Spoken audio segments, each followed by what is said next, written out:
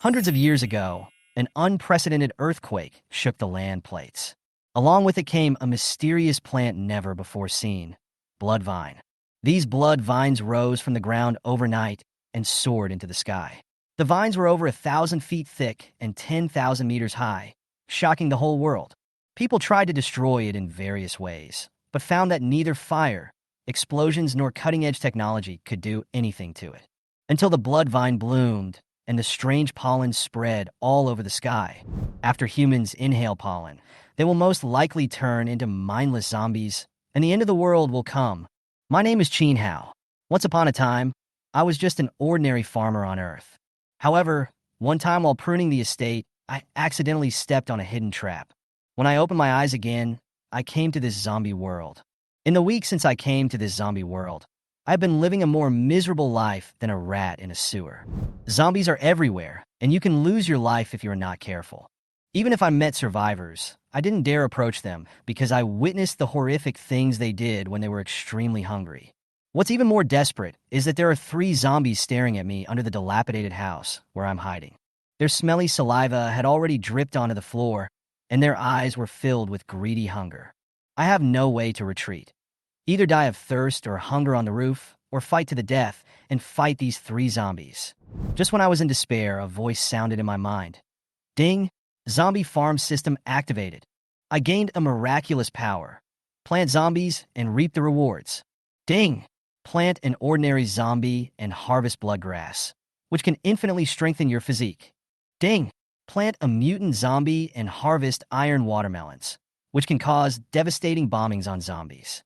At this moment, in an old room, a mechanical voice sounded in my mind. Ding! The zombie farm system has been successfully bound. Congratulations to the host for receiving a novice gift package. Would you like to open it? Without hesitation, I chose to open it. Congratulations to the host for obtaining Zombie Lasso. While I couldn't help but complain in my heart, I received this slightly strange item. Ding! Congratulations to the host on embarking on the path of becoming a zombie farmer. The zombies captured by the zombie lasso can be used to grow plants. The system will randomly generate crops of corresponding levels for the host to use based on the land level. The zombie farm interface is opening.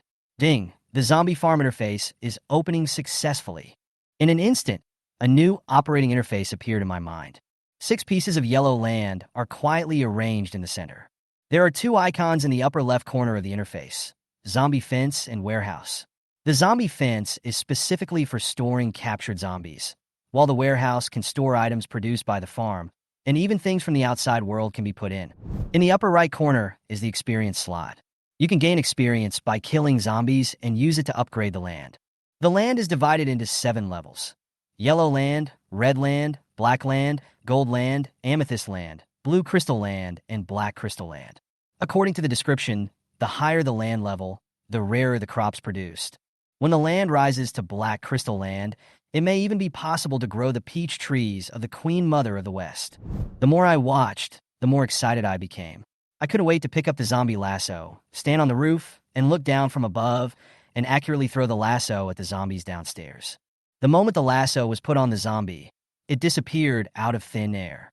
I quickly switched to the farm interface, and sure enough, there was an extra zombie in the zombie pen. Without thinking, I dragged the zombie to a piece of yellow land. As soon as it was put down, the zombie buried itself automatically, leaving only its head exposed. A second later, a tender green seedling appeared on its head. Click to view details. Name, blood grass status. Seedling function, can enhance physical fitness after consumption growth cycle. 24 hours to harvest quantity. 16 note, can consume an ordinary zombie to ripen. Hunger and exhaustion made me unable to wait for the growth cycle any longer. I immediately captured 2 more zombies to ripen the blood grass. The next second, 16 blood-red grasses appeared in the warehouse. I couldn't wait to take it out and eat it. A sweet taste slid across the tip of my tongue, and then a warm current flowed through my body, dispelling all my fatigue and hunger. This blood grass is too nutritious. I had a nosebleed before I finished eating one. I didn't dare to eat more, so I quickly saved the rest. My body was full of strength, and my spirit was refreshed. I continued to capture zombies for planting, but this time the output was just ordinary sweet potatoes. Although I was a little disappointed, in the end times, this is life-saving food. I carefully put the sweet potatoes away. But what should I do now that I have captured all the zombies downstairs? I suddenly had an idea and started singing loudly. Let's meow together. Meow, meow, meow, meow. This originally sweet love song was forced to sound like a pig's cry. However, the effect was amazing. The surrounding zombies were attracted and swarmed over. The base of the house was soon filled with zombies, but they were powerless against the 3-meter-high roof. I stood on the roof and happily caught zombies. Don't worry, come one by one on the left and one on the right. It took me 3 full hours to clear out all the zombies nearby. The zombie pen was filled with nearly 100 zombies. I was very excited and started planting immediately. However, half an hour later, looking at the warehouse full of strange crops, I felt terrible. White rabbit carrots. Did you consider the carrots' feelings when naming them this way? Apple trees are fine too, but why is it called the apple tree that doesn't bear apples? System. You are too perfunctory. Also, what does it mean that this aphrodisiac grass appears so many times? What misunderstanding do you have about me? Despite the constant complaints, I still willingly used up the zombie stock. The only advantage is that the crops are extremely fresh and absolutely natural green food. Just when I was getting extremely angry, the system actually spoke. Ding! Because the host has completed the novice mission excellently, the mutant gene potion is rewarded. Please check it. Mutants? Isn't this something from the X-Men? With a lot of questions in my mind, I gritted my teeth and injected the drug into my body.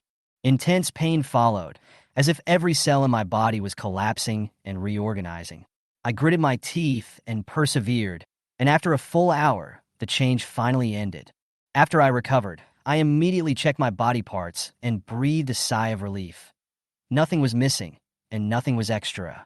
That's it? Something's wrong. As soon as I finished speaking, a property panel suddenly appeared in my mind. Host, Chinhao age, 17 system. Zombie farm system identity.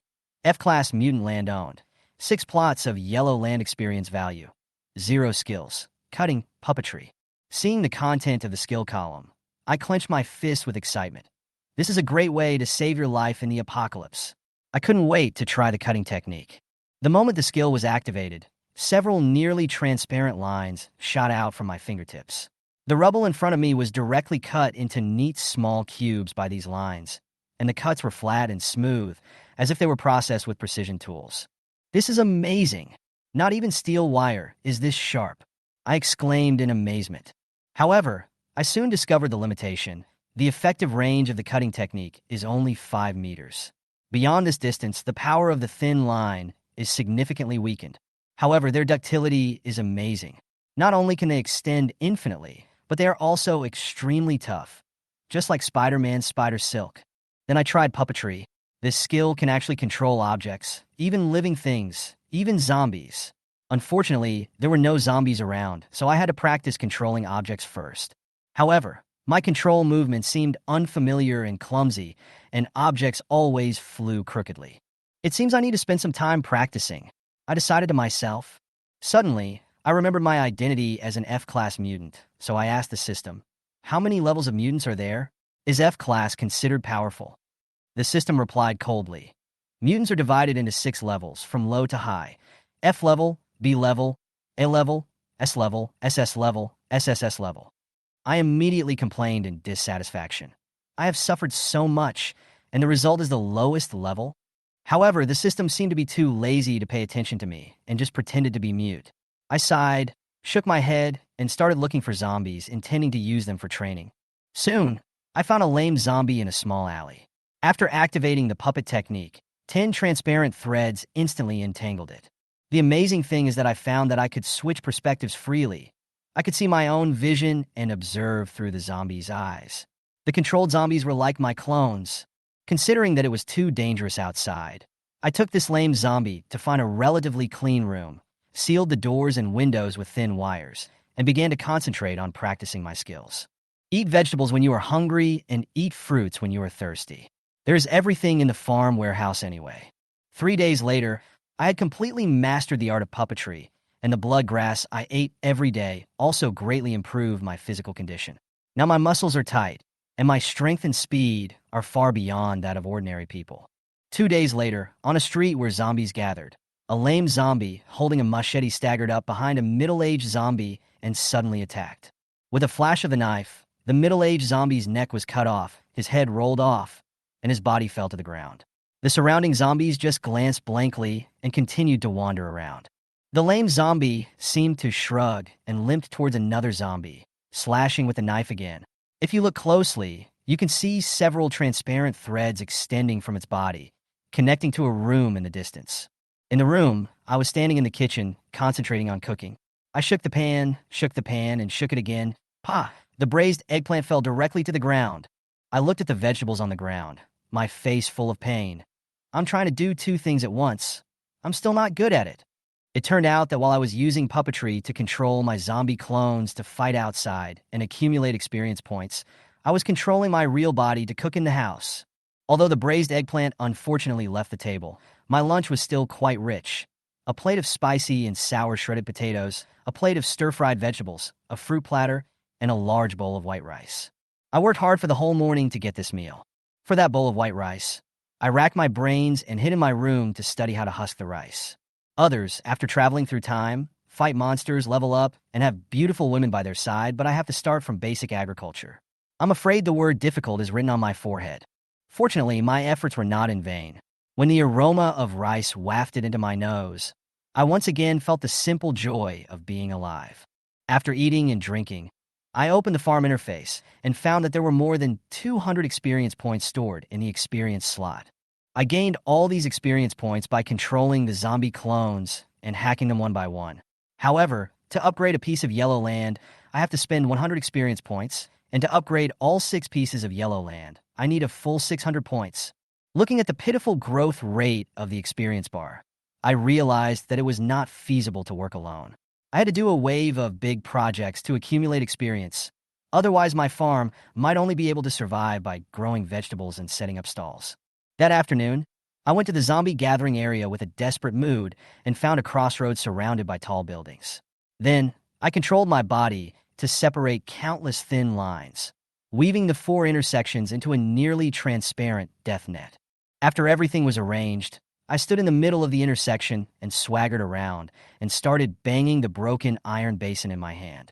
I banged it hard with the mallet in my left hand and shouted at the top of my lungs with my right hand. Dang, dang, dang. Don't miss it if you pass by. There's a piece of fresh meat. Come and eat it. After saying that, I increased the strength of the knocks, and the dang, dang, dang sound echoed throughout the streets and alleys, and the sound could be heard over 3 blocks away. Sure enough, this already densely populated zombie area suddenly exploded. Zombies from all directions rushed towards the intersection like crazy. The dense footsteps made my heart panic. Was this too much? As soon as he hesitated, the zombies rushed to the intersection like a tide. However, before they could exert any force, they were instantly cut into pieces by the transparent net. Their bodies piled up on the ground like scattered building blocks, completely eliminating any threat. The 4 intersections had turned into 4 high-speed cutting machines. The zombies were irrational and didn't care at all about how their companions died. They just kept rushing forward and delivering their heads. Looking at the dark mass of zombies, even I didn't dare to knock on the iron basin anymore, muttering, "Oh my God, there must be thousands of zombies here." Taking another look at the experience bar, the growth rate is like riding a rocket, rising rapidly.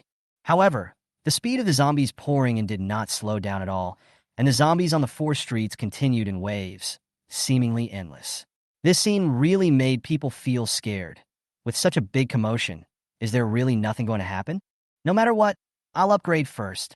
I used my experience points to upgrade all 6 yellow lands to red land without hesitation. The system prompt immediately sounded. Ding! Congratulations to the host for successfully upgrading. System reward. Zombie riding equipment. Note, a farmer who can't ride a zombie is not a good farmer. After hearing this, I couldn't help but complain. You are the one riding a zombie. Your whole family rides zombies. But even though I said this, I knew in my heart that sooner or later I would have to accept the arrangement of the true fragrance law. Boom, boom, boom. Huge footsteps came from a distance, so low that they seemed to be beating on the heart. I turned my head suddenly and saw a giant zombie, over 4 meters tall, walking towards me. Its huge body and majestic muscles were undoubtedly like a moving hill. Damn, is this zombie fed with hormones? I couldn't help but swear. Facing a monster of this size, I was unsure, fearing that the thin wire net in front of me would not be able to stop it. However, before I could come up with a countermeasure, the giant zombie suddenly began to accelerate and rush towards me like a mad bull. The ordinary zombies along the way had no time to react and were knocked away or trampled to death by it. In just a few seconds, the giant zombie rushed to the intersection and crashed into the large net woven with fine threads that I had set up. Bang! Bang! After two loud noises, the thin wire was intact, but the two large stone pillars that tied the thin wire were broken directly. The wire net collapsed instantly without support, and hordes of zombies swarmed in, with the giant zombie rushing to the front. Damn, this thing is really not a vegetarian. I cursed inwardly, but remained calm. I was prepared. A thin thread shot out from my fingertips and wrapped around the iron tower on the top of the building. The next second, I was pulled to a higher place like Spider-Man and easily avoided the attack of the giant zombie. The giant zombie missed its target and roared angrily towards where I was, shaking the ground. However, I did not run away immediately, but took out the instructions for using the zombie riding equipment. If you put the zombie riding gear around the zombie's neck, you can tame it into a mount. I grinned. Okay, today I will ride on you, big guy. I did it right away. I used a thin wire to control the zombie riding harness and flexibly went behind the giant zombie. When it raised its head and roared, I put the harness accurately around its neck. Ding!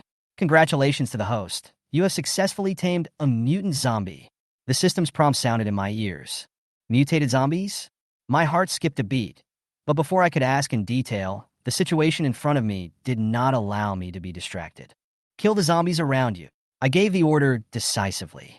The giant zombie trembled slightly, and then started killing the ordinary zombies around it. It waved its huge arms, and ordinary zombies were unable to resist and fell down in groups. However, I felt that it was not fast enough, so I directed it to pull up the telephone poles on the roadside and use them as sticks to sweep across. In an instant, the zombie horde was completely wiped out. An hour later, there was no zombie standing on the ground except the giant zombie.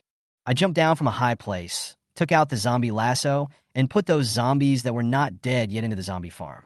After cleaning up the mess, I approached the giant zombie and observed its muscles closely. The muscles were as thick as steel plates, and I couldn't even poke them. System, is this guy a mutant zombie? Are zombies divided into different levels? That's right, the system explained. After hundreds of years of the apocalypse, zombies have been clearly divided into 5 levels. From low to high, they are ordinary zombies, mutant zombies, special zombies, lickers, and tyrants. How do you tell the difference? By eye color. Ordinary zombies are grayish-white. Mutant zombies are yellow, special zombies are blue, lickers are red, and tyrants are black. I see. I nodded. I guess I need to be more careful next time. I turned to look at the giant zombie and said, "You look like a hill, so I'll call you Hill from now on." Ah! The giant zombie let out a low growl and actually squatted down obediently. I looked closely at the zombie mount and discovered that its structure was actually very simple. The riding device consists of 2 parts. One is a ring-shaped device that is put on the zombie's neck, and the other is a seat connected to the ring. The backrest of the seat just fits on the back of the hill. When I sit on it, the whole person and the hill form a back-to-back posture. I gave the order directly. Find the zombies and kill them. Xiao Shan immediately stood up, carried me through the streets and alleys, and began to look for zombies. I took the opportunity to immerse myself in the zombie farm to check the harvest this time. I have to say, I really made a lot of money this time. There are more than 500 zombies locked in the zombie pen, and the experience slot has accumulated more than 10,000 experience points. However, I did not rush to plant, but decided to wait until the land was upgraded to a higher level before taking action, so that the benefits would be greater. After clicking on the red soil to check the upgrade requirements, I couldn't help but be shocked. The upgrade cost of each piece of red soil actually requires 1,000 experience points, which is 10 times more than last time. I changed my mind and realized that the greater the investment, the greater the return. And I came up with a new plan. Instead of upgrading all the lands at the same time, I would concentrate resources to upgrade one piece of land to the highest level. So, I spent 1,000 experience points to upgrade a piece of red soil to black soil. Then, I found that the next upgrade of black soil would require a full 10,000 experience points. 10 times again. The difficulty of upgrading is getting higher and higher. I gritted my teeth and decided to continue. Finally, I used up all my experience points and upgraded the only piece of black soil to gold soil. There were only a few hundred points left in the experience slot, and I couldn't even reach the threshold for upgrading to red soil. Although I felt sorry for losing experience points, when I thought about the potential of the Golden Land, I started planting with great anticipation. Soon, a dark green seedling emerged from the golden soil. I couldn't wait to click and check it out. Name: Bomb Tree Status. Seedling Function: fruit can be used as bomb growth period. 180 days harvest quantity. 30 note: 180 ordinary zombies can be consumed to ripen. When I saw the name Bomb Tree, I immediately thought of the iron watermelon in my previous life. The familiar iron watermelon is rich in hydrocarbons and will explode when exposed to high temperatures or impact, with a power comparable to that of a grenade. But the fruits of the bomb trees grown this time were as crystal clear as green jade, and were obviously of a higher quality. It's a good thing, but its growth cycle is too long. In desperation, I reluctantly consumed 180 zombies to ripen the bomb tree. When I got the 30 golden iron watermelons, my previous heartache was swept away. I picked up one and threw it towards an abandoned two-story building. Boom! A loud noise. The small building was instantly reduced to ruins, and a large hole 4 or 5 meters deep was blown out on the ground. If it weren't for the hill that protected me in time, I would have been buried alive by the flying bricks and stones. The noise was too loud, so I didn't dare stay for long and immediately ordered Xiaoshan to retreat. After running for half an hour, I finally breathed a sigh of relief and clenched my fists excitedly. This power is comparable to Ning. Is there anything that one iron watermelon can't solve? If there is, then use two. I was so excited that I immediately devoted myself to the next round of planting. This time, I chose to continue sowing in the golden soil. Soon, another seedling appeared. Name: Super Pumpkin Vine Status. Seedling Function: can harvest Cinderella's pumpkin carriage growth period. 250 days number of harvests. One note: can consume 250 ordinary zombies to ripen. I smiled helplessly and said, it has set a new record for the growth cycle. At this moment, I only have one piece of gold land, and the other 5 pieces are still red land. Even if I am reluctant to consume them, there is no better way. I absolutely cannot wait 250 days. It's okay. We can just catch more zombies when we run out of them. I gritted my teeth and chose to ripen them prematurely. When the pumpkin carriage appeared in front of me, I couldn't help but widen my eyes and could hardly believe my eyes. I have seen pumpkins with a diameter of 1 meter, but this is the first time I've seen a pumpkin with a diameter of 5 meters. Not to mention that there are 2 wheels under the pumpkin. I almost thought I had traveled to a fairy tale world again. The doors and windows of the pumpkin carriage were open, and I walked in with curiosity. I was even more shocked. It turned out to be a luxurious bedroom. It was equipped with a bed and a coffee table. It was like a floating palace. I won't have to sleep in the open air anymore, I exclaimed excitedly, but then I sighed. It's a pity that I don't have a horse. As I said that, I glanced at the hill next to me, and an idea flashed in my mind. It doesn't matter if there is no horse, there is a hill. What surprised me even more was that this pumpkin carriage and zombie equipment can be perfectly assembled together. Although a cool scene had already appeared in my mind, reason made me give up this idea. After all, the pumpkin carriage was too heavy, and it couldn't go fast when pulled by a hill. And this was the wilderness full of zombies, not a place to show off. In the end, I put the pumpkin carriage into the farm warehouse. After counting the remaining zombies in the zombie pen, there were about 100 of them. Golden Land can indeed grow good things, but the speed at which zombies are consumed is also ridiculously fast. At this moment, I actually felt a little fortunate. There are so many zombies in this world, that's great. I continued to farm, and this time I planted a parasitic vine. However, its growth cycle is as long as 380 days, and it takes 380 ordinary zombies to ripen it. Faced with this astronomical number, I have become numb. There were not enough zombies on the farm, so I had to order Xiaoshan to go out and capture them for a long time before we could barely gather 380 zombies to ripen the parasitic vines. According to the instructions, I first dripped my blood on the parasitic vine to recognize it as my master, and then asked Xiaoshan to capture 6 zombies and place the parasitic vine next to their ears. The next moment, the parasitic vine seemed to come alive and quickly drilled into the zombie's head. Soon, 6 zombies knelt neatly in front of me. I couldn't help but sigh. They're just ordinary zombies. What a waste. As soon as I finished speaking, an idea suddenly occurred to me. Blood grass can enhance physical fitness, so it should also be effective against zombies, right? I immediately took out the blood grass to experiment. After a zombie ate it, I clearly saw that its body was getting stronger. It worked.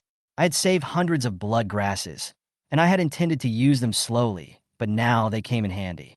I took out dozens of blood grasses and gave them to Xiaoshan and the 6 zombies, letting them eat as much as they wanted. As the blood grass was swallowed, the zombies' rotten muscles recovered at a speed visible to the naked eye, and even became stronger. Soon, the eyes of the 6 ordinary zombies changed from grayish-white to yellow, and they evolved directly into mutant zombies. I quickly checked the changes in the hill and found that its eyes were also slowly turning blue, but not very obvious. Just as I was ecstatic, several zombies suddenly started to ooze black blood from their eyes and nostrils. I quickly asked them to stop and observe them for a while before I was sure that they had over-supplemented. After all, no one can become fat in one bite. I still understand this principle. But there is still a long way to go. I can already imagine myself commanding 7 tyrant zombies to fight in the future. For the convenience of command, I named the 6 zombies from Xiaoi to Xiaolu according to their sizes. Now, I have 7 mutant zombies escorting me, and the iron watermelon with the power comparable to that of a TNT bomb. I am not afraid of anything even if I walk sideways. I sat on the hill, crossed my legs, munched on a crunchy carrot, and gave orders in a rush. Guys, find the zombies, kill them. Xiaoshan was in the lead, Xiaoi to Xiaosan were on the left, Xiaoxi to Xiaolu were on the right, and I was in the middle, forming a sharp arrow formation that swept across the nearby zombies. Scattered zombies? Catch them and put them in the zombie farm. Small group of zombies? Xiaoshan led the charge and solved them in minutes. A large group of zombies? 1 iron watermelon will blow them all up. If the effect is not enough, then another one. For the first time, I felt that this life of beating zombies and farming was so wonderful. Sunbathing, riding zombies, drinking orange juice, eating carrots, singing, I was so happy. Unfortunately, happiness is always short-lived. I soon discovered that the number of zombies nearby began to decrease sharply. Standing on the top of the hill, I looked into the distance and found that all the zombies were running in the same direction. What's going on? Is someone stealing my business? Xiaoshan, let's go and catch up and take a look. Under my command, Xiaoshan and Xiaolu quickly caught up with the running zombies. What surprised me was that the zombies that saw me actually ignored me and instead all ran away in one direction.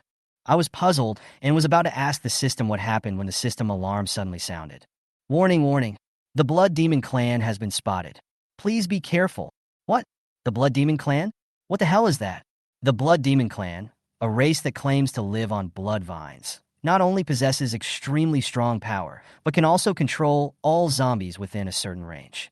Hearing this, I was stunned. Such a powerful existence. Why didn't you tell me earlier? Xiaoshan, retreat quickly. Just as Xiaoshan was about to turn around and run away, the system suddenly added. Special reminder. Planting blood demons in zombie farms can produce 100% mythical plants. Please consider carefully. When I heard this, I was stunned for a moment. The peaches of Queen Mother of the West and the ginseng fruit of Zhen Yuanzi came to my mind. I couldn't help but stop. After gritting my teeth and stamping my feet, I finally made a decision. Fortune and honor can only be achieved through risk. However, before taking action, you must be fully prepared. The more than 600 zombies that Xiaolu and the others captured before had not been planted yet, and now is the time. I quickly planted them all in the soil. To fight against the blood demons who can control zombies, there is no better weapon than the iron watermelon. So I prayed silently in my heart, hoping to grow a bomb tree. However, what grew this time was an arrow tree. Name, arrow tree status. Seedling function. The branches are as hard as iron and contain poison, and can be used as weapons growth period. 100 days harvestable quantity. 20 notes. It can consume 100 ordinary zombies to ripen. Without hesitation, I used more than 100 zombies to ripen the arrow tree and harvested 20 poisonous branches that were like spears. Although it was not a bomb tree, the poisonous spears could also come in handy. Fortunately, Xiaolu and the others could use these weapons, otherwise it would be a big loss. Please give me a bomb tree. I prayed again and planted a zombie. This time, the system finally didn't let me down. The bomb tree appeared. I immediately ripened it and successfully harvested 30 iron watermelons. Together with the remaining ones, I had a total of 48 iron watermelons. Holding these weapons, my confidence doubled. I was fully confident that I could blow the blood demons so hard that even their own mothers couldn't recognize them. There were still more than 300 zombies left in the zombie pen. I certainly wouldn't waste them and continue to plant them. The more prepared you are, the more chances you have of winning. However, I never expected that this time I would encounter such a huge surprise. Name: Super P Vine status, seedling output, 6P shooters growth period, 3 years notes, can consume 1,000 ordinary zombies to ripen. I was surprised and happy, but also helpless. When I first planted zombies, the growth cycle was only measured in hours, but now it has become a year.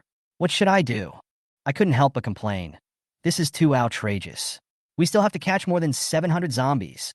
In desperation, I could only command the 7 zombies to line up in a row and start to act. In order to save time, I also jumped off the hill and joined the capture operation personally.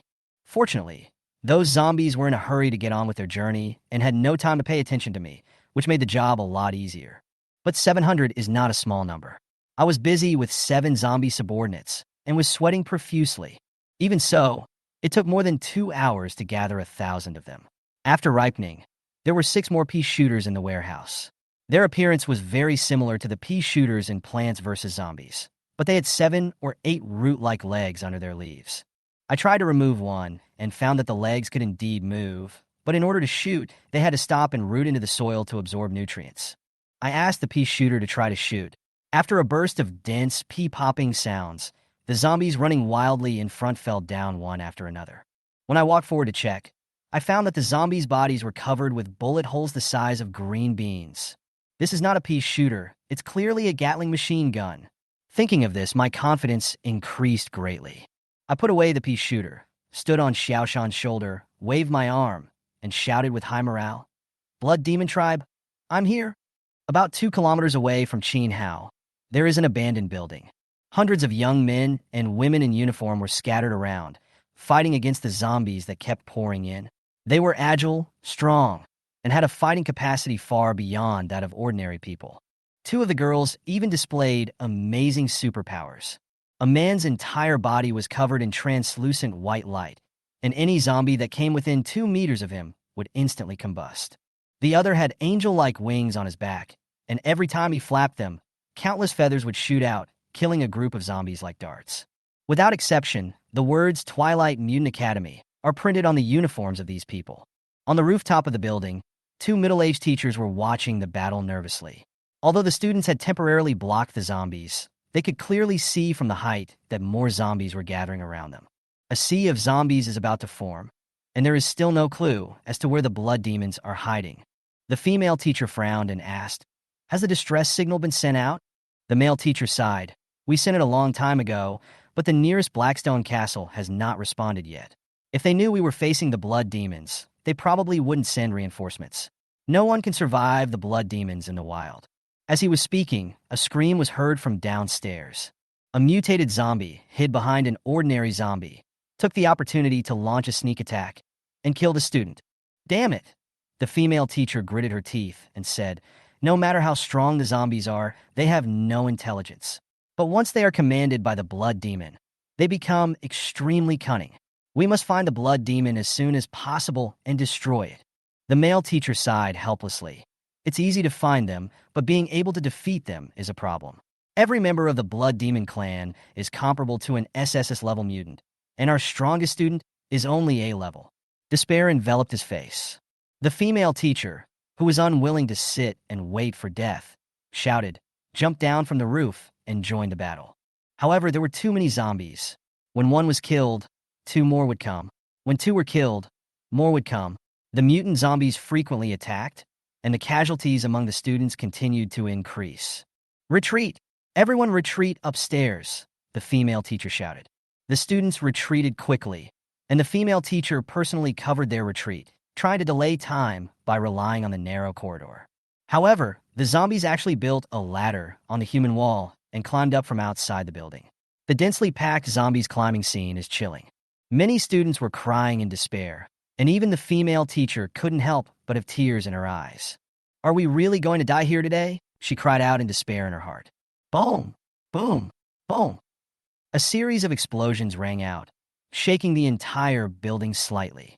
The zombie wall outside the building was directly blown over by the strong air wave, and the broken walls and flying dust were intertwined in the air. The female teacher and students were attracted by the sudden noise and looked out the window in astonishment. On the scorched earth after the explosion, a fair-skinned, handsome young man stood on the shoulder of a giant zombie. He stood tall and straight, with an aura of confidence that was hard to ignore. The young man shouted with high spirits, "Who is the Blood Demon clan? Get out now. Today I will teach you a lesson." These words were like thunder in the ears, shocking everyone. All the zombies outside were stunned, as if they were frozen in time. The people in the building were even more dumbfounded, their mouths wide open in disbelief. What a momentum! What a grand entrance! The boy's aura of looking down on the world impacted everyone's mind. Many little girls wiped away their tears, their eyes full of admiration and expectation, as if they saw the advent of the Prince Charming in a fairy tale. In contrast, the female teacher was obviously calmer and shouted anxiously, "Young man, come in quickly. It's too dangerous outside. This young man is me." I frowned slightly when I heard the shouting coming from inside the building. I didn't expect there was someone else in the building. I whispered to myself, but quickly retracted my thoughts and said coldly, "Forget it, never mind. Let's find the Blood Demon clan first." Before I finished speaking, I shouted again. Before the deafening shout faded, the zombies around me suddenly became agitated and rushed towards me like a tide. However, I was prepared. I sneered and waved my hand. 6-piece shooters immediately appeared and were neatly distributed around me. In an instant, green energy bullets swept towards the zombies like a torrential rain.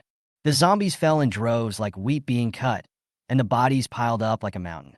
With me as the center, the area within 200 meters became a real death zone. This scene made everyone in the building dumbfounded and amazed. This kid, the female teacher, looked deep and thoughtful. He can control both zombies and plants. Could this be the legendary twin powers? Twin powers? Some students couldn't help but ask. That's right, the female teacher nodded and explained. Among mutants, only a few can awaken superpowers, and those who awaken dual superpowers are geniuses among geniuses, and their strength is immeasurable. After hearing this, the students' eyes lit up with hope. Doesn't that mean we are saved? However, the female teacher shook her head, with a hint of worry in her tone. Super geniuses also need time to grow. He looks too young and lacks combat experience. What's more, if the Blood Demon clan personally commanded the zombie swarm, he might not be able to cope with it.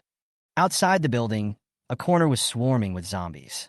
A humanoid monster with 2 horns, sharp fangs, and blood-red skin stood among them, watching my every move with a sneer. "Foolish and arrogant fellow," the Blood Demon said in a hoarse voice with a hint of joking. "You are nothing but an ant in my eyes. Let me see how long you can struggle on my fingertips." As soon as the words fell, its cheeks suddenly began to vibrate regularly. The zombies around me seemed to have received some kind of instructions. They began to lift up the bodies of their companions as shields and charge towards me in an organized manner. This move greatly reduces the attack efficiency of the pea shooters. They must first completely destroy the corpses of the zombies in front of them before they can cause damage to the targets behind them. The zombie encirclement is shrinking rapidly. 100 meters, 50 meters, 20 meters. The shadow of death is approaching. The mutated zombie in the dark also took advantage of the situation, grabbed a small and thin zombie, and smashed it towards me. Even if I miss, these thrown zombies will immediately attack me after they land. The situation was reversed in an instant, and my situation became extremely dangerous. Everyone in the building held their breath, as if they saw that the outcome was already determined. Was this genius boy going to be defeated here? However, I, Qin Hao, remained calm and said calmly, "Xiaoshan, fight back these zombies that are coming towards us." "Xiaoyi shower, Xiaosin, Xiaoxi, Xiaowu, Xiaolu protect the pea shooter." With a roar, Xiaoshan punched like the wind. Those zombies flying towards me were knocked back by him, with one punch, before they even landed on the ground. Xiaolu and his companions, holding poisonous spears, knocked down the zombies flying towards the pea shooter one by one and firmly guarded the position. Facing the zombie hordes approaching from all directions, I calmly took out 4 iron watermelons and threw them in 4 directions. The violent explosion raised a cloud of dust, and a large area of zombies was instantly blown away. The encirclement that had just been tightened collapsed. The students in the building cheered, but the female teacher frowned. She was experienced and immediately saw the problem. I didn't carry out a large-scale bombing, which meant that I had a limited number of bombs. But the zombies could repeat such attacks continuously. His advantage is only temporary, she whispered, worry in her eyes. Once the bombs run out, we'll be finished. The blood demon in the corner obviously understood this as well, with a ferocious smile on his face. When your bombs are used up, I want to see what tricks you can come up with. Ha ha ha! Just as it was feeling proud, it suddenly noticed something strange behind it. It turned around abruptly and saw a lame zombie grinning at it, with a smile full of mockery and disdain. The blood demon was alert instantly. Looking more closely, he saw that the lame zombie was actually tied with more than 20 golden iron watermelons. The blood demon had never felt such a strong danger, and fear surged from the depths of his soul. Run! The blood demon screamed wildly in his heart. Just as he was about to take action, the lame zombie detonated the bomb on his body first. Boom! As a small mushroom cloud rose into the sky, the buildings within a radius of 100 meters were completely razed to the ground. The actions of the zombie group fell into a brief chaos. From a distance, I whispered with a worried look in my eyes, I hope it won't be killed by the explosion. If it is, we won't be able to plan it. It turned out that before entering the zombie encirclement, I had already arranged for the zombie clone to carry the iron watermelon on his back and secretly search for the hiding place of the blood demon. And this fierce battle was just a smokescreen to distract the blood demon's attention. As the blood demon was completely killed, the zombie group lost its command and suddenly fell into chaos. Everyone in the building quickly noticed the change, and the female teacher said in shock, "Win-win?" The young students did not hide their excitement, cheering and crying. "We won! We really won! We can survive! That's great! Whoa! We survived! We really survived!" The male teacher on the rooftop was even more excited, shouting almost crazily. "This is a historic moment. This is the first time that someone has survived an encounter with a blood demon in the wild. I have become a witness to history. Ha ha ha. I will be recorded in history. I will be recorded in history. Ha ha ha." Although the blood demons have been defeated, the zombies are still numerous. The teachers and students quickly organized a counterattack. Without the blood demon's command, the zombies were no longer scary, and it was only a matter of time before the mutants broke through. And I, with Xiaoshan, Xiaolu, and others, headed straight for the blood demon clan's hiding place. A huge pit with a radius of 10 meters had been blown up there. Only half of the blood demon was left at the bottom of the pit, with blood constantly gushing out of his mouth. He looked extremely miserable. I asked Xiaolu and the others to guard the pit, while I rode down the hill and slowly descended to the bottom of the pit. It's okay. I'm glad I didn't die. But this blood demon doesn't look that powerful." When the blood demon heard this, he spat out another mouthful of blood in anger. It was so aggrieved. It hadn't even used its full power yet, and it was tricked by this young boy. If it had another chance, it was confident that it could crush this human to death 10,000 times with just its little finger. Unfortunately, no one has the chance to start over. I took out the zombie lasso from my backpack and took the dying blood demon into the zombie farm. This blood demon became the most miserable death among the blood demons and was destined to be recorded in the history of mankind. After taking away the blood demon, I was still not satisfied. Thinking that this was a rare opportunity, I planned to use the pea shooter to clear all the zombies here and earn a huge amount of experience points. However, the pea shooter suddenly withered, and 3 of them fell down in succession without any warning. Seeing that the situation was not good, I quickly put the withered pea shooter into the farm warehouse and shouted loudly, "Retreat! Retreat quickly!" Fortunately, I ran fast, otherwise I would have been buried alive by the zombies. After finally shaking off the zombies' pursuit and blockade, I wiped the cold sweat from my head, completely losing the domineering demeanor I had when I first appeared. "What's going on with the pea shooter?" I said as I took out the withered pea shooter and studied it carefully. Soon, I discovered the problem. The bullets fired by the pea shooters were transformed by absorbing nutrients from the underground soil. However, their root systems were short and could not absorb nutrients infinitely. After the surface nutrients were exhausted, they still forced to shoot, eventually causing them to wither. Fortunately, the pea shooter has inherited the tenacious vitality of plants and can be revived when exposed to water. However, it will take at least some time of careful care to restore it to its original state. After confirming that everything was fine, I breathed a sigh of relief and opened the zombie farm.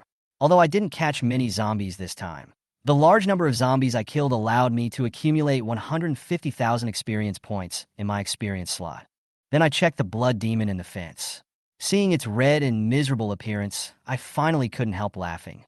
Well, I'm happy, but I still have to do the work. Planting blood demons can cultivate mythical plants 100%, so I have to be cautious.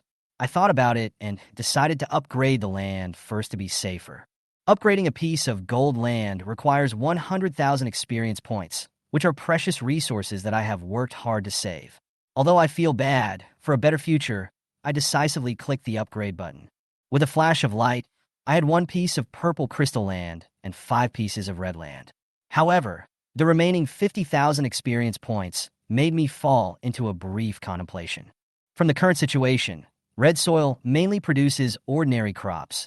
Black soil can occasionally provide some practical things, and the output of gold soil has greater value. But in the end-time environment, being useful is not enough. Eating is just as important.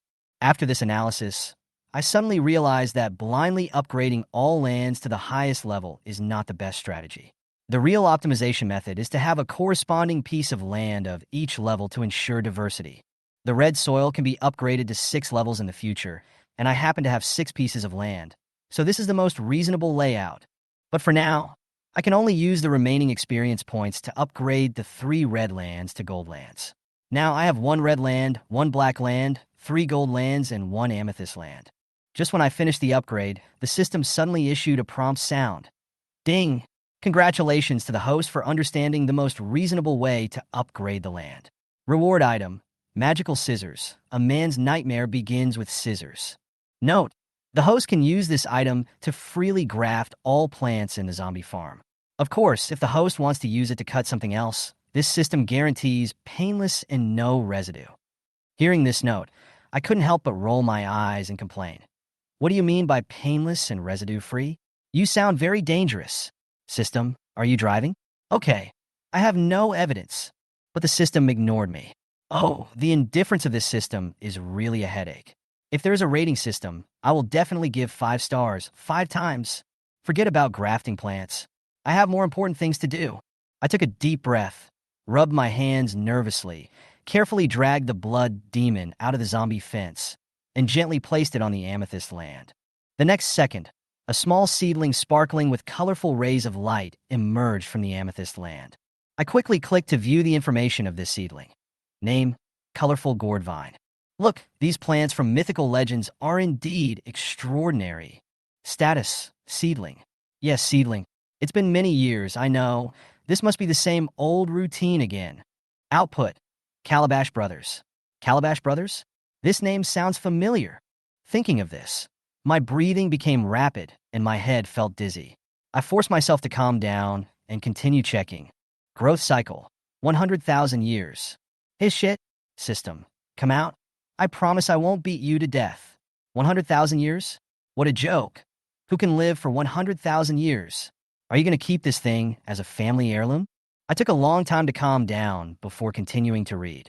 Fortunately, I knew that the plants in the zombie farm could be ripened quickly, so the worst that could happen was that I could just catch more zombies. Note: can consume 400 million ordinary zombies to ripen. What? 400 million? I almost cried. 400 million? Even if I catch 1 per second, I'll have to go without food or water for 3 years. My mood instantly dropped to the bottom, and I wished I could just pull up this colorful gourd vine and feed it to the pigs. Huh? Wait, there's small text underneath. I looked carefully and found that it was written: 1 blood demon equals 100 tyrants equals 10,000 lickers equals 100,000 special zombies equals 1 million mutant zombies equals 10 million ordinary zombies. According to this formula, 400 million ordinary zombies are equivalent to 40 blood demons. Instantly, my mood improved again. If I can't catch 400 million ordinary zombies, how can I catch 40 blood demons? From now on, I will focus on catching blood demons. After sorting out the harvest, I was about to set off again when suddenly a group of people appeared in front of me with tired faces. At first glance, they were the group of people I had seen in the building before, led by the male and female teachers. They looked like they had just escaped from the encirclement of zombies. But what puzzles me is that there are so many ways to break out, but they chose to appear here. I would never believe that they didn't come here on purpose. I immediately became alert, and my hand hidden behind my back had already grasped a metal watermelon. I have always been wary of the survivors of this world and have no good feelings towards them. Unexpectedly, the other party's attitude was surprisingly respectful, and he shouted little benefactor," from a distance.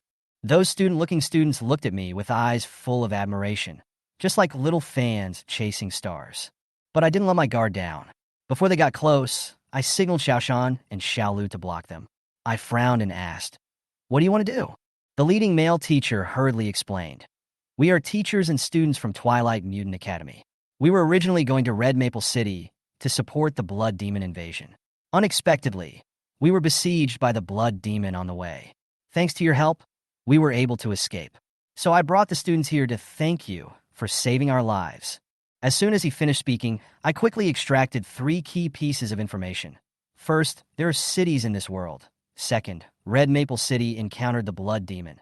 Third, they came to me for a purpose. The city was insignificant to me, but the Blood Demon caught my attention all of a sudden. I was just wondering where to catch the Blood Demon, but I didn't expect to get a clue so soon. Red Maple City? It seemed like a good destination. I was still thinking about how to ask them to take me there when I heard the male teacher tentatively ask, "Your strength is obvious to all. So I dare to invite you to go to Red Maple City with us for support. Of course, you can ask for the reward you need. As long as we can do it, we will never refuse." I was delighted to hear this. It was like someone gave me a pillow just when I was sleepy, so I nodded directly. "Okay, then let's set off for Red Maple City now." Everyone at Twilight Academy was surprised and delighted. They didn't expect me to agree so readily. The male teacher rubbed his hands nervously and asked tentatively, "What about the reward?" Although I don't know the monetary system of this world, I am smart enough not to suffer any loss. I silently held up 2 fingers and asked the other party to guess for himself. The male teacher hesitated for 2 seconds and seemed to have made up his mind. He gritted his teeth and said, "Although 2,000 crystal coins are not a small amount, compared with the tens of thousands of lives in the entire Red Maple City, it is nothing. Okay, we will give it to you." This made me feel a little embarrassed. It seemed that, was the price a little too high? But I quickly shook my head. How could I be so virtuous in the end times? It was better to be realistic. Chapter 8, Farm Store. Because 2,000 crystal coins were too large an amount, and the crowd could not take it out all at once, they gave all the 500 crystal coins they had to Qin Hao as a deposit. Qin Hao looked at the oval crystal coin glowing with blue light and was amazed. At this moment, the voice of the system suddenly came to Qin Hao's mind. "Ding, energy crystal coins detected. The farm store is opening." Ding! The farm store is open successfully. Qin Hao was surprised to find that there was an icon of a convenience store in the upper right corner of the zombie farm operating interface. Qin Hao quickly clicked in a check. Primary fertilizer, growth accelerated by 10%, 1 crystal coin. Intermediate fertilizer, 30% faster growth, 100 crystal coins. Advanced fertilizer, growth accelerated by 50%, 10,000 crystal coins. Super fertilizer, growth accelerated by 80%, 1 million crystal coins. Primary gene enhancer, 10 crystal coins. Intermediate gene enhancer, unlocked. Advanced gene enhancer, unlocked. Super gene enhancer, unlocked. Special reminder, fertilizer can only be used once for each plant. Qin Hao's eyes almost popped out. Whether it was genetic medicine or fertilizer, they were all good stuff. Unfortunately, everyone at Twilight Academy is watching now, so I can only find another opportunity to study these good things. Qin Hao was extremely excited in his heart, but his expression remained calm. "Then let's go now." The male teacher shook his head and said that they could not go directly to Red Maple City at the moment. He and his group had suffered heavy losses and were all injured. They needed to go to the nearest Blackstone fort to recuperate before setting off to Red Maple City. Qin Hao also wanted to see what the city of humans in the last days looked like, so he agreed. In this way, everyone took Qin Hao and began to move towards Blackstone Castle. While traveling with everyone, Qin Hao did not let his guard down. Xiaoshan, Xiaolu, and others were always around Qin Hao, so that he could react immediately if any problems arose. But even so, it can't stop the students' enthusiasm. These young men and women gathered around and talked nonstop, and the bolder ones even asked Qin Hao questions. Qin Hao would answer all the unimportant questions, And he also got a lot of information from these students, such as the blood demon's true strength. I heard from everyone that each blood demon has strength that is not inferior to that of an SSS-level mutant. In addition to being able to control zombies, they are also extremely powerful. Only then did Chin Hao realize how lucky he was to win. I'm so damn brave. No, I have to be more careful next time. I can't be so lucky every time. Chin Hao thought to himself. Through the communication along the way, Chin Hao has already had a good understanding of these people. The two teachers leading the team are a man named Xiao Feng and a woman named Han Bing. Among the students, there are two girls who are particularly eye-catching, not only because of their pretty looks, but also because of their strong abilities. One of them has wings on her back, and the feathers on her wings can be used as darts. Her name is Zhang Jiejia. Another girl whose whole body glows and can ignite all objects within a certain range is called Wanxia. The others are just average, nothing special. Not long after they started walking, it became completely dark. Traveling at night is never a good idea, so everyone found an abandoned residential building as a temporary place to stay. Chin Hao didn't even have to do anything, as students came to help him clean the room. Chin Hao took out 2 apples and stuffed them into the hands of the other party to express his gratitude. After the student got the apple, he looked a little confused. Chin Hao was puzzled, but he didn't ask any more questions. He walked into his room, sealed the doors and windows with string, and began to rest. What Chin Hao didn't expect was that his 2 apples would cause an uproar among teachers and students. Teacher, Senior Chin Hao gave me 2 things that look like berries. I don't know what they are for. Please take a look. The student held the 2 apples as if they were bombs, and handed them to Xiao Feng and Han Bing carefully and cautiously. Xiao Feng and Han Bing each picked up one and studied it while pondering. Finally, Han Bing remembered something and said uncertainly, I seem to have read in an ancient book that before the end of the world, the plants on Earth had not yet mutated, and many plants could produce fruits that were 10,000 times more delicious than berries. This should be one of them. It's no wonder that everyone is making a fuss. The truth is that no one has ever seen fruits before the apocalypse. After the apocalypse, the plants have mutated. Only a few can bear fruits, and most of them are small and astringent berries. This situation has continued until today, hundreds of years later, when human memory of fruit has become very rare. Seeing it now, we are naturally shocked. Han Bing took a knife and cut off a piece and tasted it. This crisp and sweet taste is simply a luxurious experience in the end times. When Han Bing was tasting the food, everyone watched intently, afraid of missing any details. When everyone saw Han Bing's brows relaxed and his face was full of intoxication, they all wanted to try it eagerly. But there were only 2 apples and more than 20 people.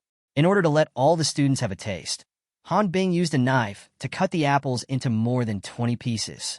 Each person only took a small bite, but everyone ate very carefully.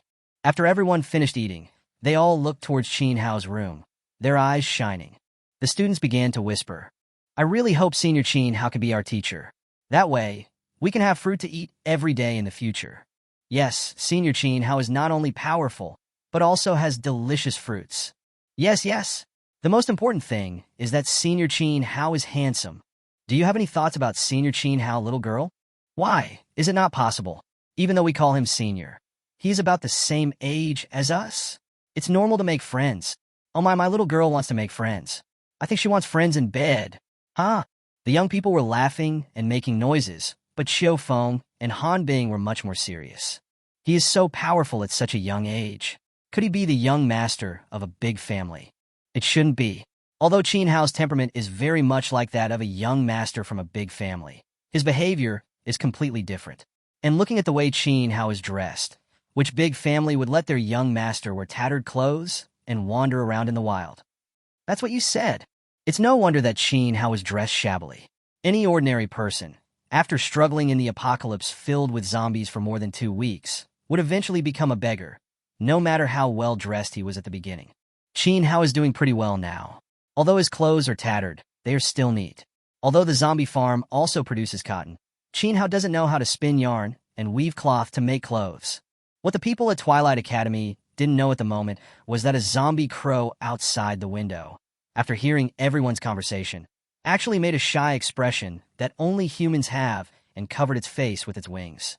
This zombie crow is Chin Hao's new avatar controlled by puppetry. Naturally, Every word of the conversation between the teachers and students reached Qin Hao's ears.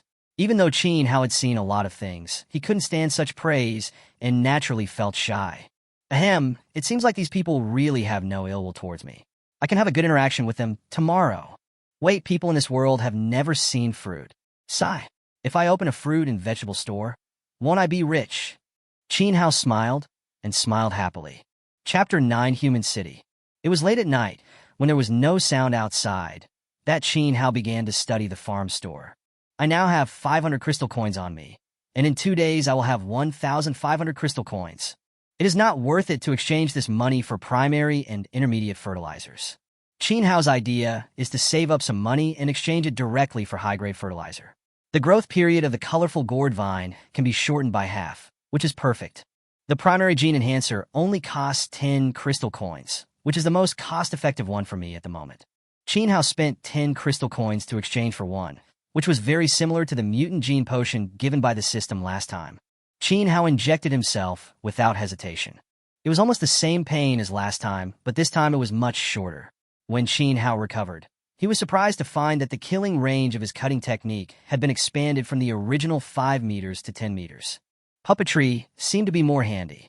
Qin Hao tried to control 2 objects at a time, but failed. It seemed that he needed a long time to practice. The enhancement is obvious. Do you want to exchange for another gene enhancer? Ding! System reminder, too frequent gene enhancement can easily cause gene collapse. Host, please choose carefully. While you can't get fat in one bite, take it slow. The next day, Qin Hao changed his aloof expression from yesterday and returned to his usual funny personality. While waiting for breakfast, Qin Hao walked up to Zhang Jiejie, pointed at the wings behind Zhang Jiejie, and asked, "Can I touch them?" Zhang Jiejie's face turned red, and Qin Hao was a little confused. Isn't it just touching the wings? Why did it become like a blind date? In fact, what Qin Hao didn't know was that Zhang Jiejie's wings were very sensitive. Apart from her parents, Zhang Jiejie never let anyone touch her wings. At this moment, facing Qin Hao's curious baby-like big eyes, and thinking of Qin Hao's heroic appearance yesterday, Zhang Jiejie nodded shyly. Qin Hao touched it carefully. It was soft yet tough. It was hard to imagine that a human could grow such wings. After a while, Zhang Jiejie was shaking all over, breathing rapidly, and his face was bright red.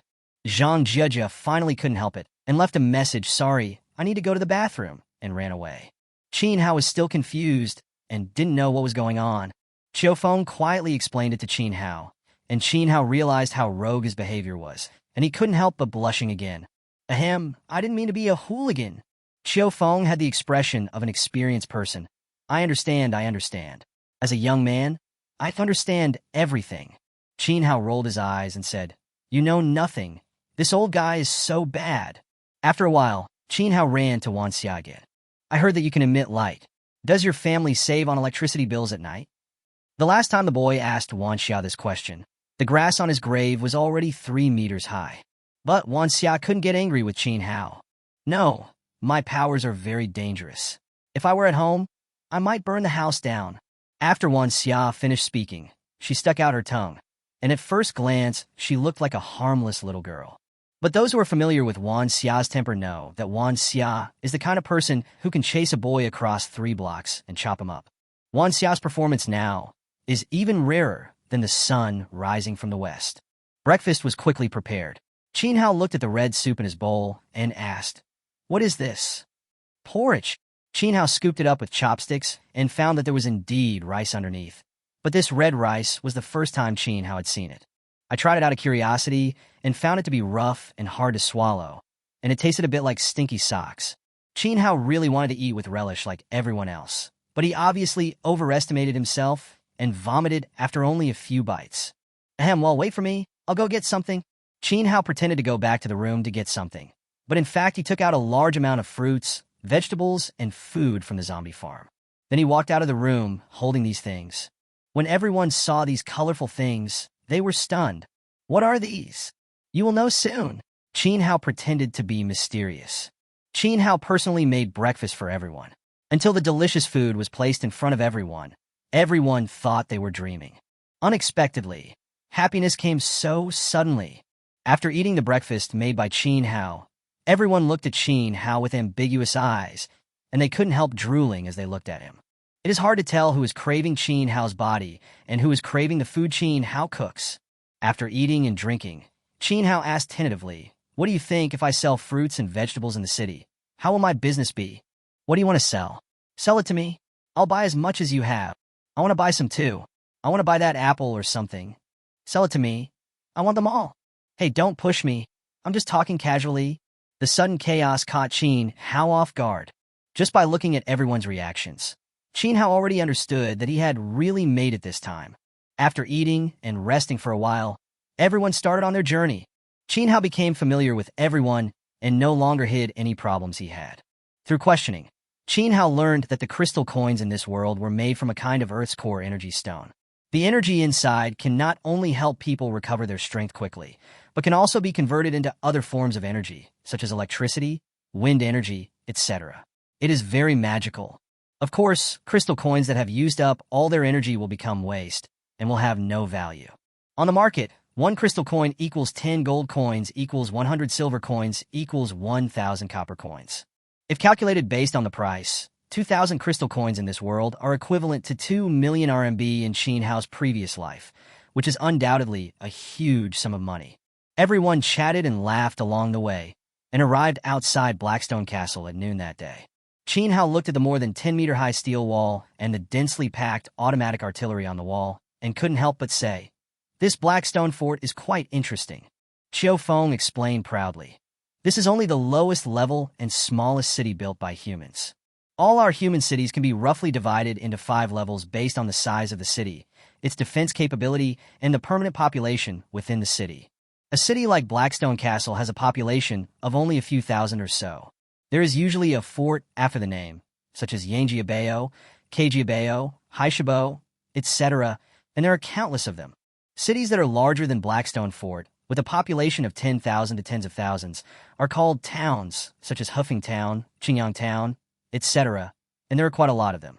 Only cities with a population of several hundred thousand or so are called cities. For example, the Red Maple City that we are going to support has a relatively small population. There are even fewer ruins with a population of several million. For example, the Twilight ruins, where our Twilight Academy is based, is one of them. There are even fewer cities of this level in a city with a population of tens of millions, and at most there are no more than one hand, such as Yudu and Qingdu. Each one is magnificent and grand. Take a look at the city walls there, and you will definitely remember it for the rest of your life." Qin Hao kept nodding his head, looking humble and willing to learn. Before entering the castle, Qiu Feng specifically reminded Qin Hao that fighting is strictly prohibited regardless of the city, and violators will be severely punished no matter who they are. Moreover, zombies are not allowed to enter the city. "I hope Qin Hao can keep the zombies outside the city." Qin Hao agreed readily, but then turned around and took Xiaoshan, Xiaolu, and the others into the farm warehouse. Xiaoshan and the others are Qin Hao's important means of saving his life. How could they be separated? Chapter 10, Butcher's Business. When he arrived at the city gate, Qin Hao realized that not just anyone could enter the city. If you want to enter the city, you must first pay a city tax of 30 copper coins. After entering the city, you will be charged by time, 1 silver coin per day. Without money, you cannot even enter the city gate. Qin Hao is rich, but he is stingy. When he arrived at the city gate, Qin Hao insisted on asking for a discount. The officials in charge of collecting taxes at the city gate were stunned. This was the first time they had seen someone paying the city entry tax and getting a discount. If it weren't for the fact that there was a group of teachers and students from Twilight Academy following this kid, the tax officer would have ordered people to beat Qin Hao out with sticks long ago. For the sake of Twilight Academy, the tax officer gave Qin Hao a 20% discount. When the people from Twilight Academy saw Qin Hao's outrageous actions, their faces were filled with black lines. Is this still the genius boy who destroyed the blood demon in a casual conversation? Where is the master's demeanor and the domineering aura he promised? Why is there only shattered moral integrity now? After Qin Hao and others entered the city, some passers-by wanted to learn from Qin Hao. As a result, he was beaten half to death by the tax officer on the spot. Are you as handsome as others? Are you as impressive as others? All the people in Twilight Academy are following them. Why don't you look in the mirror to see what kind of person you are? You want to imitate them? Get as far away from them as possible. In the city, Qin Hao was still stroking the 6 copper coins he had just saved, laughing happily. Saving is earning, and I feel like I'm getting closer to my goal of 100 million. After carefully putting away the copper coin, Qin Hao began to look around. The city was more prosperous than Qin Hao had imagined, with all kinds of shops, the most eye-catching of which were the shops selling weapons and equipment. The shelves were filled with all kinds of hot and cold weapons, and the most people patronized them. Qin Hao resisted the urge to go in and shop, and he and the people from Twilight Academy first found a hotel to stay. After everyone had rested for a while, it was already noon. Xiao Feng and Han Bing went out to do some business. Qin Hao was bored, so he asked who would like to go shopping with him. The students rushed to go. Qin Hao rolled his eyes and would not have asked if he had known this would happen. The crowd left the hotel in a mighty procession, and the students enthusiastically introduced Qin Hao to various novel products in the city. There are energy guns that use energy gems, motorcycles that don't need refueling, laser swords, plasma bombs, and all kinds of weird snacks. What excited Qin Hao the most was that there was actually a meat shop in the city. It's not skin and meat, it's real pork, beef, and mutton. Zombie farms produce everything except meat. Qin Hao has been eating so much vegetarian food since he traveled through time and space that he almost became green. It is easy to imagine how excited he was when he saw the butcher shop. Qin Hao rushed into the butcher shop, asked the boss to cut 2 pounds of cooked pork elbows, and started to eat them right in front of the shop. After taking just one bite, Qin Hao felt it was a bit fishy, so he took out 2 cloves of garlic from the farm warehouse and ate the garlic with pork elbow, which was so delicious. After eating, Qin Hao's face was full of pain again. Oh, it's so expensive, 2 silver coins per pound. When the students heard this, black lines appeared on their foreheads. How could a rich man who carried 500 crystal coins with him feel embarrassed over a few silver coins? Well, Qin Hao was able to bargain with the tax officer for half an hour just for a few copper coins, so it didn't seem like a big deal that he felt bad for a few silver coins now. Perhaps strong people all have some quirks. The students could only comfort themselves in this way. Qin Hao said to the butcher, "Boss, your meat is not cooked very well. The fishy smell is not covered up." The boss glared at me and said, "What are you talking about? I risked my life to go out of town to pick wild onions and garlic to cook this meat. How can it smell fishy?" Qin Hao's face was full of disdain. "It's just wild onions and garlic. No wonder. Not to mention that I asked you to put in all the 13 spices. You should at least put in some cinnamon, star anise, and peppercorns. Do you have the nerve to open a meat shop without these? 13 spices, cinnamon, star anise, and peppercorns, I've never heard of them." By the end of his speech, the boss had lost all confidence and seemed ashamed of his unprofessionalism. Qin Hao then remembered that many of the plants in this world had mutated, so it was normal that the spices from the past had been lost. Qin Hao reached into his pocket and pretended to take something out, but in fact he took out various spices from the farm warehouse and placed them on the counter. Come and smell it." The boss leaned over to smell it, and sure enough, there was a special aroma. "How does this work?" "Wrap it in a clean cloth and throw it in when you cook the meat." Try it at will." Seeing that Qin Hao agreed readily, the boss immediately called his wife, sewed a cloth bag, packed the seasoning in it, and threw it into the big pot for cooking meat. When the white vapor, wrapped in the aroma of seasoning, drifted away, people on the whole street stopped and sniffed deeply. "What a smell! It smells so good. It seems to be coming from the butcher's shop. Let's go and take a look." Soon, the butcher shop was surrounded by people. Everyone stood on tiptoe and stretched their necks to see what was in the pot with white steam coming out. More than 10 minutes later, when the lid of the pot was opened, the tempting aroma spread out in the steam, and everyone couldn't help swallowing. The rich soup in the pot kept bubbling and bubbling, like an alluring little hand, constantly tempting the gluttons in everyone's stomach. Turn off the fire and take out the meat. When the fat piece of meat falls on the chopping board, it shakes and the fat juice flows out, as if directly detonating everyone's taste buds. The crowd watching finally couldn't bear it anymore. "Boss, I'll pay 50 silver coins and I'll buy the meat." "Boss, give it to me.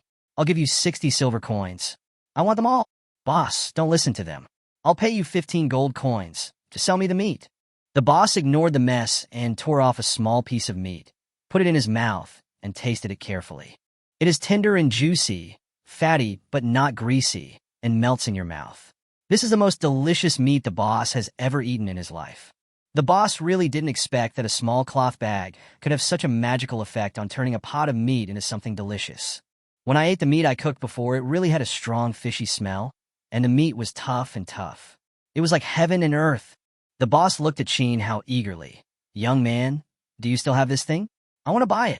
Qin Hao thought for a while and said, 1 pound for 1 crystal coin. How much do you want? The people around were all shocked. 1 pound for 1 crystal coin. What is this thing?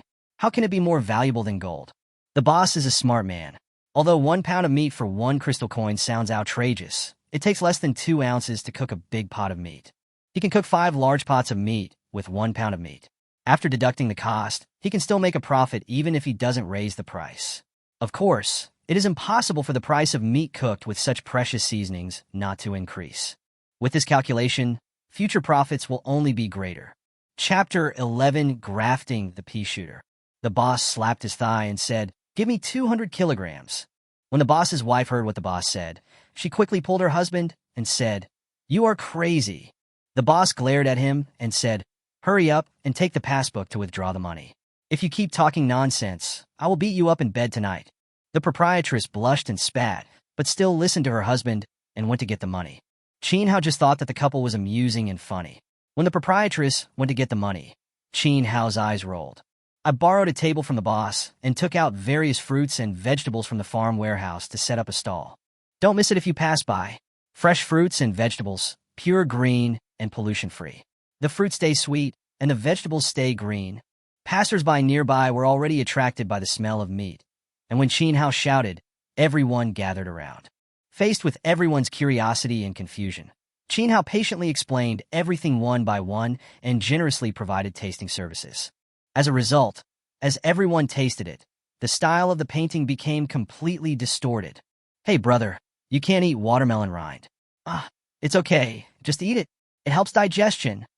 "Little sister, don't swallow the peach pit. It will get stuck in your throat." "Uncle, carrots are meant to be eaten at the root. Why are you eating the leaves?"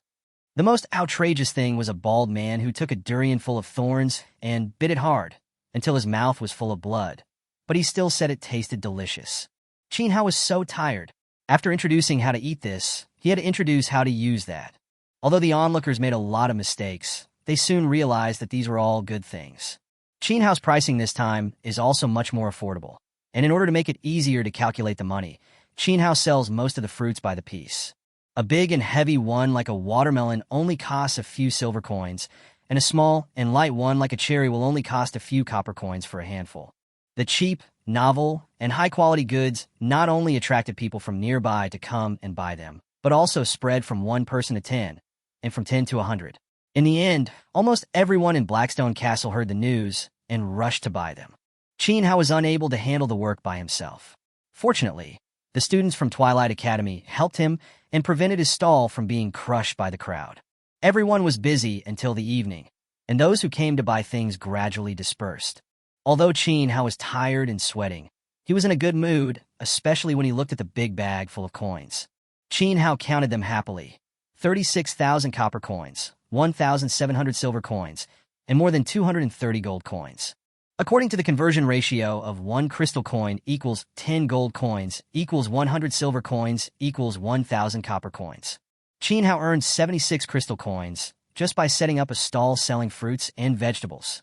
Although these 76 crystal coins may not seem like a lot, you have to know that the total population of Blackrock Castle is only more than 2,000 people. The turnover of 76 crystal coins is already terrifying. If converted into the price of goods on Earth, it would be 76,000 renminbi. Adding the 200 crystal coins paid by the butcher for spices, Qin Hao earned 276 crystal coins in just one afternoon. The students' eyes towards Qin Hao had changed from admiration at the beginning to naked enthusiasm. It was almost as if they had written "Rich Man, let's be friends" on their faces. Finally, Qin Hao did not forget to take a look at the inventory in the zombie farm. Today, he didn't even sell 1/10 of the inventory. What a failure. When Qin Hao was considering whether to continue setting up the stall tomorrow, a middle-aged man with tattered clothes but a clean face and meticulously combed hair walked over. "Little brother, you have a good business." "Who are you?" Qin Hao asked. "If you don't mind, you can call me Lao Lu. To be honest, I came here to ask for a job from you, little brother." "A job?" "Yes. I have been observing you for a while. The things you have are good, but the way you sell them is wrong. If you can let me sell them, I will definitely help you make more money. Of course, after you make money, just give me a little reward for your hard work." Qin Hao suddenly realized, "Oh, you want to be my business agent?" Good. Why should I trust you? What if you run away with my things? Lao Lu suddenly fell silent. Trust was too much of a luxury for him, who was so poor at the moment. Qin Hao changed his mind and realized that he usually had to catch zombies and farm outside. If there was someone who could manage his business in the city for him, it seemed like a good choice. Thinking of this, Qin Hao said to Lao Lu, "Not everyone is qualified to be my business agent. I can give you a chance to prove yourself." Qin Hao took out a long black pole and handed it to Lao Lu. "This is called sugarcane. The juice is sweet, but the flesh is rough and hard to swallow. You can only chew and suck the juice out. As long as you can sell this piece of sugarcane for 50 crystal coins before noon tomorrow, you will be my business agent from now on. If you can't, then just pretend we have never met, and I will give you this piece of sugarcane." Everyone present was shocked. How could it be possible that a piece of black sugarcane could be sold at the sky-high price of 50 crystal coins? Lao Lu hesitated for a long time, but finally gritted his teeth and accepted Qin Hao's test. Lao Lu understands that opportunities never come for no reason. Whether his life can change depends on whether he can seize this opportunity. Lao Lu asked Qin Hao about his temporary address and left carrying the sugarcane. After the little episode, everyone returned to the hotel and went back to their rooms to rest. Qin Hao did not rush to sleep, but immersed his mind in the zombie farm and studied the magic scissors. Qin Hao has not studied the scissors carefully since he got them. According to the system's introduction, this pair of scissors can be used to graft and combine plants at will. Qin Hao immediately thought of the pea shooter. The pea shooter can't shoot continuously because its roots are too short. What if we give the pea shooter roots from another plant? Qin Hao thought of sea buckthorn again. The reason why sea buckthorn that grows in the desert Gobi can survive is because they have super developed root systems. The roots of a mature sea buckthorn tree can grow to a depth of 50 meters underground and extend an astonishing 400 to 500 meters in all directions. If the pea shooter could have the root system of sea buckthorn, then Qin Hao wouldn't have to worry about the pea shooter withering due to malnutrition due to long-term shooting. Qin Hao did what he said. He calmed down and entered the zombie farm. He carefully cut off the roots of the pea shooter and then attached the roots of the sea buckthorn. Ding! Congratulations to the host for the successful grafting. The pea shooter has been promoted to super pea shooter, with unlimited pea bullets. Phew, it worked! Qin Hao was so happy that he almost jumped up. Chapter 12, Honorary Professor. Next, Qin Hao released Xiaolu and the others one by one and continued to feed them bloodgrass. The changes in Xiaolu and the others are not obvious yet. They are still mutated zombies. Qin Hao also wanted to release Xiaoshan to feed him the bloodgrass, but Xiaoshan was too big to fit in Qin Hao's room, so he had to wait until he left the city to feed Xiaoshan. Inside Blackstone Castle, at the Blackstone Castle branch of Wanlian Communications Group, Qiu Feng and Han Bing were having a video call with the old dean of Twilight Academy. "This is how we met Qin Hao." Han Bing told the old dean what happened when he and his group encountered Qin Hao. The old dean was silent for a while, then looked at Qiu Feng again. "You said you used a crystal to record the video?" Qiu Feng quickly took out a stone that looked very similar to the crystal coin and shone a strong light on the stone. The image reflected by the stone turned out to be the battle between Qin Hao and the blood demon. The old dean looked at it very carefully. After reading it, he smiled and said, "This little guy is very interesting. What does the dean mean? We should show him our sincerity and try our best to win him over. But we must remember one thing. No matter whether it succeeds or not, we must not lie to him or hide anything from him. We can only impress a person like him with our sincerity." "Yes, Dean." The next morning, Qin Hao had just gotten up when Han Bing and Qiu Feng came. "We told our dean about you?" Qin Hao was a little confused. What did this mean? The two continued. "Our dean sincerely invites you to serve as an honorary professor of our Twilight Academy. Your salary will be the same as that of the vice dean, 300 crystal coins per month, plus a villa in the center of Twilight Ruins." "Beast? Yeah, what's the problem?" "But I can't scream. I don't need you to teach me. I'm just holding a nominal position." Neither side realized that what the other party described was not the same as what they said, but this did not affect Qin Hao's choice. The existence of the farm store means that Qin Hao must have a fixed foothold in the human city to earn a large amount of crystal coins. Twilight Ruins, as a city with a population of millions, is the most suitable place to stay. If it wasn't for the villa in Twilight Ruins, then just for the 300 crystal coins per month, Qin Hao had no reason to refuse. "Okay, I agree." Qiu Feng and Han Bing did not expect that Qin Hao would agree so readily. "Wait for me." Han Bing said this and ran out of the room, coming back with a letter of employment for Qin Hao to sign. Qin Hao was about to sign when Han Bing stopped him again. There is no free lunch in the world. Don't you want to ask what our purpose is? Qin Hao shrugged. Since you want me to ask so much, I will ask reluctantly. What is your purpose? This is not because Qin Hao is careless, but because Qin Hao understands that no matter what purpose Twilight Academy has, he can handle it. This is confidence that comes from the bones. Qiu Feng and Han Bing told Qin Hao everything very frankly. It turns out that there are 5 major mutant academies in this world, namely Qinyue, Yaoyang, Black Star, Storm, and Twilight. Twilight is ranked last and has always been at a disadvantage in the competition among major colleges. In addition, the old dean is old, and his appeal is not as strong as before. The number and quality of students we recruit are getting worse every year. The Twilight Academy is now in urgent need of a heavyweight figure to revitalize its ranks and increase its appeal to young mutants.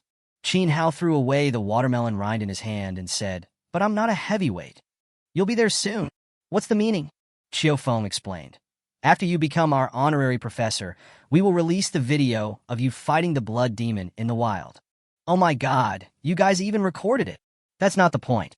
The point is that after the video is released, you will become a hero, a household name. You have broken people's traditional concepts and the curse that humans cannot defeat the blood demon in the wild. This will bring hope to countless people, and the significance of this is far beyond your imagination." Qiu Feng became more and more excited as he spoke, and Qin Hao even felt a little embarrassed. Han Bing was much calmer. "You will become the object of admiration for countless young people, and our Twilight Academy will also become extremely attractive to young people because of your appointment." Qin Hao rolled his eyes. "You mean, after I become famous, I could be your signboard?" Qiu Feng and Han Bing nodded. Qin Hao asked another very serious question. "You could have done all this without telling me. Why did you tell me the truth?" "Our dean said that we cannot lie to you or hide anything from you. This is the premise and basis for our cooperation." Qin Hao nodded with satisfaction. Qin Hao didn't mind becoming famous. Being famous would also be of great benefit to his future business. Moreover, this time, it is a mutually beneficial cooperation for both parties, so Qin Hao has no reason to refuse. Qin Hao decisively signed the letter of appointment. The students who had been peeking outside the door were all jumping for joy when they saw the result. They really couldn't believe that Qin Hao would really become a teacher in the academy. After signing, Qin Hao suddenly asked, "Hey, wait, the deal we discussed last time will not be affected, right?" Qiu Feng and Han Bing showed expressions of as expected. "Don't worry, it won't be affected, and we can pay the balance in advance." As Qiu Feng spoke, he placed the remaining 1,500 crystal coins in front of Qin Hao. Qin Hao did not refuse and accepted it directly. Qin Hao now has 2,266 crystal coins on him, which is equivalent to 2.266 million renminbi. If this had happened in his previous life, Qin Hao wouldn't even dare to think about it. Qiu Feng suggested that Qin Hao go to a bank to open an account and deposit the money into it. Qin Hao refused. He had to exchange his money at the farm store. If he deposited it in the bank, would he use his passbook to exchange it? It would be strange if the farm store would recognize it. In the morning, everyone from Twilight Academy went to the city to replenish supplies and repair weapons. Qin Hao was waiting for Lao Lu in the hotel. He had a feeling that Lao Lu would come. Sure enough, Lao Lu appeared in front of the hotel at the agreed time. When Lao Lu saw Qin Hao, he took out a black cloth bag without saying a word. Qin Hao opened it and saw 70 crystal coins neatly arranged inside. Qin Hao was stunned. "Is this the money you earned from selling sugarcane?" Lao Lu nodded.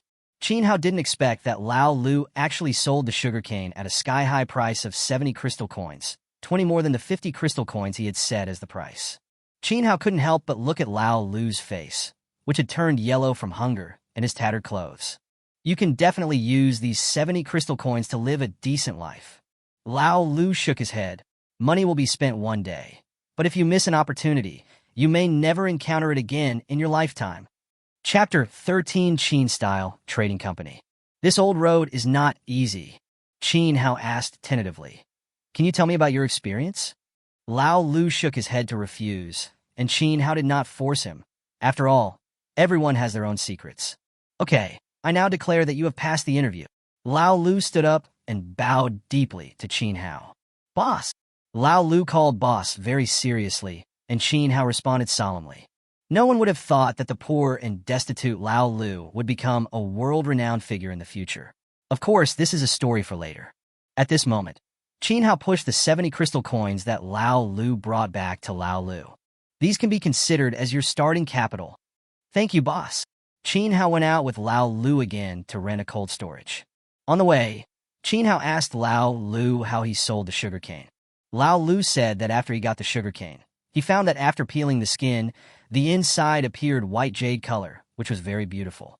So he asked someone to carve the sugarcane pulp into the shape of chess and send it to the castle lord's mansion. The castle lord's son loved chess very much. He was very satisfied with this kind of chess that could be played with and eaten, so he directly gave 70 crystal coins as a reward. Although Lao Lu said it easily, Qin Hao knew that there was a lot of knowledge involved. Carving sugarcane into chess pieces is product packaging, and delivering sugarcane to the castle lord's mansion is the choice of target customers. No matter which one, if taken alone, is enough to make students bloody for years. Lao Lu is a talented person. Qin Hao is very sure that he has found a treasure. After renting the cold storage, Qin Hao asked Lao Lu to guard outside, and then moved out the long-stocked agricultural products from the farm warehouse. When Lao Lu came in again, the originally empty warehouse was already filled with various agricultural products. Looking at this scene, Lao Lu, who was always calm, couldn't help but open his mouth in surprise. Although Lao Lu was extremely curious about how his boss did it, he never asked, because he understood that those in a lower position should never ask questions that they shouldn't ask. Qin Hao was very satisfied with Lao Lu's performance. Next, the two agreed on the time for the next replenishment and the method of payment, and the meeting ended. That afternoon, a new shop called Qin's Trading Company opened in Blackstone Castle. The shop is not big, but its business is extremely popular. Many wealthy people come here just to taste the fruits and vegetables that only exist in ancient books. At this time, Qin Hao was already on his way to Red Maple City. Qin Hao, who was sitting on the back of the hill, had his eyes light up when he saw the zombies. These were not zombies, but walking crystal coins. Qin Hao no longer cared about the people from Twilight Academy and directly captured the zombies. Qin Hao has already figured out the psychology of the people in this world. No matter what magical things they encounter, they can connect them to supernatural powers. Moreover, there are indeed all kinds of strange and bizarre supernatural powers in this world. Although everyone was curious about how the zombies could make the zombies disappear out of thin air, Qin Hao had already told everyone with his expression, "Don't ask. If you ask, it's a supernatural power." The people in the same group understood what he meant and stopped asking questions. After all, asking a mutant what his special powers are is a very taboo thing. This time, Xiaoshan was in the lead again, with Xiaoyi, Xiaoer, and Xiaosun on the left. Xiaoxi, Xiaowu, and Xiaolu on the right. Qin Hao, who was behind Xiaoshan, was in the middle, pushing the zombies forward. 1, 2, 3, or 4. Qin Hao caught them as he walked along, and he once again experienced the simple, yet wonderful joy of catching zombies.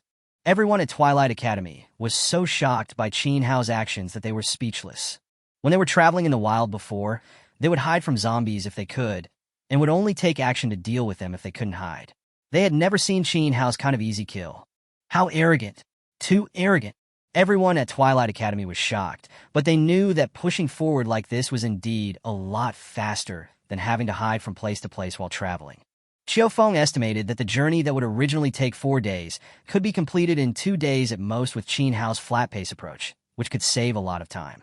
As time went by, they got closer and closer to Red Maple City and encountered more and more zombies, whose levels were getting higher and higher. Qin Hao clearly felt that Xiaoshan and his men were advancing at a slower and slower speed.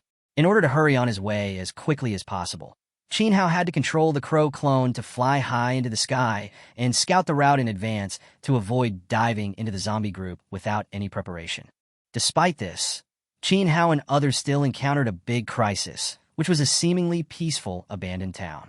Just as everyone was about to cross the town, a huge roar was heard from the center of the town. Everyone's faces changed, and they all tightened their weapons. Qin Hao also frowned, because his crow clone, overlooking the entire town from high above, did not find the source of the roar. If it's not on the ground, then could it be underground? Just as Qin Hao thought of this, the ground under everyone's feet began to shake violently. Qin Hao quickly shouted, "Watch your step!" Everyone quickly jumped up, some climbed on the electric poles, and some jumped directly onto the roof of a small building on the roadside. The next second, the ground cracked open, and a 3-meter-long zombie with no skin, wriggling bright red muscles all over its body, crawling on all fours, suddenly crawled out of the pitch-black underground cave. This zombie's eyes are blue, which means it is a special type of zombie. It was the first time that Shin Hao saw a special zombie. He was very interested in the combat power of the special zombie, so he ordered his men to half-step into the hill of special zombies to fight with the special zombie. Xiaoshan roared and launched an attack directly at the special zombies. Just comparing in terms of size, this special zombie is just a little brother in front of Xiaoshan. But the strength and speed of this special zombie were much greater than Xiaoshan's. The two big guys were fighting on the ground, and it seemed that the winner could not be determined in a short time. At this moment, there was a continuous vibration coming from the dark cave, as if something was trying to come out from inside.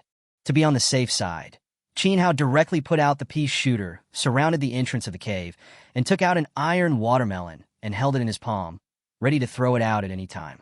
It didn't take long before special zombies kept coming out of the dark cave, one after another, as if they were endless. Qin Hao knew that if he allowed these special zombies to come out, he and his men would be in danger. Qin Hao no longer hesitated and shouted fire. The pea shooters began to fire crazily. Although these special zombies were fast and had amazing defense, they were no match for the 6 pea shooters who could shoot them in 360 degrees without blind spots. Often, as soon as one emerges, it will be shot into a sieve by the pea shooter. Seeing this situation, Qin Hao felt relieved and looked towards the hill. Chapter 14. Capturing the Liquor.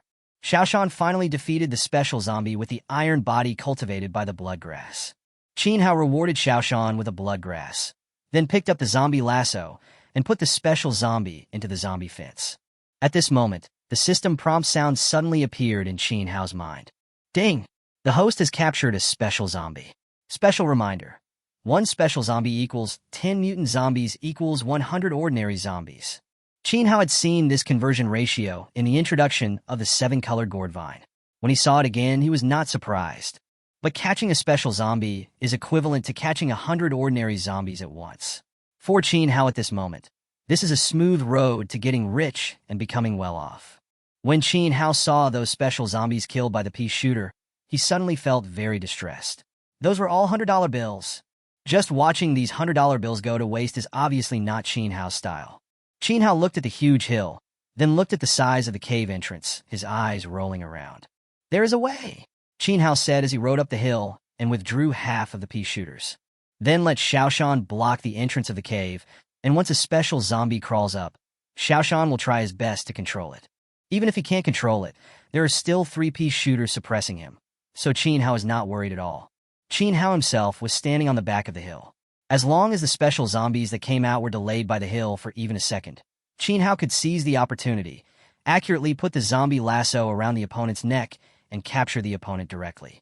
Just like that, 1 master and 1 servant, 3 pea shooters, leisurely guarded the cave and caught zombies. Everyone in Twilight Academy was stunned. They really couldn't understand why the original Doomsday style of the painting, which was full of dangers, suddenly changed into a pastoral landscape picture of afternoon fishing. The boy who was fishing, oh no, the boy who was fishing for zombies, didn't know the impact he had on everyone. He was still waving the zombie lasso to capture all the special zombies that came out. Time passed by minute, and the people from Twilight Academy did not dare to disturb Qin Hao. They just sat aside and waited quietly.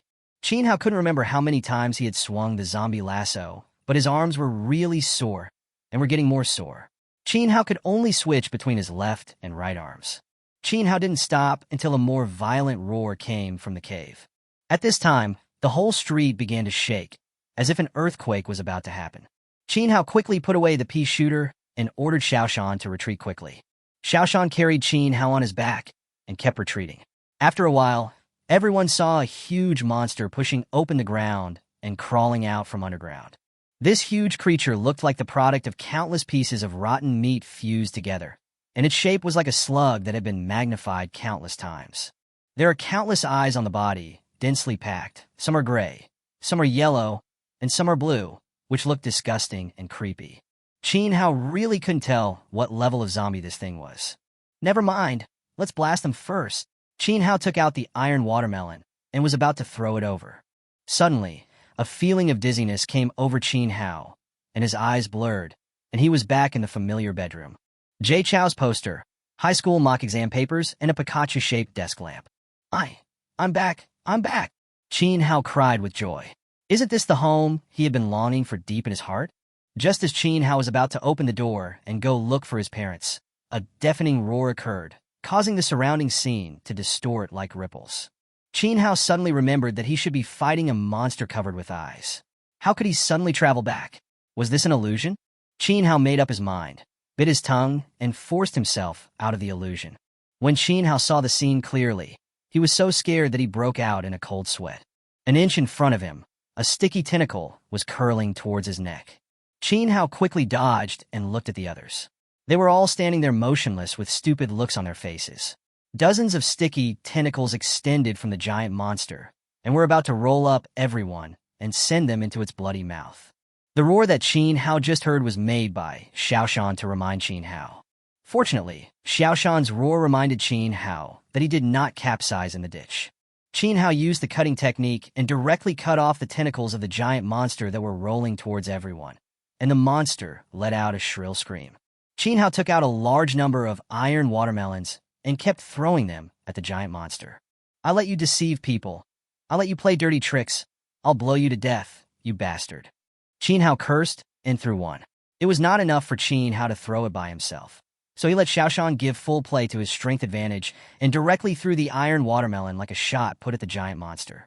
The giant monster was so huge that it had no time to dodge and was blown to the ground, crushing a building. Afterwards, the iron watermelons that kept hitting the giant monster exploded all over its body. Large pieces of flesh and blood were swept away by the shock waves after the explosion. In just over 10 seconds, the giant monster was blown to pieces and fell to the ground motionless. Only the slowly wriggling muscles still showed the tenacity of the huge monster's vitality. Qin Hao frowned. The number of iron watermelons consumed this time was more than the last time he dealt with the blood demon.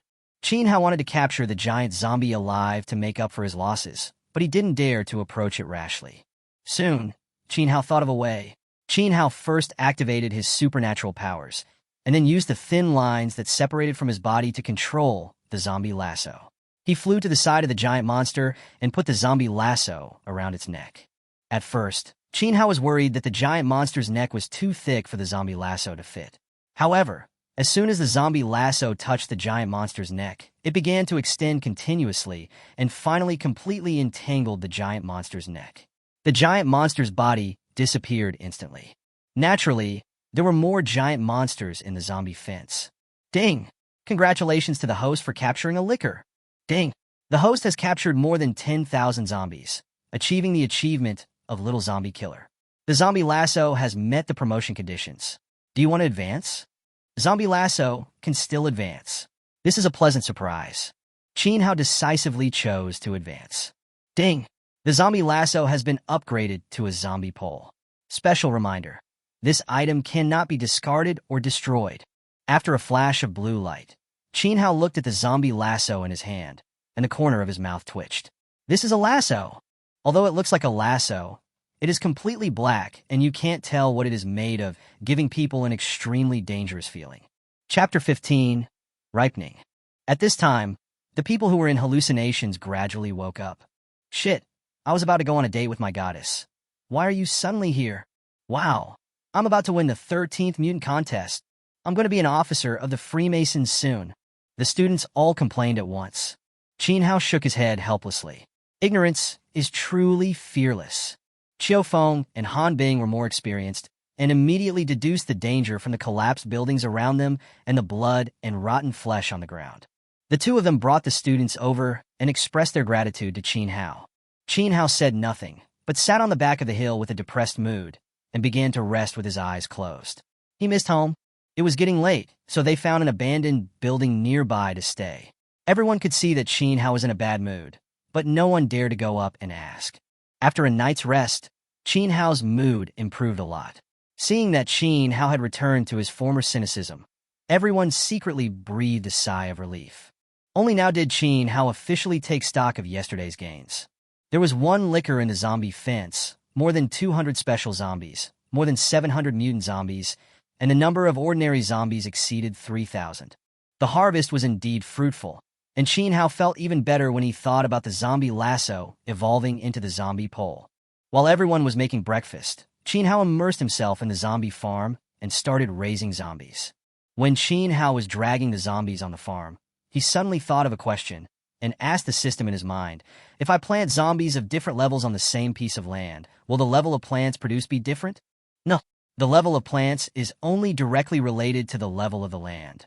The difference in zombie levels only applies to the stage of ripening plants. This means that when planting, it is better to choose zombies with lower levels. This can save the consumption of zombies to a great extent, and it is more appropriate to use high-level zombies to accelerate the ripening. After figuring this out, Chin Hao dragged 5 ordinary zombies in a row and placed them on the other 5 pieces of land except the amethyst land. The red soil has never disappointed Chin Hao, and it still only grows farm products. The black soil grows some seemingly useless plants, but Chin Hao knows that these seemingly useless things are the most useful. For example, the sea buckthorn that has been improved from the pea shooter grows from the black soil. The 3 pieces of golden land are what Chin Hao is most looking forward to. Chin Hao checked them one by one. Name, deer grass. Status, seedling. Function, heal all injuries. Growth cycle, 2 years. Output, 20 pieces. Note, it can consume 600 ordinary zombies to ripen. Chin Hao had heard of deer live grass when he was on Earth. It was rumored that during the Yuanjia period of the Song dynasty, a man named Zhu Yangfeng shot a deer. He cut open the deer's internal organs and stuffed the deer live grass into it. The deer stood up again as if it had fallen down, hence the name deer live grass. It may be a bit of an exaggeration to say that this deer grass can revive the dead, but it is almost certain that it can turn flesh and bones into reality. That's great. I don't have to worry about getting hurt anymore. Chin Hao continued to check the next seedling with excitement. Name, watermelon throwing machine. Status, seedling. Function, can cause large-scale damage to distant enemies. Output 6. Growth cycle, 5 years. Note, can be ripened. This watermelon thrower is exactly the same as the one in Plants vs. Zombies, except that it is much bigger and has roots that absorb nutrients where it touches the ground. Chin Hao already had experience and knew that these short rhizomes were a common shortcoming of this type of plants, so he simply used scissors to replace the watermelon thrower with sea buckthorn roots. Chin Hao checked the last seedling again, which was also the most special one. Name, corpse fragrance konjac. Function, the pollen produced has a strong paralyzing effect on zombies and blood demons. Yield, 6 servings. Growth cycle, 3 years. Note, can be ripened. Golden land can really produce good things. These 3 things are all better than the last. It's behind this that the growth cycle measured in years is a bit dazzling. But this time Chin Hao was much tougher. It was just a year. 3 special zombies could handle a year. There was nothing to worry about. They would all be ripe. After ripening, Chin Hao dragged 5 ordinary zombies and continued planting. The 3 pieces of gold land produced this time were bomb trees, poison vines, and potato mines. Chin Hao knew that the bomb tree could grow iron watermelons, but this was the first time he had seen poisonous vines and potato mines. According to the system description, the poison vine can remove all poisons including the zombie virus. The only drawback is that the detoxification process will be painful. Poison ivy will continuously suck the blood of the victim like a blood-sucking worm, but the difference is that the blood-sucking worm only takes in and does not give out, while the poison ivy takes in and gives out at the same time. It is equivalent to filtering the blood of the poisoned person outside the body. The potato mines are very different from the potato mines in Plants vs. Zombies. If you just look at the outside, there is no big difference from ordinary potatoes. Right above each potato mine, there is a small cap that looks like a stone. Once a zombie or a blood demon approaches, the potato mine will automatically explode, and no matter how humans step on it, the potato mine will not react. It is really magical. What made Chin Hao most happy was that although the growth cycle of potato mines was as long as 12 years, the number harvested reached an astonishing 30,000. This greatly enriched Chin Hao's weapons reserves, and Chin Hao was naturally very excited. Chin Hao wanted to continue planting, but then he thought that he had to grow farm products for Lao Lu that could be sold in major cities.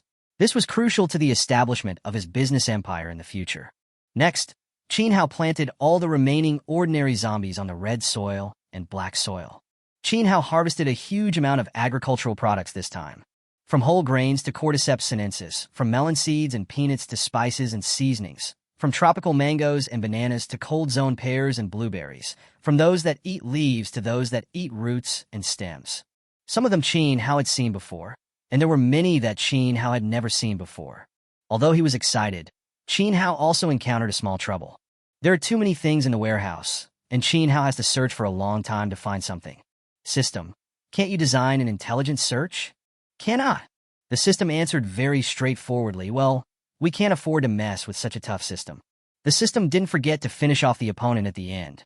All rights of interpretation of this system belong to this system.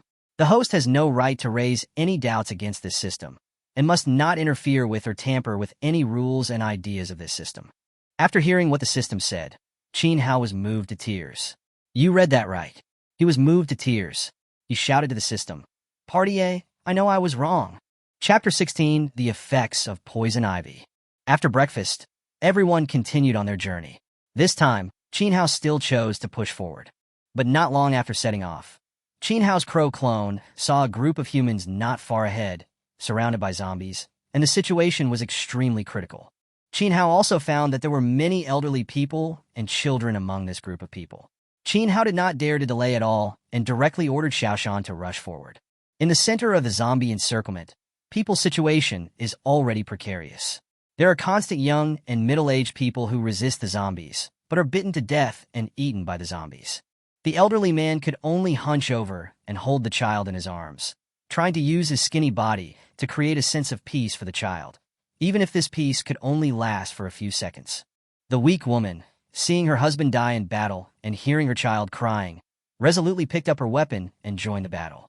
But even so, the zombie encirclement was constantly shrinking, and everyone was forced to retreat continuously until they had no way to retreat.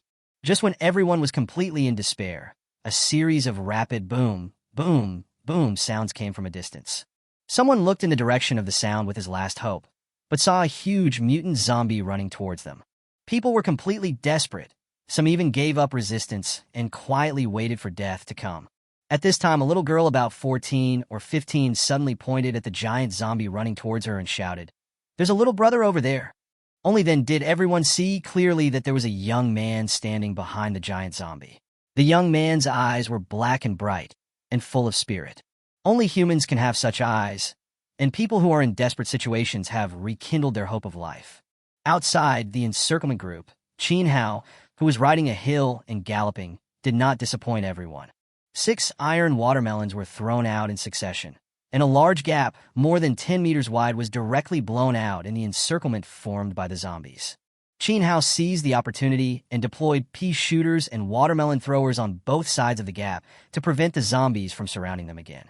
Immediately afterwards, Qin Hao ordered Xiaoshan, Xiaolu, and others to charge towards the center of the encirclement through the gap. Xiaoshan led Xiaolu and the others like a sharp arrow. With just one sprint, they completely broke through the encirclement formed by the zombies. Qin Hao, who was standing on the hill, saw the people in the encirclement and shouted without any further ado, "If you want to live, follow me." No one dared to hesitate at all. They all followed Qin Hao along the passage that Qin Hao had just opened and escaped from the zombie encirclement. At this time, the people from Twilight Academy just arrived. Qin Hao asked the students of Twilight Academy to protect everyone and continue to retreat, while he stayed behind to cover their retreat. It was said that he was covering the rear, but in fact he was killing people indiscriminately.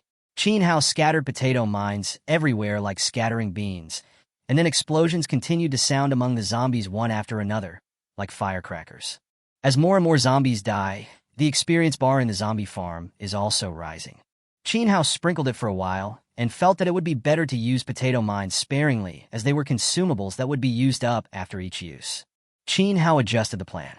He first surrounded himself with the pea shooters and watermelon throwers, and then asked Xiao Lu and the others to each hold a broken iron basin and knock it continuously to attract the zombies to rush up and die. Qin Hao himself sat on the back of the hill, holding a sunflower that was bigger than his head, and leisurely cracked sunflower seeds.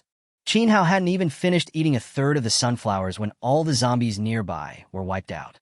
Qin Hao looked at the zombie corpses piled 4 or 5 meters high all around him, and a sense of pleasure of revenge lingered in his heart.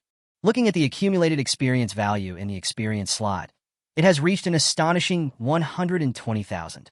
It takes 100,000 experience points to upgrade a piece of golden land. Qin Hao directly clicked on a piece of golden land and chose to upgrade. Now Qin Hao has a piece of red land, a piece of black potato, 2 pieces of gold land, and 2 pieces of amethyst land.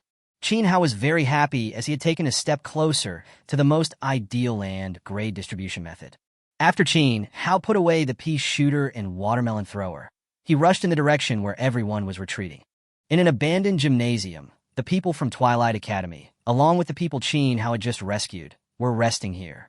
When Qin Hao arrived at the stadium, he found that everyone's expressions were very heavy, so he asked, "What happened?" "Several of the people you just rescued were bitten by zombies, and everyone is arguing about how to deal with those bitten people." Qin Hao then remembered that the most terrifying thing about zombies is not that they eat people, but their ability to infect people 100% of the time if they are bitten. In the past, Qin Hao might have been helpless, but now Qin Hao has a magical detoxification item, the poison vine. "Don't worry, I can cure the zombie virus." "What? You can cure the zombie virus? Are you sure you're not kidding?" "Please, I never joke about human life." Everyone was still skeptical about Qin Hao's words, but the little girls, led by Zhang Jejia and Wan Xia, firmly believed that Qin Hao could definitely do it. Soon, Qin Hao was brought to a woman. The woman was now pale, sweating, and twitching constantly, and it felt like she could mutate at any moment. Standing next to the woman was a little boy of about 3 or 4 years old, crying and calling for his mother. Qin Hao touched the little boy's head and comforted him. "Mom will be fine. I will make your mom better soon. Okay, just dry your tears, and you will be able to see your mom soon." The little boy was skeptical. Qin Hao nodded to Han Bing, and Han Bing carried the little boy to another room. Qin Hao then took out the poisonous vine and placed it on the woman's wrist. Everyone saw that the poison vine seemed to be alive, with one end piercing into the woman's artery and the other end piercing into her vein. Then the entire poison vine began to beat rhythmically like a human heart. The woman's whole body convulsed even more violently, as if even greater pain was befalling her. Qin Hao understood that this must be the side effect of the poison vine. The woman's blood began to flow through the poison ivy, and the originally green leaves of the poison ivy began to become darker and darker. Finally, the entire poisonous vine turned completely black and fell off from the woman's blood vessels, leaving no wound on her skin. When everyone looked at the woman's face again, it had become much rosier, and the parts bitten by the zombies had become no different from ordinary wounds. It really can cure the zombie virus. Everyone looked at Qin Hao with nothing but shock. This has overturned everyone's cognition. In the past, being bitten by a zombie meant certain death, but today, they witnessed a miracle with their own eyes. A miracle created by Qin Hao. Chapter 17. Red Maple City is destroyed. Quick, there's still 3 people, save them. Now no one doubted Qin Hao anymore. Wan Xia and Zhang Jejia raised their proud little faces, as if they were the ones who were in the limelight. Qin Hao did not feel reluctant at all. He took out 3 poisonous vines and distributed them to the families of the injured. The injured person's family thanked him repeatedly, and then took the poison ivy to save people. Qiu Feng and Han Bing, who had been observing Qin Hao's every move, were becoming more and more confused about Qin Hao. He can haggle for a long time with the tax collector at the city gate for 6 copper coins, and he can also give away treasures in other people's eyes for free to save people. I really don't understand Qin Hao. Is he stingy or generous? Qiu Feng said this and glanced at Han Bing, who was in deep thought. Han Bing seemed to have been inspired by Qiu Feng's words, and said pointedly, "Just looking at whether he is stingy or generous is too superficial and too vulgar. Look beyond the phenomenon to the essence. His bargaining at the city gate is a contempt for authority and rules, and his generous help to others is his heartfelt sympathy for the weak. Such a person, the more you get along with him, the more you will be attracted by his personality charm." Qiu Feng joked. "Have you been attracted by his charm?" Han Bing blushed. "Bah, don't talk nonsense. I'm old enough to be his mother." "You're blushing," Han Bing said angrily. "You." Qiu Feng smiled and stopped talking. It didn't take long for those who were bitten by the zombies to recover. They all came with their families to express their heartfelt gratitude to Qin Hao. Qin Hao repeatedly said that it was just a small matter and asked everyone not to worry about it.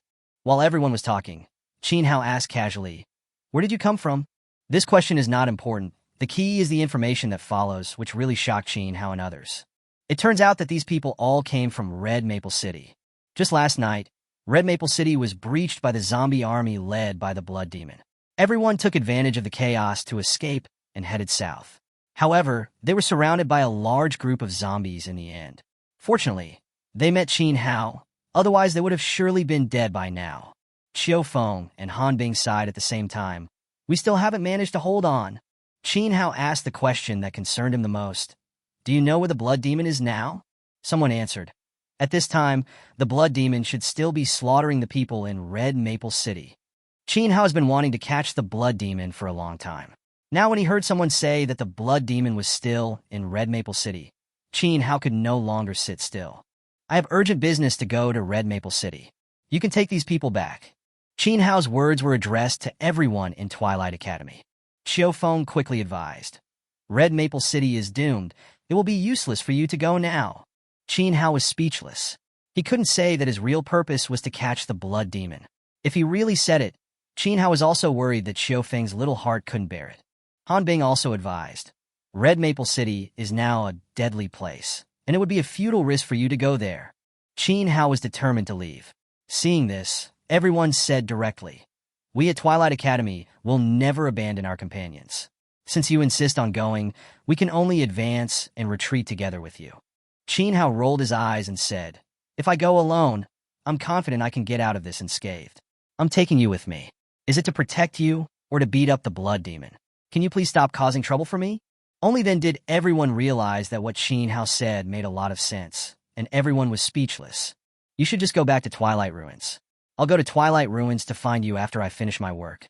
There's my big villa waiting for me to live there." After Qin Hao finished speaking, he sat on Xiaoshan's back and ordered Xiaoshan to rush to Hongfeng City at full speed. Xiaoshan ran at full speed, and Qin Hao only felt the wind whirring in his ears. Xiaolu and the others could not keep up at all. In order not to waste time, Qin Hao directly took Xiaolu and the others into the farm warehouse. While Xiaoshan was rushing on the road, Qin Hao focused his attention on the farm and started planting zombies. The more prepared one is, the more confident one is. In capturing the Blood Demon, Qin Hao will not allow himself to make any mistakes. This is a major issue that is directly related to whether he can become Grandpa Gord in his lifetime, so Qin Hao has to be cautious. Qin Hao first planted 4 times on the 2 pieces of golden land, producing a bomb tree once, potato mines twice, and a pea shooter once. After Qin Hao ripened them all, he checked the inventory of these 3 things: 73 iron watermelons, 84,000 potato mines, and 12 pea shooters. Compared with the last time he faced the Blood Demon, this can be said to be much more powerful. But Qin Hao did not give up, and started planting zombies on the only piece of purple crystal land that was currently idle. When the seedling appeared, Qin Hao quickly clicked to view it. Name: Zombie Creeper. Status: Seedling. Output: Zombie Creeper. Output quantity 4. Function: Prey on zombies. Special reminder: this item cannot be taken back after use. Growth cycle: 30 years. Note: it can consume 11,000 ordinary zombies to ripen. Qin Hao looked at the function introduction of Zombie Climbing Tiger and found that this was the shortest function introduction he had ever seen from the beginning to now. Qin Hao suddenly remembered a famous saying from his previous life on Earth: "The shorter the message, the more important the matter." So does this brief introduction to the function also indicate the power of Zombie Creeper? Qin Hao is very curious. When Qin Hao saw the 30-year growth cycle again, he was 100% certain that the Zombie Creeper was probably even stronger than he had imagined. After ripening the Zombie Creepers, only a few of the special zombies that Qin Hao captured last time were left. Qin Hao's mind finally withdrew from the zombie farm. At this time, he could vaguely see the outline of Red Maple City. Qin Hao directly stood on the back of the hill, holding up the zombie pole, and shouted, "Blood Demon, I'm here to catch you and farm." In Red Maple City, the human resistance has come to an end.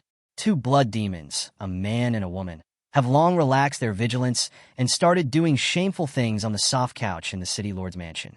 The city was filled with zombies, and the last few strongholds occupied by humans seemed like they would be overwhelmed by these zombies at any time. There are still a large number of zombies outside Red Maple City, surrounding the city tightly. If we ignore those few weak resistances like sparks, it can be said that the entire Red Maple City has become a dead city. A black crow flew from a distance. It flew over the zombies, jumped over the city walls, flew over the streets, flew over every corner of the city, and finally stopped at the city lord's mansion. The look in the crow's eyes changed from cold at first to astonishment, and finally to mockery, expressing emotions that only humans can express. This crow is Qin Hao's puppet clone, and Qin Hao himself is staying in a valley not far from the city. Qin Hao has already discovered the trace of the blood demon, but he is not in a hurry to act. He needs a way to catch the 2 blood demons and all the zombies in the city in one fell swoop. Chapter 18: Zombie Creeper. More than 10 minutes later, in the northwest corner outside Red Maple City, the weakest point of the zombie blockade, a giant zombie roughly pushed away the zombies in front of it and walked into Red Maple City. Behind the giant zombie, there were 7 more zombies. Among them, the zombie walking in the middle suddenly let out a cry of surprise. "Fuck, Xiaoxi, you stepped on my foot. How could a zombie talk?" All the other zombies around looked at the talking zombie vigilantly.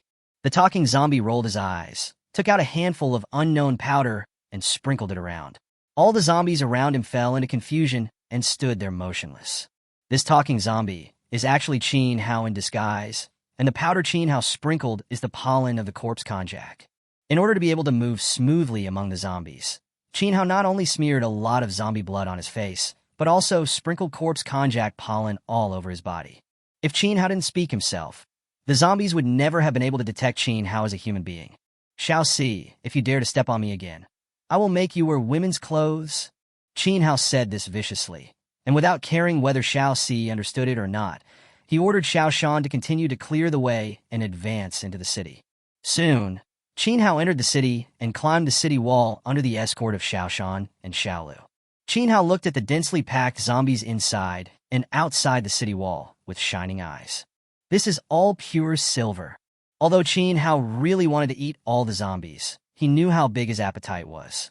If he was too greedy, he would probably be stuffed to death. This means that Qin Hao must build a barrier to separate the zombies inside and outside the city. This can not only prevent the blood demon from mobilizing more zombies into the city, but also cut off the blood demon's escape route, catching the turtle in the jar. Qin Hao took out a zombie ivy with a nervous mood. "Whether you can close the door or not is up to you." After Qin Hao finished speaking, he threw the half-foot-long zombie ivy into the group of zombies under the city wall. The moment the ivy came into contact with the zombie, its feet firmly grasped the zombie's body, and then its roots pierced the zombie's skin like sharp thorns and began to absorb nutrients frantically and grow rapidly. The zombie became thinner and shriveled at a speed visible to the naked eye. The zombie seemed to have sensed something and reached out to pull the ivy off its body, but the more it pulled, the more firmly the ivy held on. Those wildly growing branches and leaves even got into the zombies' mouths, ears, and noses. The zombie soon couldn't hold on any longer and fell to the ground, motionless. After 2 or 3 seconds, the zombie's body cracked into dust like dried soil. At this time, the creeper had grown to 7 or 8 meters long and had 4 or 5 branches. These branches were like green pythons, and they rolled towards other zombies nearby. As more and more zombies were wrapped up and absorbed by the ivy grew bigger and denser. The length ranges from a few meters to dozens of meters, and then to hundreds of meters and thousands of meters, and the number of branches also increases from a few to dozens, and then to hundreds and thousands. The ivy seemed to have created a green storm among the zombies, and the green storm was still expanding wildly. Soon, the area below the city wall where Qin Hao was standing became a green ocean, and the green continued to expand. In the end, the entire wall of Red Maple City was covered with ivy, and even the city gate that was breached last night was covered with ivy. This seemingly long process actually took less than 10 minutes. In just 10 minutes, the zombie ivy grew along the city wall and formed a green barrier, separating the millions of zombies inside and outside the city. Even Qin Hao didn't expect that the zombie creeper would be so strong.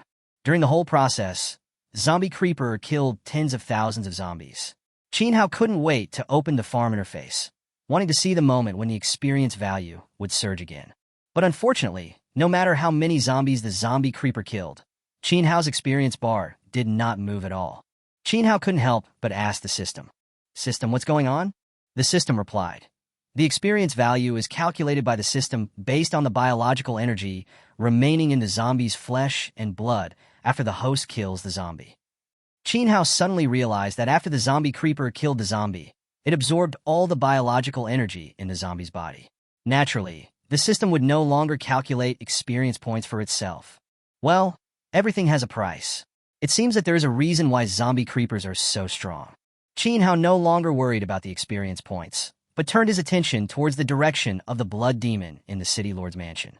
At this time, on the soft couch in the city lord's mansion, two blood demons, a man and a woman, were enjoying themselves, completely unaware of the changes happening outside the city. At this time, a female zombie with a crooked neck, carrying a dozen iron watermelons on her back, quietly pushed open the door and walked towards the two blood demons. Suddenly, the female zombie's high heels became unstable and she was about to fall and explode. Fortunately, the female zombie reacted quickly and grabbed the bookshelf next to her. The female zombie didn't fall down, but the bookshelf did. The female zombie slapped her forehead and said, "Damn, these damn high heels." As the sound of the bookshelf falling to the ground was heard, the two blood demons on the couch looked at the female zombie at the same time, and the female zombie also happened to look at the two blood demons. What I fear most is the sudden silence in the air. The three non-human creatures just looked at each other in a daze for 7 or 8 seconds. "Who let you in?" the two blood demons asked at the same time. The female zombie suddenly quickened her pace, closing the distance between the two parties, and replied, "Sorry, I'm here to deliver a package." No matter how dumb the two blood demons were, they knew that there was something wrong with this zombie. But just as they were about to take action, the female zombie detonated the iron watermelon on her body. Boom! A small mushroom cloud rose from the city lord's mansion. On a street not far from the city lord's mansion, Chinhao looked in the direction of the city lord's mansion without a trace of happiness on his face. He could feel that this sneak attack should not have been successful. The result was the same as Chinhao expected. The two blood demons were only slightly injured. Although their mobility and combat effectiveness were impaired, with their strength comparable to that of SSS-level humans, these losses did not seem to be a big deal.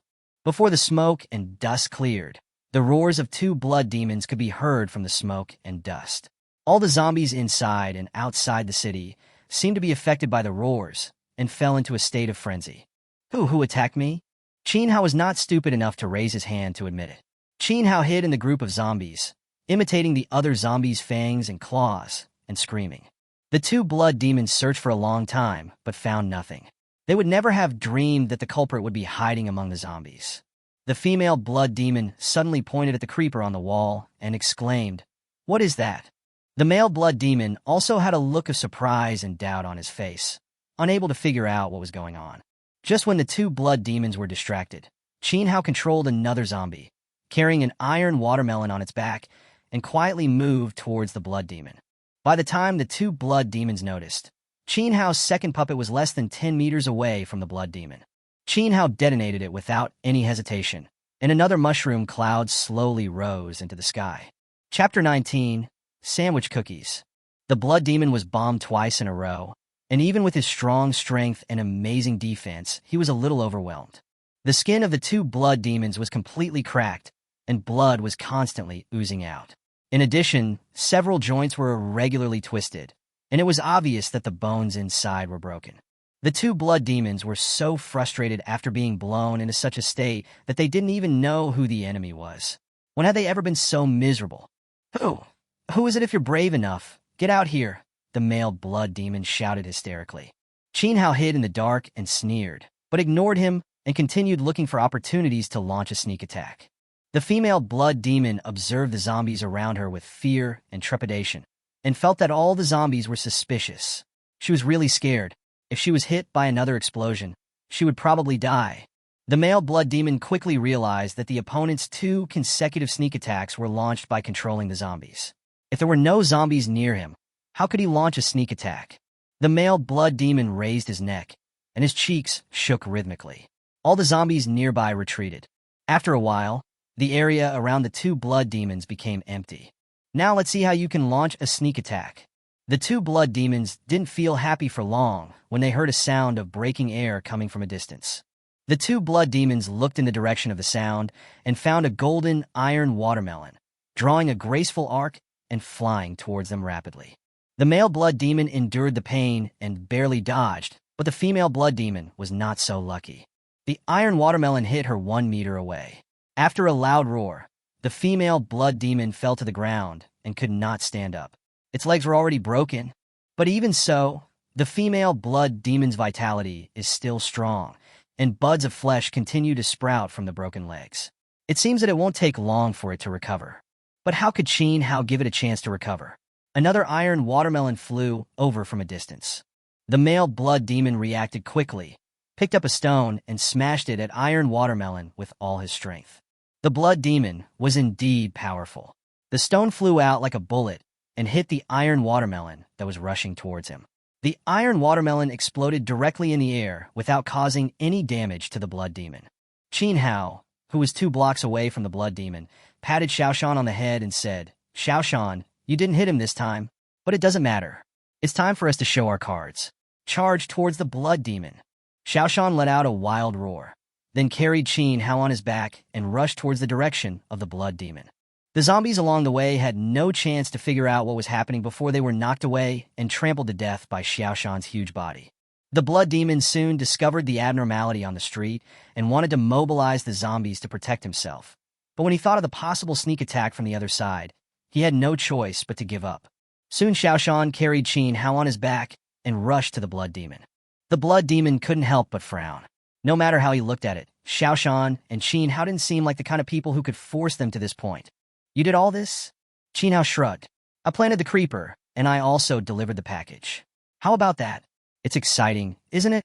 You are a shameless and shady bug who only knows how to hide in the dark and attack." Qin Hao's face was full of grievance. "Fuck, blood demon is talking to me about shamelessness. Don't you think this is ridiculous?" The blood demon wanted to say something else, but Qin Hao waved his hand, and 12-piece shooters and 6 watermelon throwers directly surrounded the blood demon. "Don't try to delay. I see you blood demons, but I don't want to wait even a second. Be good and get to the field." After Qin Hao finished speaking, the pea shooter and the watermelon thrower launched a 360-degree, no-dead angle, crazy shooting at the 2 blood demons.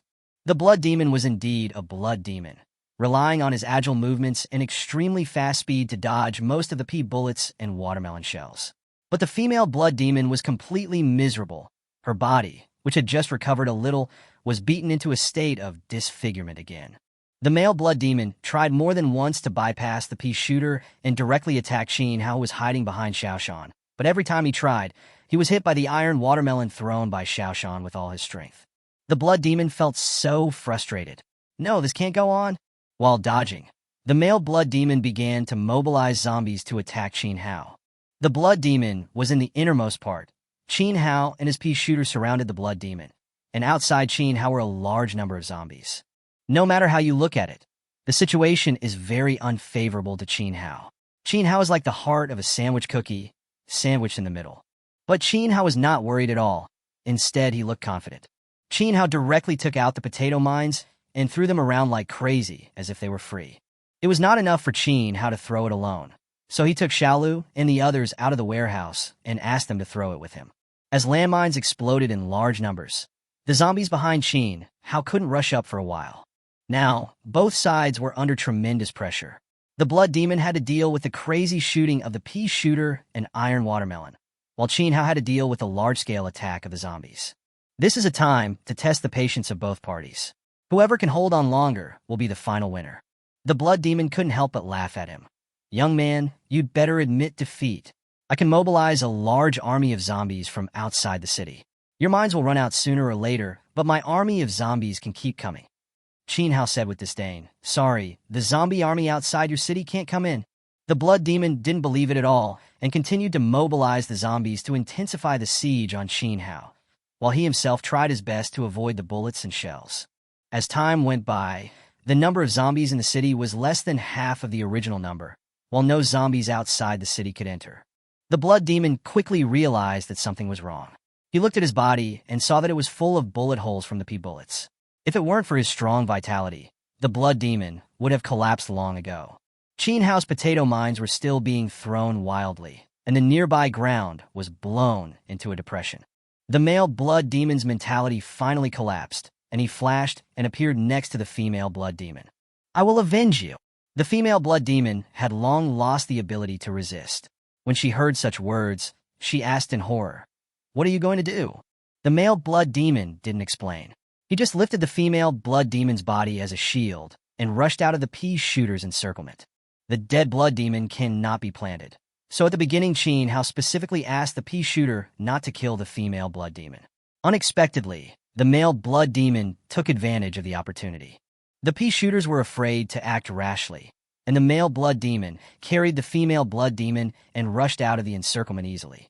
Chin Hao's face changed, and he sat directly on Xiaoshan's back, carrying 2 iron watermelons, and ran over to intercept.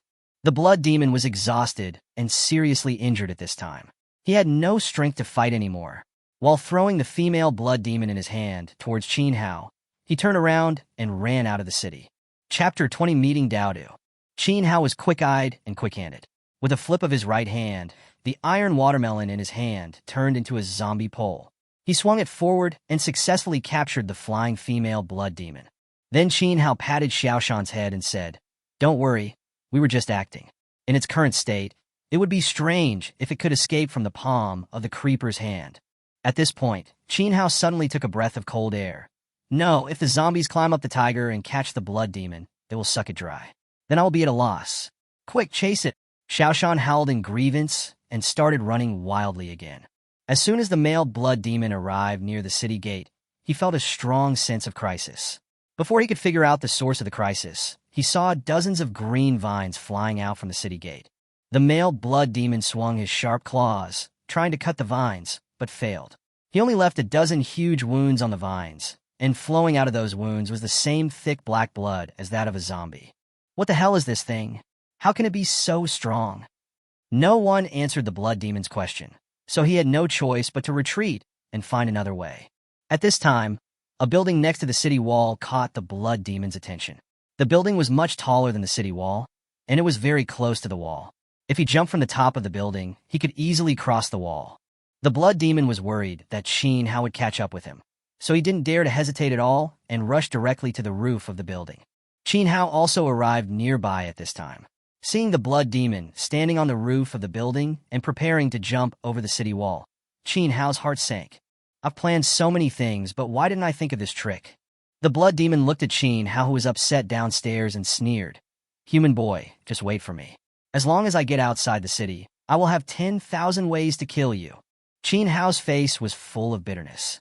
Even if he asked Xiaoshan to use the iron watermelon now, he was afraid that he would not be able to stop him. The blood demon leaped up with a smug look on his face. As the vast world outside the city became clearer and clearer in his eyes, suddenly hundreds of green vines swung up from the city wall and directly pulled the blood demon down. The blood demon smashed heavily on the city wall, leaving dents in the steel wall. The surprise came so suddenly that Chin Hao could hardly believe his eyes. Damn, this zombie creeper can even intercept aerial targets. It's too powerful. Although Chin Hao was surprised, he did not dare to delay any longer and hurried to the city wall. By the time Chin Hao rushed to the city wall, the blood demon's originally strong body had been sucked away, leaving only a skinny body. When the blood demon saw Chin Hao, he was as happy as if he had seen a relative with a face full of emotion. "Ah, kill me now, please kill me now. Ah, being sucked dry alive is indeed cruel." Based on humanitarianism, oh no, it is the spirit of demonism, Chin Hao decided that it would be more appropriate to kill the blood demon. But no matter how Chin Hao pulled, the zombie ivy would not let go, and it got tighter and tighter. "Xiaoshan, come and give me a hand." Unfortunately, even though Xiaoshan helped, he couldn't pull away the zombie creepers. Chin Hao was so angry. "If you don't let go, I'll burn you to death, you bastard." Chin Hao didn't expect that the zombie creeper actually understood his angry words. Only after Chin Hao successfully captured the male blood demon did he look at the zombie creeper. The things that grow from this purple crystal land are so different. They actually have their own consciousness. This is amazing, but it's a pity that they can't be taken back after use. Inside a human stronghold in Red Maple City, the silly Daodu looked out from the gaps between the piles of corpses and found that all the zombies on the street had disappeared. Daodu turned around and told others about this surprising discovery. "You idiot! What nonsense are you talking about? How could the zombies outside disappear?" Someone didn't believe it and slapped Daodu on the head. Although Dowdu was a head taller and much stronger than the other person, he lowered his head in grievance and didn't dare to talk back. At this time, there was a female mutant who couldn't bear to watch it anymore. Don't treat him like this. We are still alive today thanks to Dowdu. We can go and see if Dowdu is lying or not. Why bother beating him? Soon, other people looked out through the gap and found that the situation outside was just as Dowdu said. It's true. The zombies outside are gone. Could it be related to the explosion just now? That's for sure. I've never heard such loud and frequent explosions in my life. It feels like the whole base is about to collapse. It would be safer to send someone out to take a look. What if this is a trick of the blood demon? Yes, it's safer to send someone out. As everyone spoke, they all looked at Dowdu. Dowdu was still grinning foolishly, and this time no one spoke up for him. When it comes to their own personal interests, everyone pushes Dowdu, the naive fool, out. After leaving the base, Dowdu began to walk aimlessly on the street. Not long after he walked, he saw a large group of zombies besieging a young man riding a zombie. Dowdu didn't hesitate and rushed forward to help. Many zombies began to change direction and pounce towards Dowdu. Dowdu roared, and his skin began to petrify. Finally, Dowdu turned into a stone man and began to rush left and right among the zombies. Unfortunately, when he rushed, he accidentally tripped and fell to the ground. The zombies took the opportunity, all pressed on Dowdu and started biting him. Chin Hao, who was not far away, felt a toothache when he heard the crunching sounds of the zombies biting. Where did this idiot come from? How come he is more arrogant than me? No matter how much he complained, people still had to be saved. Chin Hao urged Xiaoshan to move towards Dowdu, while he himself kept swinging the zombie pole. The evolved zombie trap was indeed extraordinary. Every time Chin Hao swung it, dozens of zombies were captured at the same time. The efficiency was many times higher than before. Soon, all the zombies that were pressing on Dowdu were caught by Chin Hao. Dowdu stood up and wanted to help, but was quickly stopped by Chin Hao. Don't make trouble, okay? If you kill the zombies, how can I continue to farm? Just follow me. Oh.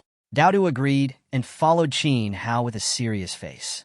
He took 1 step for every step Xiaoshan took, and 2 steps for every step Xiaoshan took. This big fool looked cute. Chin Hao found it funny, so he threw an apple to him and started chatting with Dowdu. Dowdu is not very smart, but he is kind and a Class A mutant. However, these advantages do not give Dowdu a stable life. Being bullied and cheated almost fills his daily life. The smart and wise Chin Hao quickly heard Dowdu's rough life from the words Dowdu said. Chin Hao suddenly had an idea. Will you follow me? Dowdu tilted his head and asked. If I follow you, can I eat fruit every day? Chin Hao smiled and said, Sure, follow me, and I'll give you as much fruit as you want. In this way, Chin Hao had his first comrade in arms, Dowdu. Chapter 21, Energy Stone. Chin Hao took Dowdu to sweep away the zombies one street after another. With a population of several 100,000, the Red Maple City was much larger than the Blackstone Castle. Naturally, there were many more streets. Chin Hao was busy until dark, but he only cleaned up half of them. In the evening, Chin Hao found a house to stay in and made dinner for himself and Dowdu. Chin Hao only ate 1 bowl himself, but Dowdu ate bowl after bowl like a bottomless pit. In the end, Dowdu even brought the food to the pot. Chin Hao looked at Dowdu wolfing down the food, and the corners of his mouth twitched. I found myself a good-for-nothing. After Dowdu was full, he started scratching his head, as if he was thinking about something important. Chin Hao asked curiously, What's the matter? Dowdu said in a muffled voice, I seem to have forgotten something very important. Okay, take your time to think about it. I'm going to sleep first. Chin Hao leaned back in his chair, closed his eyes, and counted his gains for the day. In addition to the 2 blood demons, Chin Hao also captured more than 30,000 zombies in the city, including many special zombies and mutant zombies. He also accumulated more than 110,000 experience points in the experience slot. Chin Hao first consumed 100,000 experience points to upgrade a piece of gold land to amethyst land. That is to say, Chin Hao now owns a piece of red land, a piece of black land, a piece of gold land, and 3 pieces of amethyst land. He is 1 step closer to the most ideal land grade distribution method. Then Chin Hao looked at the 2 blood demons he captured today and fell into hesitation. Chin Hao wanted to plant the 2 blood demons directly. The temptation of mythical and legendary plants was too great. But Chin Hao changed his mind and realized that mythical plants must have a long growth cycle. If he planted them rashly, he would only end up with no land available. The colorful gourd vine has been occupying a piece of purple crystal land since it sprouted until now. As long as it is not ripened, it will continue to occupy this land. Moreover, there are no mature mythical and legendary plants, which are of no significance to Qin Hao. Only mature mythical and legendary plants exist. Qin Hao still knows the truth that a rabbit in hand is worth 1,000 sheep in sight. After much thought, Qin Hao decided to leave 2 blood demons to ripen the colorful gourd vine. Just when Qin Hao was thinking about whether he should continue to clear the zombies in the city tomorrow, Daodu suddenly exclaimed, "Ah, I remember now. Everyone in the base is still waiting for me to go back and report the news." The corners of Qin Hao's mouth twitched again. "The people in the base are talented enough to send you out." Qin Hao was worried that Daodu might encounter danger on the way alone, so he followed Daodu. At this time, the food in the stronghold was almost gone, and everyone had no idea what was happening outside. They all started cursing Daodu in annoyance to vent their anxiety and fear. Suddenly, there was a knock on the door. Everyone's heart tightened, and no one dared to answer. "Open the door. I'm Daodu. Hao has captured all the zombies outside. You can come out now." When everyone heard it was Daodu's voice, they breathed a sigh of relief, opened the door, and filed out. "Why did you come back just now, you idiot? Do you know how long we have been waiting for you? Look at your greasy face. Do you know we are still hungry? Asshole, I think you're getting more and more presumptuous. Are you looking for a fight?" Someone said that and was about to take action. In the darkness, Qin Hao said coldly, "If you dare to touch him, I will chop off your hand." The man was stunned for a moment, then said stubbornly, "Who are you? What does it have to do with you if I beat Daodu? I don't need you cowards who bully the weak to know who I am. Daodu is not your babysitter, and he doesn't owe you anything. I may not bother with you about your bullying of Daodu in the past, but from today on, whoever dares to bully him will be punished." Someone rolled up his sleeves and wanted to teach Qin Hao a lesson, but was stopped by his companions. "You're crazy, look behind him." The man rolled up his sleeves and looked carefully, and found that in the darkness behind Qin Hao, there was a giant zombie more than 4 meters tall, and the zombie's eyes were faintly glowing blue. "It's a special zombie." The man immediately became timid, lowered his head, and said nothing. Qin Hao snorted coldly. "Daodu, you have done what you should do. Let's go." Oh. After the little episode, Qin Hao took Dodo and began to look for a new place to stay in the city. Just as the two were passing a tall tower, a prompt sound suddenly rang from the system. "Ding, energy stones have been detected nearby. Please handle them as soon as possible." Energy stone, Qin Hao heard Xiaofeng and the others say that energy stone is the main source of energy in this world, and it is also the main material for making crystal coins. It is definitely a good thing. Qin Hao looked at Daodu next to him and asked, "What is this tower used for?" Although Daodu's brain is not very good, he still knows the function of this tower. This is the core energy tower. It is used to provide energy for the energy cannons and defense shields on the city walls. It seems that all large cities have it.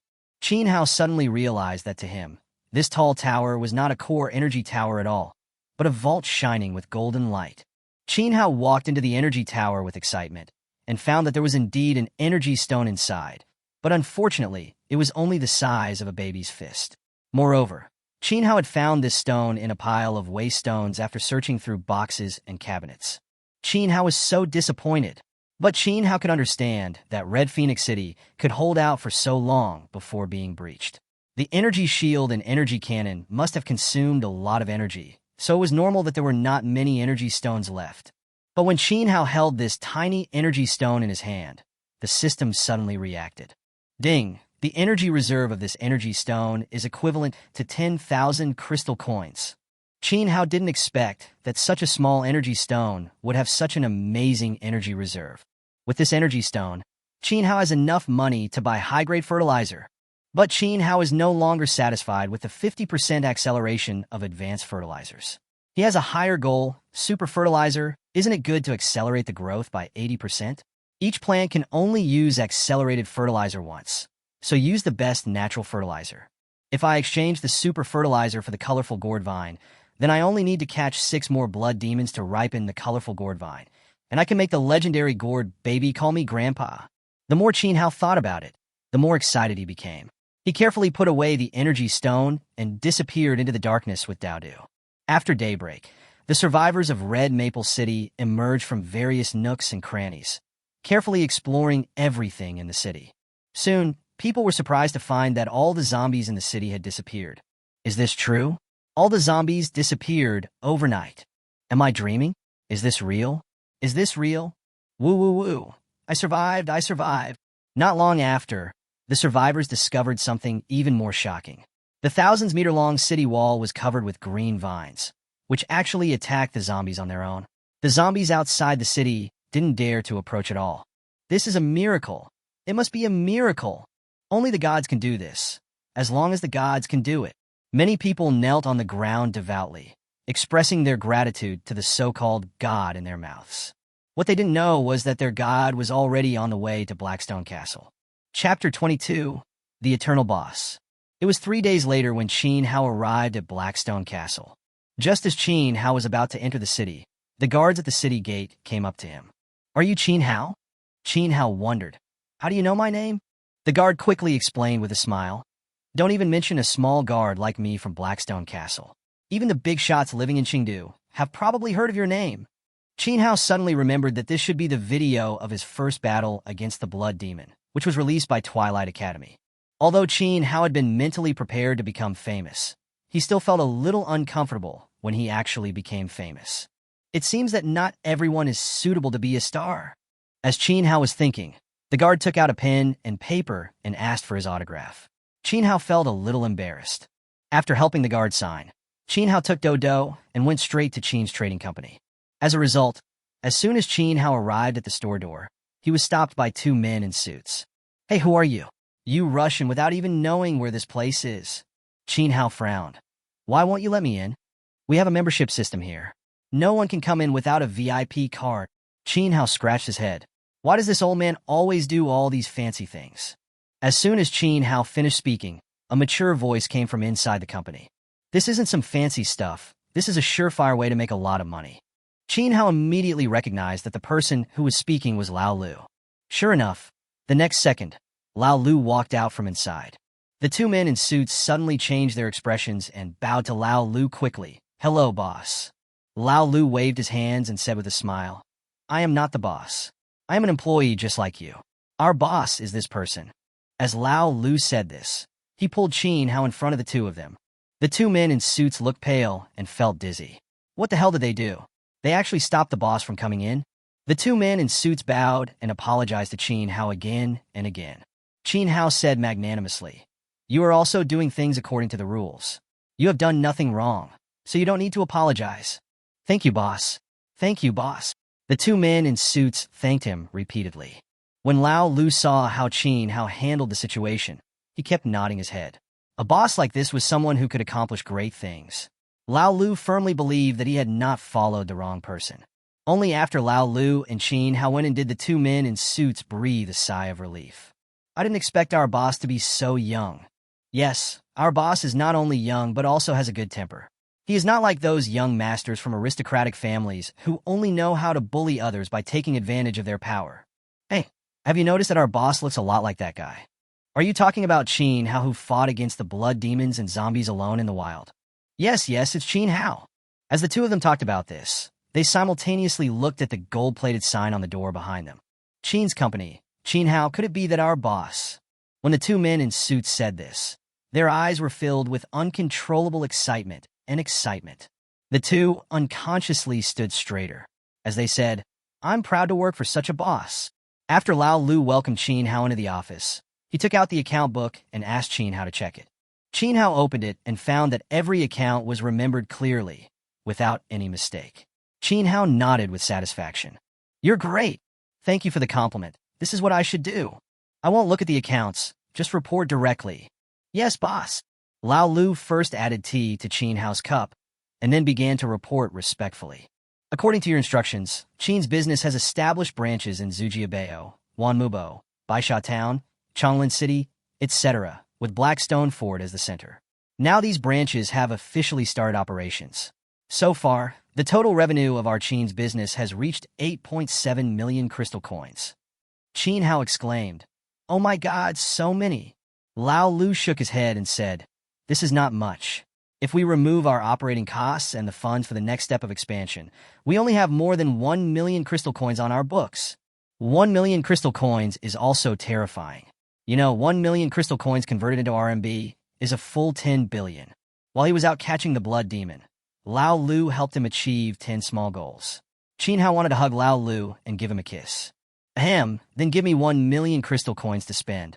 I want cash, thank you. Hearing Qin Hao's words, Lao Lu's mouth twitched. Well, even if you asked me to turn the entire Blackstone Castle upside down, I still couldn't raise 1 million crystal coins in cash. Qin Hao frowned. What should we do then? If you really want cash, you can only take your passbook or bank card to a bank in a big city to exchange it, and you may have to make an appointment in advance. Okay then, give me a bank card. Not long after, Lao Lu came back with 2 cards. One was a bank card with 1 million crystal coins in it, and the other was the Qin's Bank's Supreme Diamond card. Lao Lu was afraid that Qin Hao didn't understand, so he kindly explained it to Qin Hao. I prepared this Supreme Diamond card specifically for you. With this card, you can mobilize any person and any funds in Qin's company at will. Lao Lu, why do I feel like you are underemployed as my shopkeeper? This is what I should do. If not for the boss's kindness, I would have starved to death on the street. I know you are talented. I want to ask if you are interested in being my partner. Lao Lu doesn't dare. Don't refuse. I'll give you 30% of the shares of Qin's company. You will be my partner from now on. Don't let me down. Boss, Lao Lu can't afford it. Lao Lu had tears in his eyes. Qin Hao pretended to be angry. I hate it most when someone rejects me. If you reject me, we can't even be friends. Lao Lu knelt down in front of Qin Hao with a plop and choked up. Boss, you will always be my boss. Lao Lu knew that the commercial value of Qin's company, 30% of the shares, would be an astronomical figure in the near future. He would never be able to repay this favor even if he worked like a slave. Qin Hao came from Earth and knew the importance of retaining talent. He used 30% of the shares in exchange for Lao Lu's sworn loyalty. This deal was a good deal.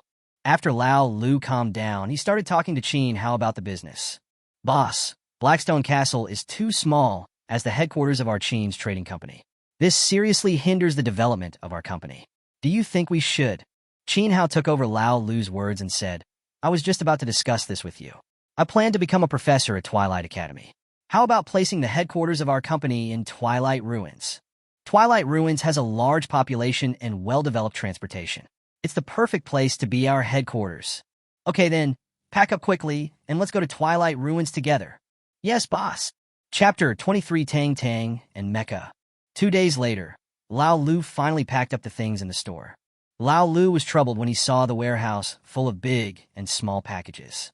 With so many things, how many vehicles do we need to hire to transport them all? Qin Hao patted his chest and said, No need to hire a car, leave everything to me. You just need to organize the people. Lao Lu suddenly remembered that Qin Hao was a very capable man, so he stopped worrying about it. Qin Hao put all the things into the farm warehouse and then set off with everyone else. In addition to Qin Hao, Dodo, and Lao Lu, there were also many employees from the company who traveled together this time. These employees are talents carefully selected by Lao Lu, and Qin Hao also attaches great importance to them, fearing that any mishap might happen to them. As soon as they left Blackrock Castle, Qin Hao took out the pumpkin carriage and asked Lao Lu and his employees to sit on it. The crowd had never seen such a gorgeous carriage before, and no one dared to sit in it. It was Qin Hao who forced the employees to go up, and only then did they sit on it carefully. The carriage was large, and it was no problem for more than 20 people to carry it. Qin Hao asked Xiaoshan to pull the carriage, and asked Daodu to protect it. Qin Hao took Xiaolu and the others to clear the zombies along the road and clear the way for the carriage. Seeing this scene, all the employees on the carriage were deeply moved. This is the first time I've met such a boss in my life. In the end times, who cares about the lives of little people like us? The boss is the first person I've ever met who really treats us as human beings. I wouldn't trade for a boss like this, no matter how much money he gives me. I will work hard in the future to repay my boss kindness. Me too. Qin Hao didn't expect that his employees would be so easily moved. He was still standing in front, waving a zombie pole to catch zombies and singing at the top of his lungs. I have a donkey. I never ride. One day, I suddenly had the urge to ride it to the market. I held the whip in my hand, feeling proud. Somehow I fell and got covered in mud. Qin Hao was not singing for nothing. He was deliberately making noise to attract nearby zombies and relieve the pressure on the carriage behind. In this way, Qin Hao walked and sang all the way, and he didn't know how much time had passed. When Qin Hao was passing a ridge road, an explosion suddenly came from the valley next to it. Qin Hao was feeling very bored, and the pumpkin carriage would take some time to catch up, so Qin Hao simply followed the ridge to the side to watch the fun. Qin Hao quickly found an excellent observation point. It was a protruding cliff, from which he could see the entire valley. In the valley, a group of mutants in black robes surrounded a pretty girl with short hair. The girl was wearing a mecha that was half-torn. When Qin Hao was on Earth, he had only seen mechas in movies. He didn't expect to travel to this world and see them with his own eyes. Naturally, he was very excited. In the valley, the black-robed mutant threatened. "Tang Tang, this is your last chance. Hand over the design drawings of the mecha, or you will die." "Humph, if I hand over the blueprints, I will be dead for sure. If I don't, you won't dare to really kill me." Damn, why is this voice a man's? Qin Hao couldn't help but look carefully and found that Tang Tang in the mecha was indeed a man. But he looked too delicate, so Qin Hao mistook him for a girl. The man in black robes finally lost his patience. "Well, if that's the case, then we'll let you experience a life worse than death." The black-robed mutants directly attacked the handsome young man named Tang Tang. Tang Tang could only dodge with difficulty, and soon the mecha on him was completely scrapped. Without the mecha, Tang Tang couldn't even dodge, and was directly picked up like a chicken. Qin Hao then realized that Tang Tang was not even a mutant, but he could rely on the mecha to fight against more than a dozen mutants for such a long time. Qin Hao couldn't help but become very interested in the mecha. At this moment, the man in black robe suddenly ripped Tang Tang's clothes open with a Zila sound, grinning and saying, "You look so pretty, you can't waste it like this. Although you are a man, the brothers can let you experience the joy of a woman." Tang Tang's face turned pale, and she struggled desperately, but it was of no avail. Qin Hao couldn't stand it anymore, so he threw away the half-eaten watermelon and shouted to the people below, "Hey, can't you let me be a spectator for a while longer? You keep doing these things that are not suitable for children, and I haven't even finished eating the watermelon yet." The black-robed leader said with disdain, "The black dragon will do what it takes, so get out of here if you know what's best for you." Tisk TSK, TSK, TSK. Why are these lines so similar to the villain extras on TV? Since you don't know how to appreciate our kindness, don't blame us for being rude. Go get two people and kill him for me. Don't bother coming up. I'll go down and kill you. As Qin Hao spoke, he raised his right hand and several thin lines separated out and wrapped around the cliff. Then he leaped from the top of the cliff to the bottom of the valley. You know, the entire cliff is 100 meters high. Everyone in the Black Dragon Society was shocked. They really couldn't understand how such a seemingly ordinary boy could do it. The leader in black robes suddenly shouted, "This is a tough guy. Let's attack together." All the members of the Black Dragon Society around rushed towards Qin Hao. Qin Hao's cutting technique was activated, and the people from the Black Dragon Society who rushed up felt a chill all over their bodies. The black robes on their bodies were all cut apart at the collar and fell to the ground, without exception. "This time we only cut clothes. You won't be so lucky next time." As soon as Qin Hao finished speaking, everyone in the Black Dragon Society took 2 steps back, touching their necks and feeling terrified. They didn't even see how Qin Hao made his move before their collars were cut. Wouldn't their necks be cut next time? Thinking of this, no one from the Black Dragon Society dared to step forward. "You can go away now." When the people from the Black Dragon Society heard this, they didn't dare to hesitate and fled away. Tang Tang put on her clothes and walked in front of Qin Hao. "Thank you for saving me just now." Qin Hao rubbed his hands and smiled. Oh, it's a small matter. If you really want to thank me, just give me a mecha to play with. I think you look pretty handsome in that thing." Tang Tang saw that Qin Hao was wearing ordinary clothes, so she deliberately said in embarrassment, "Mechas are made with money. Do you have money?" The last thing I lack right now is money. How much do you want? Is 1,000,000 crystal coins enough?" "Oh? Dwight. Where did this nouveau riche come from?" "Then I'll take that as your agreement." "When did I agree?" "Hey, brothers from the Black Dragon Society, Tang Tang wants to go back with you to explore the mysteries of the human body." Tang Tang gritted her teeth and said, "You are so cruel." In this way, Qin Hao used coaxing, deception, and threats to pull Tang Tang into his carriage.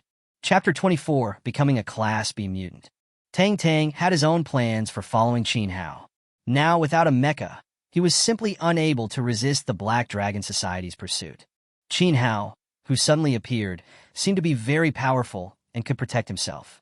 As for whether to give Qin Hao the mecha he wanted was up to Tang Tang himself.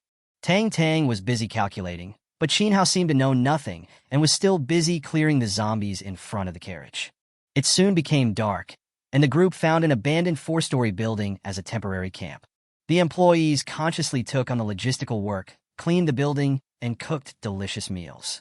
After the meal was ready, everyone sat together in tacit understanding. Qin Hao sat in the main seat, and the others sat in order, except for Tang Tang. Tang Tang looked at the table full of food and tried hard to hold back her saliva. "Brother, move aside and leave me a seat." "Excuse me, this is our staff meal. You are a guest. Your meal is over there." An employee pointed to a stool in the corner. Tang Tang saw at a glance that on the stool was the most common red rice porridge in the world. If Tang Tang had not smelled the fragrance of white rice, she would not have thought that red rice porridge was so bad. However, Tang Tang had been smelling it for more than half an hour, and now there was no way she could eat the red rice porridge. Tang Tang lodged a serious protest for this, but was simply ignored by Qin Hao and others. Tang Tang was so angry, but there was nothing she could do. After everyone had dinner, Qin Hao took out a fruit plate and deliberately walked around Tang Tang twice before distributing it to the employees. Tang Tang saw that others were having fruit after meals, but she had nothing. She was so angry that she felt like she would explode if she looked at Qin Hao for one more second. "Boss, today's watermelon is so sweet. I think cherries are more delicious. They are sour and sweet, and they look good. Bananas are delicious, sweet, soft, and smell good too." Hearing the discussion of the employees, Tang Tang sat alone in a corner, almost autistic. He had no choice but to cover his ears and mutter, "I don't want to listen. It's just a turtle chanting sutras." After everyone went to bed one after another, Tang Tang was surprised to find that there was still a big red date left in the fruit plate. Tang Tang looked around vigilantly and found that no one was paying attention. She hurriedly hid the big red dates in the palm of her hand and tasted them carefully bit by bit. What Tang Tang didn't know was that a crow on the skylight of the small building was watching his every move. In the pumpkin carriage outside the small building, Qin Hao couldn't help laughing. If you want to tie up a man's heart, you have to tie up his stomach first. Alas, I am willing to fight hard for the mecha. Qin Hao placed the pea shooters and watermelon throwers around, and then ordered Xiaoshan, Xiaolu, and others to guard outside. Qin Hao exchanged 10 crystal coins for a primary gene enhancer in the farm store. It has been quite some time since the last genetic enhancement, and Qin Hao feels it is time to continue the enhancement. The moment the gene enhancer was injected into the body, the suffocating pain came again, and this time it lasted longer, for more than an hour, before the pain slowly disappeared. Ding! Gene enhancement successful. Congratulations to the host for advancing to Class B Mutant and obtaining the new skill Death Cage. Listening to the system prompt, Qin Hao opened his attribute panel. Host, Qin Hao. Age, 17. System, Zombie Farm System. Identity, Class B Mutant. Land owned, 1 piece of red land, 1 piece of black land, 1 piece of gold land, 3 pieces of amethyst land. Experience, 16,233. Skills, Cutting Puppetry Death Cage. Qin Hao ran out of the carriage excitedly, found his zombie gathering area, and began to test his new skills. The moment the Death Cage was activated, countless thin lines formed the shape of a cage in the air and then suddenly fell down. It directly enveloped the zombies below. If the zombies inside wanted to get out, they would not be able to succeed unless they were cut into pieces. This is not over yet. Qin Hao's open right hand suddenly clenched again, and the cage seemed to be pulled and began to shrink rapidly. All the zombies inside were strangled to death in an instant. Damn, this is an invincible move that blocks movement. It's no wonder that Qin Hao was surprised by something he had never seen before. The thin wire itself was not easy to see, and the cage made of thin wires was also difficult to be discovered. By the time the enemy realized the danger, they had already been trapped in the cage, with no way out. It was exciting just to think about it. Qin Hao tried the cutting technique and puppetry technique again, and found that the killing range of the cutting technique had increased from the original 10 meters to 20 meters, and the puppetry technique had also changed from only being able to control one object to being able to control 2 at the same time. Qin Hao was extremely excited. His strength had improved by leaps and bounds again. He ate some blood grass to celebrate. After Qin Hao returned to the temporary camp, He continued to feed blood grass to Xiaoshan, Xiaolu, and others. Xiaolu and the others' eyes were already tinged with blue, while Xiaoshan's eyes had completely turned blue. Ding! Congratulations to the host for breeding a special type of zombie. Special reward, title, the man destined by zombies. Who wants to be such a man? The system completely ignored Qin Hao's complaints and continued. After using this title, the host will have a fatal attraction to zombies within a radius of 10 kilometers. Would the host like to use it? The corners of Qin Hao's mouth twitched. This was to make him have a full hatred value. Then it would be impossible for him to live a peaceful life for 2 days in the future. However, Qin Hao soon discovered that once this title was put on, he could take it off at any time. In other words, with this title, if Qin Hao wants to catch zombies, he doesn't have to go to great lengths to find them. With this title, nearby zombies will come to him. If he doesn't want to catch zombies anymore, he can just take off the title. This is a good design.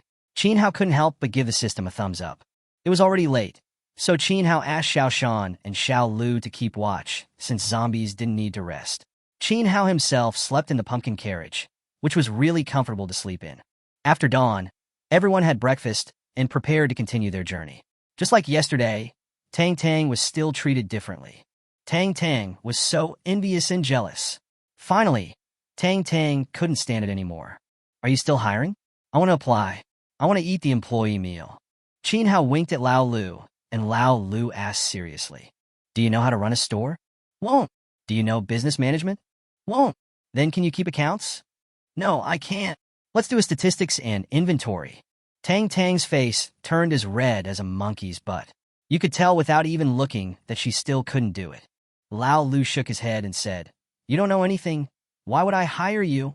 Tang Tang was about to cry. This was too depressing.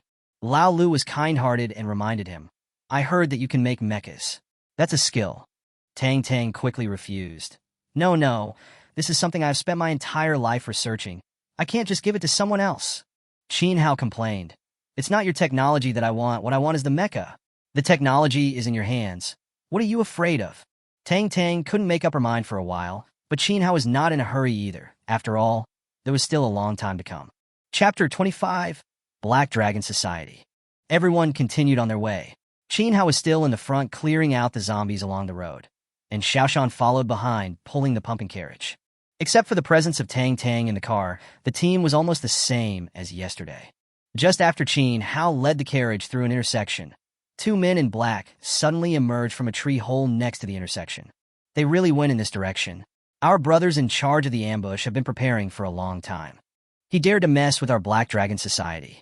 This time, we must let him know how high the sky is and how deep the earth is. But that carriage is really great.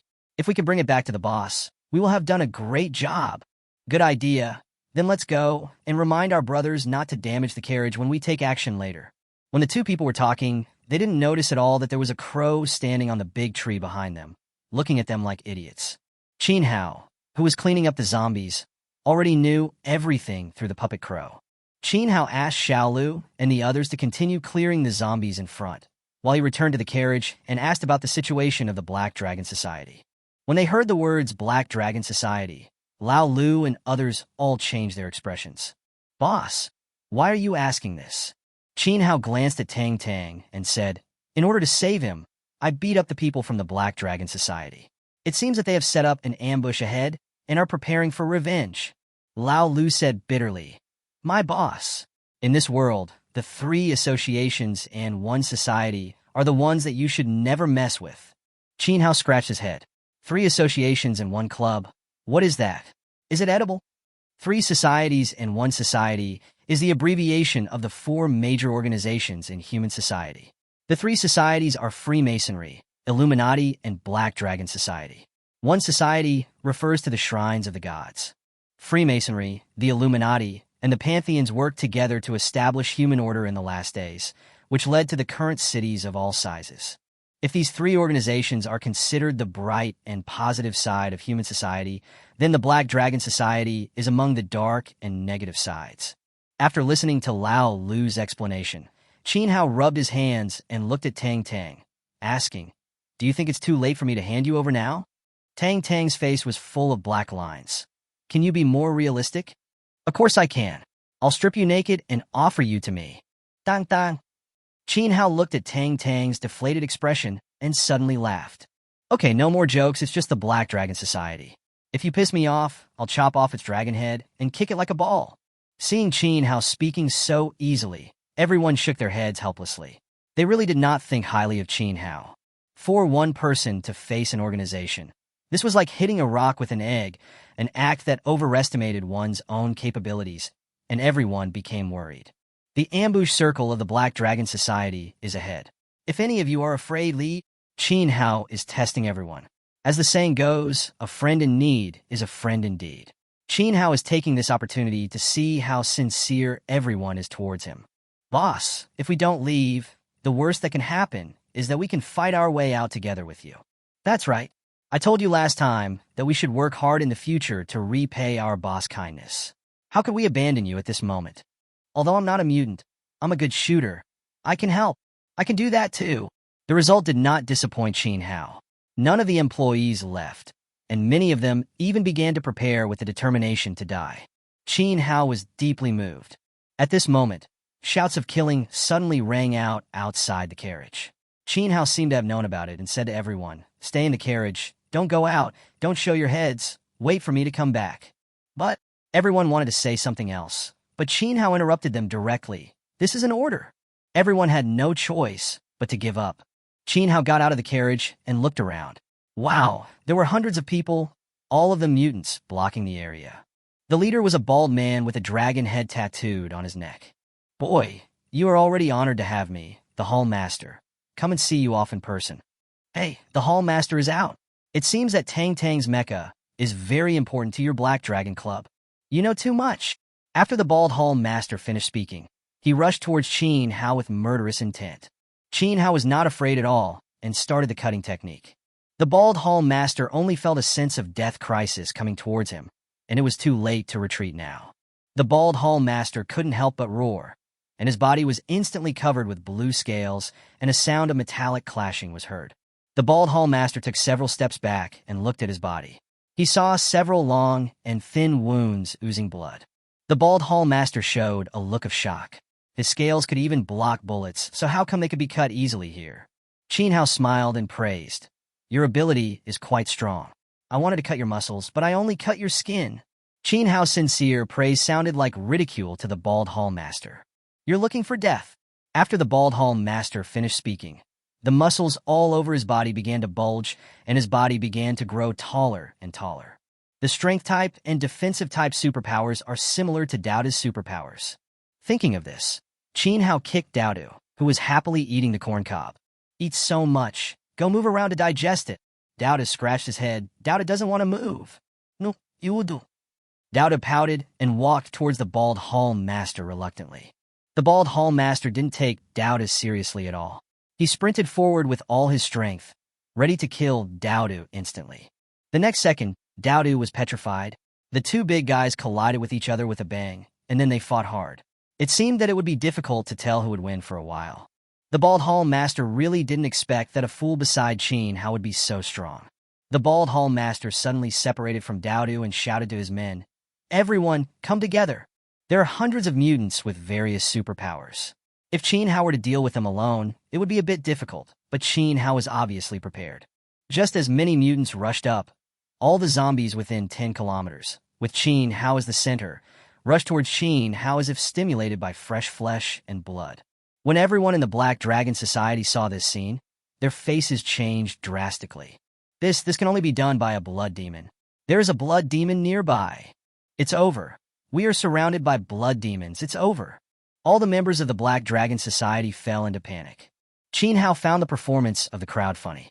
These zombies were not affected by the blood demon at all. It was obvious that he had just used the title, "The Man Destined to Become Zombies." Seeing that it was almost time, Qin Hao quickly took off the title. He didn't dare to really attract all the zombies within a radius of 10 kilometers. If something strange came, it would be difficult for him to end up like this. Chapter 26, Ultimate Zombie.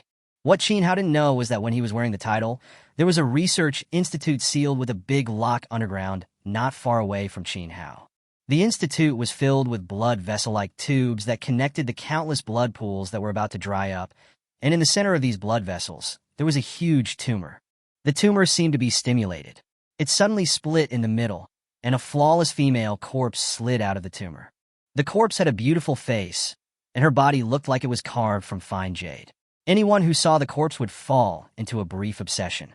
Suddenly, the female corpse opened her eyes, and her pupils were a strange color, which looked very creepy. The female corpse did not move at all, but her body floated up out of thin air. She just gave a look, and the big lock on the door broke with a snap. After the female corpse floated out of the research institute, she looked in the direction of Qin Hao without any emotion. On Qin Hao's side, all the members of the Black Dragon Society were fighting off the zombies and had no time to deal with Qin Hao. Qin Hao placed the pea shooter around the carriage, took out some melon seeds and peanuts, and began to comment on the supernatural powers of the Black Dragon Society members. Well, this ability is pretty good. It can send the enemy flying. Not bad. Hey, this guy's fist can grow in size at will. Great. I finally saw a fist as big as a sandbag. Damn, this guy's hair can stand up and be used as a weapon. What a pity. This ability is so ugly. Not to mention that the people of the Black Dragon Society were shaking all over because of Qin Hao's anger. Even Lao Lu and others in the pumpkin carriage had black lines on their faces when they heard it. Your boss is really fresh and unconventional. Tang Tang couldn't help but joked in the carriage. Lao Lu disagreed. Instead, he pointed at the pea shooter outside and said, "The boss is just being humorous. This is the end of the world, and we still have to rely on strength. Look at what our boss casually took out. It can keep the zombies away. With such strength, you are not qualified to comment on our boss's style of doing things." Everyone then remembered that Qin Hao was out in the wild, fighting the blood demon and the zombie army alone. It seemed that he had a chance of winning against the Black Dragon Society. Just as everyone in the carriage was talking, there was an eerie silence outside. Lao Lu and others looked outside quickly and found a naked and stunningly beautiful woman standing in the air. Everyone present, including the zombies, stared at the beauty in fascination. The peerless beauty slowly landed on the ground, and the member of the Black Dragon Society who was closest to her hurriedly stepped forward, wanting to get a taste of her beauty. Just as that member approached, the stunning beauty slowly opened her mouth. A horrible thing happened. The mouth of this peerless beauty opened wider and wider, as if there was no limit. It finally opened so wide that it could swallow the man completely. The man was swallowed, and everyone suddenly woke up. Well, what is this? It's a ghost. She must be a ghost. Everyone run. Someone was talking about escaping from here, but he hadn't taken a few steps before the peerless beauty just glanced at him with her eyes, and the man's head exploded like a watermelon. Now no one dares to act rashly. Strong, too strong. Qin Hao felt a strong sense of crisis.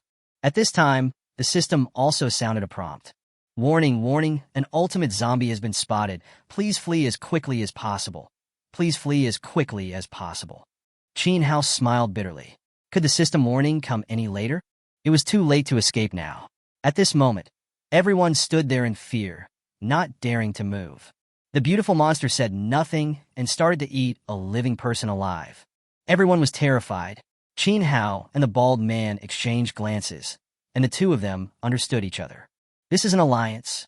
After a brief, whispered conversation, the two men are ready to work together to resist. After both parties reach an agreement, they started counting down by lip movements at the same time. 3, 2, 1, move. As a result, the bald man from the Black Dragon Society turned around and ran away without making any move. He wanted to use Qin Hao to hold back the beautiful monster and buy himself time to escape. But what he didn't expect was that before he ran a few steps, a golden carriage rushed past him. The person driving the carriage was none other than Qin Hao. Well, both sides thought of the same thing. Unfortunately, they all underestimated the strength of the beautiful monster. She flashed and appeared in front of them. Qin Hao directly asked Xiaoshan to turn around and flee in the opposite direction. Not long after Qin Hao turned around, he heard screams coming from behind him one after another. All the members of the Black Dragon Society had their heads blown off, which means that the only target of the beautiful monsters in the entire area is Qin Hao and his gang. In the moment of crisis, Qin Hao became even calmer. He couldn't escape, and his only choice now was to fight desperately. Qin Hao stopped the carriage, put out the pea shooters and watermelon throwers, and untied Xiaoshan from the carriage. He asked Xiaoshan and Xiaolu to protect him, and also took out the iron watermelons and potato mines. Qin Hao held the zombie pole in his hand and roared, "Come on, let's see who dies first." As a result, the next second, the beautiful monster appeared an inch in front of Qin Hao, eye to eye, face to face, nose to nose. Qin Hao could even clearly feel the cold body temperature of the beautiful monster. Those strange eyes showed doubt, confusion, curiosity, and indifference, but they were devoid of any emotion. Qin Hao's forehead was covered with cold sweat. At such a close distance, Qin Hao felt that no matter what he did, the beautiful monster could take his life before he could act. Qin Hao was so nervous that he didn't even dare to breathe heavily. The man and the monster were in a stalemate at such a close distance for more than 10 seconds.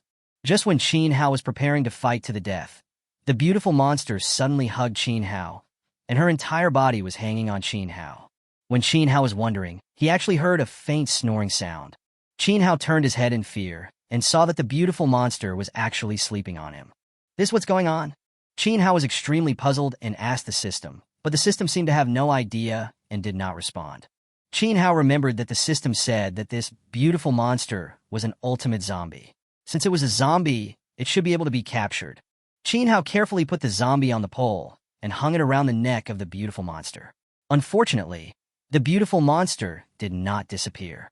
Special reminder, the energy of the ultimate zombie is too huge, and the system level is too low to bear it at present. If the host forcibly captures it, the system will collapse, and the host will be ruthlessly wiped out. Qin Hao sighed. This is fate. Chapter 27: Explosion and Escape. Qin Hao is now extremely panicked. What's the difference between this beautiful monster hanging on him and a time bomb? Qin Hao quickly thought of a countermeasure in his mind. Since he couldn't capture the zombie with the pole, he would just kill her while she was sleeping. Iron watermelon, the distance is too close, you might even get killed by the explosion, no way. A rifle? It's not as powerful as my own cutting technique. After careful consideration, Qin Hao decided to use the cutting technique. But even when Qin Hao used all his strength to launch the cutting technique, not even a red mark was left on the body of the beautiful monster. Qin Hao suddenly felt like crying. I can't escape, I can't be caught, I can't be killed. What kind of monster did I encounter? Qin Hao suddenly thought that he still had one last trick, which was to pry apart the beautiful monster's limbs and then run away. But no matter how hard Qin Hao tried, he just couldn't pull off the beautiful monster hanging on his body. People in the car, come out and help. The employees came over in fear, and more than a dozen people pulled it down together. The beautiful monster was hanging firmly on Qin Hao's body, as if she was grown on him. After working for a long time, Qin Hao finally gave up. Okay, do whatever you want. I'm tired. Tang suppressed her laughter and said, life is like that. Since you can't resist, you have to learn to enjoy it. Besides, this monster is really good-looking and has a good figure. You won't lose out by being with her. Then I'll give you this opportunity. What you say doesn't count. Ha. I'm so angry. But there's nothing I can do. Qin Hao found a piece of clothing and covered the beautiful monster with it. Qin Hao was, after all, a hot-blooded young man. In order not to be provoked, he found a small wooden board and placed it between himself and the beautiful monster. After doing all this, Qin Hao did what he had to do, trying his best to ignore the influence of the beautiful monster on his body. This could not help but make Lao Lu, Tang, and others amazed. What a strong heart this must have. If it were me, I would have committed suicide long ago. That's why you can't be the boss. The boss is worthy of being the boss. The boss is awesome. And only Qin Hao himself knows the pain in his heart. The group traveled for another 2 days, and the beautiful monster was still sleeping on Qin Hao, without even changing her posture. Qin Hao, however, had a pair of panda eyes and looked haggard. He hadn't slept at all in the past 2 days. It was too torturous. After some hesitation, Qin Hao gave up completely and didn't care anymore. After arranging the defense at night, Qin Hao fell asleep. Qin Hao had a dream in which a beautiful monster did something shameful to him. While doing that, the beautiful monster suddenly opened her bloody mouth and swallowed Qin Hao. Qin Hao suddenly woke up and quickly looked towards the beautiful monster. Qin Hao was horrified to find that the beautiful monster in the dark, with a pair of colorful pupils, was staring at him intently. Qin Hao held his breath and dared not move. The beautiful monster suddenly stood up, walked to an employee, opened her mouth wide, and prepared to eat. How could Qin Hao watch his employee die on the spot? He quickly stood in front of the employee and was on full alert. Unexpectedly, The beautiful monster hesitated when she saw Qin Hao. Qin Hao seized the opportunity and stuffed 2 iron watermelons directly into the beautiful monster's big mouth. At the same time, Qin Hao shouted loudly, "Everyone, get out of here!" Everyone quickly realized something was wrong and ran out without taking anything with them. With a loud bang, a big hole was blown in the beautiful monster's belly. The beautiful monster began to scream wildly, and the people who were running away felt splitting headaches and became confused. Qin Hao endured the pain and sprinkled the pollen of the corpse konjac on the other person. The beautiful monster fell into a brief daze. Qin Hao urged everyone to leave quickly. He piled a large number of iron watermelons and potato mines next to the beautiful monster and then fled quickly. When Qin Hao had only escaped more than 30 meters, the beautiful monster showed signs of waking up. Qin Hao knew that the time had come to fight to the death. "Xiaoshan, protect me!" As Qin Hao shouted, the last iron watermelon was thrown out from Qin Hao's hand. The iron watermelon hit the beautiful monster's feet accurately, detonating all the iron watermelons and potato mines that Qin Hao had previously piled up here. Hundreds of iron watermelons and tens of thousands of potato mines exploded at the same time. Qin Hao himself could not imagine how powerful the explosion would be. At this time, the people who escaped hundreds of meters saw a dazzling white light instantly illuminating the night. The subsequent shock wave directly flattened all the buildings and plants within 5 kilometers. Everyone was knocked to the ground, and many people had their ribs and limbs broken by the shock wave. Then a blood-red mushroom cloud slowly rose into the sky, and the air was filled with scorching heat waves and violent turbulence.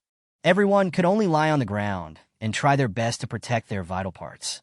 It took 3 full hours for the smoke and dust to slowly dissipate. Everyone was seriously injured, but no one had time to bandage their wounds. Everyone was desperately shouting and searching in the rubble. "Boss, boss, where are you?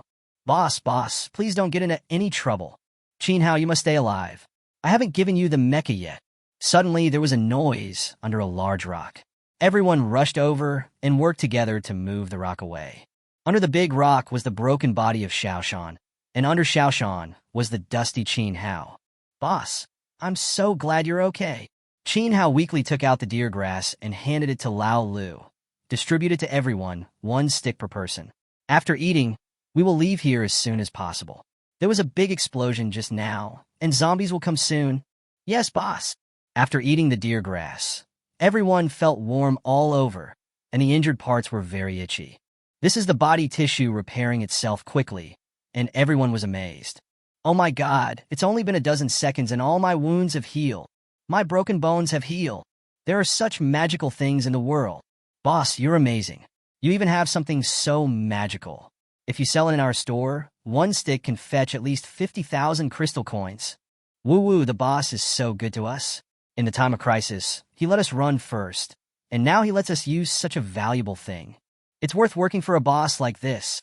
With the help of deer grass, everyone recovered quickly. Xiaoshan also recovered after eating 2 pieces of deer grass in succession. Seeing that everyone had almost recovered, Qin Hao did not dare to delay any longer and started to move with everyone. It didn't take long before a large number of zombies rushed here, following the sound of explosions and flames. At this time, everyone had left for a long time, and the zombies could not find any living people, so they could only wander around in a daze. When a zombie in a tattered suit walked into the big pit in the center of the explosion photo, a charred, unidentified object suddenly stuck to the body of the zombie in the suit. Before the suit zombie could figure out what was going on, the muscles and tissues all over his body began to dissolve rapidly, like snowflakes encountering boiling water. In just 7 or 8 seconds, the suit zombie disappeared, leaving only a pile of rotten clothes. Soon, the unidentified object shed its charred outer shell, revealing a heart-like tumor. The tumor seemed to have its own consciousness and began to frantically prey on the zombies around it. As it continued to prey, the tumor grew larger and larger. Chapter 28, Blood Bodhi. The morning sunshine makes the earth full of vitality. On the distant horizon, Xiaoshan was pulling a pumpkin carriage on a bumpy asphalt road. From time to time, a few ugly zombies would suddenly rush out from both sides of the road. Xiaolu and his friends would always be able to meet them in the first time and kill them with their poisonous spears. For some reason, Qin Hao's chest had been itching badly since last night. He had tried all kinds of herbal remedies for itching, even poison ivy, but there was no sign of relief, and the itching was getting worse. The itching was so severe that Qin Hao couldn't do anything. He had no choice but to stay in the carriage and endure the pain. Lao Lu and others were also anxious. They put an ice towel on Qin Hao's chest and fanned him to cool him down. Suddenly, an employee pointed at Qin Hao's chest and exclaimed, "Beautiful, beautiful monster!" Everyone was startled, and Qin Hao also quickly looked down. Red bulges appeared on Qin Hao's chest, and the pattern formed by those bulges was exactly what the beautiful monster looked like when she opened her mouth wide to swallow a person. How so? No one could answer Qin Hao's question. Even the knowledgeable Lao Lu didn't know what was going on. But one thing is certain, this mark must have been left by the beautiful monster. Qin Hao suddenly remembered that after the explosion last night, the system did not prompt a successful kill, and no experience points were gained in the experience slot. Is the beauty monster still alive? Qin Hao's heart was instantly shrouded in a layer of gloom. The only good news now was that since the mark appeared, the itching on Qin Hao's chest slowly disappeared. Drink today and be drunk today, worry about tomorrow and deal with it tomorrow. Since he couldn't figure it out, Qin Hao simply stopped thinking about it and did what he had to do. This time, in order to deal with the beautiful monster, Qin Hao spent more than half of his family fortune. Fortunately, there were still tens of thousands of zombies captured from Red Maple City in the zombie fence that had not been planted yet, and now they were just the right time to make up for the losses. Qin Hao started a crazy planning mode. The red soil and black soil still produce a variety of agricultural products and rare plants steadily. The golden land was very powerful and produced bomb trees 3 times in a row, and the reserves of iron watermelons increased again. The 4th time, parasitic vines grew on the golden land, and Xiaolu and the others were transformed from the parasitic vines. Qin Hao did not hesitate and directly expanded his zombie entourage from 6 to 12. The 5th and 6th times, potato mines grew on the golden land, and Qin Hao immediately smiled with joy. What surprised Qin Hao the most was that the amethyst land actually grew blood bodhi. Nin, blood bodhi. Status, seedling. Function, a healing holy fruit that can enhance your strength after consumption, and also has a chance to unlock fire-attributed abilities. Growth cycle, 60 years. Harvest 6. Note, can be ripened. Blood bodhi. It is said that this is a rare divine fruit that was produced by the blood of a fire unicorn dripping onto the ground. The fire qilin itself is of the fire element, so it is not surprising that the blood bodhi contains fire-attributed abilities. It was this horrific growth cycle that gave Qin Hao a toothache. Fortunately, there were still the liquors captured last time in the zombie pen that were useless.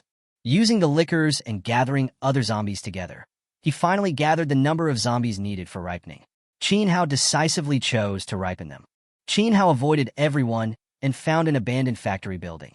He asked Xiao 12 and the others to block off the surroundings and set out pea shooters and watermelon throwers for defense. Then he took out the blood bodhi that had just been ripened. The blood bodhi tree is only the size of a thumb and emits a red light. Qin Hao can even feel the warmth emitted by the blood bodhi tree in the palm of his hand. Qin Hao ate the first pill with excitement. A huge amount of energy rushed from the abdomen to the limbs and bones, and then dissipated into nothingness. Qin Hao sensed for a while and found that he was not successful. Qin Hao was not discouraged because he still had 5 chances. Qin Hao continued to eat, failed the 2nd time, and failed the 3rd time. The 4th time, ding! Congratulations to the host for successfully advancing to Class A Mutant and mastering the skill, Death Ray. Well, I haven't comprehended the fire attribute ability yet, but I have advanced to the next level. Qin Hao was not in a hurry to check his new skills, but continued to eat the blood bodhi. The 5th time failed. The 6th time, Qin Hao was a little nervous. This was the last one, and if it didn't work, Qin Hao would really curse his mother. After Qin Hao ate the last blood bodhi, flames suddenly burned in his eyes and mouth. At this moment, Qin Hao looked like a flaming demon crawling out of hell. Ding! Congratulations to the host. The flame power has been awakened successfully, and the skill has been obtained. A sea of fire has descended. Qin Hao clenched his fists excitedly. Now Qin Hao is truly the owner of twin superpowers. Moreover, he acquired 2 new skills at once. Qin Hao can be said to have made a fortune this time. Qin Hao quickly tried out the 2 new skills he had acquired. The Death Ray was activated, and a thin line shot out from Qin Hao's fingertips, instantly piercing through a huge rock 300 meters away. This power is comparable to that of a bullet fired from a heavy sniper rifle. Moreover, what Qin Hao shot out was a translucent thin line, which was silent and invisible, making it impossible for the enemy to defend against it. It was definitely a killing move that killed people without being seen. The sea of fire descended, and a raging fire instantly broke out within 100 meters with Qin Hao as the center. Strangely enough, Qin Hao, who was in the center of the sea of fire, could not feel the heat at all. The flames did not seem to cause any harm to Qin Hao. Qin Hao was puzzled. These fires came from my own body, so it makes sense that they did not harm me. But what about the other flames? Thinking of this, Qin Hao took out the lighter again and started burning his skin. Qin Hao was surprised to find that he seemed to have developed resistance to all fire. Then I won't be afraid of fire anymore. This is really a pleasant surprise. In the north of Luoyang City, there is an extremely imposing building. Residents living nearby all know that this building is actually the property of the Black Dragon Society. Many well-informed people also know that this is the location of the Luoyang Hall of the Black Dragon Society. However, something big seems to have happened in Luoyang Hall recently. Hey, have you heard? The Luoyang Hall Master and more than 100 experts in the hall were all killed. Who is it that dares to kill people from the Black Dragon Society? I don't know, but I heard that the Black Dragon Society will send a big shot to deal with this matter in the next 2 days. Which big shot? The Night King, Ji Wuyu. Damn it, the Night King is here, so things are going to change in Luoyang City. Not only Luoyang City, the entire Northwest Fortress is likely to experience a major earthquake. As the two were talking, the roar of a helicopter suddenly sounded in the sky. In the end times, anyone who can ride a helicopter must be one of the most important people. The two people who were talking looked at the helicopter landing on the roof of the Black Dragon Society's building, and they knew that the Night King had arrived. The rooftop of the Black Dragon Society's building was already full of people. The plane door opened, and a man in a black robe and a devil mask on his face got off the plane. Everyone rushed forward to greet him. The Deputy Hall Master smiled and said, "Welcome Lord Yi Wang to Luoyang City." The Night King said coldly, "Welcome? If you weren't trash, would I have come all the way here to clean up your mess? I'm sorry, it's all my fault, it's all my fault, it's all my fault. The Black Dragon Society doesn't need trash." When the Deputy Hall Master heard this, he knew something was wrong and immediately knelt down and begged for mercy. Without seeing how the Night King moved, everyone saw a black mist that broke the Deputy Hall Master in half and then threw him down from the roof. The Deputy Hall Master's ill-level mutant strength was so low that he couldn't even resist. Everyone couldn't help but become more afraid of the Night King. Tell me, who is this Qin Hao? Chapter 29. Falling Cloud City. Qin Hao had been on the road for almost a week and was getting a little impatient. "Old road, when can we get there?"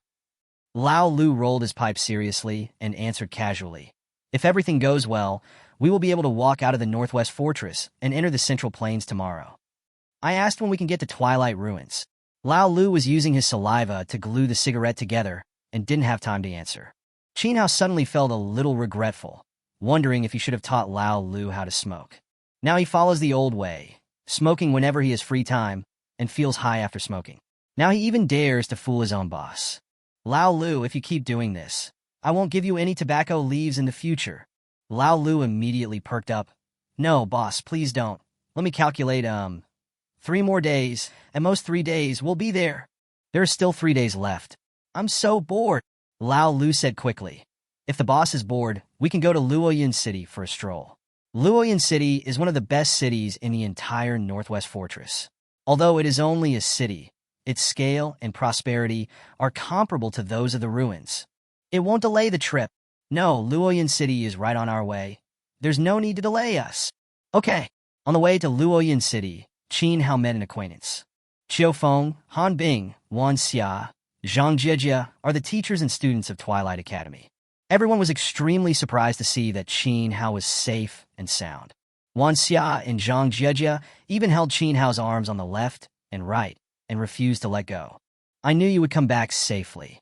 I heard that the walls of Red Maple City are covered with vines that can attack zombies.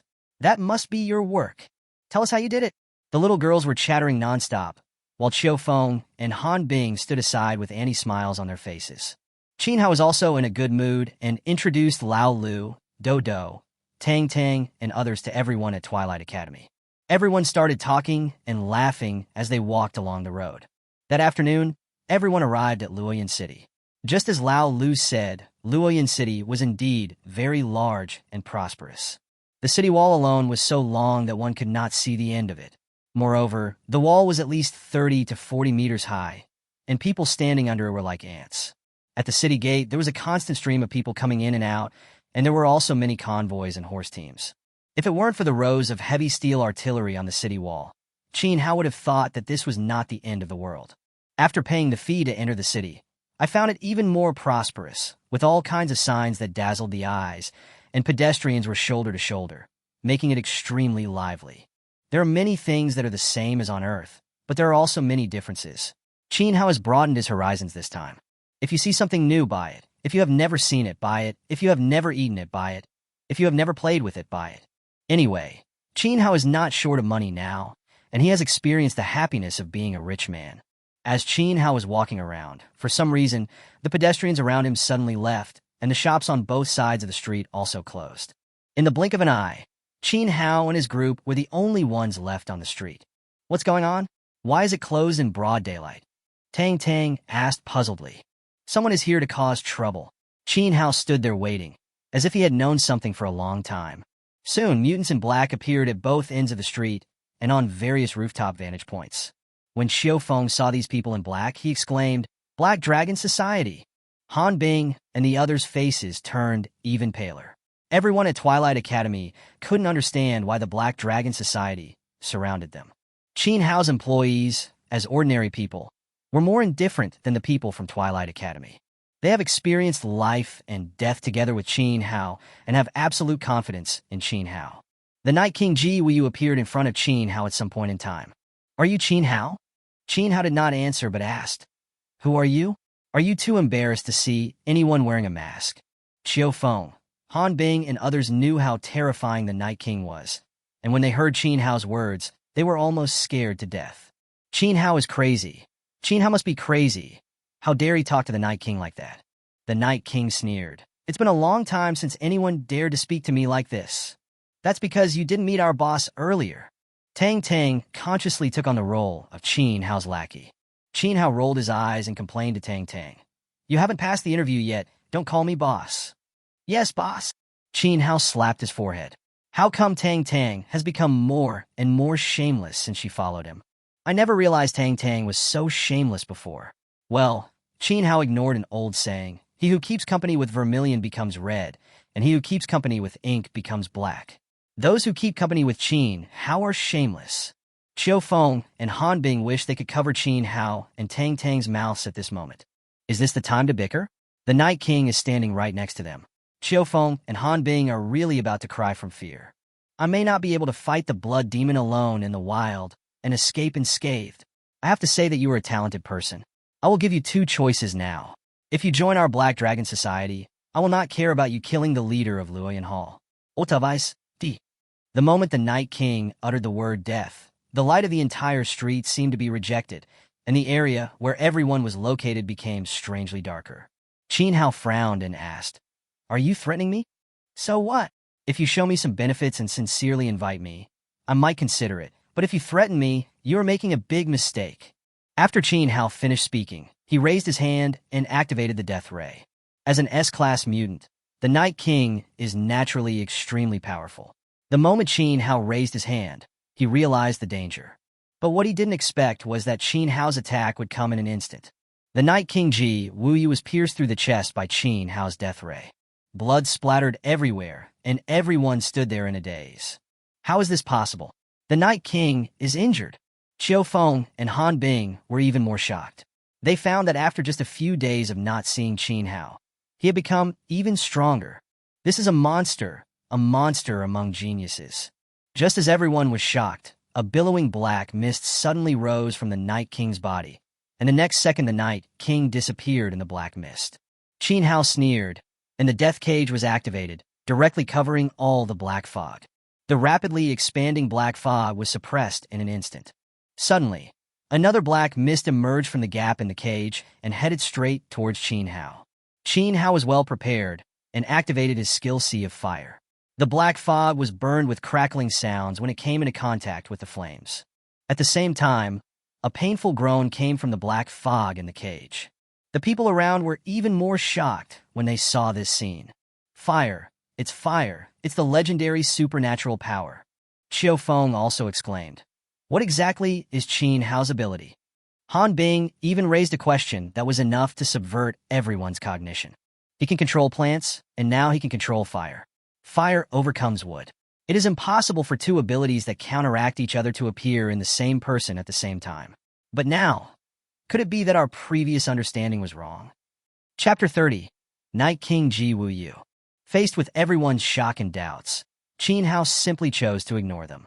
In the last days, it is necessary to make people unclear about their strength. Qin Hao looked at the black fog and slowly closed his open right hand. The death cage that trapped the black fog was pulled by Qin Hao's fingers and began to shrink. The black mist in the cage tried to struggle and roll, but was bounced back every time by the thin strings that made up the cage. The Night King's painful groans continued to be heard from the black mist. It was not until the black fog was compressed to less than a foot in size that the Night King became completely panicked and quickly revealed his true form. If you dare to kill me, the entire Black Dragon Society will fight you to the death. Your friends, relatives, and everyone you care about will be implicated. You must think it through. Qin Hao's expression turned cold in an instant. Be it the people from Twilight Academy or Lao Lu and others, no one had ever seen Qin Hao with this expression. In everyone's impression, no matter how critical the situation was, Qin Hao would always have a nonchalant expression, but this time, everyone knew that Qin Hao was really angry. I told you I hate it most when people threaten me. After Qin Hao finished speaking, he clenched his right hand suddenly, and the death cage tightened instantly. The ultimate killing was about to begin. Just when countless thin lines were about to cut the Night King completely, the Night King instinctively let out a cry of surprise. It's a woman's voice. Is Night King Ji Wu Yu a woman? Just as Qin Hao was puzzled, the thin line on the death cage had already cut through the Night King's black robe and mask. Her tight facial features, beautiful long hair, and hot body were all revealed. The cage continued to tighten, and when it was about to cut everything in half, Qin Hao controlled the cage to stop in time. She's really a woman. Not to mention the people from the Black Dragon Society surrounding them.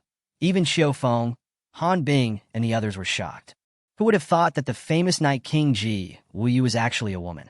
Who would believe it if they didn't see it with their own eyes? The Night King at this time was in tattered clothes, with a look of shame and anger on his face. Qin Hao, you'd better kill me now. Otherwise I will make you regret everything you did today. You don't seem to understand your situation yet. Qin Hao signaled Tang Tang to go up and teach you on a lesson. Tang Tang asked in confusion. Why don't you go? Qin Hao blurted out, I don't hit women. Why do you think I would? Today's dinner. Before Qin Hao could finish his words, Tang Tang walked up to him happily and slapped Yuang a dozen times. The Night King was beaten with blood in his mouth. Qin Hao asked, Do you understand your situation now? I will kill you. I will definitely kill you, as well as Tang Tang and all of you present here. I will repay you 100-fold for the insults you inflicted on me today.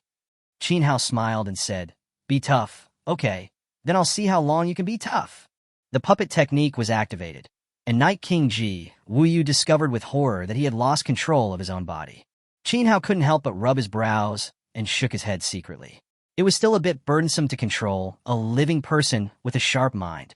Everyone didn't know what was happening.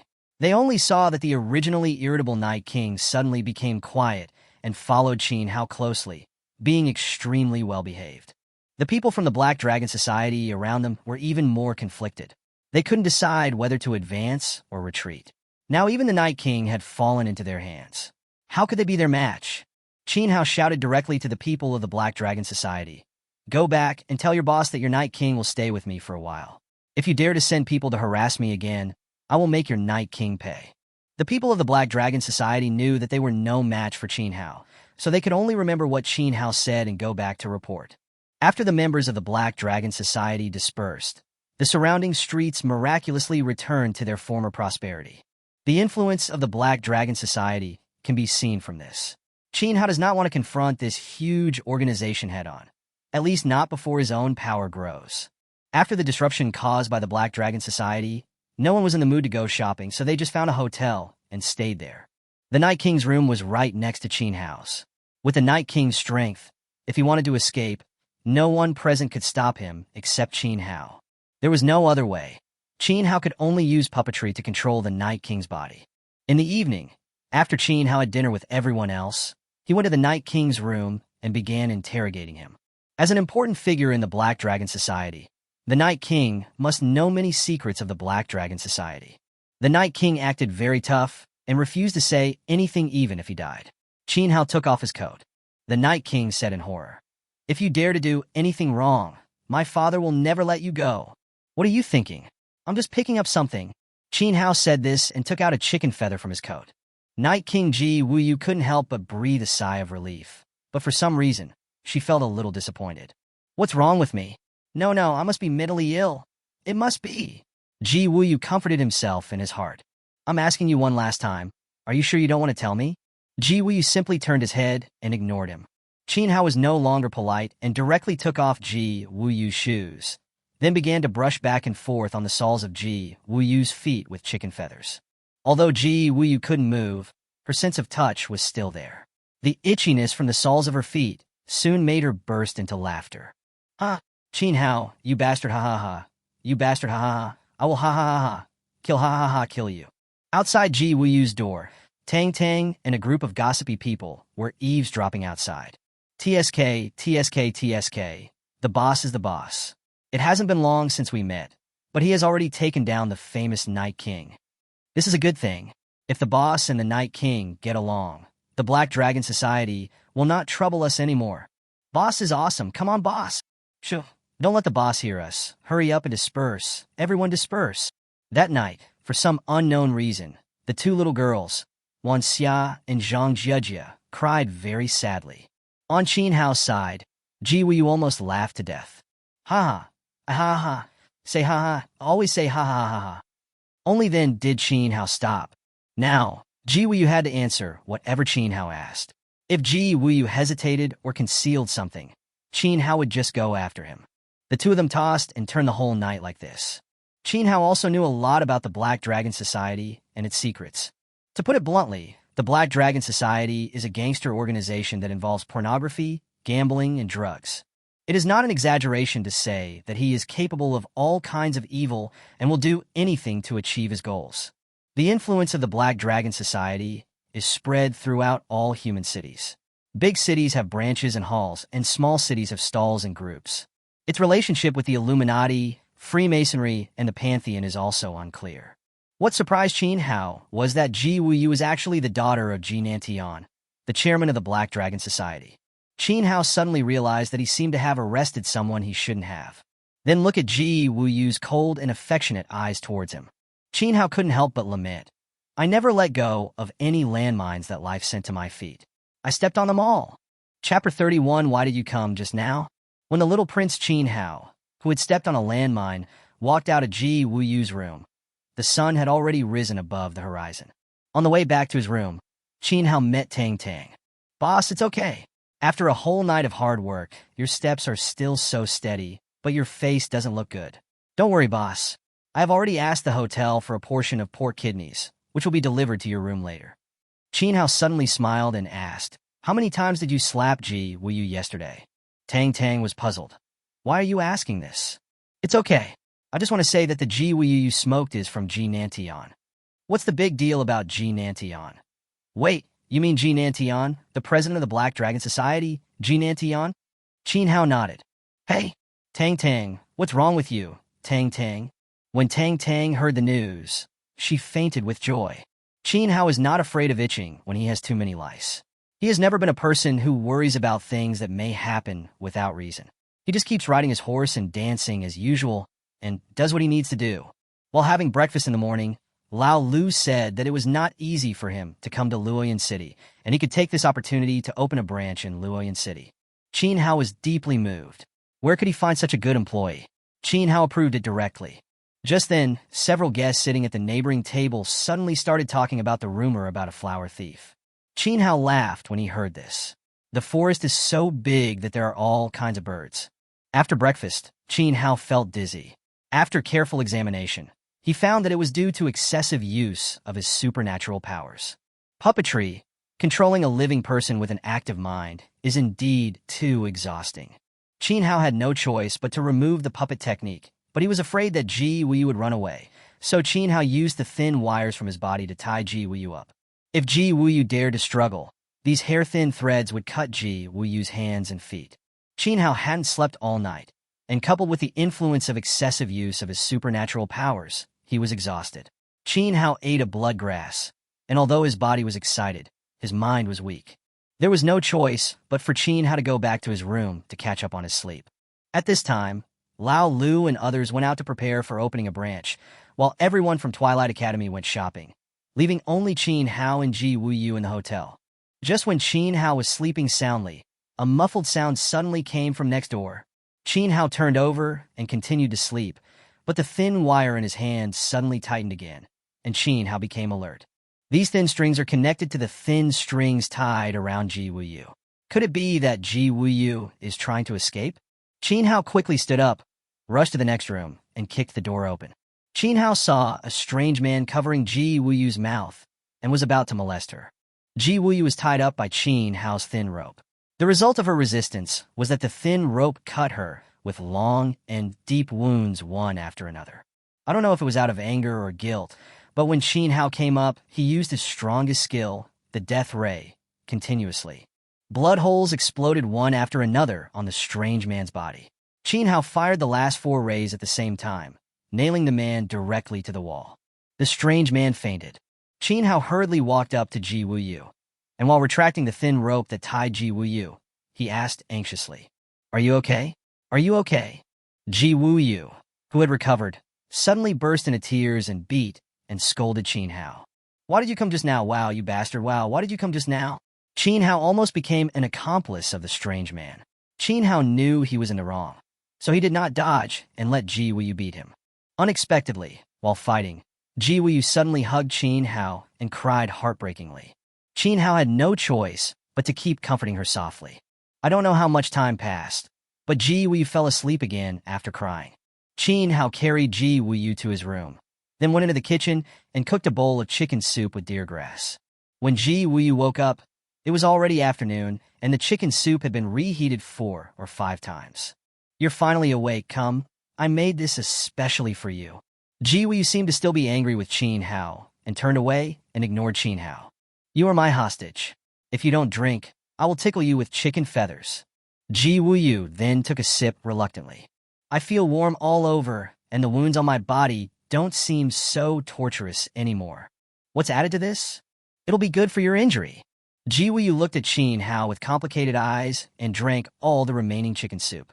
After a while, all the wounds on Ji Wuyu's body cut by the thin wire healed. Although Ji Wuyu was extremely surprised in his heart, he still pretended to be cold on his face. "Don't expect me to thank you. I didn't expect anything like that to happen. I'm sorry." The sunset glow in the sky shone through the window onto the 2 people, and the gardenia in the vase was also dyed orange. Ji Wuyu's heartbeat suddenly quickened for no reason. She wanted to say something else, but Qin Hao had already walked out of the room. Qin Hao went next door. The strange man was not dead yet. Qin Hao was thinking about how to deal with the man. The man's appearance suddenly reminded Qin Hao of the flower thief that the 2 guests at the next table had talked about during breakfast. It can't be such a coincidence. Once again, the tactics failed, and Qin Hao no longer had any hope for his luck. At this time, the flower thief who was nailed to the wall woke up slowly. Don't kill me. I can exchange it for money. I am useful." When Qin Hao asked, he found out that this flower thief had harmed many women by relying on his strength as an A-level mutant, causing public outrage and resentment. Reward notices have been posted in all major cities. As long as the flower thief is captured and brought to justice, there will be a reward of 10,000 crystal coins. The purchasing power of 10,000 crystal coins is equivalent to 10 million renminbi on Qin Hao's previous life on Earth. With so much bounty, how much harm have you done? No, not much. I just accidentally gave a city lord a son. Qin Hao couldn't help but give the other party a thumbs up. Brother, awesome. You are afraid that I will kill you, but aren't you afraid that the city lord will kill you? Qin Hao asked his question. After the flower thief's explanation, Qin Hao realized that there is no death penalty in this world. Anyone who has committed a serious crime can be pardoned as long as he goes to the forbidden area outside the Great Wall and brings back any item. Although less than 1 in 10 people can return from the forbidden land outside the Great Wall, it is still better than dying in your hands now. Where is the forbidden area outside the Great Wall? Qin Hao asked again. The flower-stealing thief said with disgust. You don't even know about the forbidden area outside the Great Wall? Qin Hao glared at him, and the flower thief immediately straightened his attitude and began to explain. In fact, all human cities only occupy a small area of the entire land, and the cities are relatively close to each other, so an urban agglomeration is formed. These urban agglomerations are divided into 5 parts according to their location, namely, the Northwestern Fortress Urban Agglomeration, the Southwestern Fortress Urban Agglomeration, the Northeastern Fortress Urban Agglomeration, the Southeastern Fortress Urban Agglomeration, and the Central Plains Urban Agglomeration. Human activity areas are also mainly concentrated in the 5 major urban agglomerations, while all areas outside the 5 major urban agglomerations are collectively referred to as the forbidden areas outside the Great Wall. Chapter 32, Women's Friend. After listening to the explanation of the flower thief, Qin Hao finally realized that he had been wandering around in the urban cluster all along. If the life in the city group was so thrilling, how thrilling and exciting would it be in the forbidden land outside the Great Wall? Qin Hao felt chilled just thinking about it. It turns out that this apocalypse is not called for nothing. Facing the fear of the unknown, Qin Hao was eager to improve his strength. How can you improve your strength without money? Qin Hao decisively carried the flower-stealing thief, who was half dead, towards the city lord's mansion.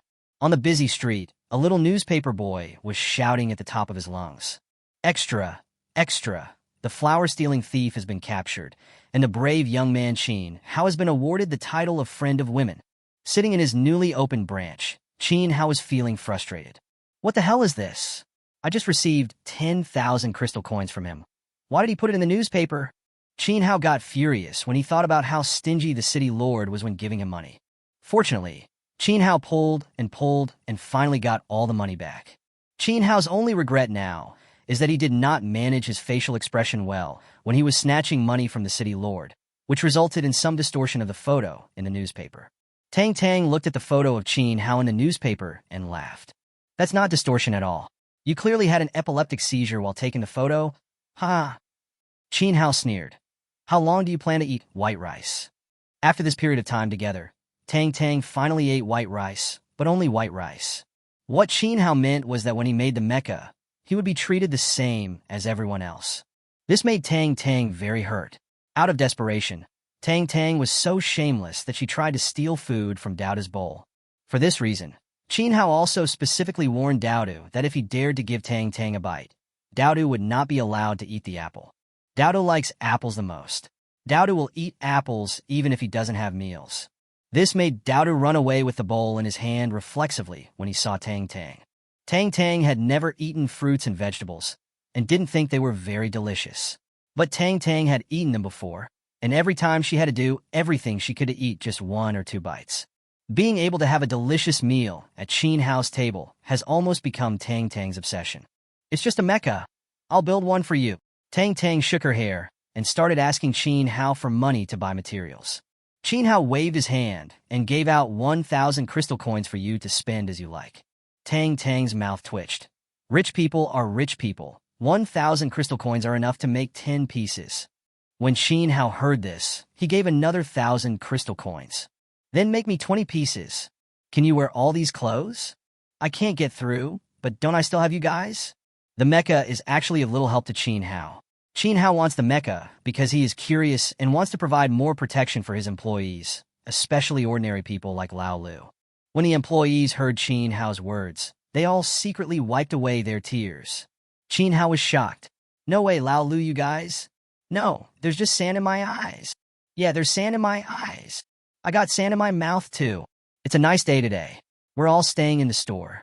Is it okay for us to have sand in our eyes? Qin Hao didn't expose it either. He just did what he thought he should do. Lao Lu and his team are indeed professionals. In just one day, the Luoyuan City branch of Qin's trading company has started business. Qin Hao found himself in the store and couldn't help much, so he went straight back to the hotel. As soon as he arrived at the hotel entrance, Qin Hao was surrounded by a group of women ranging from 11 or 12 years old to 30 or 40 years old. The young girl shouted, "Qin Hao, Qin Hao, fly with confidence. The mom fans will always be with you. The older one shouted. Qin Hao, make your debut soon. You need to know how to manage your time. The old ladies were not to be outdone. Qin Hao, are you married? Annie, let me introduce you to someone. Fortunately, Qiu Feng and others appeared in time and snatched Qin Hao back from the crowd of women. Otherwise, Qin Hao would have even his underwear stripped off. Qin Hao was confused. When did I have fans? How come I didn't know about it? Han Bing explained with a smile. The dean had already sent the video of you fighting the blood demon to all the cities. You already had fans. This time you happened to be on the newspaper. Fans naturally knew that you were in Luoyun City, so they gathered here. I thought I would be famous, but I never thought I would be this famous. I am really a little scared. If the dean knew that you kidnapped the eldest daughter of the Black Dragon Society, I'm afraid he would be even more terrified. The old dean of Twilight Ruins said that he didn't know why, but his right eyelid had been twitching very happily recently. In Yudu, the headquarters of the Black Dragon Society, Jinan Tian, the president of the Black Dragon Society, was dozing off on an exaggeratedly shaped chair, looking like a dozing lion. The entire hall was silent, and no one dared to make a sound to disturb the president. Suddenly, one of his men rushed into the hall. Oh no, President! The Night King has been captured. Ji Nanshan's eyes suddenly opened, like the eye of a typhoon, and his subordinates around him were blown to the ground. Tell me again, who was taken away? Night King, Ji Wuyu. Yeah, my little Daddy didn't let you go out to work, but you insisted on going. If something happens to you, how will Daddy live? Ji Nantian, who was as fierce as a lion just now, immediately cried like a dog. At this time, a fair-faced man in a suit stood up. President, Ye was just kidnapped. She's not in any serious trouble. We still need to find out who kidnapped Ye, and then find a way to rescue her. Yes. I was the one who lost my mind. Tell me, who is so bold as to capture my little Ye? Yes, Qin Hao. I've never heard of this person. He is a young man who has just become famous recently. He accidentally killed a blood demon in the wild and has no idea how high the sky is or how deep the earth is. President, leave the task of saving Ye to me. I promise that in a few days I will bring Ye and Qin Hao's head back to you. The man in the suit spoke every word with strength and determination. The president was very satisfied. I trust you to do the job. As long as Ye can come back safely this time, I agree to your marriage. Thank you, President, for your help. In contrast to the happy face of the man in the suit, Qin Hao was frowning at this moment. Big sister, please leave quickly. I regret it, okay? My kidnapping of you was a complete misunderstanding. I apologize to you.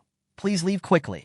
Ji Wuyu crossed his legs, holding the fruit plate that Qin Hao had just cut, and talked while eating. It's too late to regret now.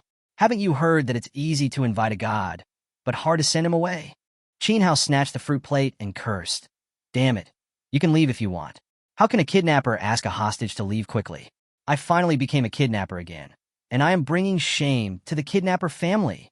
Just like that, the eldest daughter of the Black Dragon Society, Night King Ji Wuyu, got attached to Qin Hao. Ji Wuyu also found a fairly reasonable excuse for himself. I'm not after his people. I'm after his fruits and vegetables. Chapter 33, 3 cards. When it was getting dark, Qin Hao received 3 cards. One is an invitation card for Qin Hao to attend the auction. One is an admission ticket to the arena. And one is a flower card for Hua Manlu. Qin Hao knew about the auction, but he didn't know about the arena and Hua Manlu. Qin Hao only found out through Qiu Feng's explanation. The Colosseum is a place similar to the ancient Roman Colosseum. According to the official explanation, the Colosseum is the only place in the city where violence can be legally used. In the arena, the winner will gain fame and fortune, while the loser will lose everything, even his life. Watching gladiatorial contests was one of the few forms of entertainment for people in the last days. To put it simply, Hua Manlu is a brothel, but it is a particularly high-end brothel, and the girls inside are all beauties picked from thousands. Moreover, not everyone with money can enter Hua Manlu. Only those who have been given flower cards by Hua Manlu can enter.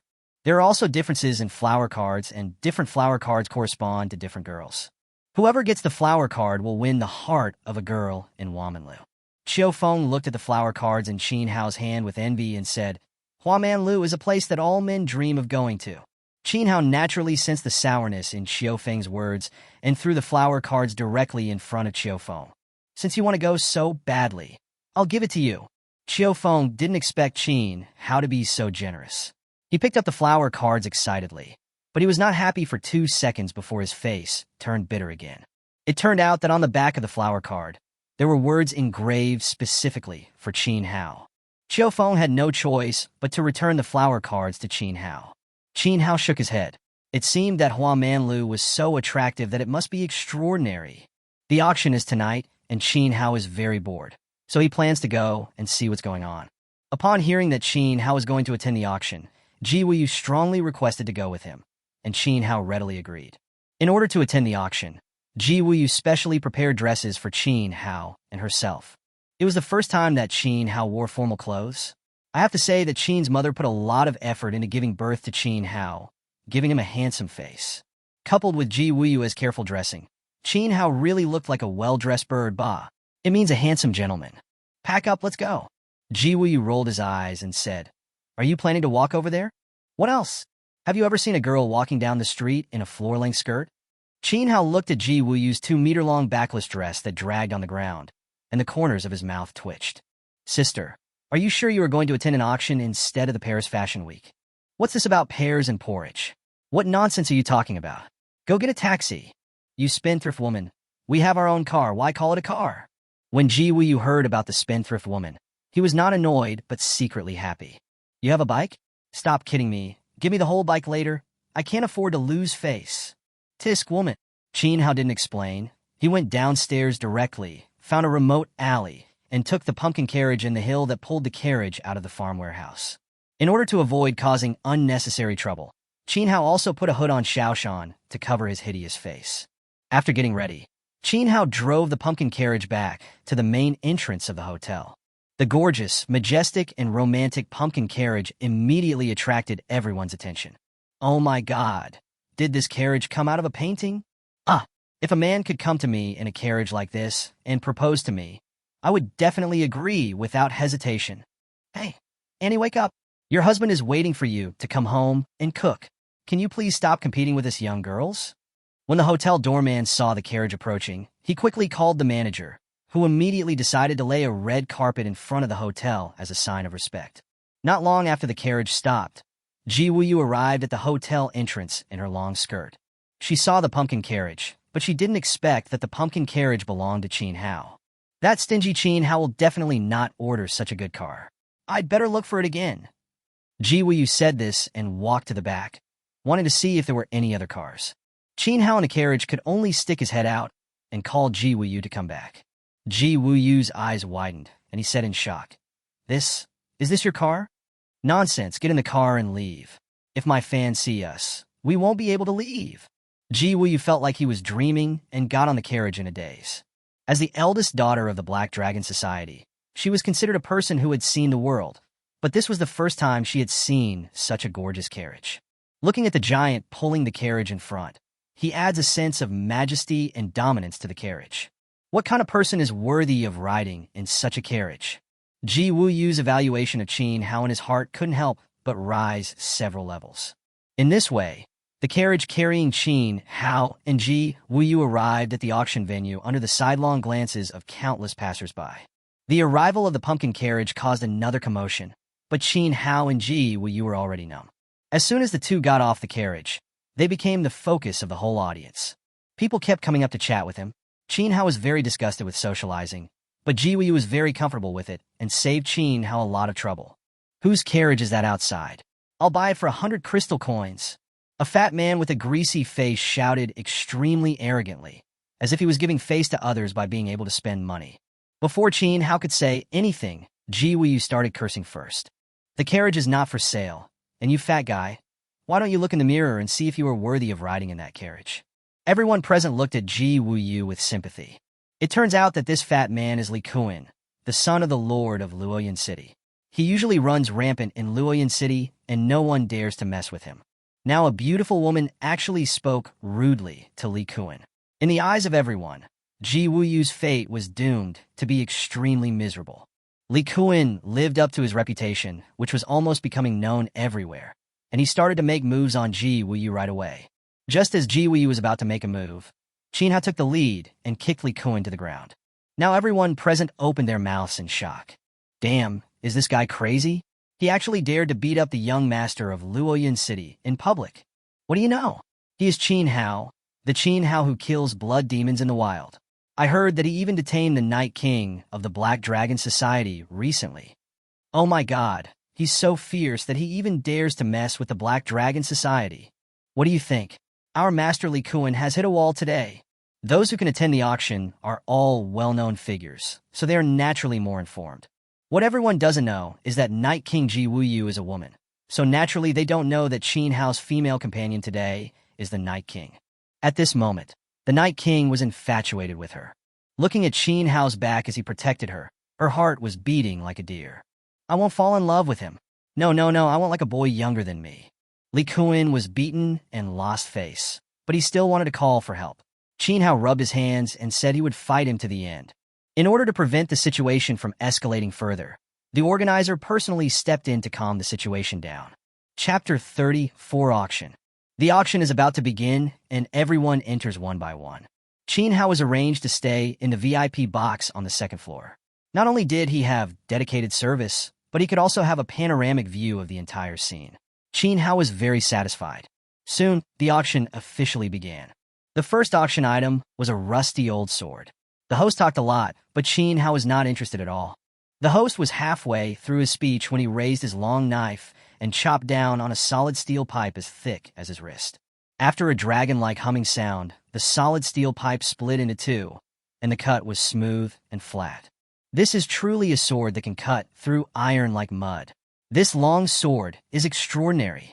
Qin Hao finally showed some interest, but the starting price of 200 crystal coins wiped out his only interest. Although the long sword is good, it is of little use to Qin Hao. Qin Hao is too lazy to even raise his eyes. The second item for auction was a blood-red stone the size of a baby's fist. This is the Blood Demon Stone. Among 1,000 blood demons, only one can grow this stone in its brain. Using this Blood Demon Stone, you can control the behavior of all zombies within a 200-meter radius. The starting price is 500 crystal coins, and each bid must not be less than 20 crystal coins. Listening to the host's introduction, Qin Hao was amazed. He didn't expect that such a thing would grow in the blood demon's brain. Qin Hao wanted to buy it and study it, but he didn't expect that every time he raised his placard, Li Kuan would follow suit. This is revenge. Qin Hao's eyes rolled and said, "Okay, you have a lot of money, so I'll let you spend more." Qin Hao raised his sign and directly bid 20,000 crystal coins. The host was stunned. This was the first time that a price was called out at an auction. The price was directly raised to the sky, and this Blood Demon Stone was not worth 20,000 crystal coins at all. However, some people are willing to be the scapegoat, and the host is happy to oblige them. Mr. Qin offers 20,000. Is there a higher price? The host asked 3 times in a row, and Li Kuan became conflicted. 20,000 crystal coins was a considerable amount of money for him, but in order to take revenge on Qin Hao, he decided to fight. Okay, Master Li Kuan offers 20,020. Is there a higher price? Li Kuan looked at Qin Hao with a smug look on his face. Qin Hao pretended to be heartbroken, but he was actually smiling in his heart. You idiot, although the Blood Demon Stone is magical, it is not a necessity for me. I just want to see how much money your family has. After that, Qin Hao almost never stopped raising his bids. He raised the prices of each item to sky-high prices, and every time Li Kuan followed suit, and in the end he spent a lot of money to buy a bunch of junk with little practical value. After 4 or 5 rounds, Li Kuan had spent at least 300,000 crystal coins. 300,000 crystal coins are equivalent to 300 million renminbi on Earth. Li Kuan's men panicked. Master, you spent so much money. If the master knew, he would definitely be furious. Hearing his subordinate's words, Li Kuan suddenly realized something. Looking at Qin Hao again, there was no trace of pain on his face from missing out on his beloved item. Only then did Li Kuan realize that he had been fooled. Damn it! Li Kuan was so angry that all the fat on his body was shaking. Okay, next up is our finale item for this auction, Made Looking at the Sea. After hearing the host's words, everyone in the audience suddenly became excited and started talking among themselves. The host continued, I believe everyone is familiar with the Maid Looking at the Sea. This time we are auctioning the 3rd volume, so I won't waste your time here. The starting price is 10,000 crystal coins, and each bid increase must not be less than 500 crystal coins. Damn, I don't understand. Qin Hao is about to swear. Ji Wuyu next to him has already stood up, and it seems that he is ready to bid in person. Okay. He couldn't count on Ji Wuyu to explain, but the waitress in the box was very considerate and explained to Qin Hao. It is rumored that this Maidens Looking at the Sea was drawn by the creator god of this world. There are 8 volumes in total, and each volume corresponds to a great treasure. It is rumored that if all 8 volumes are collected, the ultimate mystery of this world will be revealed, and one will become a god. Qin Hao curled his lips when he heard this. Is this true? Why do I feel like this is a scam? Whether it's true or not, Mr. Qin, just take a close look at the picture and you'll know, the waiter said without further ado. Qin Hao didn't believe it and looked at the maid looking at the sea on the stage. There is only the back of a woman with long hair in the picture, and there is not even the sea.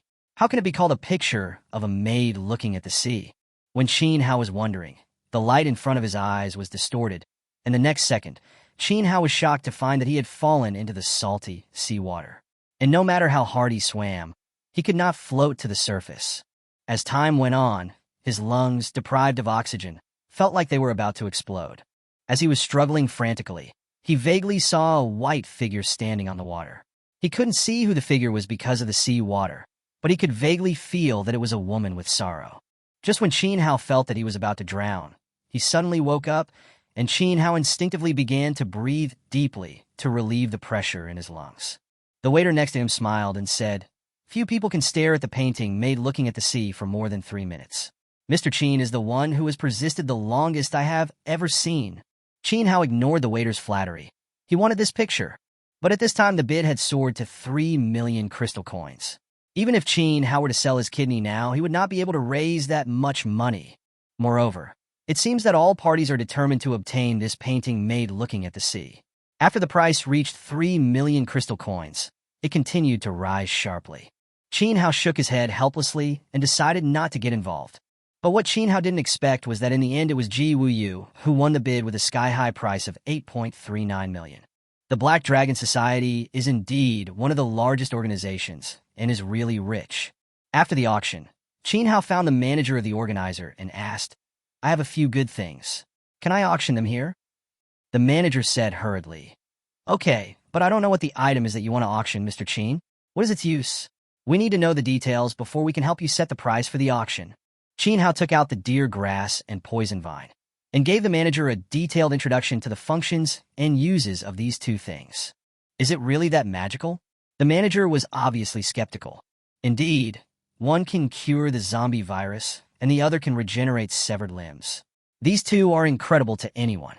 Qin Hao could also understand the manager's doubts, but Qin Hao was confident in his own things. "Just ask anyone to try it. I can provide you with a few more." The manager nodded and said, "Then I'll give you an answer before noon tomorrow."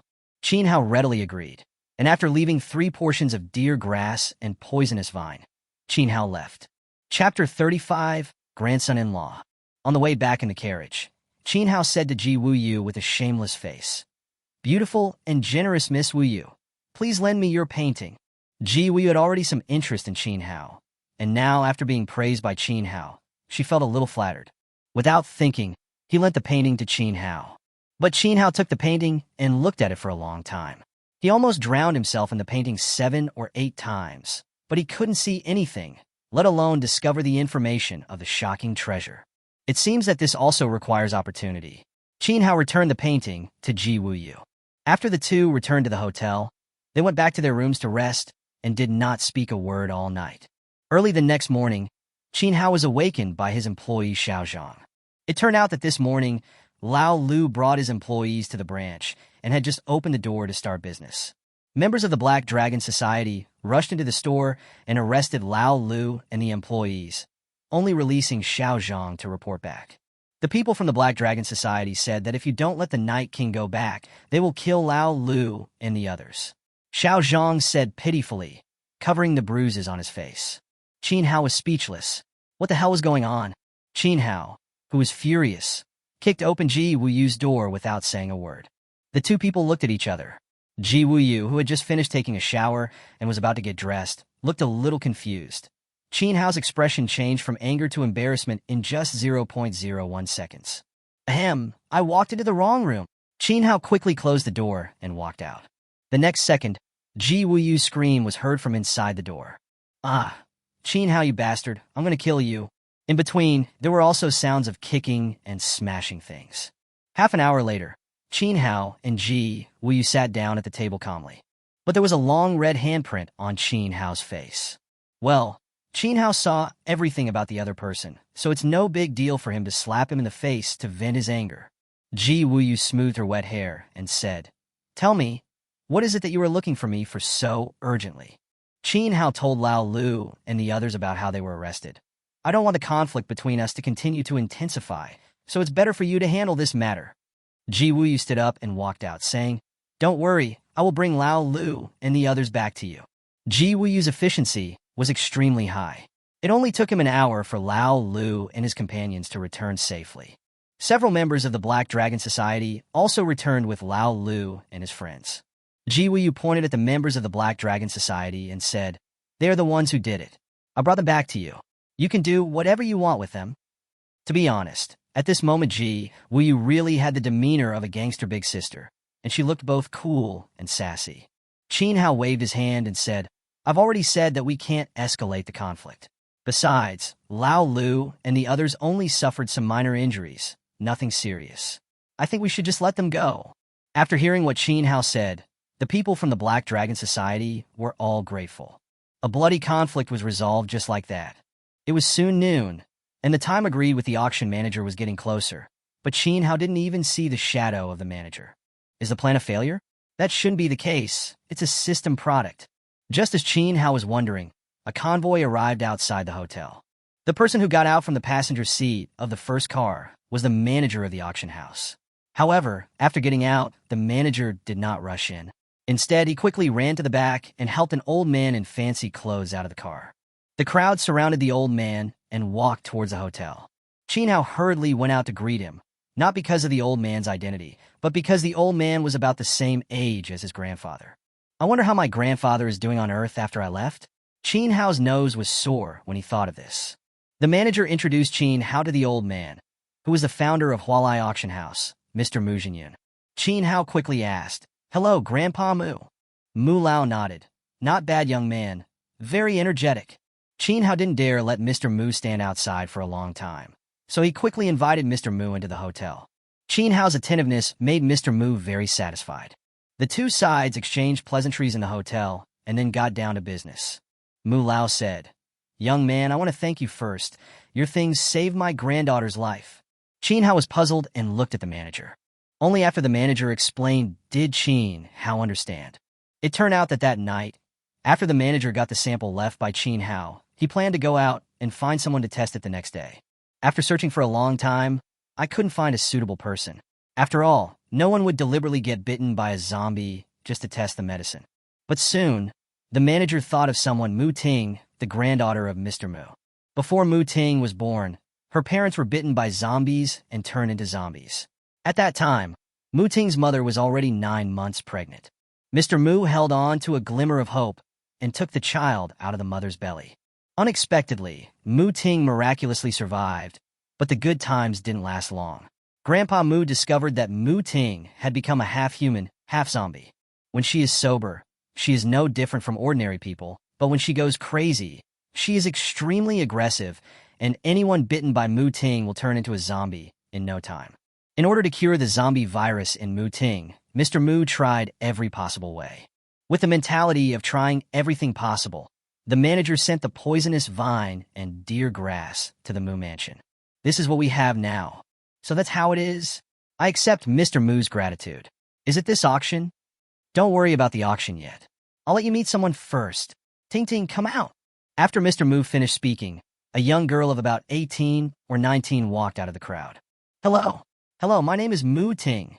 As if she was too shy, the girl introduced herself in a trembling voice. Qin Hao shook hands with the other party politely, and Mu Ting's face turned red all the way to her neck. It was the first time that Qin Hao met a girl who was so easily shy. Mu Lao asked with concern, "What do you think of my granddaughter?" "Ah, it's good. Then are you interested in being my grandson-in-law?" As soon as Mr. Mu said this, all the water that Qin Hao had just drunk sprayed out. At the same time, Ji Wuyu, Zhang Jiajia, and Wan Xia, who were sitting at the next table and eavesdropping, shouted almost at the same time, "No!" Lao Lu, Tang Tang, Chiu Feng, Han Bing, and others who were hiding in the distance and watching the show said that the melons they ate today were more exciting than those they had eaten in the past year. Mr. Mu frowned, glanced at Ji Wuyu and the other two girls, then looked at Qin Hao and asked again. In order to take Mu Ting's feelings into consideration, Qin Hao whispered in Mu's ear, "We don't even know each other. How dare you entrust me with this? I don't dare to accept it." Mu Lao glared and said, "I have a fortune of millions and hundreds of millions of assets.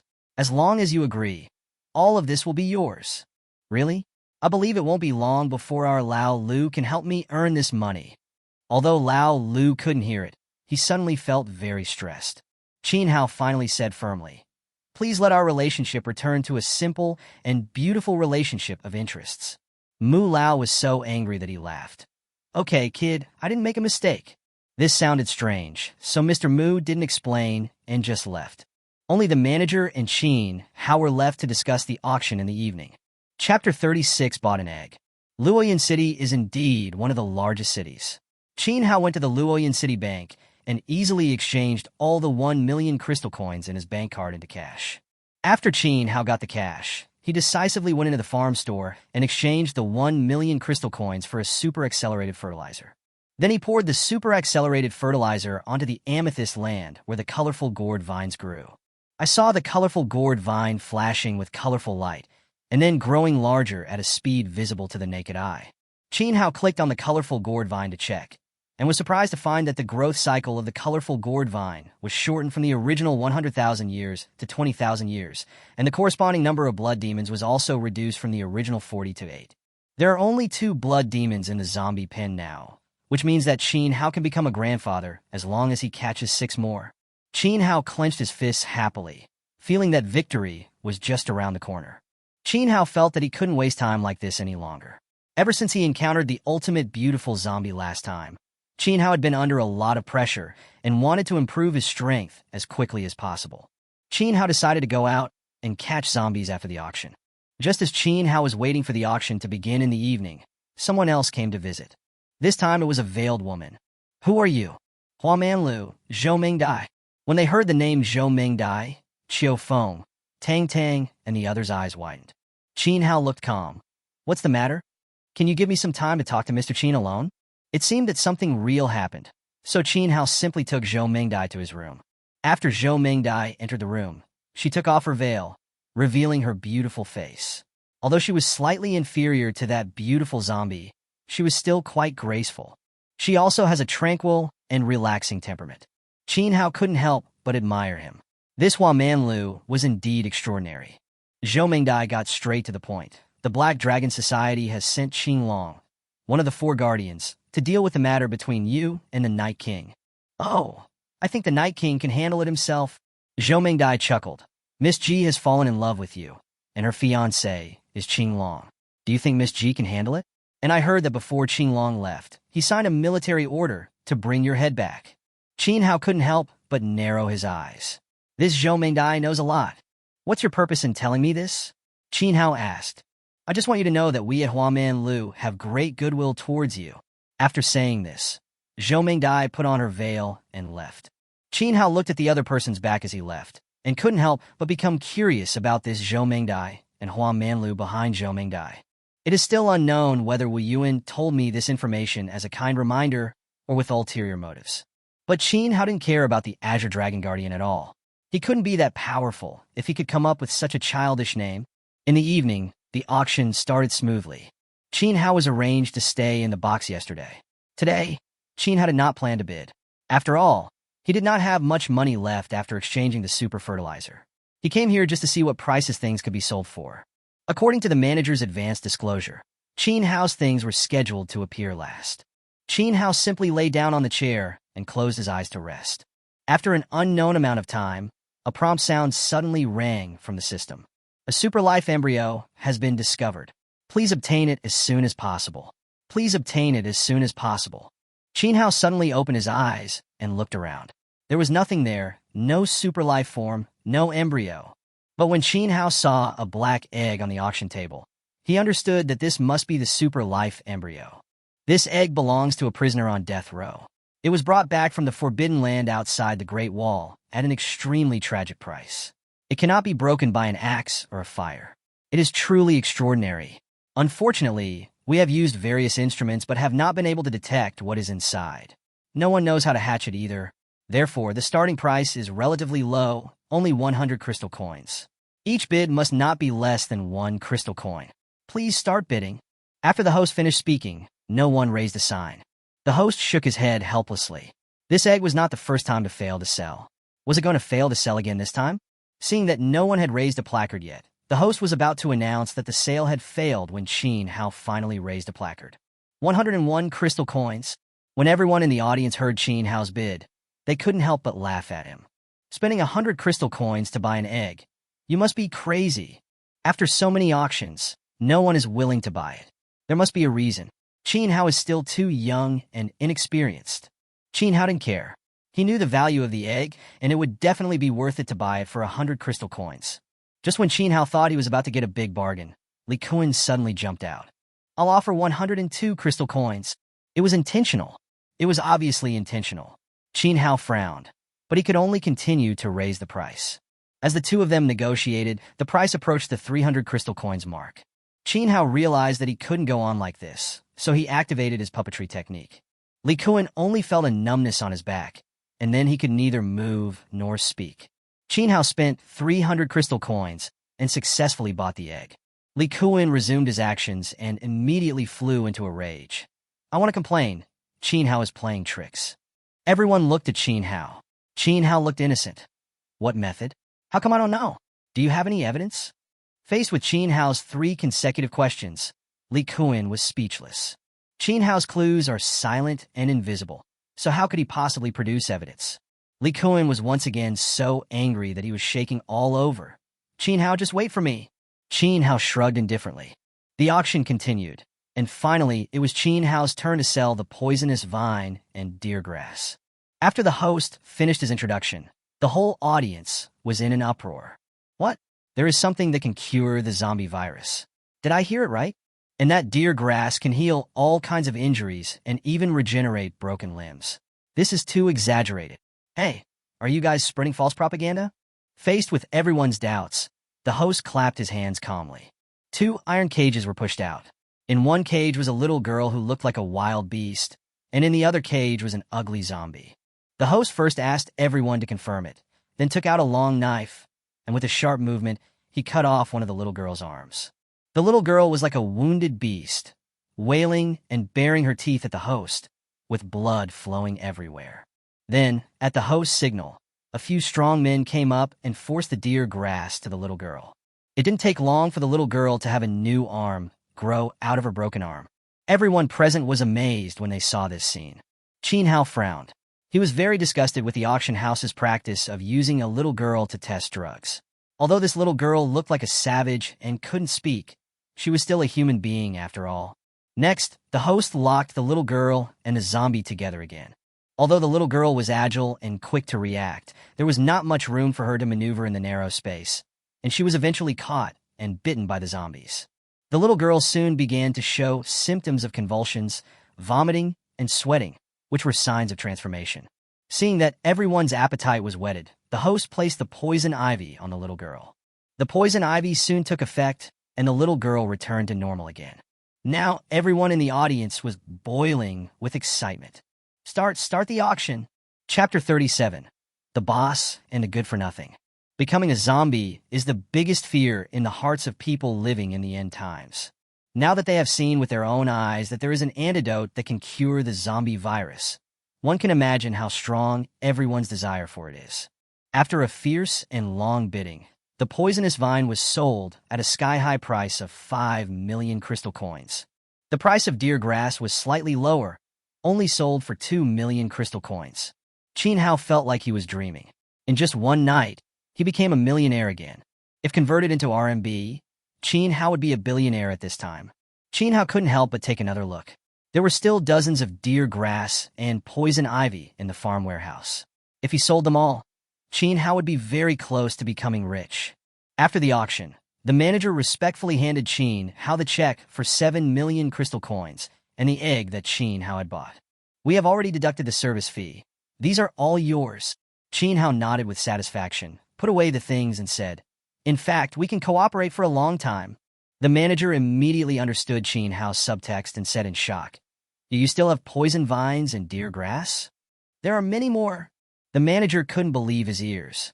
After a brief discussion, Qin Hao left 5 stalks of deer grass and 10 stalks of poison vine, and said, I will leave here tomorrow. Just send the money from the auction to Qin's company. The manager nodded repeatedly. Before leaving, Qin Hao thought of the little girl who was testing the medicine and asked the manager, what's up with that little girl? She's just a little savage. I bought her from the slave market for 2 silver coins. Slaves? Slave market? Qin Hao frowned. He didn't expect that this doomsday world had distorted human society into this state. That little girl, I bought it. The manager quickly smiled and said, no, you are our distinguished guest. I will send you the little girl directly. The manager took Qin Hao to a damp basement, where the little girl was locked to a pillar like a puppy. Hearing someone coming in, the little girl immediately widened her eyes and made a low growl, as if to intimidate the 2 people. Qin Hao activated the cutting technique, and the chains that locked the little girl broke. Without the restraints of the chains, the little girl used her hands and feet to pounce towards Qin Hao and the other man. Qin Hao raised his hand and directly held the little girl under his armpit, then threw 2 crystal coins to the manager and left without looking back. Qin Hao's mood was very complicated at this time, with anger, sympathy, and helplessness. The end of the world, this damn end of the world. After Qin Hao brought the little girl back to the hotel, he handed her over to Han Bing. I asked Han Bing to give the little girl a bath and change her clothes, and Han Bing agreed readily. After doing all this, Qin Hao found Lao Lu and the others again. Now Qin Hao has his own team, including Lao Lu, Tang Tang, Dodo, and a dozen loyal employees. Qin Hao gathered his team in the room and asked Daodu to guard outside the door to prevent anyone from approaching. Qin Hao said straight to the point. Qin's business will grow bigger and bigger in the future, and we will open more and more branches, but I can't protect you all the time, so I decided to make you all mutants and have the power to protect yourselves. Boss, you were kidding. Not everyone can be a mutant. It depends on talent. Yeah, we are already so old, and we haven't had our genes awakened yet, so it's impossible for us to become mutants.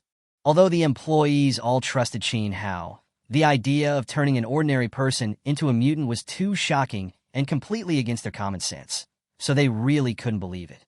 Qin Hao didn't explain much and directly exchanged more than 20 primary gene enhancers from the farm store and distributed them to everyone. This will do. Under Qin Hao's guidance, everyone injected the primary gene enhancer into their bodies with half belief and half doubt. After more than half an hour, screams of surprise continued to be heard from Qin Hao's room. I'm a mutant. Ha ha ha, I'm a mutant. Ah, really? I actually became a mutant? I am a mutant? Well, everyone was so excited that they almost fainted, and some even cried with joy. Although everyone has become mutants, except Tang Tang, none of them have developed special powers. Most of them just have their bodies strengthened, but this is enough for them to protect themselves in the end times. Tang Tang's special ability is mechanical transformation, which is quite consistent with his original major. After everyone calmed down, they all stood in front of Qin Hao, saluted respectfully, and shouted in unison, Boss! From boss to owner. Qin Hao only now understood the difference. The boss is just the person you work for, while the employee is the person you're loyal to. One is an employment relationship, and the other is a master-servant relationship. The word boss reflects the employee's determination to follow Qin Hao. Qin Hao responded very solemnly to the title of boss. After everyone left, Qin Hao checked the egg he bought at today's auction. It is slightly larger than a goose egg and is completely black. Apart from being extremely heavy, there is nothing special about it. System: how do I hatch this egg? The system replied, bury the embryo in the amethyst land, and it will hatch successfully within 24 hours. The system is awesome. Qin Hao immediately entered the zombie farm and buried the egg in the amethyst soil. After waiting for a long time, there was no response. Well, within 24 hours, it seems I was too impatient. Qin Hao fell on the bed and fell asleep. The next day, when Qin Hao woke up, he felt as if there was something extra in his arms. When I lifted the quilt, I saw a kitten, a little eagle. That didn't seem right either. After careful observation, Qin Hao discovered that this was a magical creature with an eagle's head, a lion's body, horse's hooves, a scorpion's tail, and a pair of black wings on its back. The little guy is about the same size as a newborn kitten. He lies in Qin Hao's arms and looks very cute. After the little guy found out that Qin Hao woke up, he stumbled to his feet and asked Qin Hao for food. Qin Hao took out various things from the warehouse to feed the little guy, but he refused to eat any of them. Is this guy a carnivore? Thinking of this, Qin Hao went to the hotel front desk again and asked for a portion of meat. Sure enough, the little guy eats meat. Qin Hao couldn't help but sigh. Meat is so expensive. How much money would it cost to raise this guy? The little guy lived up to Qin Hao's concerns and ate more than 20 kilograms of raw meat for his first meal after birth. How does this little belly hold all that food? Qin Hao said with a wry smile. Seeing that the little guy was such a big eater, Qin Hao gave him a very appropriate name, Glutton. After eating its fill, the rice bucket climbed to the top of Qin Hao's head. When Qin Hao pulled it down, it kept whimpering. Well, just lie on your head, as long as it doesn't affect Qin Hao's activities. Chapter 38. All parties gathered together. The little girl brought back yesterday looked no different from an ordinary little girl after being dressed up by Han Bing. She would often crawl on the ground like a gorilla, and her eyes were full of animal wildness and indifference. Qin Hao decided to keep the little girl with him and slowly teach her to become a normal person. The little girl couldn't speak, so she naturally had no name. Qin Hao gave her a name. Yuji means the sky clears up after the rain. After breakfast, everyone prepared to set off. Because the Luoyang City branch needed someone to take care of it, Qin Hao discussed it with Lao Lu and decided to let Xiao Zhang stay and be the manager of the branch. Xiao Zhang was both terrified and excited, and Qin Hao poured out a lot of inspirational quotes from his previous life on Earth. After hearing this, Xiao Zhang became excited and promised Qin Hao, "Boss, I will definitely run our branch store into the most profitable store in Luoyang City." Qin Hao patted Xiao Zhang's shoulder with satisfaction. "Come on." After saying goodbye to Xiao Zhang, Qin Hao led everyone out of the city. Not long after Qin Hao and others left the city, several waves of people followed them out of the city. The guards at the city gate were all surprised. "Why are there so many people leaving the city this morning?" The companion replied in a tone of indifference, as if he had seen through the world. Competing in the arena of fame and fortune, rolling in a pile of bones, so many people went out, and only a few came back, which is nothing more than adding a few corpses outside the city. The two men seemed to have seen enough, so they sighed and went back to their work. After Qin Hao left the city, he no longer let Lao Lu and the others ride in the pumpkin carriage. Lao Lu and his friends have just become mutants and need practical combat training. This will not only allow them to master their newly acquired power as quickly as possible, but also maximize their ability to protect themselves. Qin Hao just needs to ensure that their lives are not in danger. Qin Hao's team this time was quite large, including a group of people from Qin's trading company, a group of people from Twilight Academy, plus Ji Wuyu and Yu, a total of more than 50 people. When there are more people, the target becomes bigger and it is easier to attract zombies. However, what Qin Hao is least afraid of is zombies. Qin Hao rides on Xiaoshan, taking Xiaoyi to Ziyashir, and frantically captures zombies along the way. Qin Hao felt that compared with life in the city, he seemed to prefer the life of riding on the hills outside the city to catch zombies. Watching one zombie after another being caught into the zombie fence, Qin Hao enjoyed the fulfillment and satisfaction he felt. Qin Hao quickly captured hundreds of zombies. Just when Qin Hao was about to make further efforts, Qin Hao's puppet crow saw in the sky that there were 4 or 5 groups of people chasing after him. Qin Hao calmly took Xiaoshan and many of his zombie subordinates to the rear of the team, and then asked Ji Wuyu to protect everyone and continue moving forward while he stayed behind to wait for the pursuers. Soon, Qin Hao encountered the first wave of pursuers, led by none other than the young master of Luoyang City, Li Kuan. "Qin Hao, I finally caught up with you, you're done." "Hey, the little fat guy is quite confident," Li Kuan said disdainfully. "You can fool others, but you can't fool me. I've asked someone to check it out. You are just an A-level mutant. It is impossible for you to kill the blood demon. All this is just a conspiracy of yours to deceive the world and steal the reputation. Today I will chop off your head and let the world see what kind of person you are." Qin Hao was also impressed by this ability of imagination. In order not to affect his IQ, Qin Hao decided to give up communicating with the other party. Li Kuan became even more proud when he saw this, and directly ordered his men to kill Qin Hao. Qin Hao was too lazy to deal with these small characters. Qin Hao directly ordered Xiao 12 and the others to go forward to meet them. At first, Li Kuan's men thought that Xiao 12 and the others were just ordinary mutated zombies and didn't take them seriously. As a result, when they met, they were caught off guard by Xiao 12 and his men, and more than 20 people died. Xiao 12 and the others not only cooperated well with each other, but also acted decisively and efficiently. Although Li Kuan's men had the advantage in numbers, they were killed and defeated. Soon, Li Kuan's men discovered something even more terrifying. One of Li Kuan's men desperately blew Xiao Ba's head off. However, Xiao Ba, without a head, was still able to move quickly and kill people in the crowd. From grade 1 to grade 12, they're all mutated zombies controlled by parasitic vines. Headshots may be effective on other zombies, but they will not have any effect at all on the zombies controlled by parasitic vines. Seeing this scene, Li Kuan and his men were all shocked. How could this happen? How could this happen? Monsters. All of them are monsters. Run away. Qin Hao originally wanted to kill the other party directly, but then he changed his mind and thought that he still had to do business in the city governed by the other party's father, so he held back. But it's obviously not possible to just let Li Kuan go back like this. Qin Hao didn't want Li Kuan to come to the store to cause trouble every few days, so he had to kill him without taking his watch. When you beat someone, you have to beat him, her completely, and leave a shadow in her heart. This will help you avoid future troubles. Qin Hao ordered Xiaoshan to capture Li Kuan, and then he personally used steel bars to break Li Kuan's bones bit by bit. Li Kuan was in excruciating pain, but Qin Hao ignored him. When Li Kuan was tortured to the point of dying, Qin Hao took out some deer grass and gave it to Li Kuan to eat. After a while, all the bones in Li Kuan's body grew back. Qin Hao smashed all the bones in Li Kuan's body again, then fed him deer grass to recover, and then smashed him again. This was repeated 2 or 3 times. When Qin Hao saw that Li Kuan was about to go crazy from the torture, he stopped and fed Li Kuan some deer grass. After Li Kuan recovered, he didn't even dare to look at Qin Hao's shadow. Qin Hao's cough could scare Li Kuan to the point of incontinence. Seeing this result, Qin Hao nodded with satisfaction. I won't kill you this time. Do you know what to do when you go back? Why?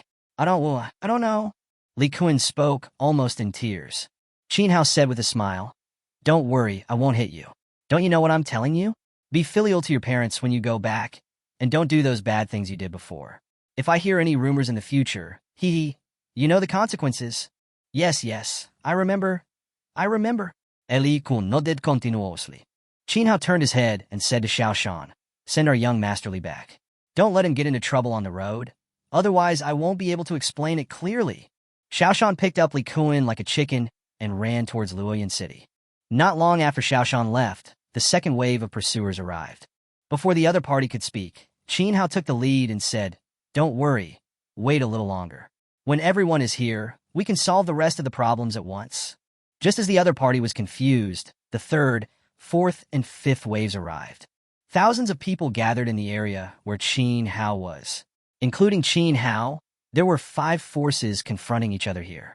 Even though Qin Hao didn't know these people. Excuse me, why are you doing this? Qin Hao, hand over the maid looking at the sea map, or you will die. Qin Hao couldn't help but swear. Damn, that painting is not in my hands. Humph, we all saw it. The picture was taken by your female companion. You still say it's not in your hands. Are you kidding me? Well, it's hard to explain. Qin Hao greeted Ji Wuyu's 3 generations of ancestors in his heart. Chapter 39. Grab a big carrot. The 4 groups of people who were confronting Qin Hao obviously didn't know that the beautiful woman who took the photo of maid looking at the sea was the Night King Ji Wuyu. They mistook Ji Wuyu for Qin Hao's man. Qin Hao didn't want to take the blame for Ji Wuyu at all, but the other party would definitely not believe what Qin Hao said. Qin Hao saw that the 4 groups of people were confronting him while also being on guard against each other. Qin Hao rolled his eyes, and then he pretended to be pitiful and said, Okay, the map is indeed with me. You have more people, and I know I can't win, so I am willing to hand over the map. You're smart. Qin Hao sneered in his heart and continued to pretend a harmless expression on his face. Who should I give the picture to then? Give me. Of course it's me. I have more people. Give it to me. For groups of people shouted in unison. Okay, then give the most to the person. Qin Hao almost shouted this sentence, as if he was afraid that others didn't know it. Immediately afterwards, Qin Hao threw a white object that looked like a scroll with all his strength at the leader of the group with the largest number of people and the strongest strength. The boss didn't realize what was wrong yet. He jumped up and put the thing in his arms. Just as he was about to take a closer look, shouts of killing were heard all around him. It turned out that 3 other groups of people joined forces to attack them. Although the group that got the things had the largest number of people, they did not have as many as the other 3 groups combined. Soon, the largest group was killed or wounded, and their leader also died in the siege. There were 4 groups of people, but in a blink of an eye, only 3 groups were left. The things were quickly snatched away by one of the families, and the remaining 2 families teamed up to kill the group that got the things. More and more people died as the killing went on. In the end, everyone was mad with killing rage, and no matter who got it, he would be besieged by everyone. From beginning to end, Qin Hao just stood in the distance and watched coldly. It was not until the strong smell of blood attracted a large number of zombies that the people fighting in the field suddenly woke up and wanted to escape. Unfortunately, it was too late. The zombies surrounded the area tightly, and the few people left were exhausted and covered in wounds. They had no power to break out. Even at this point, the pockmarked man who finally grabbed the item still held onto it tightly.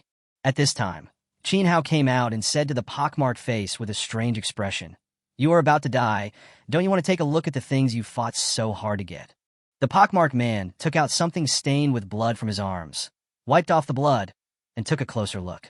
It turned out that it was not a scroll painting at all, but a big white radish. "You puff!" The pockmarked face was so angry that he spat out a mouthful of blood. The remaining few people were shocked at first, and then they all looked at Qin Hao with anger in their eyes. They never dreamed that what they were fighting for with their lives was actually a big white radish. It was not until this moment that they realized they had been fooled by the seemingly harmless boy in front of them. Qin Hao glanced at the zombies rushing over from all directions and said goodbye to the few remaining people. The cutting technique was activated. Heads rolled down, blood splattered, and the only sound left in the field was the roar of the zombies. Okay, now it's time to get down to business. Qin Hao took out a zombie pole and started catching the zombies rushing up. Xiao 12 and the others guarded Qin Hao from all sides to prevent the zombies from attacking from behind. Qin Hao is now quite experienced in catching zombies. Every time he swings the club, he can capture 7 or 8 zombies. As soon as the zombies rush up to Qin Hao, they will be caught by the lasso and disappear into thin air. In order to catch as many zombies as possible, Qin Hao didn't even take out the pea shooter. After more than half an hour, all the zombies attracted by the smell of blood were caught by Qin Hao. But what Qin Hao didn't expect was that the bodies of those who had died in the slaughter all began to twitch. After a while, the corpses stood up and all turned into zombies. It just so happened that Qin Hao didn't catch enough people just now, so he just continued to catch. When catching these zombies, Qin Hao made a new discovery. Zombies transformed from mutants are, at the very least, mutated zombies. More than 1,000 mutant corpses have now become more than 1,000 mutant zombies. How could Qin Hao let it go? 1 mutant zombie is equivalent to 10 normal zombies. If he caught them all, wouldn't he make a lot of money? The more Qin Hao thought about it, the more excited he became, and the zombie pole in his hand swung faster and faster. However, it was not possible for Qin Hao to capture all the thousands of mutated zombies in a short time, and the destructive power of the mutated zombies was also extraordinary. Xiao 12 and his men were the first to be unable to hold on and began to show signs of retreat. Qin Hao decisively deployed the pea shooters and arranged them around to support Xiao 12 and the others. He himself stood at the only gap and continued to capture zombies. Time flies. After more than an hour, the surrounding area finally became completely quiet. Except for the zombies killed by headshots from the pea shooter and Xiao Air, all the other zombies were caught by Qin Hao and put into the zombie fence. Qin Hao opened the fence and saw 4 special zombies, more than 500 mutant zombies, and more than 1,000 ordinary zombies. This is a great harvest. Qin Hao was very familiar with the 4 special zombies, as they were the leaders of the 4 groups. It seems that the higher the level of mutants, the higher the level they will be after they transform into zombies. Li Bin, the lord of Luoyuan City, was terrified when he heard the news that his son was leading people to hunt down Qin Hao. "When did you set out?" "What? You set out in the morning, and you only reported in at noon. Aren't you trying to make me extinct? If anything happens to Xiao Kuan, I'll kill your whole family." Li Bin cursed while organizing his troops, preparing to lead them to chase. However, as soon as he arrived at the city gate, he saw his son covered in blood, walking towards the city gate in a miserable state. Li Bin thought his son was seriously injured, so he rushed over to check and found that his son did not have even a scratch on his body, let alone a wound. There is no wound, so where did the blood come from? Li Bin was wondering. His son Li Kuan threw himself into his arms and burst into tears. Dad, I finally see you. Dad, it was all my fault before. I will never make you angry again. Li Bin was at a loss for what to do because of his son's sudden behavior. Why did his bastard son suddenly change his character? Li Bin couldn't remember the last time his son hugged him like this.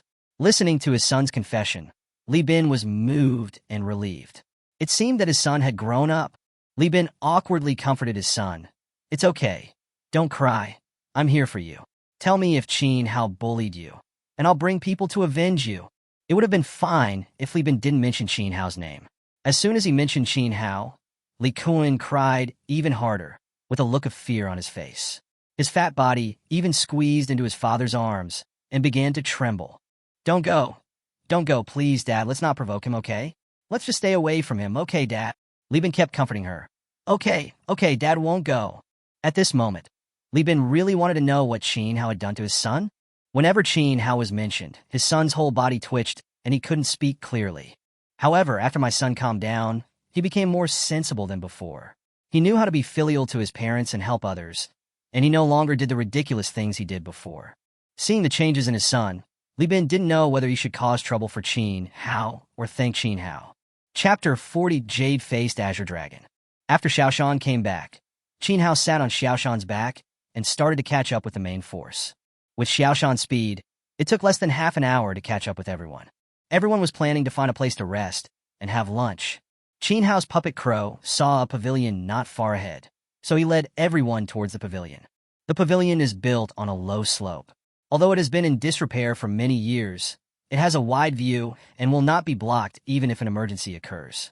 Everyone started to cook lunch while chatting and laughing. The ingredients were naturally grown by Qin Hao on the farm. After spending some time together, everyone already knows how to cook various common vegetables. Now Qin Hao doesn't have to do anything. As long as Qin Hao lays out the ingredients, everyone will know how to cook them to make them delicious. Qin Hao was enjoying his free time, so he leaned against the pillar of the pavilion and took a nap. Qin Hao's consciousness had already entered the zombie farm and started planting zombies. Qin Hao had already planted enough ordinary crops in the previous few times. The agricultural product reserves in the warehouse now are enough for Lao Lu to sell for 1 or 2 months. So Qin Hao did not plant zombies on the red soil and black soil this time.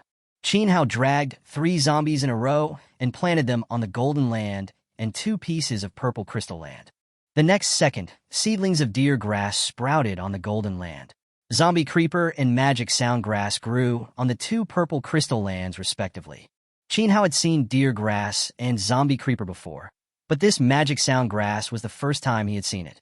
Qin Hao couldn't help but carefully read the introduction of the magic sound grass. Name, magic sound grass. Status, seedling. Output, campanula. Function, wind chime flowers can make sounds that zombies hate and can also affect the blood demon's ability to control zombies to a certain extent.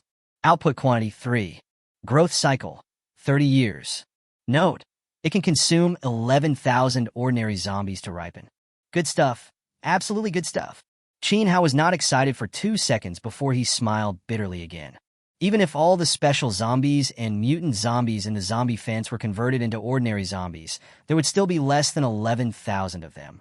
What a coincidence. The growth cycle of zombie creeper is also 30 years, which is embarrassing. After planning for half a day, I could only harvest 20 stalks of deer grass. Well, farming is a hard job, no matter where you are. After lunch, Qin Hao was ready to continue catching zombies. But just when everyone was getting ready to set off, a fair-complexioned man in a suit leisurely walked up to a place not far in front of everyone. When Ji Wuyu saw the person coming, he blurted out, "Brother Qinglong, why are you here?" After hearing Ji Wuyu's words, Qin Hao understood that the person who came should be Qinglong, one of the 4 guardians of the Black Dragon Society, and also Ji Wuyu's fiancé. Qinglong said to Ji Wuyu with a gentle look on his face, "I'm here to take you home." Qin Hao couldn't help but complain, "You guys can sprinkle dog food at home. Since you're here, please take your wife back home. Your wife is staying here with me, eating my food and drinking my drinks." Not only does she not pay me, she doesn't even work for me. I've never seen such a shameless person. Qin Hao is worthy of being the representative of the steely straight man. His remarks directly irritated Ji Wuyu, who came up and was about to tear Qin Hao's mouth. How could Qin Hao do as she wished? He defended himself while demanding the money back. The two peoples pushing and shoving each other became intimate flirting in Qinglong's eyes. Yeye's never been this close to me, and now she's with this brat. Asshole, I'm Yeye's fiancé. The more Qinglong thought about it, the angrier he became, and the murderous intent in his eyes became more and more obvious. Qin Hao musti. After Qinglong secretly made up his mind, he suppressed his anger and said softly to Ji Wuyu, "Yeah, come here. Your father is very worried about you." Ji Wuyu did not go over, but said awkwardly, "Brother Qinglong, I want to play outside for a while. Go back and tell my dad." Qin Hao disagreed. "Sister, please leave quickly. I can't afford to support you." "Humph, I won't leave. I'll make you mad." Qin Hao looked helpless, while Ji Wuyu looked proud. Qinglong deliberately lied to Ji Wuyu and said, "Your father also asked me to bring you something and asked me to hand it to you personally." Ji Wuyu then reluctantly walked to Qinglong. "Give me what it is." As soon as Ji Wuyu said this, Qinglong pulled him behind him. "Qin Hao, you are so brave that you dare to kidnap Yeye. Today I will let you know the consequences of messing with our Black Dragon Society." Ji Wuyu hurriedly explained to Qinglong, but Qinglong would not listen. Qin Hao was completely confused. How could his expression change faster than turning the pages of a book? Qinglong raised his right hand, and all the waste metal from all directions flew behind him, then melted and deformed, forming metal spears that floated behind him. "Qin Hao, go to hell." The next second, those metal spears flew towards Qin Hao and others at a rapid speed. This was the first time Qin Hao had seen such a strong mutant with such powerful superpowers. Qin Hao was not at all flustered. He took a step forward, stood in front of everyone, and used the cutting technique with all his strength. Dung, dung, dung. The sound of metal clashing continued to ring out. Countless spears were cut in half and fell to the ground, but there were still more spears flying here. Qin Hao could only continue to use cutting techniques to defend himself. Ji Wuyu wanted to stop Qinglong, but Qinglong's hand was tightly holding Ji Wuyu's arm, and Ji Wuyu couldn't break free at all. Qinglong looked at Qin Hao with disdain on his face and said, "With just these few tricks, you still want to fight me? You really overestimate your own abilities." Qinglong gently hooked his fingers upwards, and the spears that were cut off by Qin Hao suddenly flew up from the ground, piercing Qin Hao's throat, eyebrows, heart, and other vital parts. This attack was too sudden, and Qin Hao was almost completely unprepared. Facing the fatal attack, Qin Hao only had time to turn sideways to avoid the vital points. 7 or 8 broken spears pierced directly into Qin Hao's stomach, shoulders, and back. The heart-wrenching pain made Qin Hao spit out blood. "Qin Hao! Qin Hao! Boss!" Everyone screamed in shock. Ji Wuyu even shed tears, and kicked and hit Qinglong desperately, trying to make Qinglong stop. How could Qinglong stop at this time? He controlled the broken spears and continued to stab into Qin Hao's body. He wanted to use those broken spears to pierce Qin Hao and kill him. How could Qin Hao do as he wished? With a loud roar, Qin Hao pulled out all the spears that had pierced his body and threw them at Qinglong. Then he took out 2 pieces of deer grass and 2 pieces of blood grass and ate them voraciously. The injuries on Qin Hao's body began to recover at a speed visible to the naked eye. Seeing this scene, Qinglong couldn't help but frown. "You do have some tricks up your sleeve. I'll see how many times you can recover." Qinglong once again controlled the metal spear and stabbed towards Qin Hao. While Qin Hao was defending, he said in a cold voice, "Originally, for Ji Wuyu's sake, I didn't want to fight you, but now you can die." The death ray was activated. Qinglong instinctively sensed the danger, and a thick metal shield quickly formed in front of Qinglong. With a crisp metallic sound, the death ray directly penetrated the shield and pierced into Qinglong's forehead. Chapter 41: Qin Hao's Heart. As one of the 4 guardians of the Black Dragon Society, Qinglong is indeed very powerful. Although Qin Hao's death ray penetrated Qinglong's metal shield, it also lost its power, leaving only a small wound less than an inch in size between Qinglong's eyebrows. Qinglong was angry. "There are not many people in this world who can hurt me. You can die proudly." Qinglong shook off Ji Wuyu and began to exert his full strength. Countless steel scraps flew from a distance and then floated in the air, forming slender iron spears. In the blink of an eye, the entire sky was filled with iron spears. Thousands and thousands of them, like black clouds, hung above Qin Hao's head and around him, and could stab Qin Hao at any time with the force of a mountain falling down on him. Qin Hao felt unprecedented pressure, and just as Qin Hao was quickly thinking of countermeasures, Ji Wuyu suddenly rushed to the scene, put a knife to his neck, and shouted to Qin Long, "Qin Long, if you dare to kill Qin Hao, I will die in front of you immediately." Qin Long gnashed his teeth and said, "You can actually do this for him. I am your fiancé. Have you ever done this for me? Brother Qin Long, don't push me." At this time, Qin Hao stepped forward, took the knife from Ji Wuyu's hand, and said to Qin Long, "You lose." Qin Long sneered. "Are you dreaming?" Qin Hao suddenly clenched his open hands, and Qin Long's limbs and body separated instantly. Before everyone could react to what was happening, Qin Long was cut into a human stick and fell to the ground screaming in pain. The reversal happened so suddenly that everyone could hardly believe their eyes for a moment. When? When just like that? It was so sudden. 1 second I was still worried about the safety of the Dong family, and the next second the Dong family won. This is too magical. No, my heart is not in good condition. Let me slow down. Let me slow down. Ha ha ha, Qin Hao win. Yeah, I knew Qin Hao could do it. How did Qin Hao do it? Yeah, I want to know too. In fact, Qin Hao didn't use any special moves.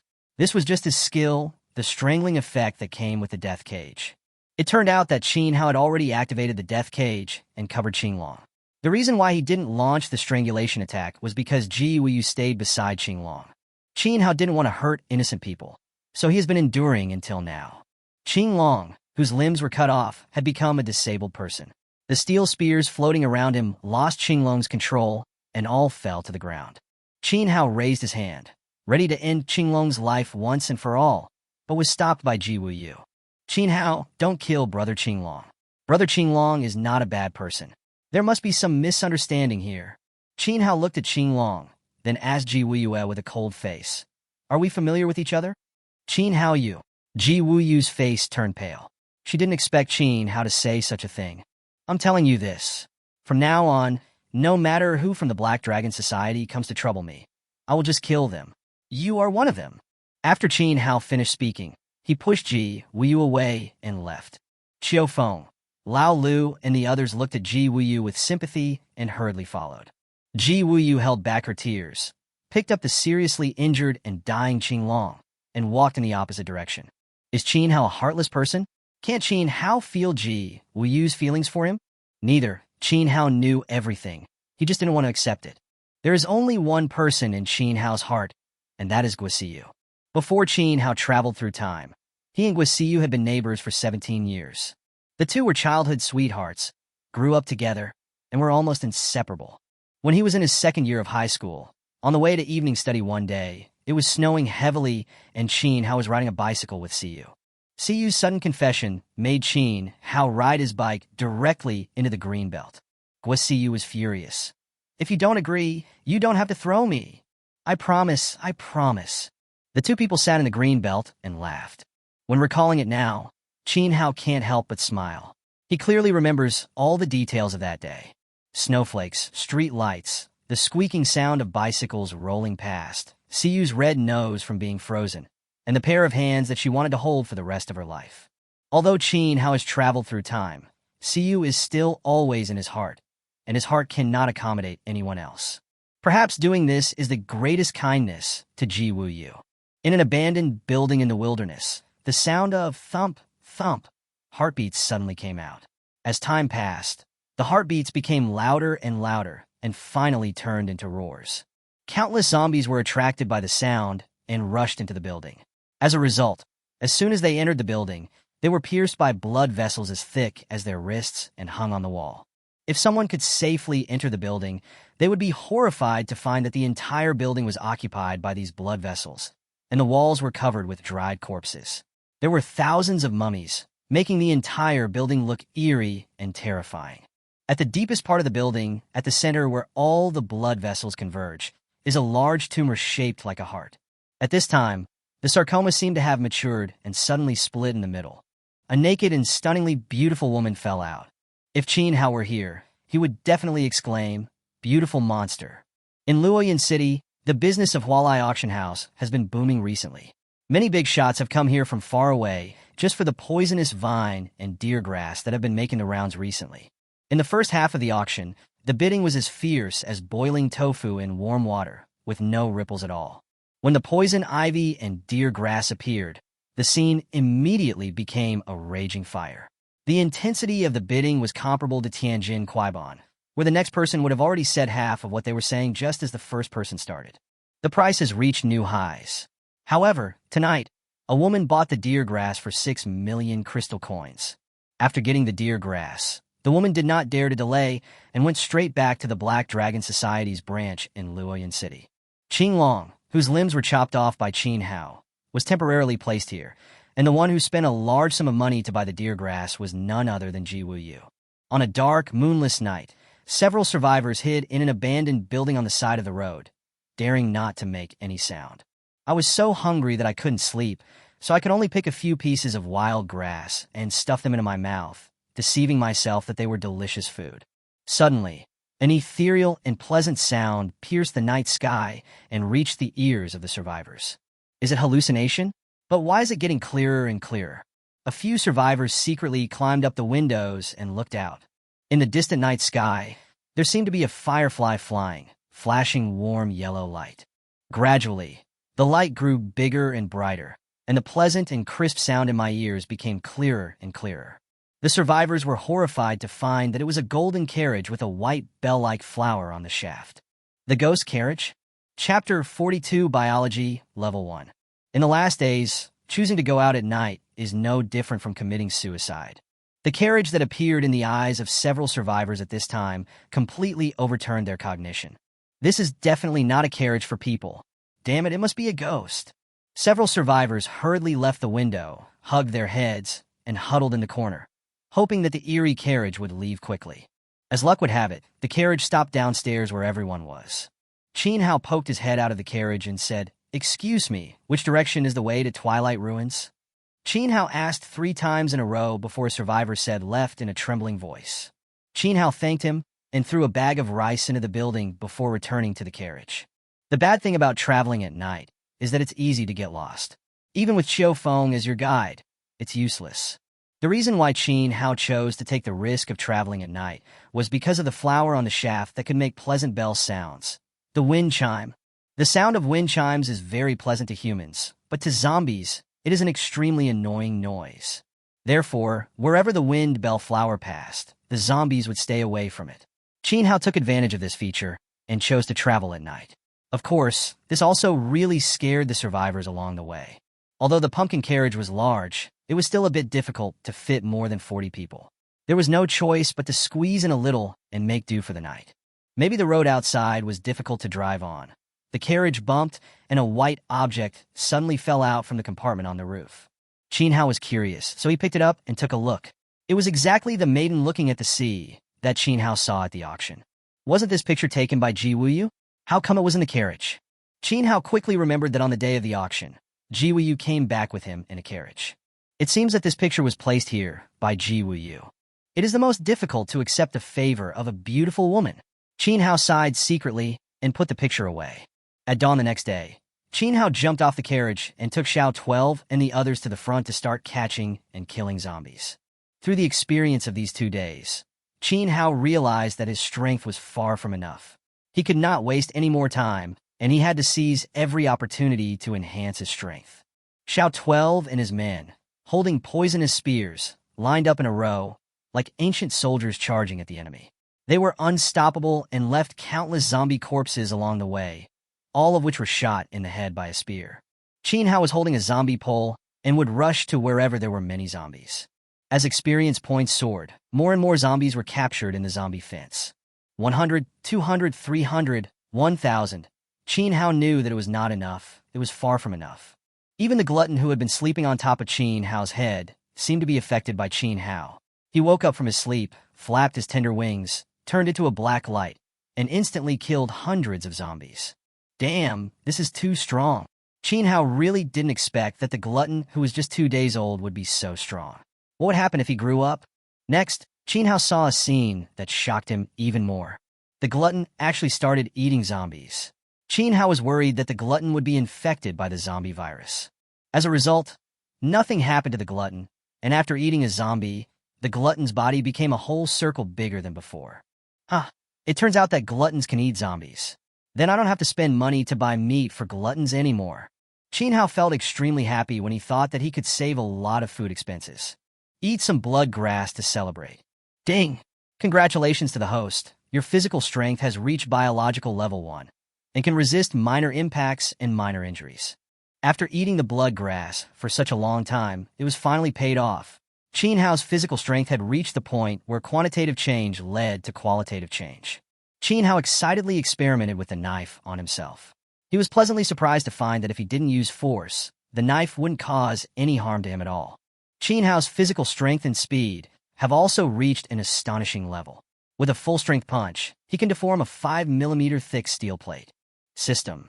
Is there any more levels after level 1 for this creature? Yes, after biological level 1, there are biological level 2, level 3, and so on all the way to biological level 9. Life forms that reach biological level 9 can be called ultimate life forms. When Qin Hao heard the ultimate life form, he immediately thought of the beautiful monster. Isn't that the ultimate zombie? The beauty monster from last time? Was her physical strength at biological level 9? Yes.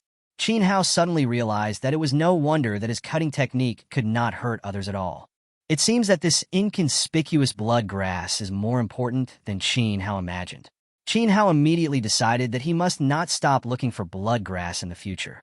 Before he knew it, Qin Hao arrived in an abandoned city. Qin Hao was just about to wait for the pumpkin carriage behind him, when suddenly, a shrill scream came from the middle of an abandoned building in the distance. Qin Hao ordered Xiao 12 and the others to stay where they were and wait for the carriage to arrive, while he himself carried it casually. Thin lines kept emerging from between his fingers, and then Qin Hao began to shuttle quickly between the abandoned buildings like Spider-Man. Qin Hao quickly found the source of the sound. A few strong men are robbing a group of survivors. There were still 2 corpses lying on the ground. I guess the screams just now were uttered by the 2 men in their last moments of life. Hand over everything, or you'll die with these 2 men. As the strong men said this, they were about to snatch the bag from the survivor's back. The survivors did not dare to resist and allowed the other side to take away the supplies they had collected with great difficulty. The strong men did not stop after grabbing the supplies and pointed at a survivor with a black and gray face and said, "You are a woman, right? Stop pretending. We have seen many women dressed as men or pretending to be ugly. You can't fool us with your little tricks. Just be good and have fun with us." As the big man spoke, he went forward and dragged the person away. The female survivor put up a desperate resistance, which made the big men even more rampant. The other survivors just watched and dared not resist. Qin Hao frowned and walked out from the darkness. "Let her go.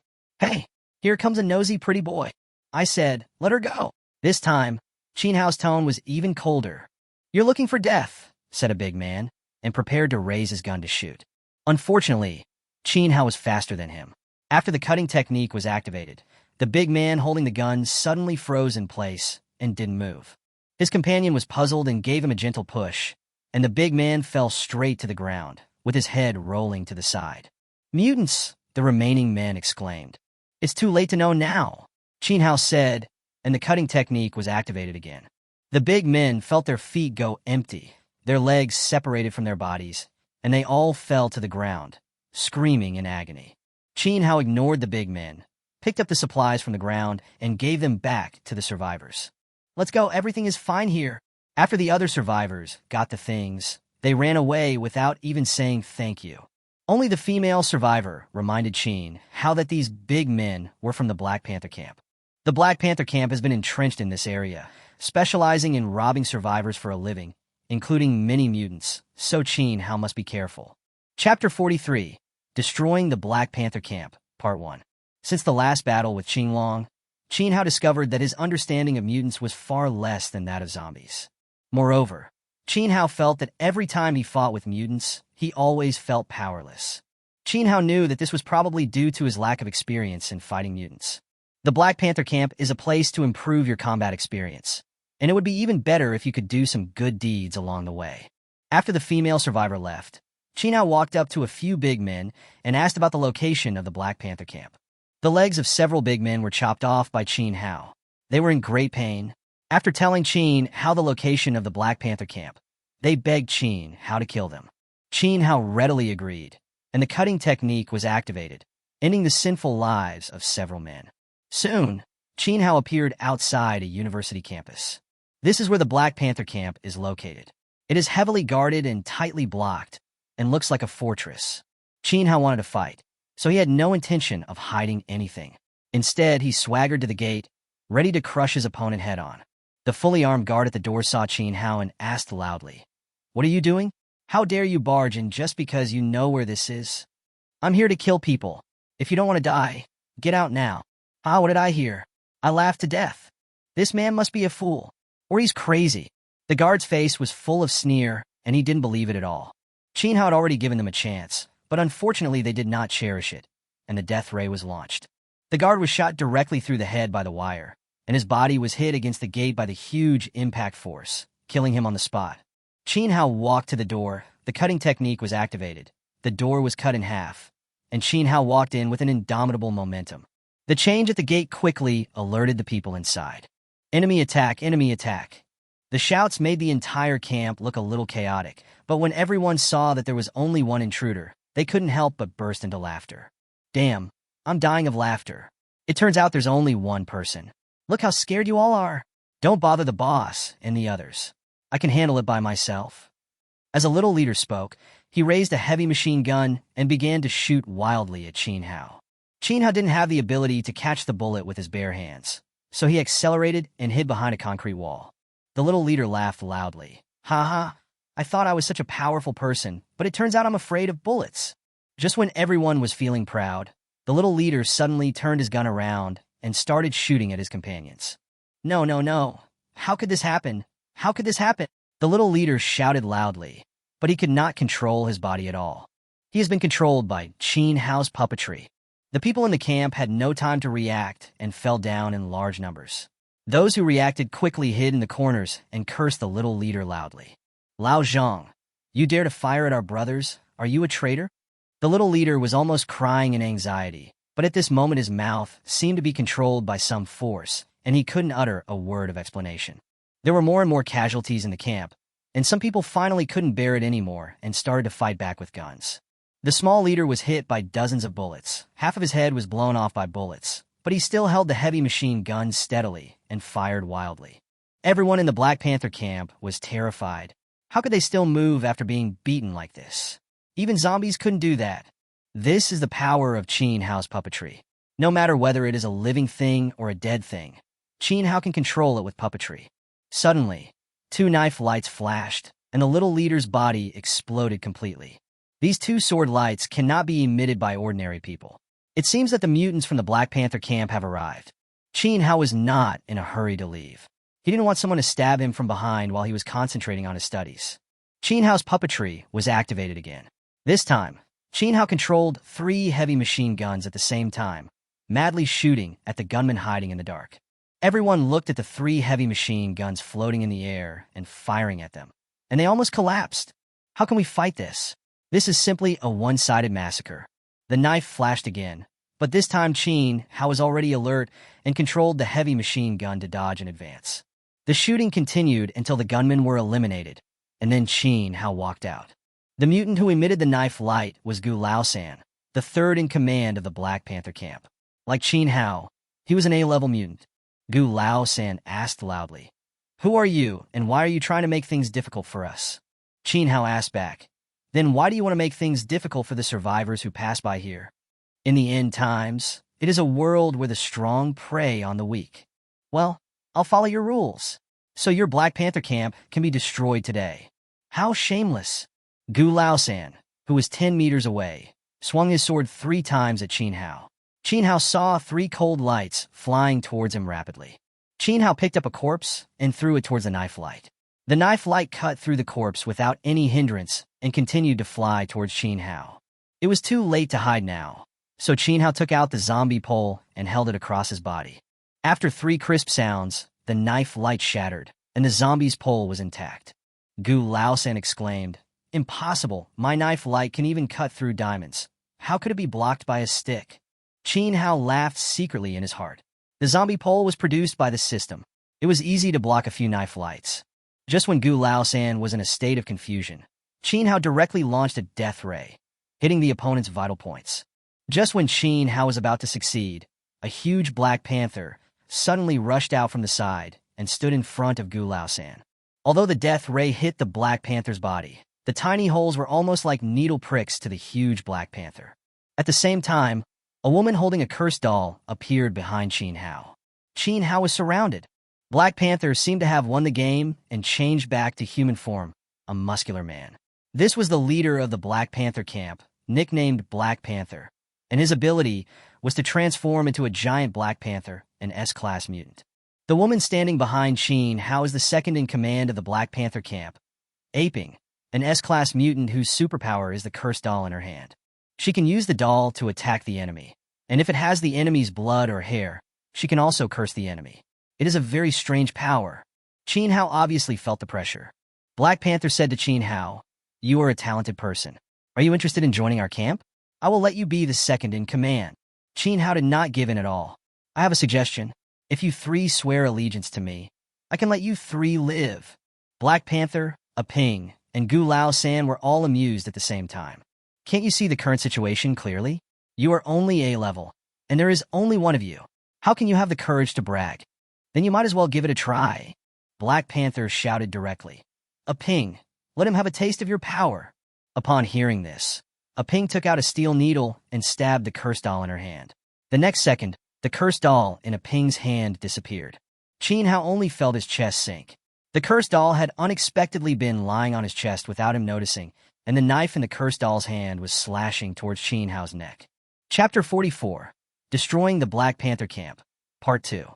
At this critical moment, the food bucket above Qin Hao's head suddenly stretched out its front hooves and kicked the cursed doll directly off Qin Hao's chest. Qin Hao rolled his eyes and said, "You idiot, don't interfere and affect my exercise." After hearing what Qin Hao said, Black Panther, Aping, and Gu Laosan were almost so angry that their noses became crooked. Where does this man get his confidence from? Doesn't he fear death? He is so disrespectful. It's not that Qin Hao looked down on the three people. If Qin Hao just wanted to kill them, he could just surround them with pea shooters and watermelon throwers, and then throw iron watermelons in. Who can resist? The reason why Qin Hao spent so much effort was to accumulate experience in fighting mutants. The three Black Panthers naturally didn't know Qin Hao's true thoughts. They just thought that Qin Hao was deliberately mocking them. The three of them were furious and launched an all-out attack on Qin Hao.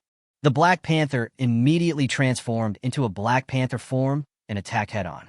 Aping's cursed doll keeps appearing beside Qin Hao and harasses him closely.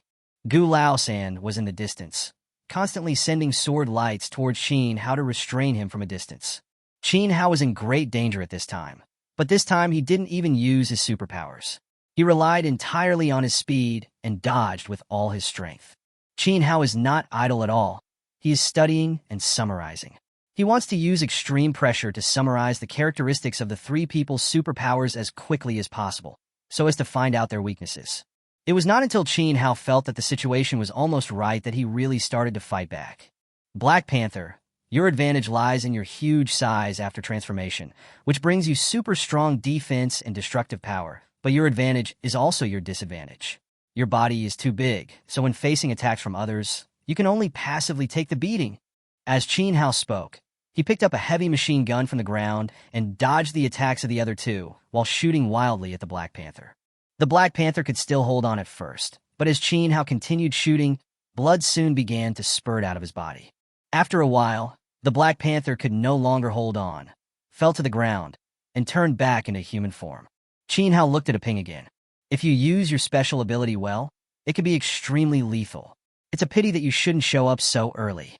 Qin Hao sprinted in front of Aping and knocked her to the ground with one punch. Qin Hao finally looked at Gu Laosan. Your ability is average, and it seems to have no obvious flaws, but the interval between each of your attacks is 12 seconds, which is too obvious. The 12-second vacuum period is enough for people to do many things, such as this. After Qin Hao dodged the opponent's knife, he slowly walked to the opponent's side, then swung the zombie pole and knocked the opponent to the ground. Qin Hao was very satisfied with his performance as he defeated 3 mutants without using his superpowers. Next, Qin Hao was troubled about how to deal with these three people. The abilities of these three people were all quite good, especially a Ping, who made Qin Hao feel attracted to her talent. But when Qin Hao entered the depths of the camp, he changed his mind and decided that these three people must die. Deep inside the camp, it was basically hell on earth. Many ordinary people were tortured beyond recognition. Women became tools for sexual gratification, and men became food. These three people did what only demons could do. Since the devil has come to the human world, Qin Hao doesn't mind sending the devil back. Qin Hao did not waste the value of the three people. After Qin Hao transformed the three people into zombies, he directly caught the three people into the zombie fence. Harvesting 3 special zombies is a good way to make the most of them. After Qin Hao rescued all the people imprisoned in the Black Panther camp, he razed the entire camp to the ground with an iron watermelon. After doing all this, Qin Hao felt better. More than 300 people were rescued from the Black Panther camp, most of whom were weak women who were powerless. How to place these people became a problem. Should we take them back to Twilight ruins and keep them there? Forget it. Qin Hao is a good man, but not a bad one. Qin Hao thought about it and decided that it is better to teach a man to fish than to give him a fish. Qin Hao spent 3,000 crystal coins and exchanged them for 300 primary gene enhancers at the farm store, which he distributed to everyone. While everyone was using the enhancer, Qin Hao took out 4 zombie ivy and threw them on the east, south, west, and north of the abandoned city, respectively. Qin Hao believed that it wouldn't be long before the entire abandoned city would be protected by zombie creepers. If these more than 300 people did not run around and lived in the abandoned city, there should not be any major problems. After doing all this, Qin Hao left. Qin Hao would never have dreamed that his series of unintentional actions would lead to the creation of a super city, a city of daughters headed by women. Of course, this is a story for later.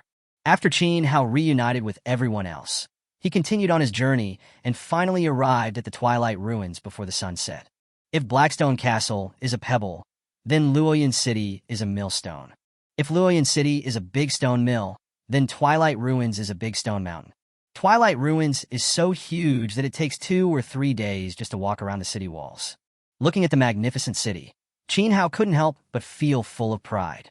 After entering the city, Qiu Feng, Han Bing, and others enthusiastically acted as tour guides, and Qin Hao followed behind and listened attentively. Finally, everyone came to the foot of a mountain.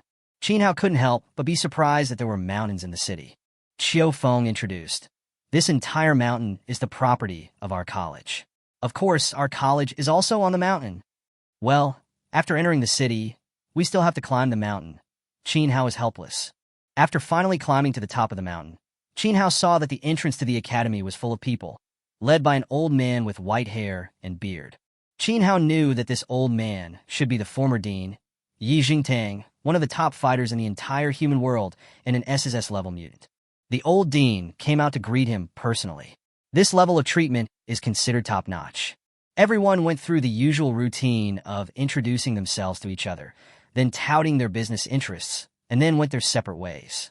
Qin Hao's villa is located halfway up the mountain. It has been decorated properly.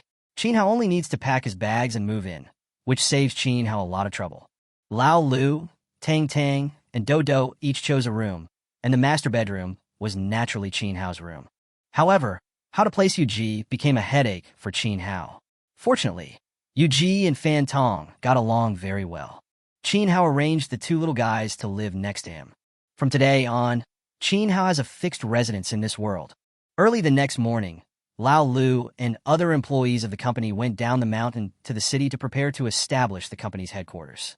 Qin Hao was dragged to attend the inauguration ceremony specially prepared for him. After the inauguration ceremony, Qin Hao officially became a professor at Twilight Academy. Although Qin Hao was not very interested in this empty professorship. Chapter 45, Twilight Library. Qin Hao suddenly found that he had become the most idle person in the villa. Tang Tang was in the basement, tinkering with the equipment for making mechas and wouldn't let anyone in. Lao Lu took his employees to take care of matters at the company's headquarters, and he hadn't even been seen for the past 2 days. The only people left in the villa were Yuji and Dodo, one an idiot and the other a fool. When he was bored, Qin Hao began to teach Yuji how to speak word by word. Yuji was very smart and learned very quickly, but his accent was a bit heavy, and it sounded very much like the accent of people from northeast China. Qin Hao was confused. I'm from the South, so how can I teach someone to speak with a Northeastern accent? In the afternoon, Cho Fong came to visit and brought Chin Hao's salary card, college pass, and library card. A library card is great. It's nice to borrow a book when you're bored. After seeing Cho Fong off, Chin Hao walked towards the college with a library card. This was Chin Hao's first time to visit the college. Although he entered the college last time, he didn't take a close look because it was too late. The college is very large, similar to a university campus on Earth, and a bit like Hogwarts School of Witchcraft and Wizardry in Harry Potter. Chin Hao walked in the college and looked at the energetic young people, and his mood couldn't help but improve. I feel like today is another energetic day. Hey, look, is that guy the new professor in our college? How is it possible? How can someone be a professor at such a young age? Haven't you seen the video of him fighting the blood demon in the wild? Is this true? He doesn't look that powerful to me. If it was fake, the dean wouldn't have let him come to our college to be a professor. But he's even more handsome in person than in the video. No, I love you. Listening to the whispers of students along the way, Chin Hao shook his head helplessly. This doesn't match my low-key personality. I guess I need to go back and discuss with Lao Lu to see if he can use my photo to promote the company. He says he wants to be low-key while trying to make himself more famous. This behavior of saying one thing and doing another while acting upright is very Chin Hao. Walking into the library, Chin Hao was shocked by the massive amount of books in front of him. Everywhere you look, there are books. Even the walls are carved out with grooves filled with books. Chin Hao didn't have any specific goal, so he just wandered around the library casually. When he saw an interesting book title, he would just take a quick look. If the content is fresh and interesting, Chin Hao will read it for a while longer. If it is boring, Chin Hao will continue to look for the next one. Soon Chin Hao's attention was attracted by a book on the development and mutation of superpowers. The book begins by saying that although mutants have different levels and strengths, there is no difference in the strength of superpowers. There are only superpowers that are used well and superpowers that are used poorly. If you use your superpowers well, you can not only easily defeat opponents of the same level, but you can even kill opponents of a higher level. Chin Hao had already had vague thoughts about these things when he raised the Black Panther camp. Now, after reading the viewpoints in the book, it was as if he had suddenly been enlightened, and his understanding of mutants and superpowers also improved significantly. It's like two people of equal strength, one holding an embroidery needle and the other holding a long sword, and let the two of them fight. On the surface, the person holding the embroidery needle is at an absolute disadvantage. So, will the person holding the long sword definitely win? Not necessarily. If you use the embroidery needle well, you may be able to defeat the man with the long sword. The key is how to use the embroidery needle. How can we bring out the advantages of embroidery needles? This process of exploration is the development of superpowers. The book also mentioned that when superpowers are developed to a certain extent, they may mutate and produce superpower effects that are completely different from the original superpowers. The book also gives an example of an F-class mutant who can control tiny electric currents and has an SS-class enemy. If you only look at their surface strength, the two people are not on the same level at all. It is almost an impossible task for an F-class mutant to take revenge, but the result is that he did it. During a thunderstorm, the F-class mutant found his enemy for a duel. He just increased the charge on his enemy's head, and the enemy became a human lightning rod. When lightning struck, the enemy was instantly turned into charcoal. His ability itself did not cause any harm to his enemies, but he used his supernatural powers flexibly to draw lightning from nature and use it for his own benefit. This is an example of the development of supernatural powers. Then this F-class mutant discovered that if electricity was applied to the wire wrapped around the iron nail would become magnetic. So now he can not only control electric current, but also has a new superpower, metal control, which is a superpower mutation. After reading the whole book, Chin Hao benefited a lot and had a deeper understanding of superpowers. Looking at the sky outside again, I realized that the moon was already above the branches. When you get serious, it's easy to forget about time.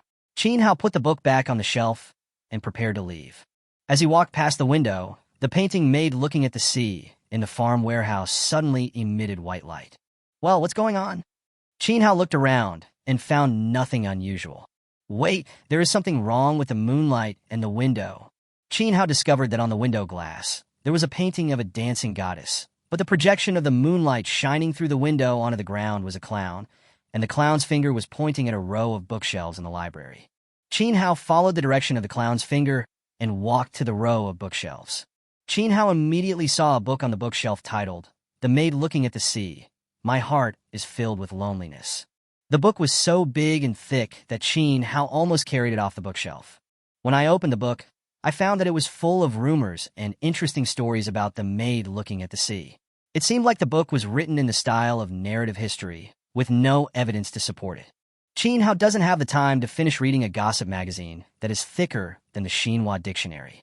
When Qin Hao closed the book, he suddenly saw a clown drawn on the back of the book, and the clown was pointing to Qin Hao's left. There is nothing on the left of Qin Hao.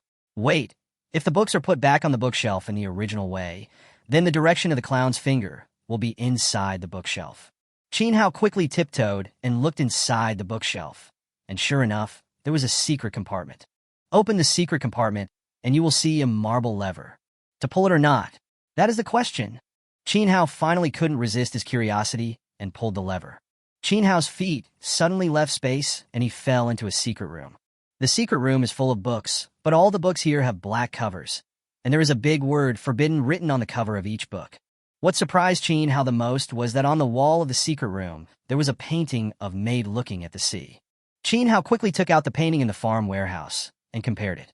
He found that there were slight differences between the two paintings, and there were different numbers marked in the lower right corner of the two paintings. The one in Qin Hao's hand is the 3rd volume, and the one in the secret room is the 7th volume. Who would have thought that the 7th volume of Ladies Looking at the Sea would be hidden in the library of Twilight Academy? Qin Hao was not polite at all. He put all the books and pictures in the secret room into the farm warehouse, and then left the secret room stealthily. I never thought that visiting the library would yield such great results. I guess I'll have to come here more often in the future. Qin Hao thought so when he left. Chapter 46. Shocking Treasure. After Qin Hao returned to the villa, he hung the 2 pictures in the room and began to compare them carefully. Qin Hao entered the illusions created by the 2 pictures respectively and found that the color of the sea water in the 2 pictures was slightly different. Is the problem in the sea water? Qin Hao said this and went in again, but there was really nothing there except the deep sea that he could never swim to the surface of and that vague shadow. Phew, I'm suffocating to death. I'm suffocating to death. Qin Hao once again woke up from the pain of suffocation. Suddenly, Qin Hao seemed to have thought of something and kept muttering to himself. Suffocate to death, die. Put yourself in a desperate situation to survive. Do you have to do the opposite? Yes, why should I swim upstream? Why shouldn't I swim downwards? Qin Hao stared at the 3rd volume of the painting of Ladies Looking at the Sea, and soon he entered the sea. This time Qin Hao began to swim downwards. The deeper he went, the stronger the pressure of the sea water became. Qin Hao's bones were squeezed so hard that they made crackling sounds. Qin Hao gritted his teeth and resisted. Just when Qin Hao felt that he was about to reach his limit, there was suddenly emptiness under Qin Hao, and the sky and the earth suddenly turned upside down. Qin Hao actually found himself on the water. There was a long-haired woman standing on the shore, but the distance was too far and his face could not be seen clearly. The woman's reflection was exactly the same as the one he saw in the water. It turns out that what I had been chasing was someone's reflection in the water. Many of the self-righteous goals in life are actually futile and go in the opposite direction. Fortunately, Qin Hao has found the right way now. Qin Hao swam towards the long-haired woman on the shore. Just when Qin Hao thought he was about to see the woman's face clearly, a map suddenly appeared in Qin Hao's mind. Immediately afterwards, Qin Hao regained consciousness from the hallucination. Qin Hao quickly checked the map in his mind. The location marked on the map was roughly in the southeast fortress, close to the forbidden area outside the Great Wall. This should be the location of the amazing treasure corresponding to the 3rd scroll. Next, Qin Hao repeated the same trick and entered the 7th volume, and also obtained a map. The location marked in the 7th volume was actually in the forbidden area outside the Great Wall, and it was very far away from the human activity area. Forget it, never mind. Let's get the amazing treasure in the southeast fortress first. The next day, Qin Hao began to prepare for the long journey. Qin Hao thought that the sooner he left, the better, but he had too many trivial matters and he really couldn't leave in a short time. On the trading company's side, Lao Lu would always ask Qin how to go to the platform to support it. In order for the trading company to gain a foothold in Twilight Ruins as soon as possible, Qin Hao could only make full use of his own fame to help promote the trading company. Tang has already got the equipment and is just short of starting formal production. The materials needed are varied, So Tang often troubles Qin Hao, the only idle person in the villa, to go out and purchase the materials. After doing all this, Qin Hao still has to be responsible for 3 meals a day for Daodu, Yuji, and Phantom. As a boss, I am busier than my employees. That morning, Qin Hao was making breakfast while teaching Yuji to speak. No one knew what happened, but Yuji suddenly fell to the ground and screamed in pain. Qin Hao was startled and hurried forward to check, and found that it was a genetic awakening. Most people in this world have their genes awakened between the ages of 3 and 12 and become mutants. There are also people who are born mutants, but that is rare. If a person's genes have not awakened after the age of 12, then that person will never become a mutant in his or her lifetime. Although Qin Hao's genetic enhancer broke the last rule, it was an exception among exceptions. More than half an hour later, Yuji's awakening was finally completed. Qin Hao asked whether Yuji had awakened any special abilities. Yuji nodded and began to show Qin Hao his special abilities. 2 animal ears suddenly popped out of Yuji's head, tiger teeth grew out of his mouth, and his nails turned into sharp claws. Beast transformation. This is the same type of ability as Black Panther. Unlike Black Panther, Yuji's beast transformation is not complete, but half human, half beast. After transforming into a beast, Yuji has great speed and explosive power, plus her petite stature. Although she is only F level, she can still compete with B level ones. Qin Hao was really happy for Yuji. In order to celebrate Yuji becoming a mutant, Qin Hao even baked bread for Yuji. As soon as the bread was placed in front of Yuji, he stuffed his head into the bread and began to eat it voraciously. Well, after teaching for so long, Yuji still can't eat with his hands. After dinner, Qin Hao prepared to go to the college library to borrow a map. After all, the map in his mind was from a long time ago. After so many years, the topography, landforms, and even place names have changed.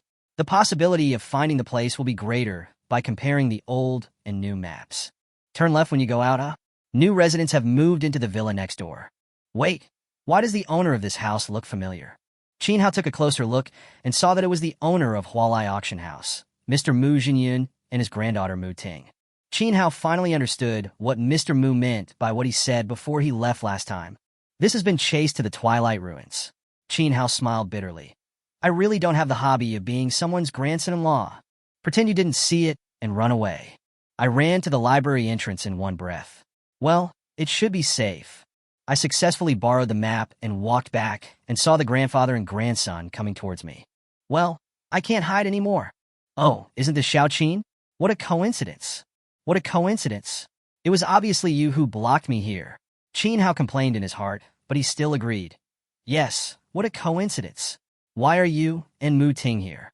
Mr. Mu smiled and said, It wasn't long after you left Luoyun City that Ting Ting's genes awakened. Now Ting Ting is also a mutant. I brought her here to enroll, so that she can learn something and protect herself in the future. Oh, congratulations. Qin Hao congratulated her sincerely, and Mu Ting said thank you with a blushing face. Qin Hao couldn't help but be curious. Have you awakened your superpowers? If it's inconvenient to tell me, just pretend I didn't ask. Convenient, but I'm not sure if mine is a superpower. Tell me more details. It's my strength. I'm so strong. Qin Hao became even more curious. Can you show it to me? Mu Ting nodded shyly, then walked to the stone carving at the school gate, raised her hands, and lifted the huge stone carving weighing more than 10 tons above her head. Judging from Mu Ting's appearance, it seemed that she didn't use her full strength. Qin Hao was shocked. This is the real-life version of the super strong girl. Mr. Mu looked around at the students who had gathered around him and said quickly, Ahem, put it down quickly.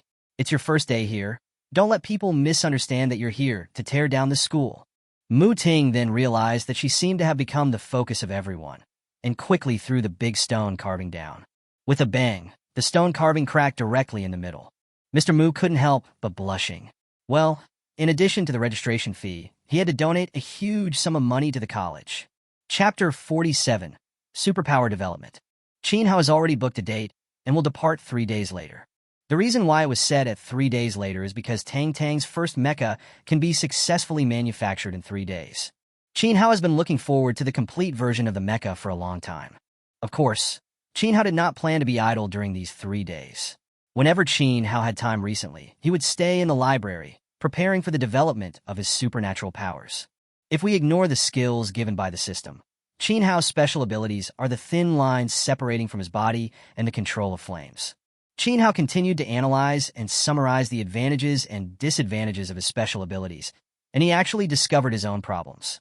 That is defense, which he has not been able to use until now. This is also the biggest reason why he suffered a loss in the battle with Qinglong. Qinglong has a metal shield, so why can't I have a thin wire shield? Thinking of this, Qin Hao started to put it into practice. Qin Hao kept separating out thin lines and began to wrap them around the ground to form a shield. However, the shield became limp when he lifted it up and had no defensive effect at all. It doesn't work. Give up? No. The word give up has never appeared in Qin Hao's dictionary. Qin Hao tried again. This time he separated the warp and weft and weaved a shield like weaving cloth. Although it was not as soft as at the beginning, it would still become soft if it encountered a slightly stronger impact. Wait, since we can weave fine threads in a cloth, why don't I weave myself a piece of clothing to wear? With the toughness of the fine threads, the defensive power will definitely not be inferior to the best armor in the world. He did it right away. It only took him a dozen minutes, and a piece of armor woven with fine threads appeared in Qin Hao's hands. As light as a feather, as thin as a cicada's wing, put the wire armor on the dummy and shoot with a gun. He fired all the bullets in the magazine in one breath, leaving the dummy intact. Done! Qin Hao clenched his fists excitedly. Wearing wire armor is the same as not wearing anything, but the defensive power is real. I have the defense on my body, but what about my head? Qin Hao started to argue with himself again. Do I have to wrap myself up like a silkworm pupa? As soon as the word silkworm pupa came out, Qin Hao's eyes lit up again. Yes, I can wrap myself up like a silkworm pupa. This time, Qin Hao used all his strength to activate his supernatural powers, separating a large number of thin lines that surrounded himself.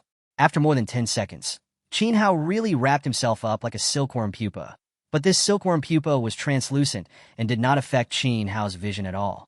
This can be considered the most perfect defense, but it takes too long to activate.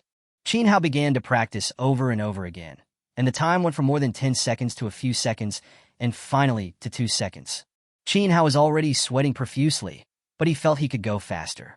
Qin Hao continued to practice day and night, until 2 days later, Qin Hao was finally able to achieve instant formation.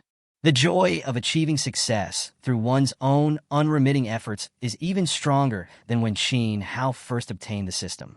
This is Qin Hao's first self-created skill. Qin Hao gave this skill a very childish name, Absolute Defense. Next, Qin Hao started playing with fire again. Qin Hao always felt that although the skill of Sea of Fire was very powerful, it was a waste. If the flames can be accurately targeted, it will not only reduce consumption, but also increase the power of the flames. Isn't that killing 2 birds with 1 stone? It is easy to have ideas, but it is difficult to turn them into reality.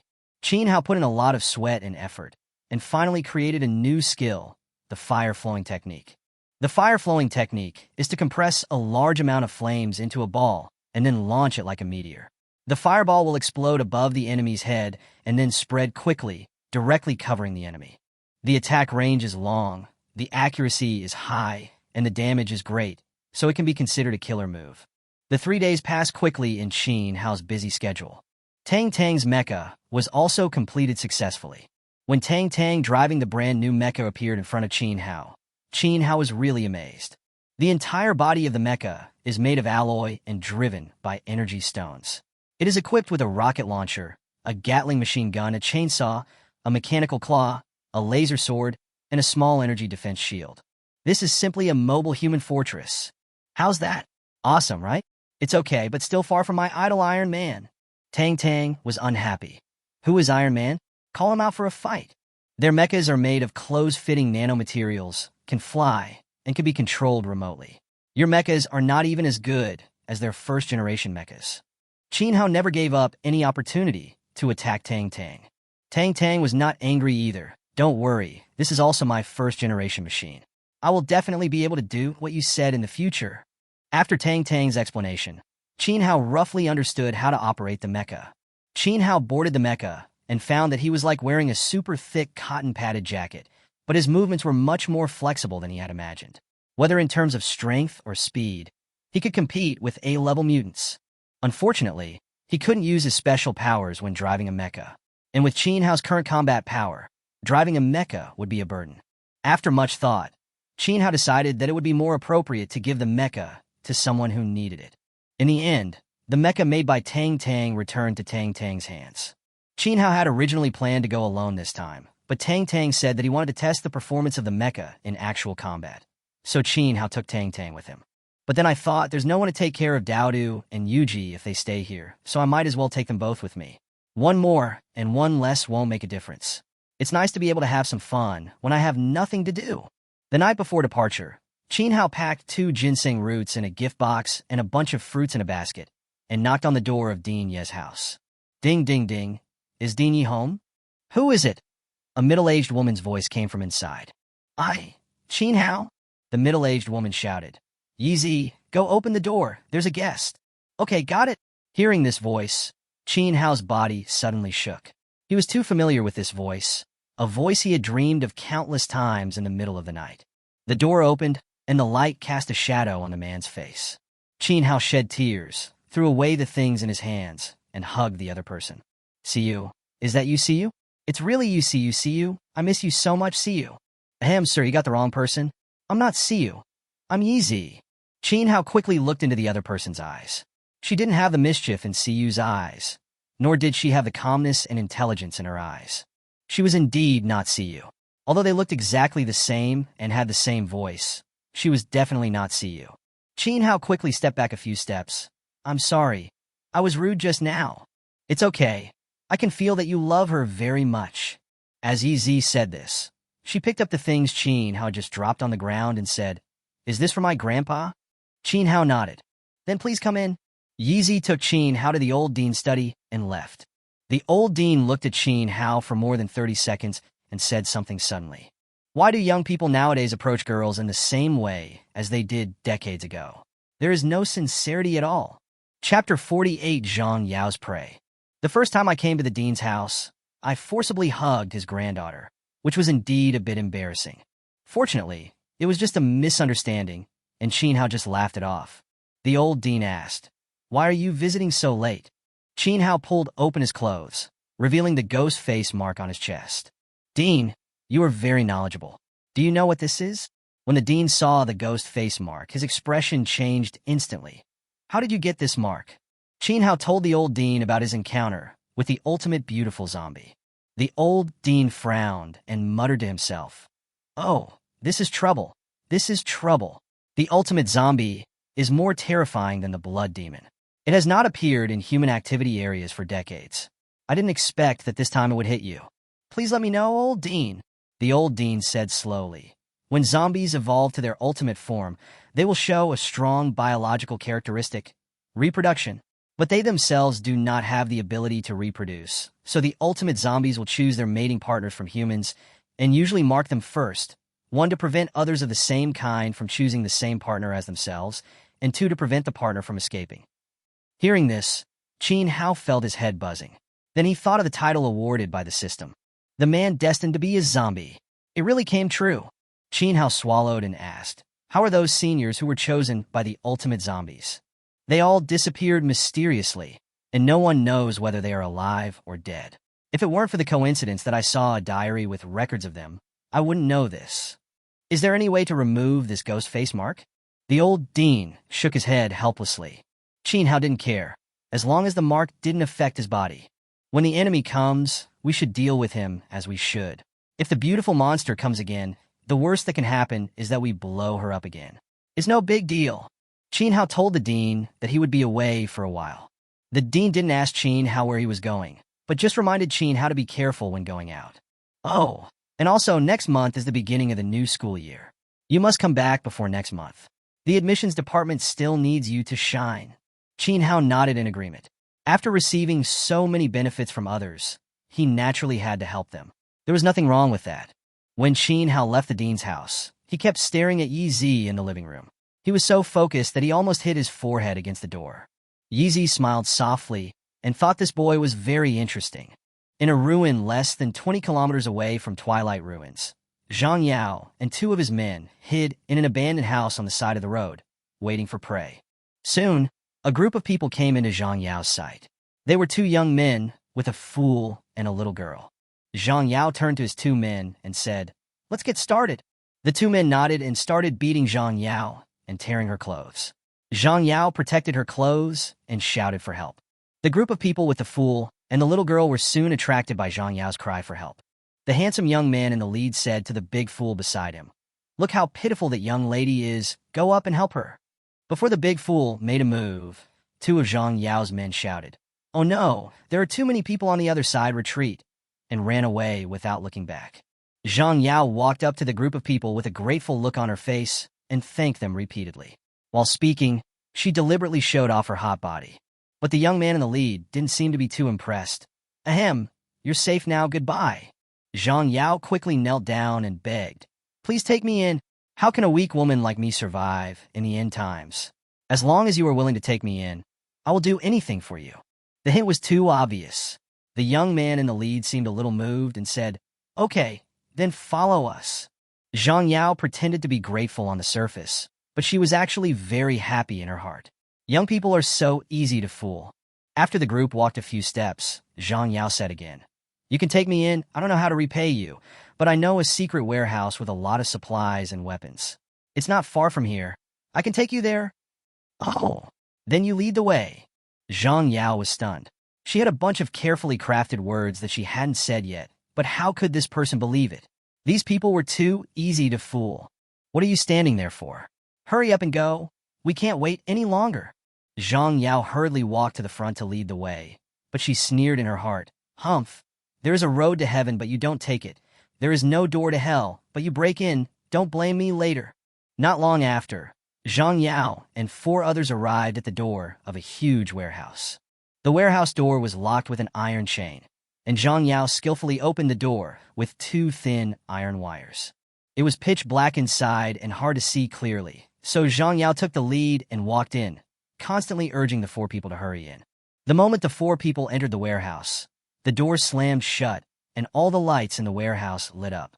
There were no supplies in the warehouse, only bandits armed with guns. The leader, a man in leather jacket, was a mutant. Zhang Yao couldn't help but burst out laughing. "Ha ha ha ha, this is the first time I've met such a silly person. He looks pretty, but unfortunately, he's not very smart." At this time, the leather jacket boss said, "Zhang Yao did a good job this time. She brought back 4 people at once. The little girl stays here, and the other 3 are taken away to be washed. We're having some meat tonight." Ouch! The gangsters in the warehouse all roared with excitement. At this time, the sounds of 2 quarrels reached the ears of the bandits. "Are you going to do it, or should I? Come here. I'm your boss. How can an employee order the boss around? Come on. No, isn't my mecha with you? By the time I put on the mecha, UG will be beaten to a pulp." Well, the 2 people who were quarreling were none other than Qin Hao and Tang Tang. With Qin Hao's rich experience in watching countless films, how could he not see Zhang Yao's poor acting skills? He followed Zhang Yao just to see what trick Zhang Yao could come up with after all the effort and anxiety. Until this point, Zhang Yao was still unaware of it and was still mocking Qin Hao and Tang Tang. These 2 fools are quarreling when they are about to die. They really don't know how to live or die. Someone take them away. Upon hearing this, several big men came up with iron chains and wanted to tie up Qin Hao and the other 3. Qin Hao shook his head helplessly. He thought that relying on Tang Tang was no longer possible, so he had to do it himself. Qin Hao stepped forward and shouted, "I'll give you a chance to live. Leave now, and I'll forgive you. If you're still in this warehouse, after I count to 3, I'll be sorry." 3. Everyone looked at each other and suddenly burst into laughter. "Ha ha, I've met some crazy people, but I've never met anyone as crazy as this." 2. It's not the first time we've done this. We've seen all kinds of people. They just think they're so great just because they're mutants. What?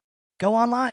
The man in leather jacket suddenly shouted, and a large net made of steel cables fell towards Qin Hao and his 3 companions. Qin Hao activated the cutting technique, and the steel cable net was cut open. The gangsters' faces turned pale. How could this be possible? Although it was hard to believe, it actually happened right in front of everyone, and they couldn't help but believe it. The leather jacket man shouted to his men, "We have encountered a tough guy. All devices are activated. Everyone dash." The man in leather jacket stopped talking halfway because a large hole appeared on his forehead, which was transparent from front to back. The man in leather jacket fell straight to the ground and became a corpse. Chapter 49, Death Scythe. Zhang Yao widened her eyes in shock. The boss was a Class B mutant, and yet he was killed instantly. The gangsters who were surrounding them all raised their guns and shot wildly at Qin Hao and his 4 companions. At the same time, more than a dozen saw blades emerged from under Qin Hao and his 4 companions' feet and sawed towards them. Qin Hao snapped his fingers, and the absolute defense was activated, directly protecting Tang Tang, Xiao Shan, and Yu Ji inside. No matter how the bullets and hacksaws attacked, he defended himself and did not move. Qin Hao himself started killing people in the warehouse under the hail of bullets. Cutting technique, death ray, fire technique, death cage, all performed in turn. The bandits in the warehouse had nowhere to hide and fell down in large numbers. The screams soon drowned out the sound of gunfire. Countless broken limbs and arms were separated from their owners, and the blood almost dyed the entire warehouse red. Devil, he is a devil, run away! Some people wanted to escape, but it was too late. Qin Hao had already sealed the door with string. The gangster who rushed towards the gate, by the time he realized the problem, his neck had already been cut by the thin wires tied on both sides of the gate. Zhang Yao, who was curled up in the corner, was terrified at this moment. What on earth did I bring back? Unfortunately, before she could get an answer, her head fell off her shoulders. Qin Hao did what he said, and all the bandits in the warehouse were killed, leaving no one alive. Qin Hao found a pile of backpacks and clothes in a small compartment at the back of the warehouse. The cement pool behind the warehouse was full of dried bones with obvious knife wounds on them. These bones should be the real owners of those backpacks and clothes. Qin Hao also found a large amount of supplies, weapons, and coins in the basement of the warehouse. Qin Hao put all these things into the farm warehouse. Qin Hao was not in a hurry to leave. He was waiting for Xiao Shan, Xiao 12, and others. About half an hour later, Xiao Shan, Xiao 12, and others appeared in Qin Hao's sight, driving a large group of zombies. It's finally here. Qin Hao took out a zombie trap and went forward. With the assistance of Xiao Shan and Xiao 12, more than 600 zombies were successfully captured by Qin Hao.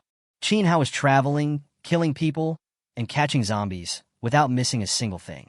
Qin Hao was just about to praise Xiao Shan and the others when Fan Tong flapped his wings and landed on Qin Hao's head. Qin Hao's neck was almost broken. Qin Hao completely let the glutton go. In just one day, the glutton ate himself a lot of weight. Now he is not much bigger than a corgi. It would be a miracle if Qin Hao could hold up his neck when he dives down from a high altitude. Qin Hao glanced at the warehouse behind him that was made of thick steel plates welded together, then looked at Xiao 12 and the others, and a bold idea suddenly popped up in Qin Hao's mind. Qin Hao first placed the pea shooter and watermelon thrower on the roof of the warehouse, and then asked Xiao 12 and the others to stand on the roof to protect the pea shooter and watermelon thrower. Qin Hao asked Tang Tang to drive the mecha and find a safe place to hide with Daodu and Yu Ji. Qin Hao walked into the warehouse alone. Then his consciousness entered the farm operation interface and clicked on the title, The Man Destined to be a Zombie. Click to use. In an instant, with Qin Hao as the center, all the zombies within a 10-kilometer radius, as if stimulated, rushed towards Qin Hao like crazy. The zombies continued to gather, just like countless small rivers converge into a big river and then rush into the sea. But this time, it was a sea of zombies. A large number of zombies gathered together, just like waves, sweeping towards the small warehouse where Qin Hao was. The main door of the warehouse was wide open, and Qin Hao stood at the door, holding a zombie pole, ready for battle. Bang! Bang! Bang! The zombies crashed into the iron wall outside the warehouse, making dull sounds, like a rainstorm. The only way for the zombies to enter the warehouse is through the main entrance. The zombies rolled and crawled towards the main gate, but the main gate was only 3 meters wide and 2 meters high. Even if the zombies compressed themselves into cans, only 11 or 12 at most could come in at a time. This is exactly what Qin Hao wanted. Qin Hao stood at the door, constantly waving the zombie pole. Often, as soon as the zombies squeezed in, they would be captured by the zombie pole. This is exactly in line with the saying that one man can guard the pass against 10,000. Qin Hao has built a magnificent and dangerous pass for himself. The zombies had no advantage in numbers at all. If they wanted to come in, they could only squeeze in through the main gate. Qin Hao, who was standing at the main gate, had a great time catching the zombies. However, Qin Hao's speed in catching zombies was obviously slower than the speed at which the zombies gathered. The zombies kept piling up, and some even climbed onto other zombies, climbing higher and higher layer by layer. Seeing that the zombies were about to flood onto the roof, It was time for the pea shooters and watermelon throwers that Qin Hao had arranged in advance to come into play. Following Qin Hao's order, the pea shooters and watermelon throwers began firing wildly. The zombies were too dense, and often a pea bullet could penetrate 4 or 5 zombies, and a watermelon shell could kill dozens of zombies. The experience bar on the farm interface is rising like a rocket, but Qin Hao still underestimated the power of the zombies gathered together. The steel plates around the warehouse kept creaking under the heavy weight. Several places had undergone serious deformation.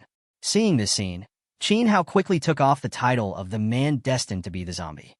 The situation was finally relieved. There were no more zombies outside the warehouse, and Qin Hao was catching and killing them, so the number of zombies began to decrease. By the time Qin Hao successfully captured the last zombie, it was already past 9 o'clock in the evening. Qin Hao was almost paralyzed from exhaustion. He worked nonstop for more than 11 hours. However, the harvest this time was indeed rich. There were more than 200,000 zombies in the zombie fence, and 530,000 experience points had accumulated in the experience slot. Just when Qin Hao was overjoyed, a prompt sounded from the system. Ding, congratulations to the host. The cumulative number of captured zombies has exceeded 500,000, and the zombie trap has reached the upgrade conditions. Would the host like to upgrade? Surprise! Another surprise! Qin Hao quickly chose yes. A blue light flashed, and the zombie pole in Qin Hao's hand turned into a 2-meter-long sickle, which was completely black and exuded a chilling coldness. Ding! Congratulations to the host. The zombie pole has been successfully upgraded to the death sickle. The host can switch between the 2 forms of the death sickle at will according to his own needs. White sickle form. You can freely control the sickle length and killing range. The zombies attacked by the white sickle will be captured by the system by default. The black sickle form can be perfectly integrated with the host's supernatural powers. The zombies attacked by the black sickle will be killed by the system by default. At this moment, Qin Hao's excitement could no longer be described by the word surprise. He was ecstatic, really ecstatic. As Qin Hao's mind changed, the white sickle and the black sickle switched seamlessly. This is a divine weapon, a real divine weapon. Qin Hao exclaimed sincerely, "This system is awesome." Chapter 50. Fight against the powerful. On a relatively flat dirt road, Xiaoshan was pulling the pumpkin carriage slowly.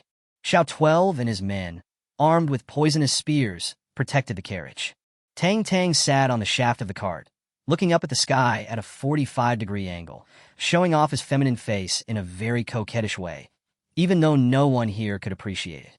Daodu and Yuji were sitting in a carriage, competing to see who could eat a whole lemon in one breath. Qin Hao lay dead in the carriage.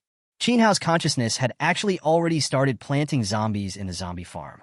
Because when leaving Twilight Ruins, Qin Hao left all the stock of ordinary crops in the warehouse to Lao Lu for business. So this time, when Qin Hao was planting zombies, he focused more on red soil and black soil.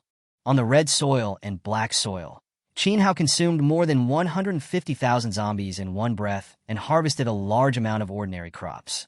Next, Qin Hao started planting zombies on the Golden Land and Amethyst Land. In the first round, potato mines grew on the Gold Land, and corn cannons and forest hearts grew on the 2 Amethyst Lands, respectively. 2 new things were produced, and Qin Hao couldn't help but look at them carefully. Name: Super Corn. Status: Seedling. Output: Corn Cannon. Function: Deal devastating damage to long-range enemies. Growth cycle: 40 years. Number of harvestable items: 4. Note: it can consume 15,000 ordinary zombies to ripen. Qin Hao frowned and looked at the introduction of the corn cannon. It seemed that he didn't really need it for the time being. Qin Hao decided not to rush the ripening process and clicked to view the next one. Name: Tree of Life. Status: Seedling. Output: Heart of the Forest. Function: Introduction. After eating, you can comprehend the supernatural power of wood. Growth cycle: 100 years. Harvest quantity: 1. Note: can consume 37,000 ordinary zombies to ripen. Qin Hao was overjoyed after reading the introduction. Another supernatural power. What are you waiting for? Let's make it mature. The next second, a green object that looked like a heart grown from wood appeared in Qin Hao's hand. Is this thing edible? Although he felt disgusted, Qin Hao still put it into his mouth. Just when Qin Hao was about to eat, a prompt sound suddenly rang from the system. Warning, warning, the host has been detected to have fire powers. If the host eats the heart of the forest, the fire powers will go out of control, and the host will explode and die. Qin Hao cursed out loud. Fuck. System, couldn't you have told me earlier? If you had told me earlier, I wouldn't have wasted my time ripening zombies. Alas, is this the heart of the forest going to be wasted? No, absolutely not. System, do you have any solution? The system replied. If the host can master the power of water, he can use the heart of the forest without worry. Oh, in that case, then I feel relieved. Qin Hao carefully put away the heart of the deep forest. A look inside the zombie pen revealed that there were less than 10,000 left. Qin Hao planted on the golden land again, and this time, the southern barbarian vine armor grew on the golden land. Name, Nanman Ancient Vine. Status, Seedling. Output, Nanman Vine Armor. Function, increased defense, can't be broken by knife, can't be cut by axe, can float in water. Growth cycle, 20 years. Number of harvestable items, 20. Note, can consume 7,300 ordinary zombies to ripen. Nanman Rattan Armor. Could it be the Rattan armor used by Meng Huo's Rattan Armor army in the Romance of the Three Kingdoms? Meng Huo once defeated Zhuge Liang with his Rattan armor. In the end, it was Zhuge Liang who used fire to break the Rattan Armor army, which led to the story of the 7 captures of Meng Huo. Even if it is not for the purpose of enhancing his strength, Qin Hao wants to see this southern barbarian vine armor, just for the story behind it. Qin Hao took out a pair of armor without hesitation. Although it was rattan armor, it was flashing with metallic light. The whole body is black and red, solemn and majestic. And it is a complete set with helmet, armor, leggings, shoes. Everything is missing. The style is exactly the same as the iron armor of ancient generals. Unfortunately, this southern barbarian rattan armor has a fatal flaw, which is that it is afraid of fire and will catch fire when exposed to fire. This has been proven by Prime Minister Zhuge in practice. But Qin Hao also has a way.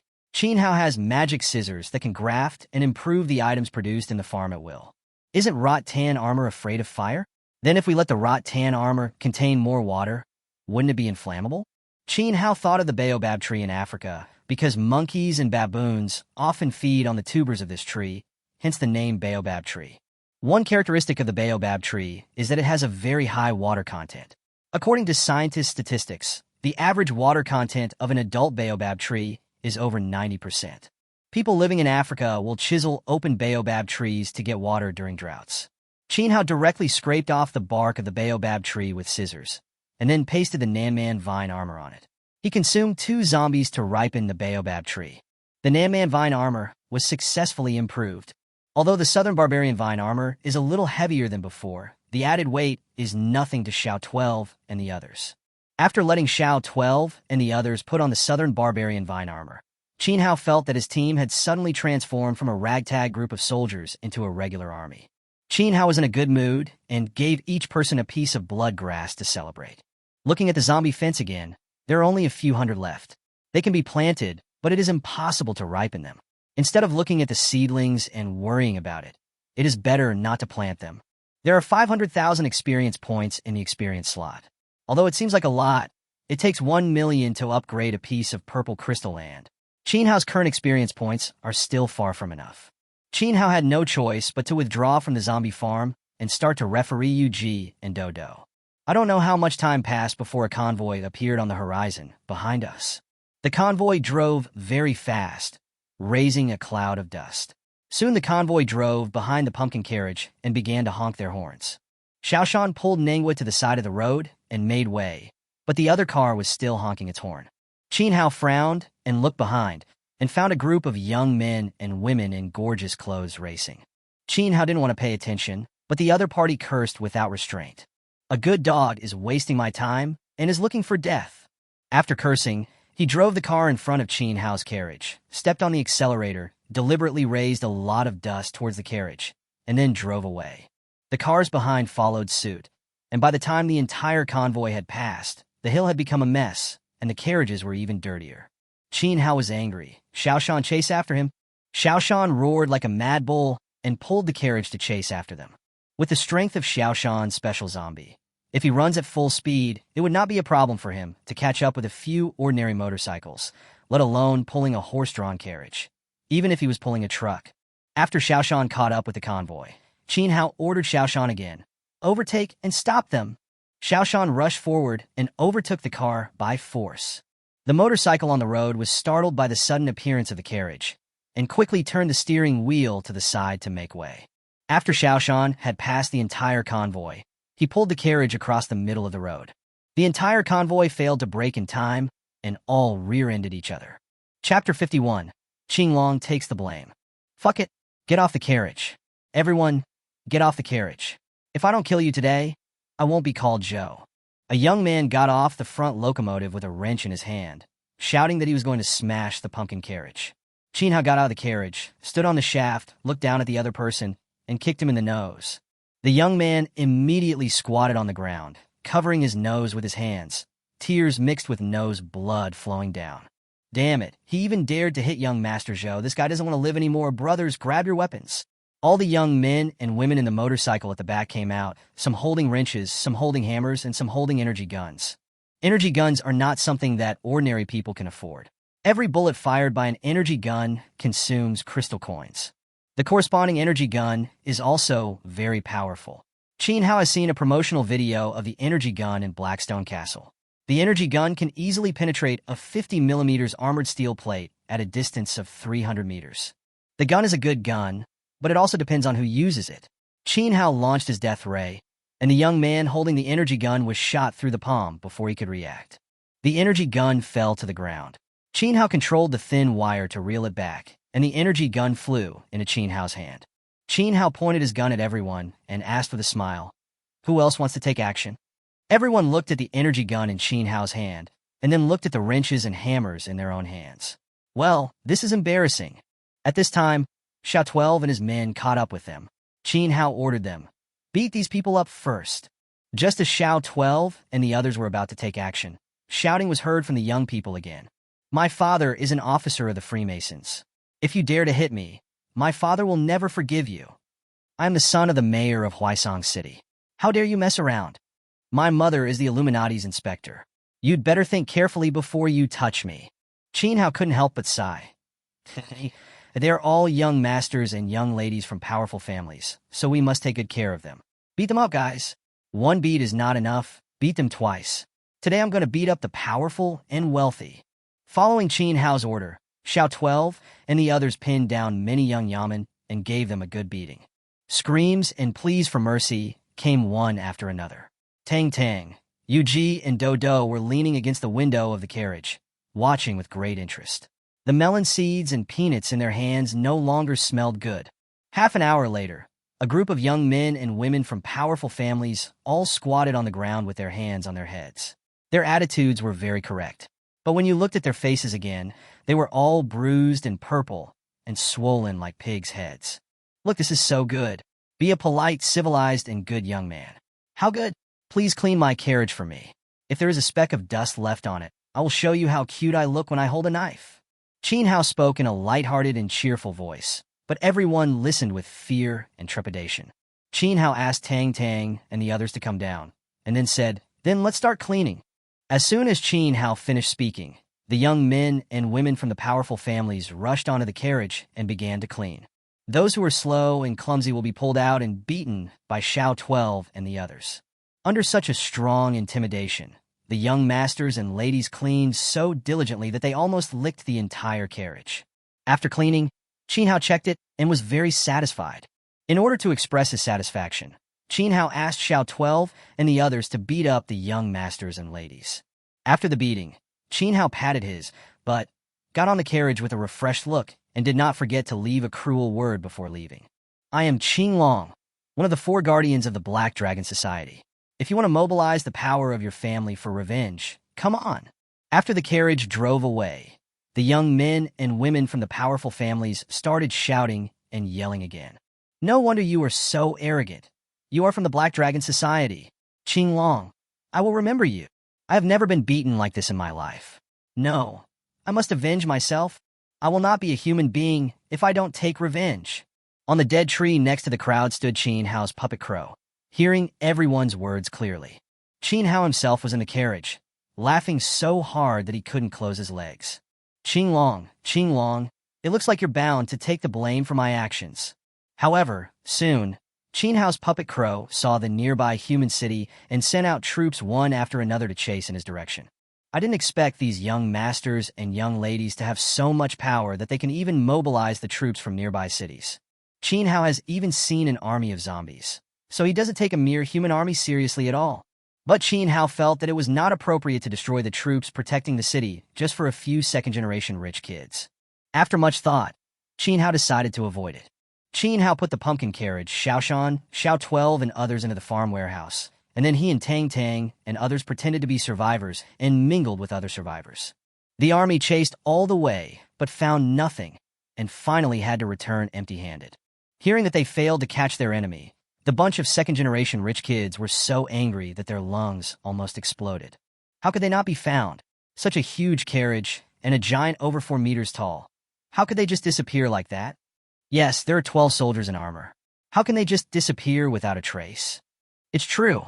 I've searched everywhere within a 10-kilometer radius, and there's really no such group of people as you mentioned, a general explained to the rich second generation. The second-generation rich were unwilling to give up, so they personally led the army to look for him. But by then Qin Hao and his men had already gone far away, mixed in with the group of survivors. The team of survivors walking in front of Qin Hao consisted of 7 people, 4 men and 3 women, among whom the leading man was a Class B mutant. They were very wary of Qin Hao and his 3 companions, and always kept a distance of more than 20 meters from them. Qin Hao also understood that it was the end of the world and people's hearts were treacherous, so it was always better to be careful. Originally, everyone was going their own way and everything was peaceful, but the survivors in front saw that Qin Hao and 4 others were following them and actually thought that Qin Hao and others were trying to seek asylum. The leading man stopped and said to Qin Hao and the others, "You want to join my team, right? It's not impossible for you to join, but the prerequisite is that you have to make some contributions to the team first, and then I will let you join." Qin Hao was stunned for a moment, then asked seriously, "How to contribute?" "Supplies, weapons, anything. As long as you hand over a little money, I'll let you join." "Okay," Qin Hao said as he took out some of the supplies he had seized from the bandits' lair last time and gave them to the other party. There were canned food, biscuits, and bread inside. Several people were stunned when they saw these things. "Is it enough?" "Enough, enough," said the leading man, and he picked up the things and distributed them to several people in the team. It looked like several people had been hungry for a long time. After getting the food, they started to eat it voraciously. After eating, the leading man said generously, "Welcome to join my team. I will protect you. Don't worry." Qin Hao nodded with a strange expression. "Then thank you for your help." Tang Tang couldn't help but give Qin Hao a wicked smile. Chapter 52, I haven't married yet. After questioning, Qin Hao learned that the leading man was named Lu Chang, and the other 6 were teammates found by Lu Chang. Although these 6 people are not mutants, they are all very skilled in martial arts and have good marksmanship. Their destination is Huya City. 3 months ago, Huya City was still a wealthy city with a population of over 200,000. Unfortunately, 3 months ago, Huya City was breached by the zombie army led by the Blood Demon and became a dead city. The wealth and supplies in the city have become ownerless. Although there are zombies, those supplies have a fatal attraction to people living in the end times.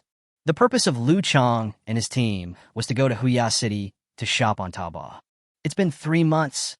The Blood Demon in the city should have left. As long as we are careful enough and avoid the zombies, we should be able to make a lot of money this time.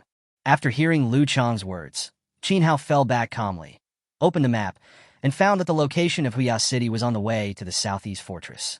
Qin Hao immediately decided to go to Huya City to take a look. If the Blood Demon hadn't left, wouldn't he be one step closer to becoming a grandfather? Having made up their mind, everyone continued on their way, just as they passed a wasteland where weeds were taller than people. The roars of zombies continued, coming from the grass around the crowd. Lu Chang and the others' faces suddenly changed. The surrounding bushes blocked everyone's sight, and they could only determine the approximate location of the zombies based on the sound, and no one knew where the zombies would appear from. The unknown is the most terrifying. Lu Chang pretended to be calm and said to everyone, "Everyone, defend with your backs together. Don't panic. I'll take care of everything."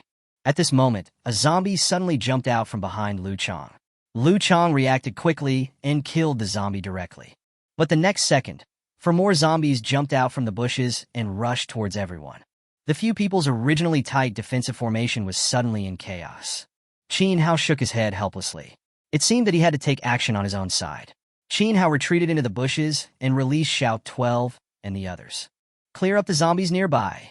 Xiao 12 and the others immediately scattered and began searching for zombies in the grass, then killing them decisively.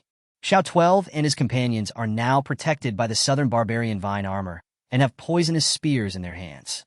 Their combat power is far superior to all zombies of the same level.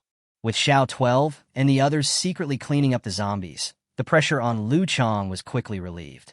After Lu Chong killed the last zombie in front of him, he listened carefully again and found that there were no more zombie roars nearby.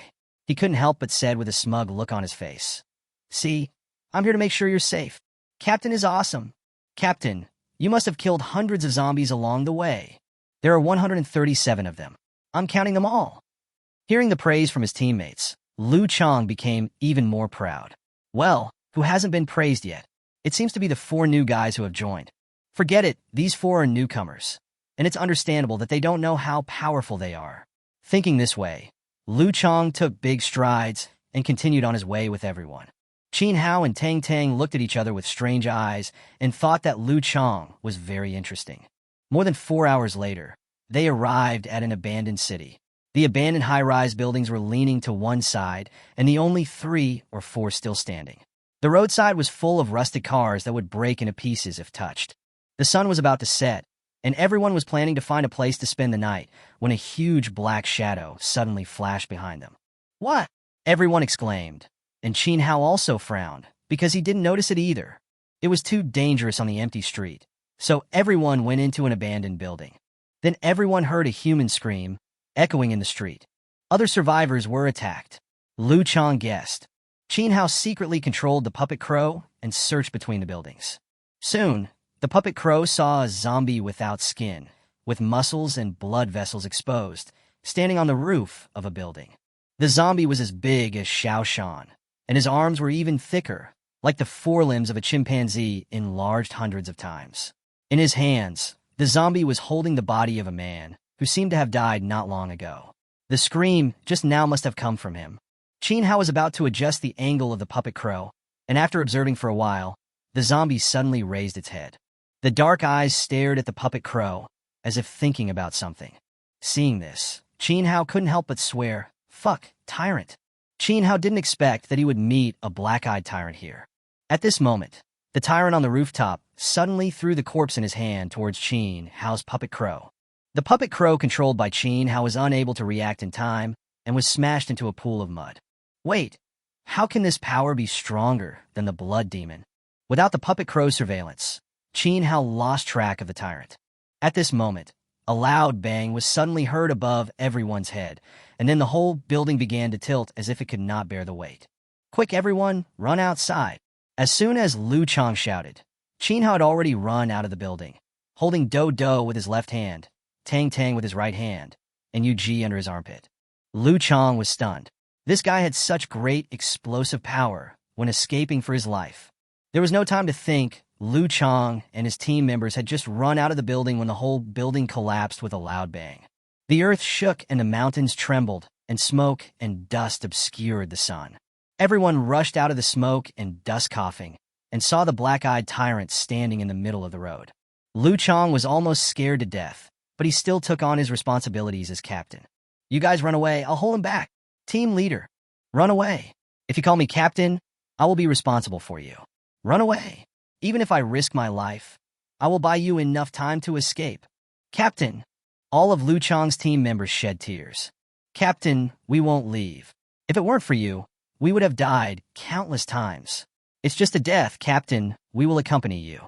We will die together, and we will have someone to take care of us on the road to the underworld." When Lu Chong and his teammates were deeply moved by each other's sincere friendship, an inappropriate voice suddenly rang out. "Who wants to die with you? I haven't even got a wife yet." Lu Chong and others looked in the direction of the voice and found that the person speaking was none other than Qin Hao. Well, with just one sentence from Qin Hao, the originally tragic atmosphere disappeared completely. Lu Chong and others looked at Qin Hao, their mouths twitching. If the situation wasn't urgent at the moment, Lu Chang would have picked up the bricks and beat Qin Hao up. Qin Hao stepped forward, stood in front of Lu Chang, and said casually, "You guys step back, don't affect my performance." Lu Chang was confused. What was this guy trying to do? Was he trying to commit suicide? Lu Chang wanted to say something else, but was stopped by Tang Tang next to him. "Please don't prevent Lao Qin from showing off, thank you." Chapter 53, Catching the Tyrant. Lu Chang unconsciously looked back at Yuji and Dodo. A child and a fool. Who would keep these two burdens around in the end times? Lu Chang felt it was a bit strange at first, but didn't think too much about it. But at this moment, Lu Chang had a bold idea. Only those who are powerful will not care about being dragged down by others, because no matter how much they are dragged down, they can easily solve it with their strength. Just as Lu Chang was daydreaming, the tyrant took action. The tyrant's legs were bent, then suddenly straightened, and the concrete floor cracked and sank instantly. The huge tyrant shot towards Qin Hao like a cannonball. Is this the power of muscles and bones? This is too exaggerated. Qin Hao didn't dare to hold back at all and launched the death rays continuously. Plasma continued to burst out of the tyrant's body, but the tyrant's speed did not slow down at all. Qin Hao condensed 2 fireballs with his hands at the same time, and the flowing fire technique was activated. The tyrant seemed to sense the danger and twisted his body in the air, almost dodging 2 fireballs. Qin Hao sneered in his heart. "You underestimate my flowing fire technique." Flowing fire technique, explode. With 2 bangs, the tyrant was engulfed in flames. Roar! A roar came from the flames, and the tyrant, whose whole body was burning with flames, rushed towards Qin Hao again. At this time, the tyrant was less than 5 meters away from Qin Hao, and it seemed that the tyrant was about to smash Qin Hao into mud. Qin Hao suddenly took out an energy gun, pointed it at the tyrant's huge head, and pulled the trigger. The tyrant reacted quickly and quickly protected his head with both hands. With a loud bang, the tyrant was blown away. Basketball-sized holes were blasted out on the palms of his 2 big hands, and there were obvious dents on his entire face.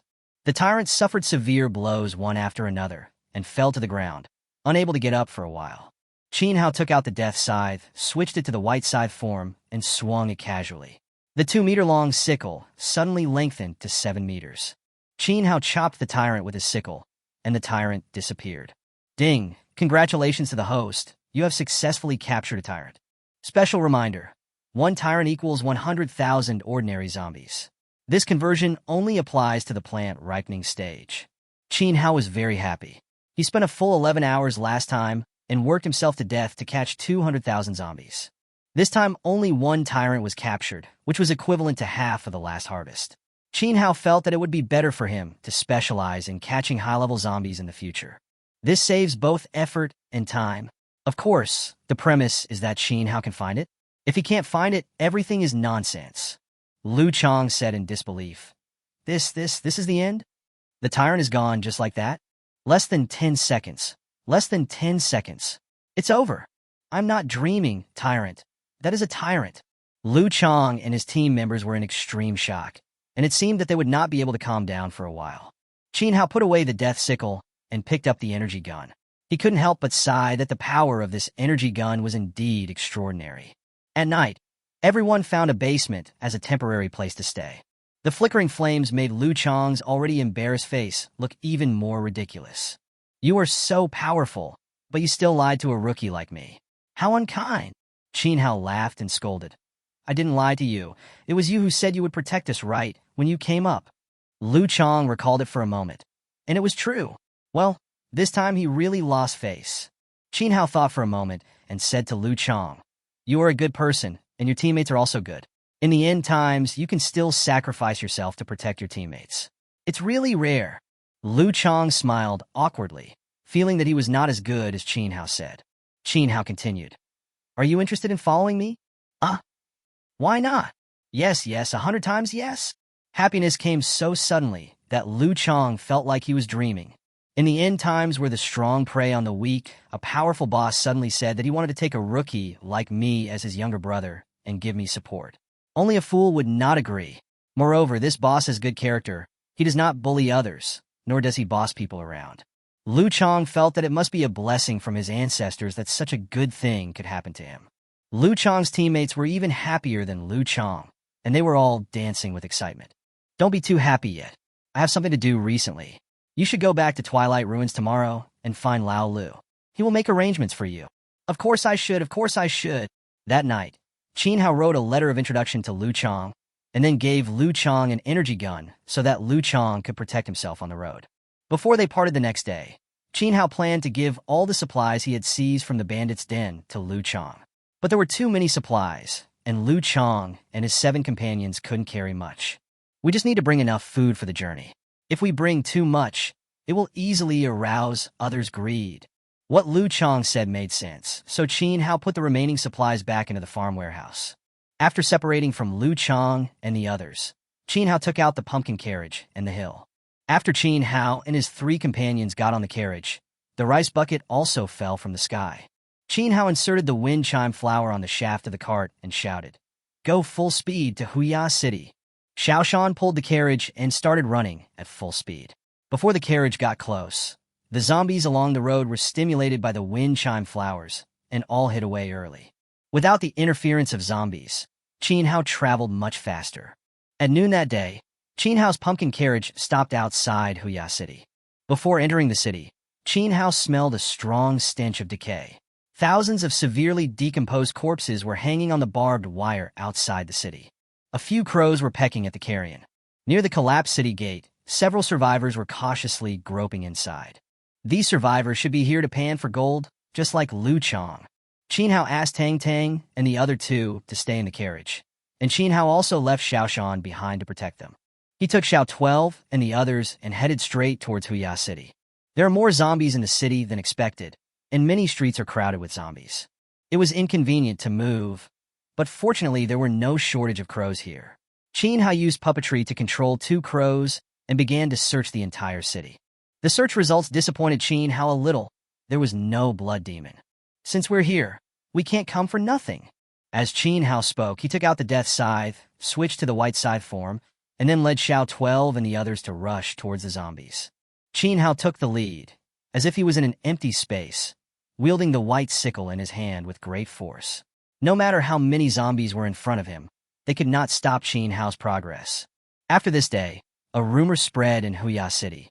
One day, when the sun was at its hottest, the god of war in white, holding a divine weapon, led his 12 black armored guards to sweep through 1,000,000 zombies, as if they were in an empty land. In just one day, Tiger Tooth City returned to human hands. Chapter 54, Blood Demon's Traces. The Death Scythe is more useful than Qin Hao imagined. In white sickle form, the length of the sickle can be changed at will. Qin Hao would change the white sickle to the same length as the width of the street and stretch it across the street. No matter how many zombies were in front of him, Qin Hao would just push forward. Whole rows of zombies disappeared and were successfully captured by Qin Hao. Qin Hao was too lazy to deal with the scattered zombies hiding in the building and directly sent Xiao 12 and the others to clean them up. Although Qin Hao is now extremely efficient in clearing out zombies, it still took Qin Hao nearly a day to clear out the entire Huya City. There were more than 50,000 zombies in the zombie fence, and the experience value in the experience slot reached 530,000 points. Qin Hao was about to leave when Xiaoyi suddenly ran over, pointed to a super gorgeous mansion, and then shouted, "Wow, wow, wow," again. There's no way Qin Hao could understand it. "I'll go and see it myself." Qin Hao said this and walked towards the mansion. When he reached the gate, Qin Hao saw clearly that this mansion was actually the city lord's mansion. When they entered, the magnificence of the place was so stunning that even Qin Hao, who had traveled from the great celestial empire, was astonished. Xiaoyi led Qin Hao around the mansion and finally stopped at the door of an underground vault. The door of the vault was open. Qin Hao walked in and took a look. Wow, the room was full of crystal coins. A rough estimate was that there must be tens of millions. Qin Hao sighed. No wonder Lu Chong and his men risked their lives to come here. Qin Hao didn't hesitate at all and started transferring the crystal coins in the vault to the farm warehouse. Qin Hao was dressed in formal attire and was very happy when he heard a noise from under a pile of collapsed crystal coins next to the shelf. Qin Hao listened carefully and could faintly hear the roar of zombies. Qin Hao moved the crystal coin away and found that there was indeed a zombie underneath the crystal coin. The zombie's clothes were very gorgeous, and there were no bite marks on its body. Looking at the zombie's appearance, it was exactly the same as the photo of the city lord that he saw when he passed by the living room. Qin Hao had already guessed why this zombie appeared here. It must have been when the blood demon broke into the city. The city lord wanted to run away with the crystal coins here, but he accidentally knocked over the shelf and was crushed underneath the mountain of crystal coins, suffocating him to death. It really shows the true meaning of people die for money, birds die for food. The cutting technique directly freed the city lord, and Qin Hao continued to load the crystal coins. It took Qin Hao more than half an hour to load all the crystal coins. A horse cannot grow fat without night grass, and a man cannot become rich without unexpected wealth. Qin Hao, who made a sudden fortune, really became a rich man this time. I went to the farm store and bought 5 bags of super accelerated fertilizer just to familiarize myself with the process. There was nothing I could do. I could do whatever I wanted when I had money. Qin Hao exited the vault and was about to leave when a convoy suddenly stopped around him. There were 2 cars in the convoy with heavy machine guns mounted on their roofs. Before the cars came to a complete stop, the muzzles of the machine guns were aimed at Qin Hao. Could it be that those young masters and young ladies have caught up with us? Qin Hao was just wondering when the car doors opened one after another, and more than 40 fully armed men surrounded Qin Hao. A man with a scar on his face walked out from the crowd. "Leave all your stuff to me, or I'll shoot you." Qin Hao pretended to be innocent. "Thing? What? How come I don't know?" Scarface said angrily, "Stop playing dumb with me. We have been keeping an eye on this vault for a long time. You're trying to steal food from us brothers. I think you are tired of living like this. What if I don't stay? Well, since you don't want to accept my toast, I'll help you." Brothers start by breaking off one of his legs. Following Scarface's order, 4 sturdy men holding machetes walked towards Qin Hao. Qin Hao didn't need to take any action. Xiaoyi beside Qin Hao rushed forward with a poisonous spear in his hand. In one encounter, Xiaoyi defeated the big man. The remaining 3 men, seeing their companion being killed, no longer held back and hacked at Xiaoyi frantically. As a result, his hands were numb from the shock, and there wasn't even a scratch left on Xiaoyi's southern barbarian vine armor. Seeing this, the 3 men raised their rifles and started shooting wildly. But the next scene shocked everyone present. The bullet hit Xiaoyi, and sparks flew. All the bullets were blocked by the Nanman vine armor, and Xiaoyi was unharmed. "Damn, what is this armor made of? Why is it so hard?" Just when everyone was shocked, Xiaoyi killed 2 more strongmen. Scarface couldn't stand it anymore and shouted to his men, "Open fire! Shoot them all to death!" In an instant, it was like setting off firecrackers all around, with bullets from various guns firing towards Qin Hao and Xiaoyi. Qin Hao launched his absolute defense, and the bullets hit the dense, thin wires, just like hitting cotton, without any killing power. Xiaoyi was protected by the Nanman armor, and although he would not be injured, the impact of the bullets still pushed him back. Seeing that he had suppressed Qin Hao with all his strength, the man with the scar couldn't help but laugh triumphantly. "So what if you're a mutant? So what if you have armor? You have to give in to bullets." Qin Hao couldn't help but laugh and said, "If you have time to show off, you might as well look behind you." "Behind me? What could be behind me?" The scarred man looked behind him in disbelief, and instantly a ghost frightened him. 11 soldiers in black and red armor appeared outside the convoy. It was Shower and Xiaxir. The scarred man never dreamed that there were not just 1 black-armored soldier around Qin Hao, but 12. 1 black-armored soldier was difficult enough to deal with, and now 11 more appeared. The scarred man was almost on the verge of collapse. "Hurry, get in the car and run." Unfortunately, it was too late to run now. Xiao 12 and his men rushed into the crowd and started killing people. No one could resist them. The group of people who seemed so arrogant just now were killed in the blink of an eye, crying for their parents and becoming completely defeated. The scarred man asked his men to stop Xiao 12 and the others, while he secretly drove away. As a result, as soon as the car started, Qin Hao's voice sounded from the back seat. "Where do you want to go?" The scarred man was frightened and beads of sweat the size of beans flowed down his forehead, but he didn't dare to wipe them off. "I was wrong. I shouldn't have done that. Please spare my life. Take whatever you like. I still have money. I'll give you all the crystal coins." The man with the scar understood that he was completely doomed today.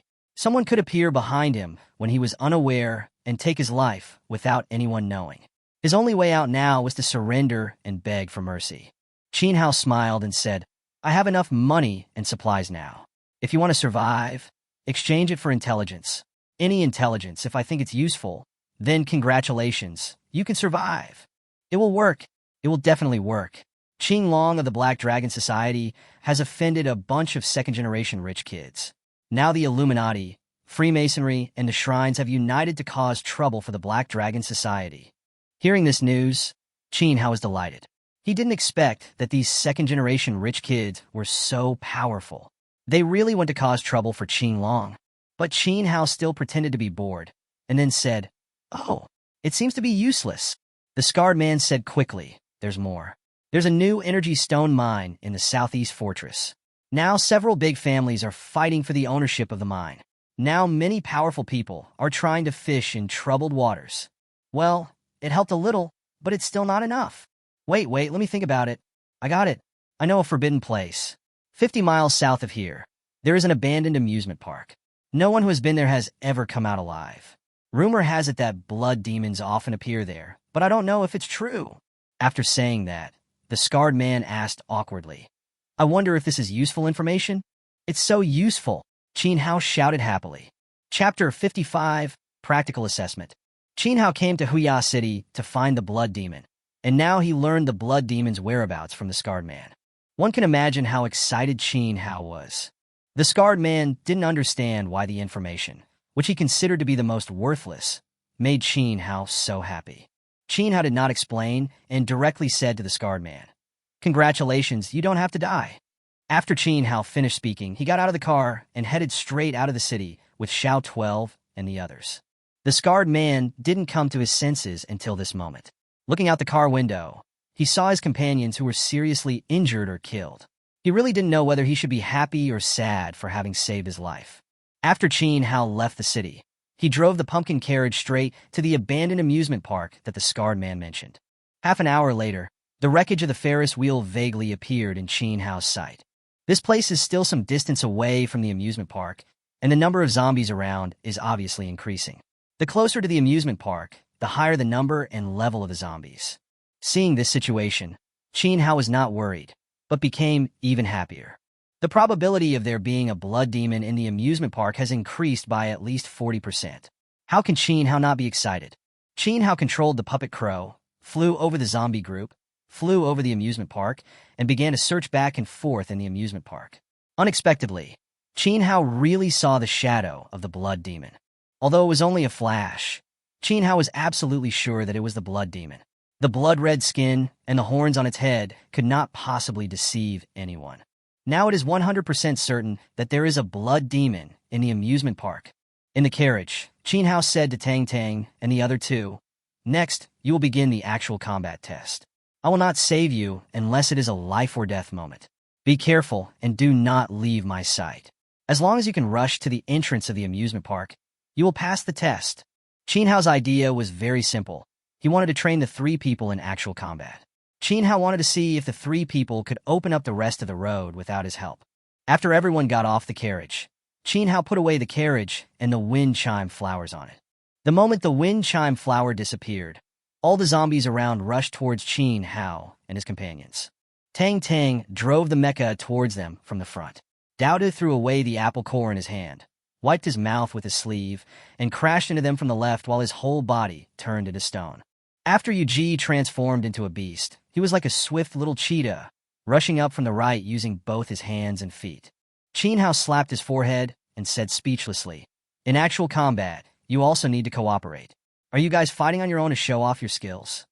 The 3 people pretended not to hear Qin Hao's words. The Gatling gun on Tang's mecha had begun firing crazily, and the zombies in front were falling down in large numbers. Dowda has been petrified into a stone giant, rushing left and right among the zombies, killing countless zombies by being knocked to death, crushed to death, or trampled to death. Relatively speaking, it was much quieter on Yuji's side. Relying on her petite size, Yuji moved freely among the zombies. As long as there was a slight gap, she would use her sharp nails to cut the zombie's neck without hesitation.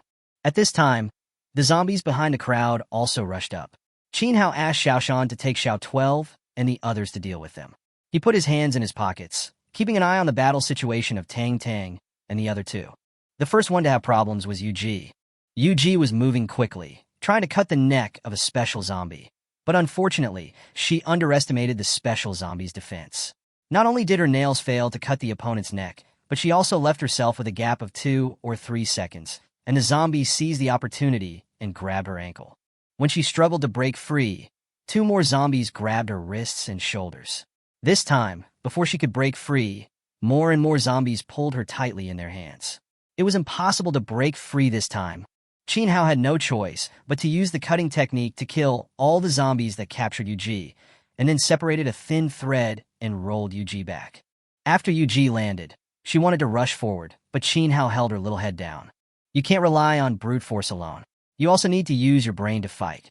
Observe and think for a while. Yuji looked around with a confused face, and Qin Hao didn't know whether she was really observing and thinking. Without Yuji holding them back on the right, the zombies on the right rushed forward unhindered. Qin Hao waved his hand, and 3-piece shooters replaced Yuji's position and started shooting wildly. Just when things were quiet here for a while, something went wrong on Daoda's side, and Daoda tripped himself again. The corner of Qin Hao's mouth twitched. Why does Daoda always trip himself? Qin Hao rescued Daoda from the pile of zombies again. 3-piece shooters also took over Daoda's position and let Daoda stand beside them to observe and think. Tang Tang held out for quite a while. After he ran out of bullets, he started firing rockets. When he ran out of rockets, he pulled out his laser sword and started slashing. In the end, they were outnumbered and were pinned down by the zombies. After Qin Hao rescued Tang Tang and the mecha, he said seriously, "I can't protect you forever. I can't even deal with these zombies. You really disappoint me." Tang Tang and the other 2 lowered their heads at the same time. The first mistake was for the 3 of us to fight on our own. The second mistake was to rely on brute force when facing the enemy.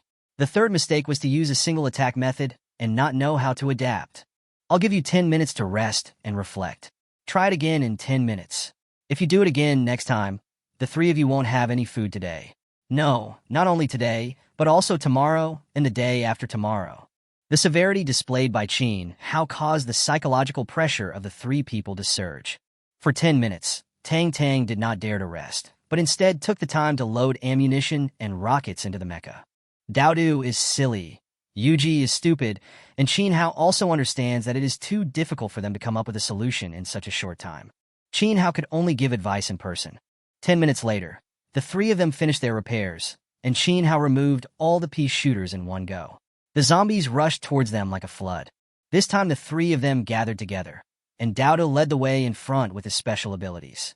Tang Tang suppressed the firepower in the center, sharing the pressure with Daoda while expanding the results of the battle. Yuji used his speed advantage to constantly move around the 2 people, eliminating the zombies that had escaped and protecting their personal safety. The 3 of them cooperated with each other and became a sharp arrow, cutting a bloody path through the dense group of zombies. Qin Hao was quite pleased. He led Xiaoshan, Xiao 12, and others to follow the 3 people and keep moving forward.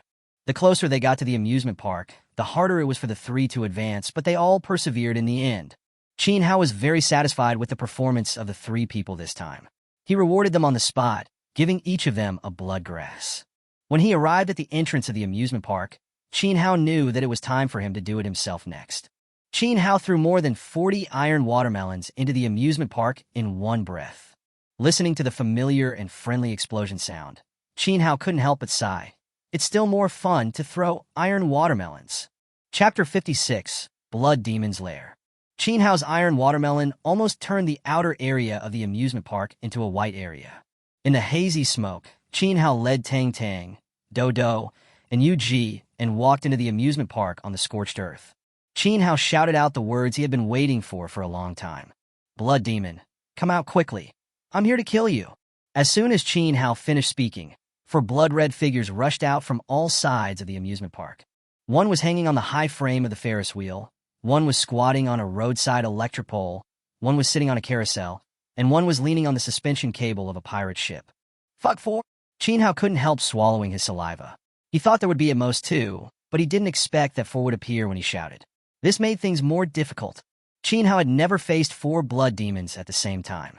Qin Hao couldn't help but sigh in his heart that his habit of tactical stepping on landmines had not changed, and he stepped into the enemy's lair with 1 foot. The blood demon on the elevated platform said with a smile, "Yo, I didn't expect that there would be humans coming to my door. Let me make it clear in advance that the leading human will be left to me, and you can divide the others as you wish." The blood demon on the telephone pole said expressionlessly, "I want that little girl. The meat is tender and won't get stuck in my teeth." The blood demon on the carousel said, "I want the big, stupid one. I have good teeth, so I won't be afraid of getting something stuck in my teeth." The blood demon next to the pirate ship said indifferently, "It seems that this group of people have some skills. Let me play for a while. Do you mind? Don't kill me, it won't taste good if it dies." "Don't worry." Tang was terrified by the four blood demons' discussion as if no one was around. Tang leaned close to Qin Hao's ear and said weakly, "Can you handle four blood demons? If not, let's retreat quickly." Qin Hao rolled his eyes. "How do you know if it works if you don't try it?"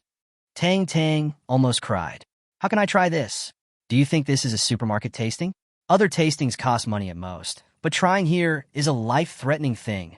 Tang looked back again and saw that Daodu and Yu were still in fighting postures.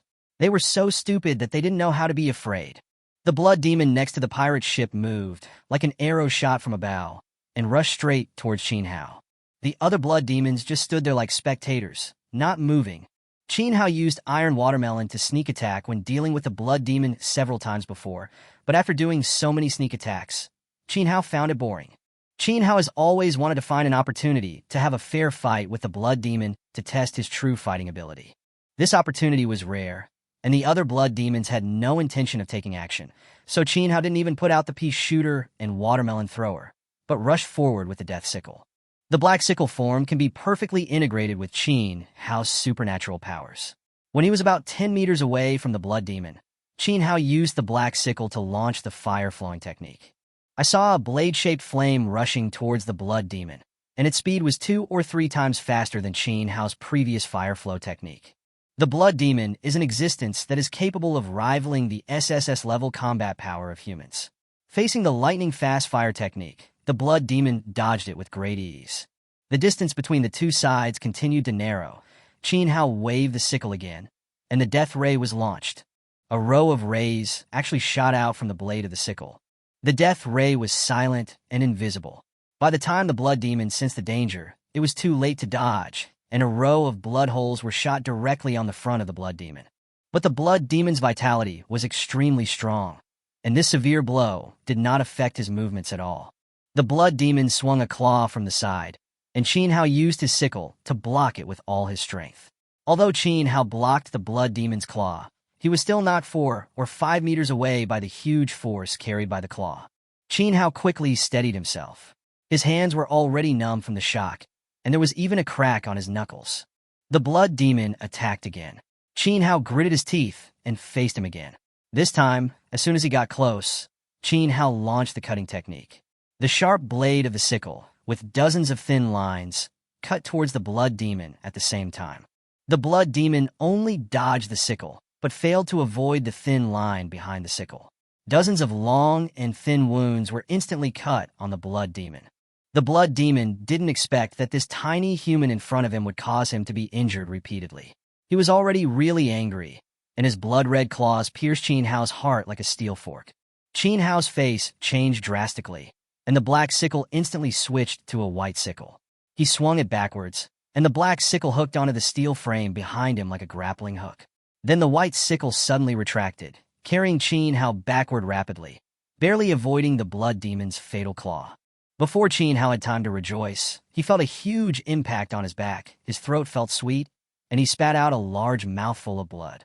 It turned out that the sharp claws on the front of the blood demon were just a feint, and the real, killing move was the blood demon's tail. The blood demon used the blind spot of the tail behind him to attack Qin Hao from behind. Qin Hao didn't expect that the blood demon's tail could still launch an attack, and the blood demon didn't expect that his tail did not pierce Qin Hao's heart. Qin Hao was extremely grateful at this moment. When he was developing his superpowers, he accidentally developed the wire armor. If it weren't for the protection of the wire armor, Qin Hao would have died by now. Qin Hao sighed and said, "It seems that the gap between A-level and SSS level is still very large." The blood demon who was fighting against Qin Hao praised sincerely. "You are the first and only A-level mutant who can fight me like this. Today is really fun." The other blood demons laughed at him. "Hey, can you do this? You are such a disgrace to our blood demon clan to be beaten like this by a human boy." "That's right, if you can't let me do it, I'm itching to play with this human boy. No, I'm having a great time. No one is allowed to interfere. Okay, go on. Tang Tang was so shocked that she was speechless at this moment. This was too fierce. He had seen the video of Qin Hao fighting the blood demon in the wild. Qin Hao didn't do much that time. He just hid behind and threw bombs, placed pea shooters, and commanded zombies.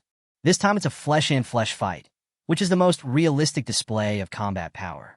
Such combat power is enough to keep pace with the top guys in human society. I didn't follow the wrong person, Tang Tang thought excitedly. The blood demon who was fighting against Qin Hao rushed towards Qin Hao again. Qin Hao showed no weakness and met him again. Under extreme pressure, people can unleash amazing potential. This time, Qin Hao first used the black sickle to launch the flowing fire spell and the death ray to slow down the blood demon's speed, and then launched the death cage.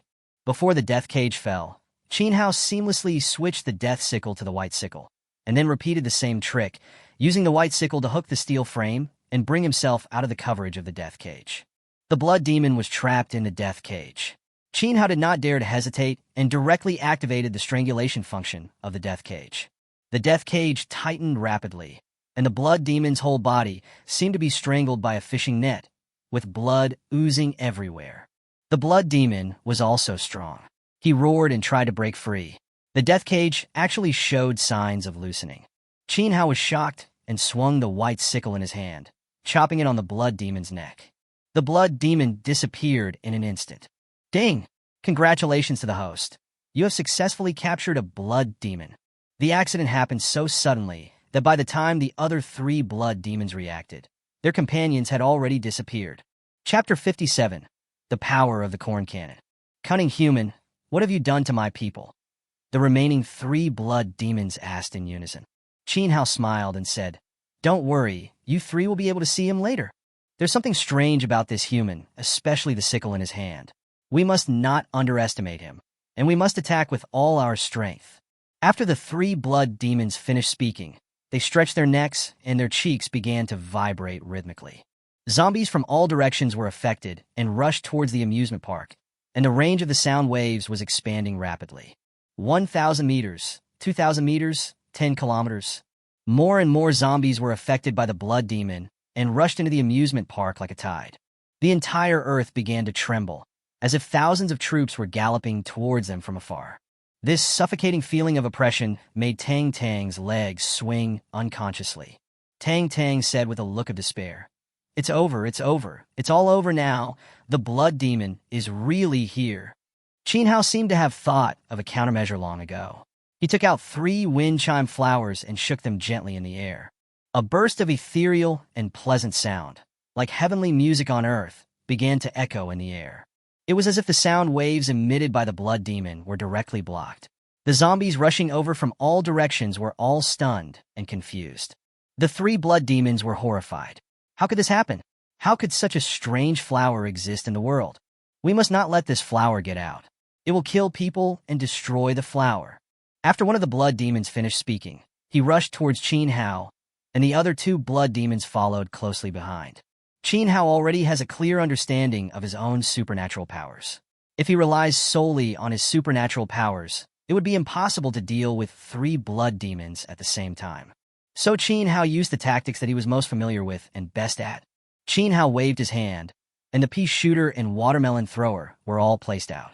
Faced with the powerful firepower suppression of the pea shooter and the watermelon thrower, the 3 blood demons couldn't get over it all. Damn it. How can there be such a strange plant in the world? The 3 blood demons all felt that today's battle was extremely frustrating. First, their ability to control the zombies was inexplicably dissolved. Now that I have to take action myself, I am blocked by these pea shooters and watermelon throwers. It is so frustrating. But the blood demons quickly thought of a solution. One of them picked up a stone from the ground and smashed it at the pea shooter and the watermelon thrower with all his strength from a distance. The blood demon's power was terrifying to begin with, and this time the stones he smashed with all his strength even created a sound barrier. If this hits, both the pea shooter and the watermelon thrower will suffer heavy damage. How could Qin Hao allow such a thing to happen? Qin Hao directly moved Xiaoshan, 12, and others out of the warehouse. Little ones, protect the pea shooter and the watermelon thrower. Despite Xiaoshan and Xiao 12's best efforts to defend themselves, 3-piece shooters and a watermelon thrower were unfortunately destroyed by the blood demon. This made Qin Hao feel distressed. You guys throw, and I'll throw too. Let's see who can throw better. Qin Hao took out a pile of iron watermelons and asked Xiaoshan, Tang, Daodu, and himself to throw them together. In an instant, it seemed as if iron watermelons were raining from the sky, followed by a series of huge explosions. The iron watermelon, which was powerful enough to rival TNT explosives, blew the blood demon to pieces. This won't work. Why don't we retreat first? As soon as one blood demon spoke out, it was strongly opposed by another blood demon. When have we, the blood demon clan, ever retreated when we encountered humans? If I don't kill this little human bastard today, I am not a blood demon. I will lead the way, and you two will follow behind me. Let's rush to him in one breath. As long as we get close to him, he will definitely die. The other 2 blood demons nodded quickly. This time, the 3 blood demons lined up in a row, like a speeding train, and rushed straight towards Qin Hao. Although the pea shooter and watermelon thrower have fierce firepower, they can only cause damage to the blood demon in the front. The blood demon in the front was beaten and covered in blood, but his speed did not decrease at all. It was determined to use its body to withstand all damage for its people, so that they could deal a fatal blow to Qin Hao. Qin Hao sneered, "You are too naive." Qin Hao took out more than 50 iron watermelons in one breath, and smashed them all at once on the way of the 3 blood demons charging forward. Boom! A small mushroom cloud slowly rose into the sky. Tang's ears were buzzing, and she felt like she was about to go deaf. When the smoke and dust dispersed, a large pit about 7 or 8 meters deep appeared in the open space not far from Qin Hao, and 2 dying blood demons lay under the pit. Qin Hao frowned. What about the other one? Qin Hao quickly controlled the puppet crow to look around, and found that the last blood demon had escaped from the amusement park and was moving quickly to the north. According to a rough estimate, they are at least 1,000 meters away. It is too late to catch up now. How could Qin Hao just watch the cooked duck fly away? Qin Hao's eyes rolled, and he immediately came up with a solution. The consciousness enters the farm interface and consumes 15,000 ordinary zombies to ripen the corn cannon. Qin Hao clearly remembered the function introduction of the corn cannon, which could cause devastating damage to ultra-long-range enemies. Now is the time to test the performance of the corn cannon. Qin Hao put out the corn cannon as he spoke. The corn cannon was 8 meters wide, more than 10 meters long, and 6 meters high. It immediately made Tang and the others scream in surprise. Damn, where did this big guy come from? He's so domineering. Qin Hao didn't have time to pay attention to Tang and sat directly on a leaf sticking out from behind the corn cannon. As soon as Qin Hao sat on it, an overhead view of an area of 50 kilometers in radius appeared in his mind. Qin Hao quickly found the figure of the blood demon in the overhead view, clicked to lock it, and clicked to launch. On the corn cannon, corns that were dozens of meters long flew vertically into the sky, emitting thick smoke. From the bird's eye view, Qin Hao could clearly see that the corn shells flew over the blood demon's head and fell vertically. The fleeing blood demon saw the big corns falling from the sky and felt a strong sense of crisis in his heart. He wanted to dodge and escape, but the corn seemed to be growing on top of his head. Under the blood demon's desperate eyes, a huge piece of corn fell on his head, followed by a violent explosion. The area within a radius of 500 meters became a scorched earth, and countless white things like snowflakes were scattered from the sky. Qin Hao zoomed in to take a look. Shit, it's popcorn! Qin Hao really didn't expect that after the corn cannon exploded, there would be a byproduct, popcorn. After a while, a foot-thick layer of popcorn fell on the area hit by the corn shells. Qin Hao happily put the 3 dying blood demons into the zombie fence. Now there are 6 blood demons in the zombie fence. As long as Qin Hao catches 2 more, he can ripen the colorful gourd vine and become a grandfather. The thought of it makes him excited. Before Qin Hao left, he packed 3 bags of popcorn. Although the taste of unsweetened popcorn was not very good, it was still very good for killing time on the road. Chapter 58. Human Hearts Are Evil. Yudu, the headquarters of the Qinglong Society. Ji Wuyu sat in front of the window, looking at the moonlight outside, his eyes full of sorrow. Ji Nantian, the president of the Qinglong Society, sighed when he saw that his daughter had not smiled since she came back. What happened to Yeye? Qinglong, who had recovered to his peak condition, had an extremely ugly expression on his face. He knew what Ji Wuyu was thinking. She must be thinking about that little bastard Qin Hao. Jealousy and hatred made Qin Long ignore the president's questions. Qin Long, swear I will not be a human being unless I cut you into pieces and grind your bones to dust. Qin Long roared madly in his heart. At this time, some subordinates reported that the leaders of the Illuminati, Freemasonry, and the shrines came to visit. The president asked, "Do you know what it is?" "It seems like he's here for Qin Long." The president frowned, glanced at Qin Long, and went to meet the visitor. Qin Long was puzzled, wondering what happened to him that attracted the other three families to come here together. After a while, Jinan Tian came back angrily. "Qin Long, are you bored? Why are you bullying those youngsters?" Qin Long stood there in a daze, his face completely confused. Jinan Tian said angrily, "That's good now. Those three companies have seized the opportunity. This time we have to give up a large part of our profits. Not the guild master. What did I do?" Jinan Tian said angrily. "How dare you ask? You beat all the young men and women from the Freemasons, the Illuminati, and the shrines of the gods half to death at once. You beat them up, and you even let them clean your car.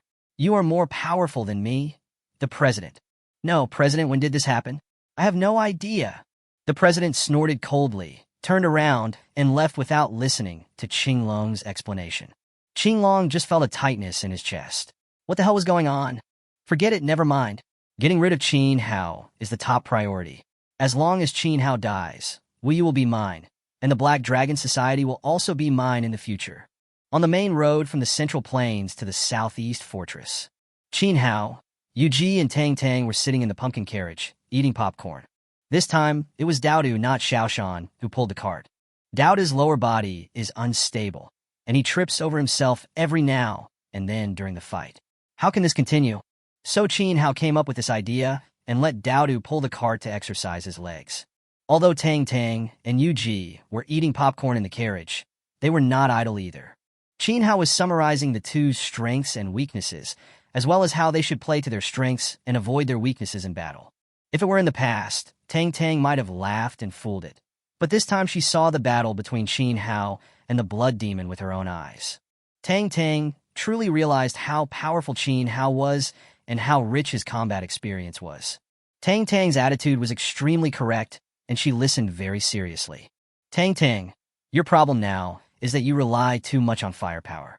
Once you run out of bullets, you will be tied up. You can completely rely on the power, defense, and mobility of the mecha to engage in close combat with the enemy. Firepower is okay, but it is best to use it as a supplement to the battle. This will not only improve your ability to last in battle, but also allow you to advance and retreat freely in the battle. Yu, your beastly ability gives you a speed far beyond that of an ordinary person, but your attack power is too weak. You can think about what kind of weapon is suitable for you and use it to make up for the shortcoming of insufficient attack power. Secondly, during the battle, you should make full use of the surrounding terrain, light, and environment. These will make your attack more effective.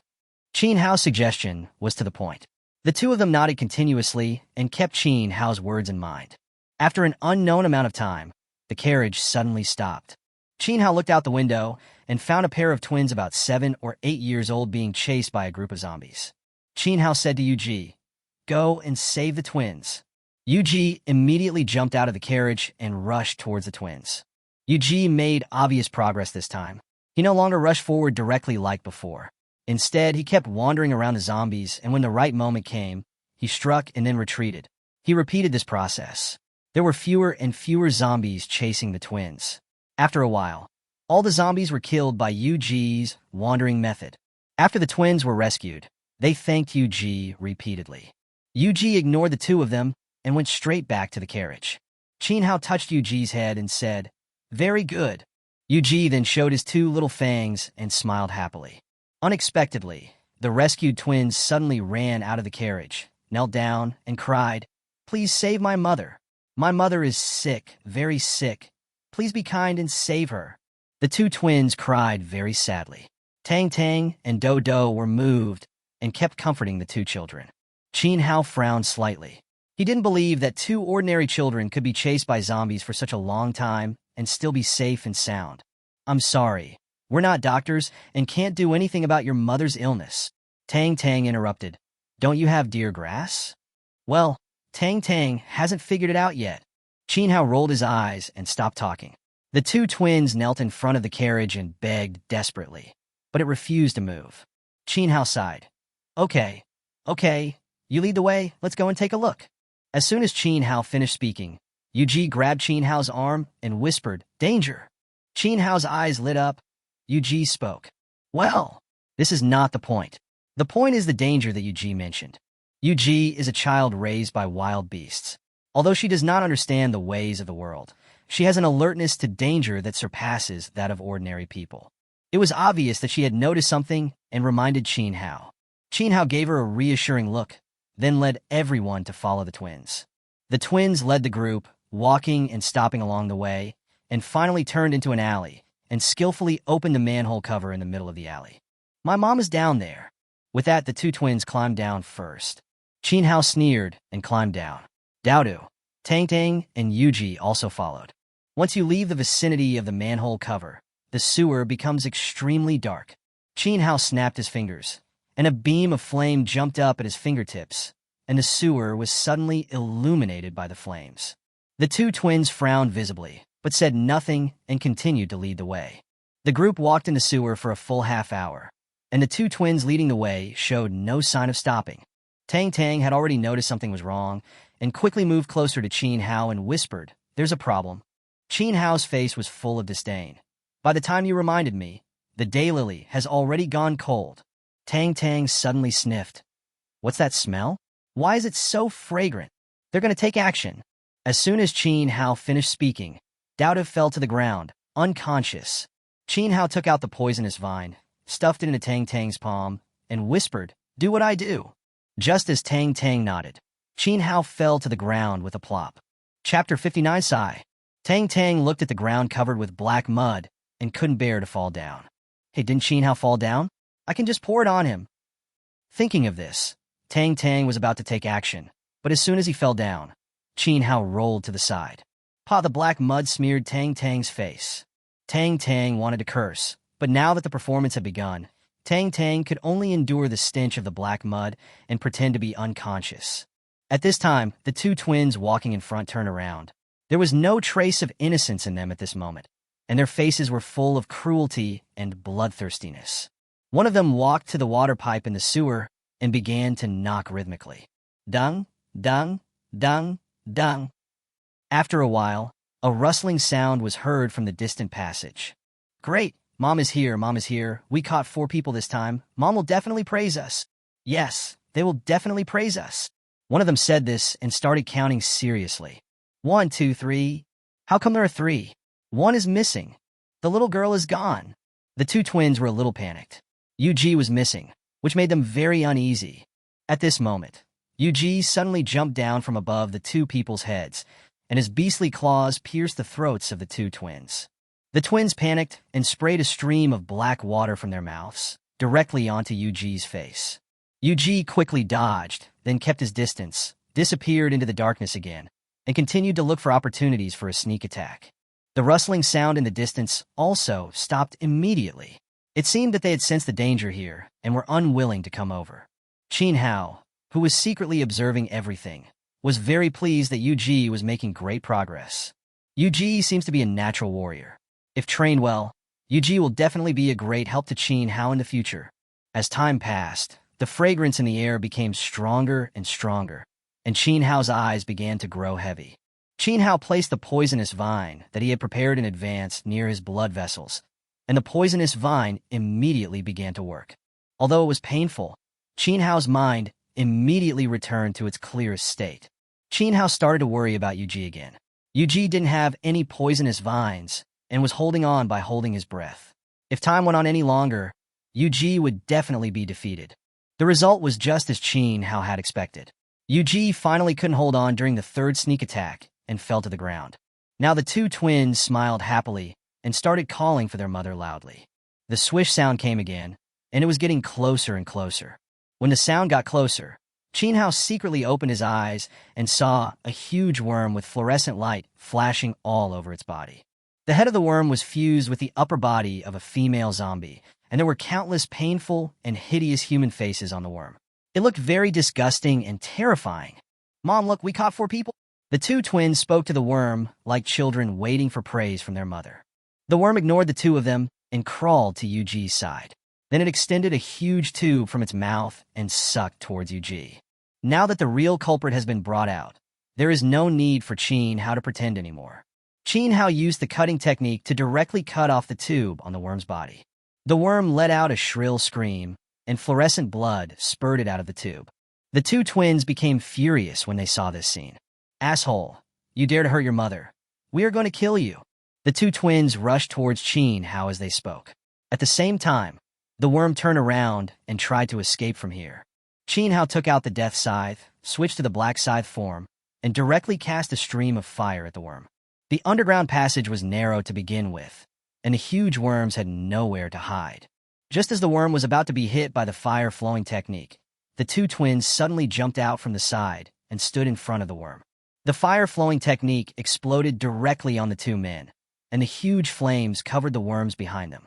The worm rolled back and forth due to the burning, but it always kept the two twins under it. The two twins seemed to have returned to their mother's arms, curled up under the worm, motionless. The twins and the worm died just like that. Chin Hao couldn't help but sigh in his heart. At the end of the world, people turned into monsters, and monsters turned into people. At night, in an abandoned residential building, Tang Tang boiled 4 large basins of water in one breath and washed herself carefully. After taking a shower, Chin Hao started cooking dinner in the kitchen. After dinner was ready, Yuji and Dodo woke up. After everyone had dinner, Chin Hao gave Yuji a gift. There were 2 daggers with a small bulging bag at the tip of the dagger. This is what Chin Hao made using the poisonous sting spears produced by arrow trees as raw materials, and then improved it for Yuji using the magic scissors. The poisonous sting spear is as hard as iron, and is more than enough to be used as a dagger. Moreover, Chin Hao has retained the poison sac of the poisonous sting spear. Anyone stabbed by this dagger would die within 3 minutes with festering all over his body. Moreover, this dagger is also very effective against zombies and blood demons because Chin Hao coated the dagger with pollen of the corpse konjac. The pollen of the corpse amorphophallus can even paralyze ultimate zombies. So, using it to deal with blood demons and ordinary zombies is a piece of cake. After receiving the gift, Yuji was very happy and hugged Chin Hao tightly. As the two spent more and more time together, Yuji became more and more intimate with Chin Hao. Chin Hao took care of Yuji like he was his own sister, his eyes full of love. The next day, everyone continued on their journey. Not long after they started walking, a creature with a wingspan of 2 meters swooped down towards the carriage from high above. Chin Hao and others were not nervous at all, because what was flying over was not a ferocious beast, but a glutton. Fan Tong got into the carriage and rubbed against Chin Hao. Chin Hao rolled his eyes and complained, "You've been out for 5 or 6 days. I almost thought you were lost." The rice bucket squeaked twice, as if to say, the rice bucket will not be lost. Chin Hao couldn't help but admire Fan Tong's size as he looked at him. He's growing too fast. He's only been gone for 5 days, and he's already grown from a little corgi into a foal. Tang Tang smiled and said, "Grow fast, the better. Grow fast, and you can ride to the sky in the future." Chin Hao couldn't help but agree. That's a good idea. While everyone was chatting and laughing, the carriage continued to move forward, and Daodu was still the one pulling the carriage during this time. After this period of exercise, Daodu's lower body has become much more stable, and he doesn't fall as easily when running as before. But if he ran too fast, he would still fall down. Chin Hao could only keep increasing the time Daodu pulled the cart. As long as Daodu pulled the cart, Chin Hao would keep asking Daodu to speed up. Day by day, Daodu's progress was amazing. The only drawback is that after a lot of exercise, Daodu's appetite increases dramatically. These 2 days, Chin Hao had to use a bucket to prepare meals for Daodu. Every time Chin Hao sees Daodu eating, he feels so distressed.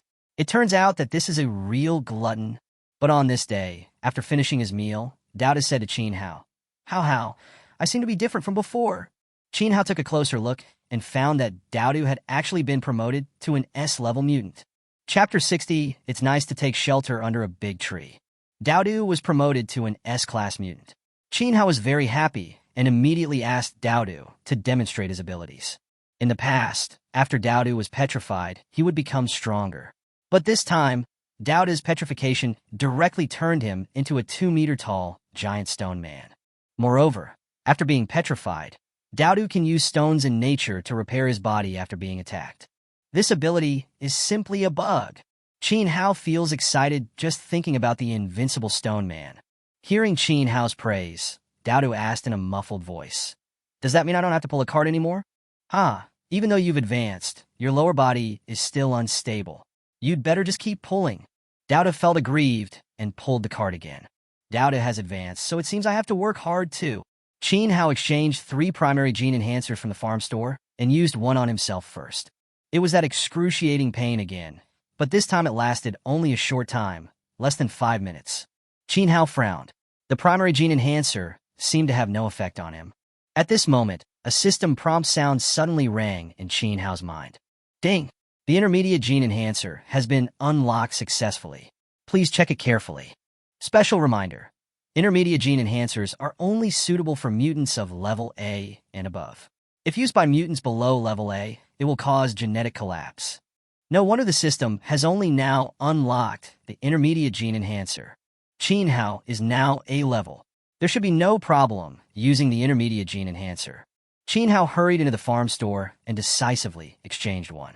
The moment the intermediate enhancer was injected into his body, Qin Hao felt as if every cell in his body was about to explode. The pain, the extreme pain, almost made Qin Hao faint. It took more than 3 hours for the pain to slowly fade away. Ding! Congratulations to the host. You have been promoted to an S-class mutant. Puppetry begins to upgrade automatically. Ding! Puppetry has been upgraded successfully. Congratulations to the host for obtaining the puppet jungle. The cutting skill begins to upgrade automatically. Ding! The cutting skill has been upgraded successfully. Congratulations to the host for obtaining the thread cluster strangulation. Qin Hao hurriedly ran out of the carriage, found a group of zombies, and began to test his skills. The puppet jungle was activated, and hundreds of thin lines shot out instantly and pierced into the skin of the zombies. The next second, these zombies stood there like puppets, motionless. Qin Hao was pleasantly surprised to find that he could now control hundreds of zombies at the same time. This was simply a super-evolved version of puppetry. The string strangulation was launched. Hundreds of thin strings swept out like an overwhelming force, and all objects within 50 meters were instantly cut into pieces. This is too strong. Qin Hao was shocked by his own skills. Then Qin Hao fell into ecstasy. After returning to the carriage, Qin Hao gave Tang Tang and Yu Ji each a primary gene enhancer for their use. After using it, the two have significantly enhanced their strength, but they still seem to be a little short of promotion, and now they are still at F level. 2 days later, Qin Hao and his team finally walked out of the Central Plains City Cluster and entered the Southeast Fortress City Cluster. According to the markings on the map, they had to cross the entire Southeast Fortress and walk to the border between the Southeast Fortress and the forbidden area outside the Great Wall. Qin Hao calculated the distance, and it would take at least 5 days. In the carriage, Qin Hao kept comparing the map he borrowed from the Twilight library with the map in his mind. The two maps are too different. Qin Hao can only determine the approximate location now. If he wants to find the specific location of the amazing treasure, he has to go to the field for investigation before he can be sure. That day, Qin Hao and his party came to Nanhuai Town for rest. Zhou Mingdai from Hua Manlu unexpectedly appeared in Nanhuai Town, and after entering the city, he went straight to the hotel where Qin Hao and others were staying. "Mr. Qin, we meet again," Zhou Mingdai said softly. Qin Hao's face was as cold as ice, and he asked in a cold voice, "How did you find this place?" "With our Huaman Lu intelligence network, it shouldn't be difficult to find a few people in the human activity area. It seems that I underestimated you." Zhou Mingdai smiled and said, "I've said before that we at Huaman Lu have great goodwill towards you." Qin Hao remembered the last time Zhou Mingdai sent him information, and his expression relaxed. "You came here specially this time. What's your purpose? You might as well tell me directly." "Qing Long is looking for you. I believe that with the strength of the Black Dragon Society, he will come to you in no time." Qin Hao sneered. "He came here just to die." "Indeed, with your current strength, you are not afraid of him. However, if he comes to you when you enter the Jingtian Great Treasure, I think you will definitely have a headache." The moment the words "shocking treasure" appeared, murderous intent was revealed in Qin Hao's eyes. He did not tell anyone the purpose of his trip. How did Zhou Mingdai know? I guessed it right? But don't be nervous.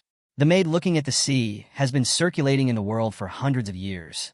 You are not the first person to see the mystery in it. Zhou Mingdai continued. The third volume's corresponding astonishing treasure is in the southeast fortress. This is no secret at all. In addition, you once came across the third volume of Maidens Looking at the Sea at an auction. Now you have come to the southeast fortress without any warning. It is not difficult to deduce the purpose of your trip after a little thought. Qin Hao asked in return. Since everyone knows that the shocking treasure is in the southeast fortress, why hasn't anyone come to look for it? The southeast fortress is huge, and people only know that it is in the southeast fortress, but everyone knows where it is exactly in the southeast fortress. Qin Hao narrowed his eyes and looked at Zhou Mingdai coldly. You came here from afar. Do you want me to have a share of your pie? Zhou Mingdai has met many important figures and experienced countless life and death tests. She thought she had developed the ability to remain calm even when faced with a catastrophe. But at this moment, facing Qin Hao's eyes, she shuddered for no reason. She felt that if she dared to say yes, her life would be in danger. No, we have no interest in the amazing treasure. After all, that thing is not something that weak women like us can possess. I came here just to help you. Of course, if you don't accept it, I will leave immediately. I don't believe there is a free lunch in the world. You guys have helped me time and time again. What is your purpose? Or, what do you want to get from me? Zhou Mingdai said. For weak women like us who have no power and influence, the only way to survive in the end times is to find a big tree to shelter ourselves. If this tree is big enough and can also shelter other sisters, that would be the best. I'm just a small person. Although I have some people under me and some money in my pocket, I'm still far from the big tree you were talking about. The big tree that has already grown is already crowded with people. Even if we squeeze in, we are just peripheral personnel. Only if we carefully water it and grow it will it be solid. Your potential is the best I have ever seen. It's only a matter of time before you grow into a big tree.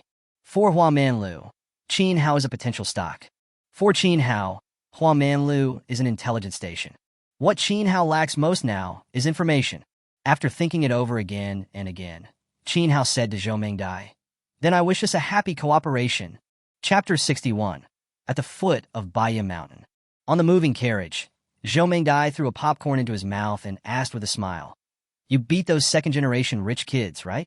Qin Hao couldn't help but admire. You even know this. You can hide it from those second-generation rich kids, but it's far from enough to hide it from those big guys. It's all because you put the blame on the Black Dragon Society. What do you mean? The Freemasons, the Illuminati, and the Shrines have always wanted to weaken the Black Dragon Society. This time they finally got the chance. How could they let it go?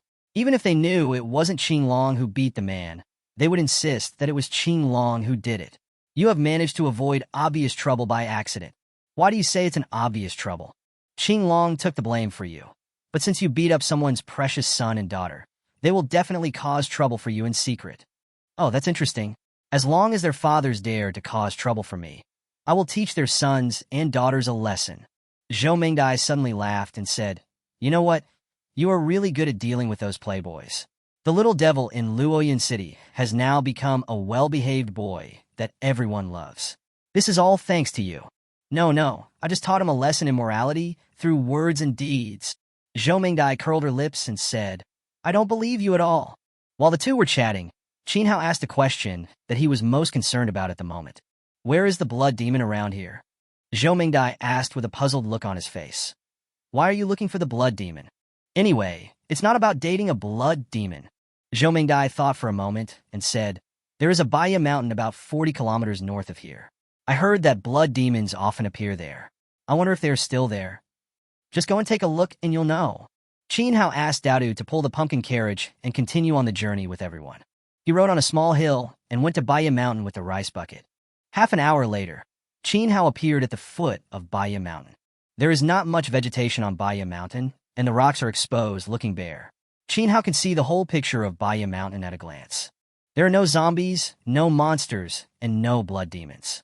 Qin Hao frowned. Was this a wasted trip? Just when Qin Hao was about to leave, there was a humming sound suddenly coming from under his feet. Underground? Qin Hao began to look for an entrance nearby, and soon he found a man-made hole behind a huge rock. Because the entrance to the cave was relatively small, and it would be difficult for Fan Tong to fly after entering. So Qin Hao asked Xiao Shan and Fan Tong to guard the entrance of the cave. Qin Hao walked into the cave alone. The cave was long and dark, and Qin Hao was afraid of being exposed, so he did not use fire to illuminate it. Instead, he controlled 3 zombies to walk in front to explore the way, and he followed behind the 3 zombies. I don't know how long I walked, but the cave suddenly became wider, and the light around it became brighter. Qin Hao looked up and saw that there were incandescent lamps hanging on the surrounding mountain walls, and the humming sound was the noise of the running generator. How could there be these in the belly of the mountain? Just as Qin Hao was puzzled, a man wearing a dust hat, mask, and a white coat walked out. Qin Hao and the other party were stunned at the same time. Human? Blood demon? The other party and Qin Hao spoke almost at the same time. Both sides were confused and surprised. Qin Hao didn't expect the blood demon to be dressed like this. If he hadn't seen the blood demon's iconic red skin through the gap between the mask and the hat, Qin Hao wouldn't have dared to believe that the person standing in front of him was a blood demon. Qin Hao rushed forward holding the death sickle, and the other party threw out 2 scalpels and turned around and ran away. Qin Hao swung his sickle, knocked away the flying scalpel, and hurriedly chased after it. Blood demon, you are such a disgrace to your blood demon clan. You ran away as soon as we met. You are the first one I have ever met, the blood demon said from the front. Boy, if you have the guts, just chase after me. Don't talk so much nonsense. I want to see what tricks you can perform, Qin Hao said as he quickened his pace. The 2 sides chased each other for more than 10 minutes.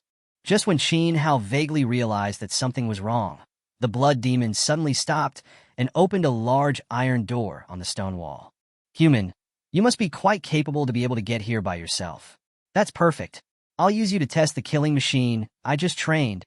As soon as the blood demon finished speaking, a steel monster walked out of the iron door that had just been opened. In the middle of the steel monster were 3 tyrant zombies with their backs sewn together, and the zombies' limbs had all been replaced with giant blades that were 5 meters long and 1 foot wide. These blades can be used for both movement and attack. From a distance, the whole monster looks like a giant steel spider, which looks very scary. Qin Hao switched the death scythe into a black sickle form and slashed out with a stream of fire. The steel monster actually raised all its steel knives and used the blades to wrap itself into a big iron ball. The fire-flowing technique hit it, but did not cause any damage to it. Qin Hao launched another string strangulation attack, and a series of metal clashing sounds were heard, but the big iron ball was still intact. It's just like the stones in the toilet, smelly and hard. Qin Hao took out the iron watermelon, hesitated for a moment, and decided it was useless. This was inside a mountain. If he was not careful, the mountain might collapse and he would be buried alive underneath. That would be a waste of time. Qin Hao wanted to bypass the steel monster and attack the blood demon directly, but the steel monster's attack was so fierce that Qin Hao could only try his best to protect himself and had no time to deal with the blood demon. The blood demon stood smugly at the back, watching the show. This was not a solution, so Qin Hao launched 3 consecutive fire spells to force the steel monster back, then turned around and ran away. The blood demon said proudly, "Weren't you quite arrogant just now? Why are you scared now? Come and chase me if you can." What a changing world. This time Qin Hao became the one being chased. However, Qin Hao would not just run away. He would madly throw potato mines on his way. The potato mine is not very powerful, so Qin Hao doesn't have to worry about collapsing the mountain. The steel monster and blood demon chasing behind were very exciting. They were 2 inhuman creatures and would be blown up with every step they took. Although the explosion was not powerful and could not cause much damage to the blood demon and the steel monster, the frequency of the explosion was too high, and it almost left the blood demon with a psychological trauma. Moreover, this seriously affected the blood demon's chasing speed. He could see Qin Hao right in front of him, but he couldn't catch up. The blood demon was so angry that his teeth were itching, and he started cursing behind the back. "Asshole, shameless, despicable human, don't run away if you can." Qin Hao suddenly stopped and said, "If you take off your mask, I won't run away." The blood demon was puzzled. "Are you serious?" "Really?" As soon as the blood demon took off his mask, Qin Hao pretended to retch. "Oh, you better take it with you. You're so ugly." After saying that, Qin Hao turned around and ran even faster. The blood demon was furious. "Asshole, I'm going to kill you. I'm going to kill you." The blood demon and the steel monster chased even more fiercely. As the chase continued, the blood demon suddenly felt dizzy, and the steel monster next to him didn't know what was happening. He fell to the ground with a thud and lay motionless. How? How could this happen? The blood demon leaned against the wall, his face full of disbelief. Qin Hao came back with a smile on his face. How is it? The pollen of the corpse konjac smells very intoxicating, right? Chapter 62. Outside Tianqi City. It turned out that Qin Hao not only spread potato mines on his way to escape, but also spread the pollen of corpse konjac. Unfortunately, Qin Hao soon discovered that the mask worn by the blood demon seemed to affect the effect of the corpse amorphophallus. This led to the episode where Qin Hao stopped in the middle to tease the blood demon and asked him to take off his mask. Qin Hao relied on his intelligence and wisdom to kill another blood demon. He switched the death scythe to the white scythe form and chopped the blood demon's neck with the scythe, and the blood demon immediately disappeared. Ding! Congratulations to the host. You have successfully captured a blood demon. There are already 7 blood demons gathered in the zombie fence. As long as Qin Hao catches one more, he can ripen the colorful gourd vine. Qin Hao felt excited just thinking about it. After calming down a little, Qin Hao looked at the steel monster lying on the ground with a little hesitation. The fighting power of this steel monster was indeed powerful. If he could control it, it would be a great force. Using puppetry consumes too much energy, and there are 3 tyrants. With Qin Hao's current strength, he cannot control them for too long. Then the only way is parasitic vine. Qin Hao immediately entered the farm interface and began to plant zombies on the golden land. Let's have some parasitic vines. Unfortunately, what was planted this time was a bomb tree. There is no way. Random has this shortcoming. Sometimes you have to rely on luck. However, in Qin Hao's zombie fence, there are more than 50,000 zombies captured from Huya City last time. Qin Hao didn't believe that 50,000 zombies couldn't grow parasitic vines. After more than 10 minutes, Qin Hao's forehead was sweating. There were more than 50,000 zombies, but only about 400 are left. 2 pumpkin carriages have been grown, but there is no parasitic vine. System, can we stop playing? Give me the parasitic vine. This time Qin Hao's prayer seemed to have worked, and the parasitic vine really appeared. Qin Hao jumped for joy. Consume 380 zombies to ripen the parasitic vines. Then drip your own blood on the parasitic vines, and finally place the parasitic vines next to the ear of the steel monster. The parasitic vines got in easily, but the monster had 3 heads, and 1 parasitic vine was simply not enough to control it. Qin Hao had no choice but to take out 2 more parasitic vines, dripped his own blood on them again, and then placed them near the ears of the other 2 heads. This time it finally succeeded, and the steel monster knelt at Qin Hao's feet. Xiaoyi, Shower's name seem a bit random. I need to think carefully about your name. I can't be so random anymore. Qin Hao finally found his conscience and started to choose names carefully. Looking like you're made of steel, I'll call you Iron. Iron, Crazy Iron, that's right. I'll call you Crazy Iron, cough cough. I hope No Xiao won't sue me for copyright infringement. Ha ha. After putting Quang Tai into the farm warehouse, Qin Hao left the cave, sat on the back of Xiaoshan, and started chasing Zhou Mingdai and the others. It only took Xiaoshan an hour to catch up with the carriage with Qin Hao on his back. After Qin Hao got on the carriage, without waiting for everyone to ask, Qin Hao asked Zhou Mingdai a question first. Is there still a blood demon there? Zhou Mingdai thought for a while and said, I heard that the blood demon is attacking Tianqi City recently. I wonder if he has taken it down yet. Qin Hao immediately took out the map and began to look for Tianqi City, and discovered that Tianqi City was more than 200 kilometers away from him. But Qin Hao no longer cared at this time. If he had another blood demon, he could become the grandfather of Calabash brothers. He didn't want to wait a moment longer. Qin Hao directly asked Xiaoshan to replace Daodu, who was pulling the cart, and then inserted wind chime flowers on the shaft. Xiaoshan, head to Tianqi City at full speed. Xiaoshan roared and began to pull the pumpkin carriage across the wilderness. 3 hours later, the pumpkin carriage appeared near Tianqi City. As soon as the carriage stopped, Tang, Zhou Mingdai, Daodu, and Yuji rushed out of the carriage and started vomiting. The carriage was too fast and too bumpy, and all 4 of them got carsick. Qin Hao looked normal, not affected at all. Qin Hao stood on the carriage and looked into the distance at the surging zombies under Tianqi City and the tenacious resistance of humans on the city wall, and his heart was filled with emotion. Tang, Dodo Yuji, you stay and protect Zhou Mingdai. Xiaoshan, let's charge forward. Qin Hao jumped up, landed on the back of the hill, and shouted loudly. Tianqi City has reached the point where ammunition and food are exhausted, and the atmosphere of despair is everywhere in the city. The light had gone out of people's eyes, and it was only until the city lord himself stood on the top of the city wall to boost morale that people were able to muster a little courage. City Lord, it's bad. The energy stones in the core energy tower are only enough to last for 3 hours.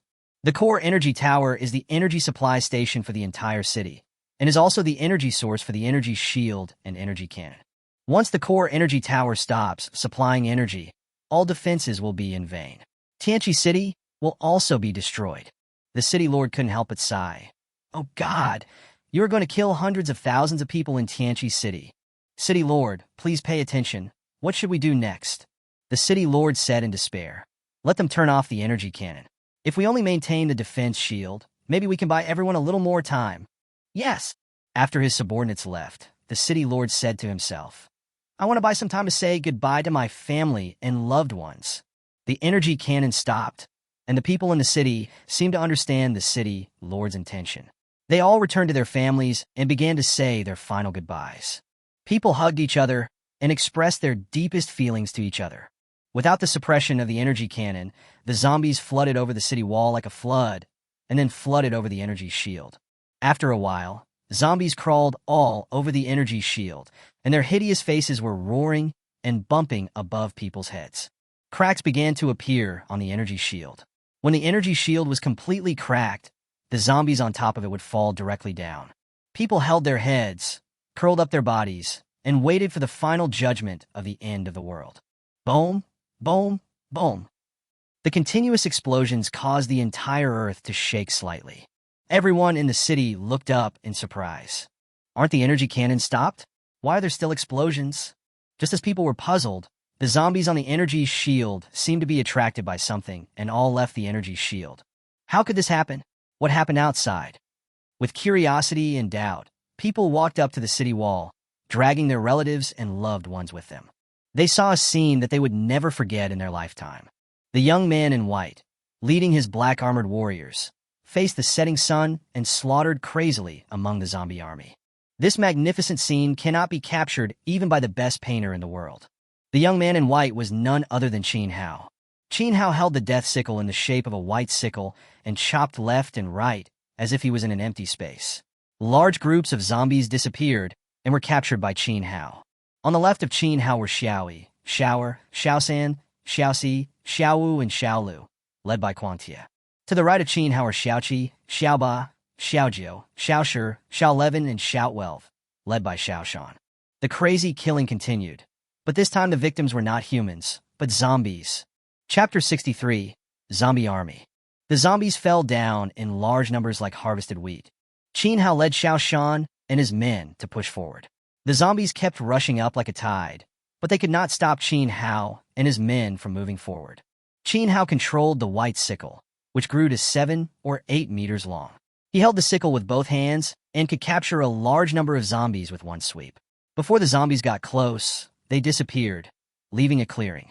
Qin Hao swept a patch of grass with every step he took, just like a farmer harvesting wheat. The hill held its unique weapon, the electric pole, and swept away a large area like autumn wind sweeping fallen leaves. Before the zombies rushed up, a series of bang bang bang sounds of heads being smashed were heard. Quang Tai is like a war machine. The giant blades on his body are like the gears of a meat grinder, spinning madly. No matter how many zombies rush up, or from which direction the zombies rush up, Quang Tai can chop them into meat paste in the first place. Xiao 12 and his men, like ancient soldiers, lined up in a row on each side, stabbing forward and pulling out the poisonous spears in their hands, stabbing forward and pulling out again and again. As soon as the zombies meet them, a bloody hole will be stabbed in their faces and they will fall to the ground directly. Qin Hao's zombie servants almost stepped on the corpses on the ground and followed Qin Hao to charge forward. The people on the city wall were shocked to the extreme. Some people kept rubbing their eyes and asked people around them if they were dreaming. Some people directly took out the crystal and began to record this historic moment. Some people knelt on the city wall and kept expressing their gratitude to God, thanking God for sending the god of war to save them. The Lord of Tianqi City lay on the city wall excitedly, tears streaming down his face, and kept talking. Tianqi City is saved, Tianqi City is saved. Zhou Mengdai, who was outside Tianqi City, was deeply shocked by Qin Hao. How can he be so strong?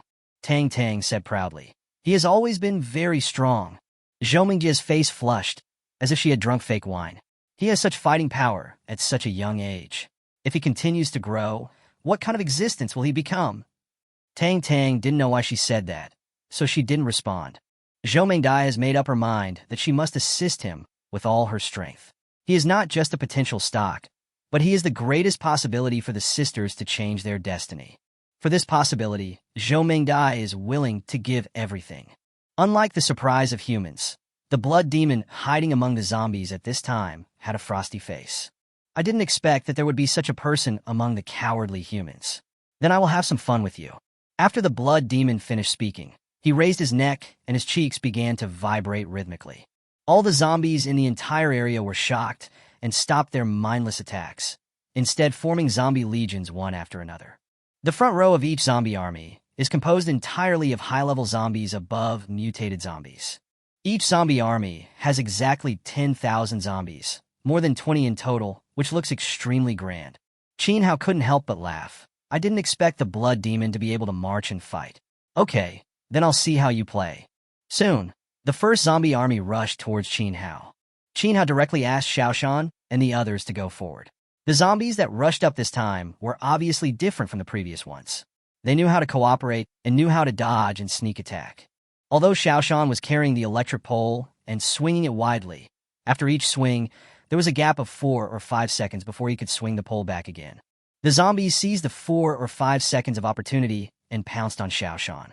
Xiaoshan roared and punched the zombies to pieces. But this exposed Xiaoshan to a bigger flaw, and more zombies rushed to Xiaoshan, and some even pounced on him from a long distance away. Xiaoshan pulled one off, and 2 jumped up. He pulled a pair off, and 4 jumped up. More and more zombies climbed onto Xiaoshan. In just 2 or 3 seconds, the entire hill seemed to be buried by zombies. The hill finally couldn't bear the weight and collapsed to the ground, unable to get up again.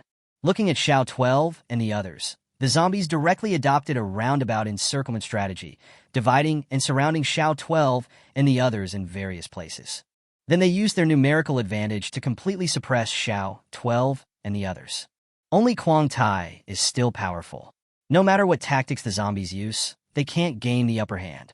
But there is only one Quang Tai after all, and facing thousands of zombies, he cannot turn the tide of the battle in a short time.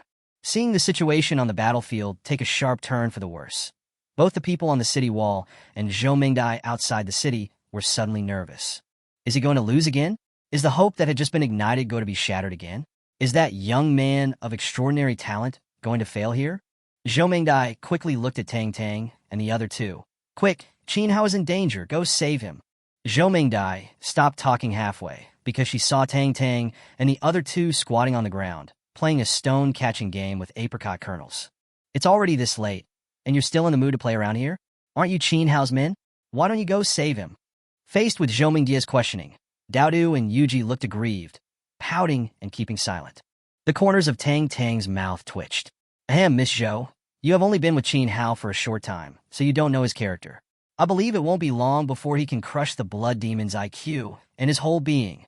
Just when Zhou Mingdai was half believing and half doubting, a series of explosions suddenly came from a distance. Zhou Mingdai hurriedly looked towards the battlefield and saw billowing smoke and raging flames.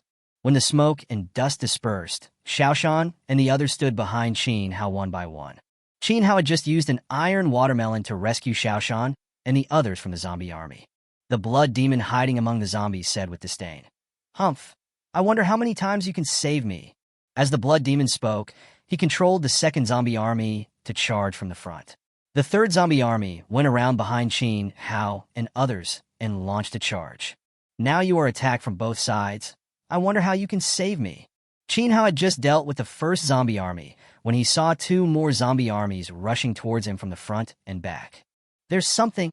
Qin Hao waved his hand, and the pea shooters and watermelon throwers surrounded them, forming a protective circle that protected Qin Hao and Xiaoshan. When the blood demon zombie army was more than 200 meters away from Qin Hao, the pea shooters and watermelon throwers opened fire. The zombie army suffered a saturation fire attack. They fell down in rows and couldn't rush forward at all. The blood demon was furious and mobilized 2 zombie legions to attack Qin Hao from both sides. Qin Hao directly took out a pile of iron watermelons and asked Xiaoshan and others to throw them out.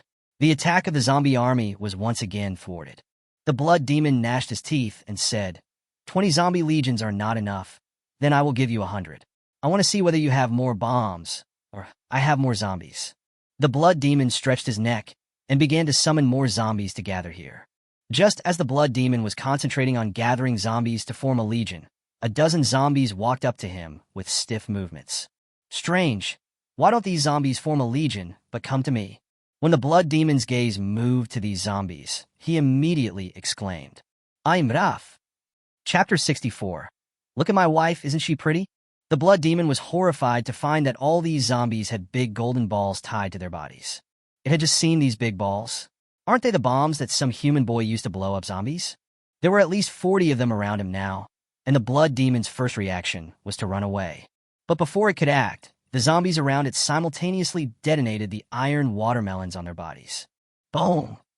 A small mushroom cloud rose into the sky. The zombies that made up the legion fell into a brief confusion, and then became a mess, and all began to act on instinct. It's still the familiar recipe, the familiar taste, and the familiar routine, making a feint to the east and attacking in the west. Experienced people have already seen the clues. The blood demon is not controlling the zombies. Could it be that the explosion just now was... The blood demon was blown up. It must be the blood demon that was blown up. With such great power, the blood demon must have been blown to death. Oh, we can survive. Aha, we don't have to die. We don't have to die. People on the city wall were crying with joy, hugging each other and celebrating everywhere. The blood demon was not killed by the explosion. The number of iron watermelons and the explosion distance were carefully calculated by Qin Hao, which would only make the blood demon lose its ability to move. Qin Hao was reluctant to blow the blood demon to death. Wouldn't it be better to breed blood demons? Without the blood demon's command, no matter how many zombies are left, they are just a mob. Qin Hao led Xiaoshan and the others and killed their way to the blood demon's location and put the blood demon into the zombie fence. Qin Hao breathed a sigh of relief. The 8 blood demons are finally together. Although he wanted to ripen the colorful gourd vine immediately, there were still thousands of zombies around Qin Hao. In line with the principle of saving and not wasting, Qin Hao decided to continue catching and killing zombies. The pea shooter and watermelon catapult became the main contributors to experience points. Although Xiaoshan and Guangtia were also very powerful, their speed in killing zombies was still a little slow. Qin Hao held the death sickle in the shape of a white sickle and frantically captured the zombies. 50, 100, 150, 200. The number of zombies in the zombie fence soared, and Qin Hao felt so happy. Fan Tong had joined the battlefield at some point, transforming into a beam of black light and shuttling back and forth among the zombies. All the zombies in the path of Fan Tong exploded and turned into a bloody mist. Qin Hao was jealous. Fan Tong's strength was a bit scary. It seemed that Fan Tong would have to work harder in the future. Zhou Mengdai, who was watching the game from a distance, once again looked like he had drunk fake wine. His face flushed, and he stared at Qin Hao's back intently. She believed that Qin Hao was the person she had been looking for, the one who could save her sisters. In Tianqi City, people were very enthusiastic. We can't let our benefactor fight alone outside. Let's go and help. Yes, brothers, grab your weapons and go kill the zombies. The city lord also stood up and shouted loudly. Remove the defense shield and supply all the energy to the energy cannon. I will use the energy cannon to help all the warriors. Good. The city gates were wide open and fully armed men rushed out like tigers descending from the mountains. At the same time, the energy cannons on the city walls also opened fire, and large groups of zombies were blasted into meat paste by the energy cannons. Seeing this scene, the corners of Qin Hao's mouth twitched. Fuck, they're trying to steal my business. Damn it, can't you just let me catch some zombies and gain some experience in peace? Drive the person who rushed out back? It didn't seem appropriate either. Qin Hao could only speed up his movements. If you can grab as much as you can, just grab as much as you can. Alas, Qin Hao felt that he was in a difficult situation. When the battle ended, it was already late at night.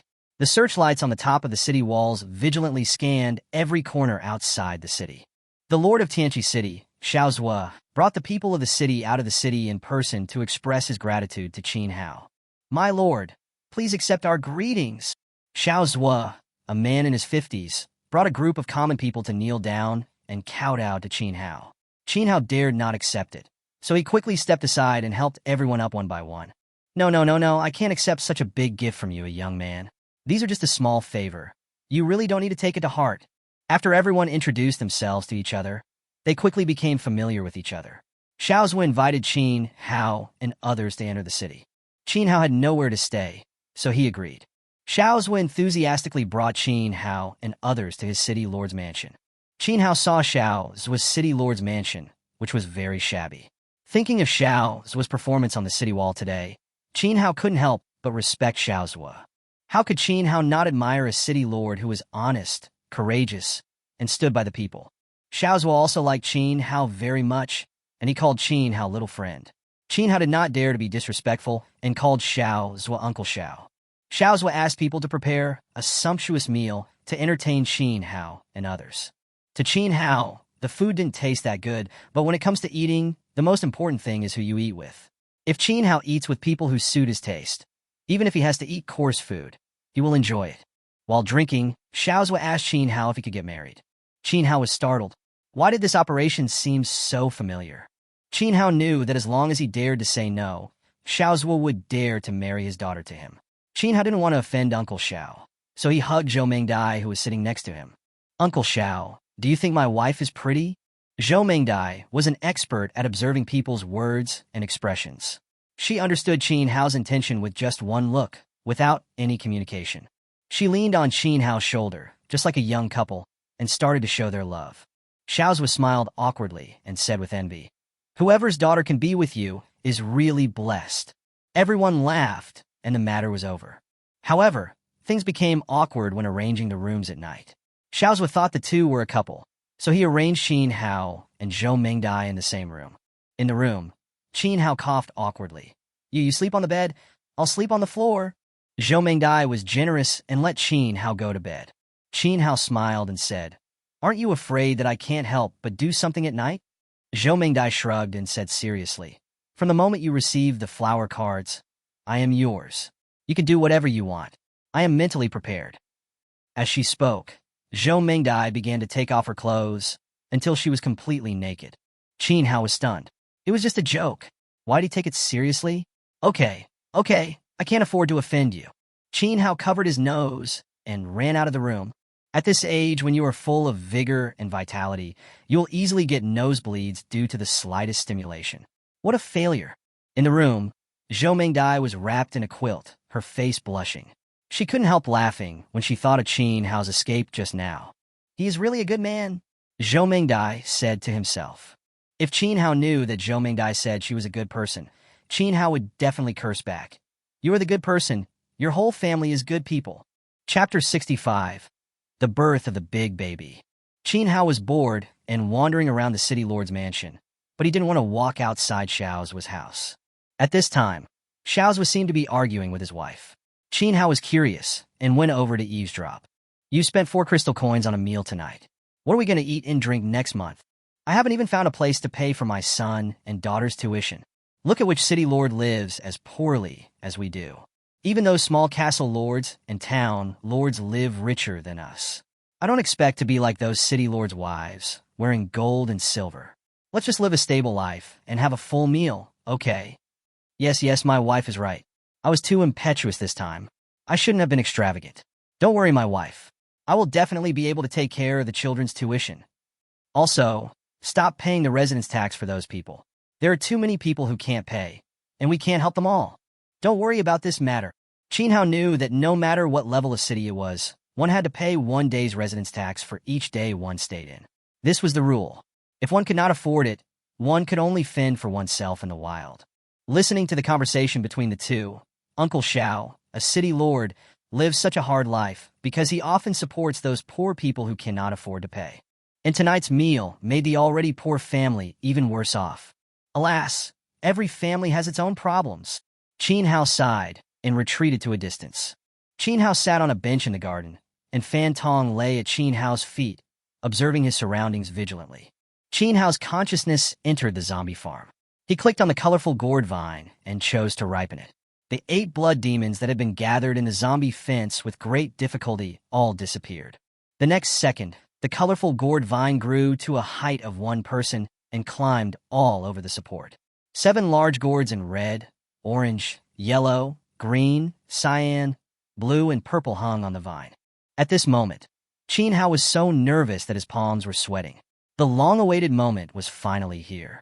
With a click, the largest red gourd fell to the ground and cracked. A delicate little kid jumped out of the gourd. He has a square face, thick eyebrows and big eyes, a gourd crown on his head, a gourd leaf necklace around his neck, a small vest on his body, a leaf skirt around his waist, shorts on his lower body, and bare feet. It must be the Calabash brothers. Grandfather, big baby. When the grandfather and grandson meet, they are filled with tears. It's just that the grandfather Qin Hao looks too young. The picture is a bit awkward, but there is nothing wrong with him. After the eldest brother came out, the other gourd brothers remained motionless. Qin Hao asked Dawa, "Why haven't the others come out yet?" "I don't know either." Qin Hao turned around and asked the system again, and the system replied, "Have you never heard of the gourd baby saving his grandfather, one by one?" Puff! Qin Hao spat out a mouthful of blood and cursed at the system. "System, fuck your grandma." The system pretended to be dumb. Qin Hao was helpless. Qin Hao brought Big Baby out of the system space. Big Baby found everything new to him. He held Big Baby and asked him to demonstrate his abilities first. The eldest boy directly picked up the rockery in the garden, and then kept expanding it until the entire garden could no longer accommodate it. Only then did the eldest boy stop. He can turn the world upside down, has infinite strength, and can grow or shrink his body at will. This is simply a godlike existence.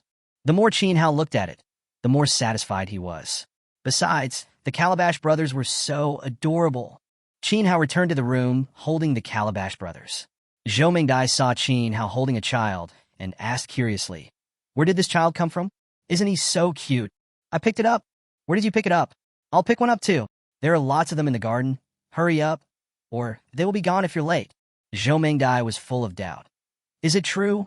"It must be true," Qin Hao vowed. Zhou Mingdai rushed out of the house. Qin Hao smiled. "Well, we can finally sleep on the bed. Big Baby, let's sleep on each side. Don't let that bad sister get on the bed." "Okay, Grandpa." Big Boy nodded obediently.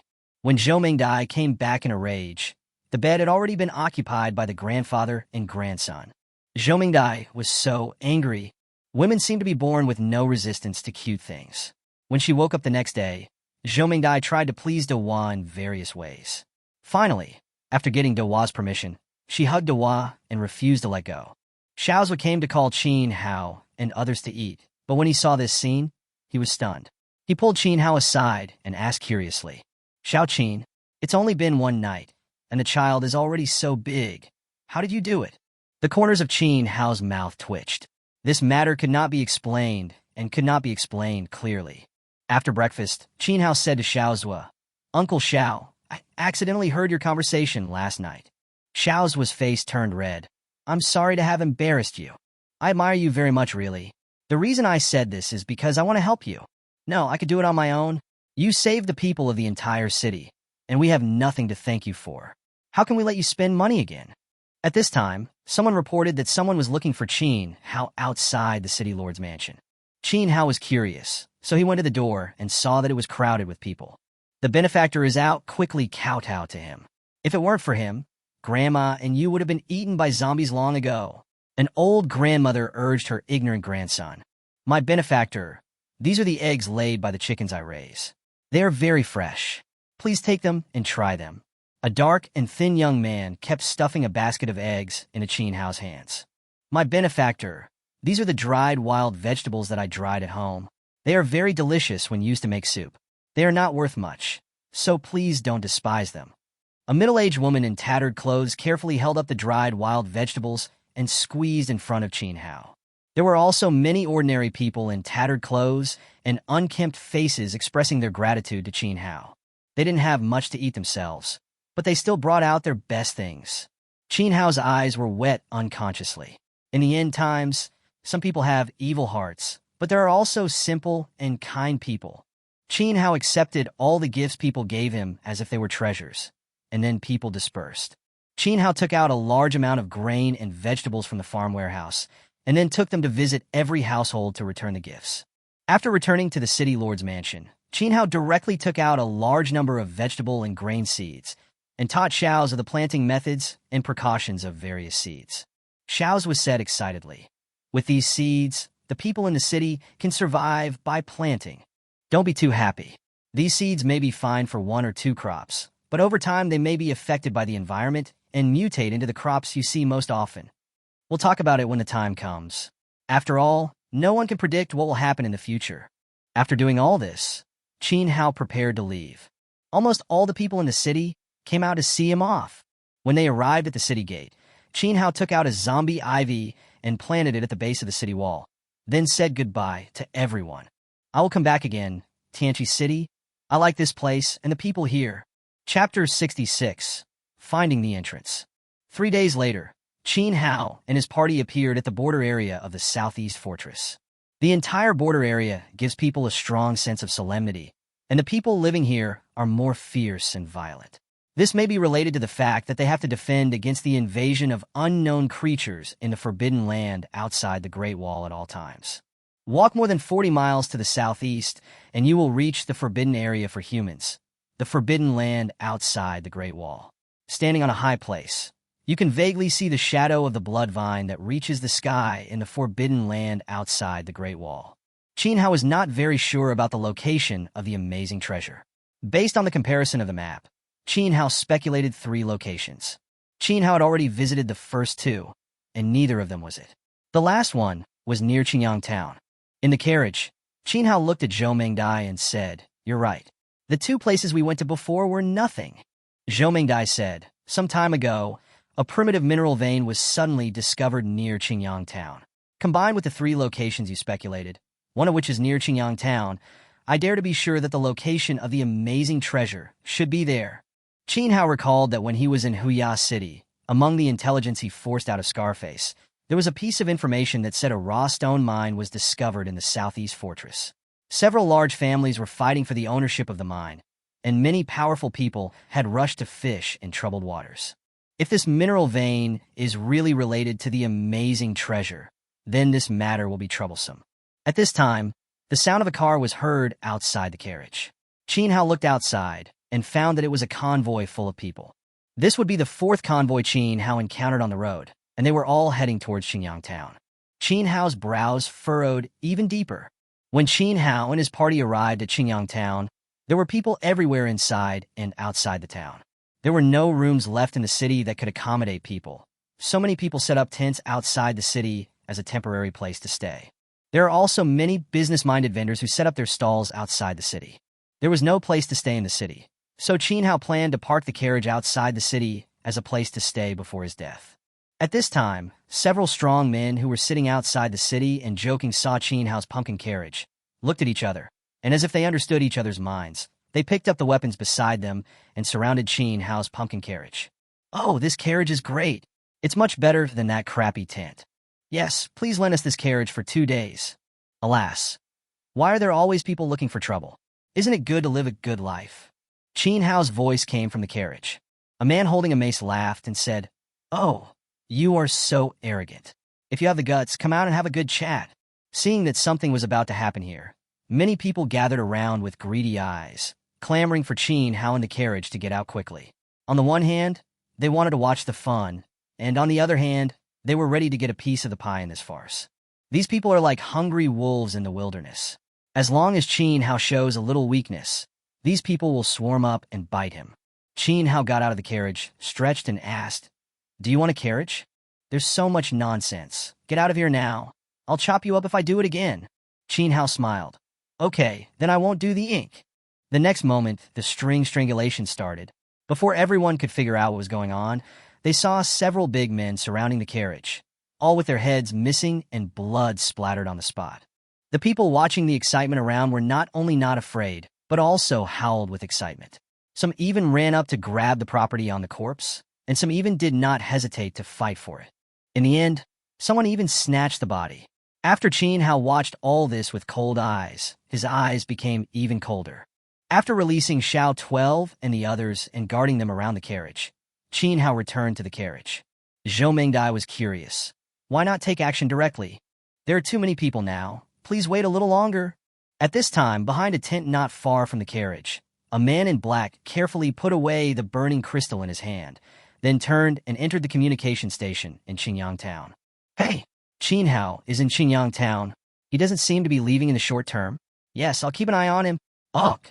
In Yudu, the headquarters of the Black Dragon Society, Qing Long, who received the news, immediately began to recruit his capable men. Then 2 helicopters took off from the Black Dragon Society headquarters and flew southeast. A maid rushed into Ji Wuyu's boudoir and whispered something in Ji Wuyu's ear. After listening, Ji Wuyu's face was full of anxiety.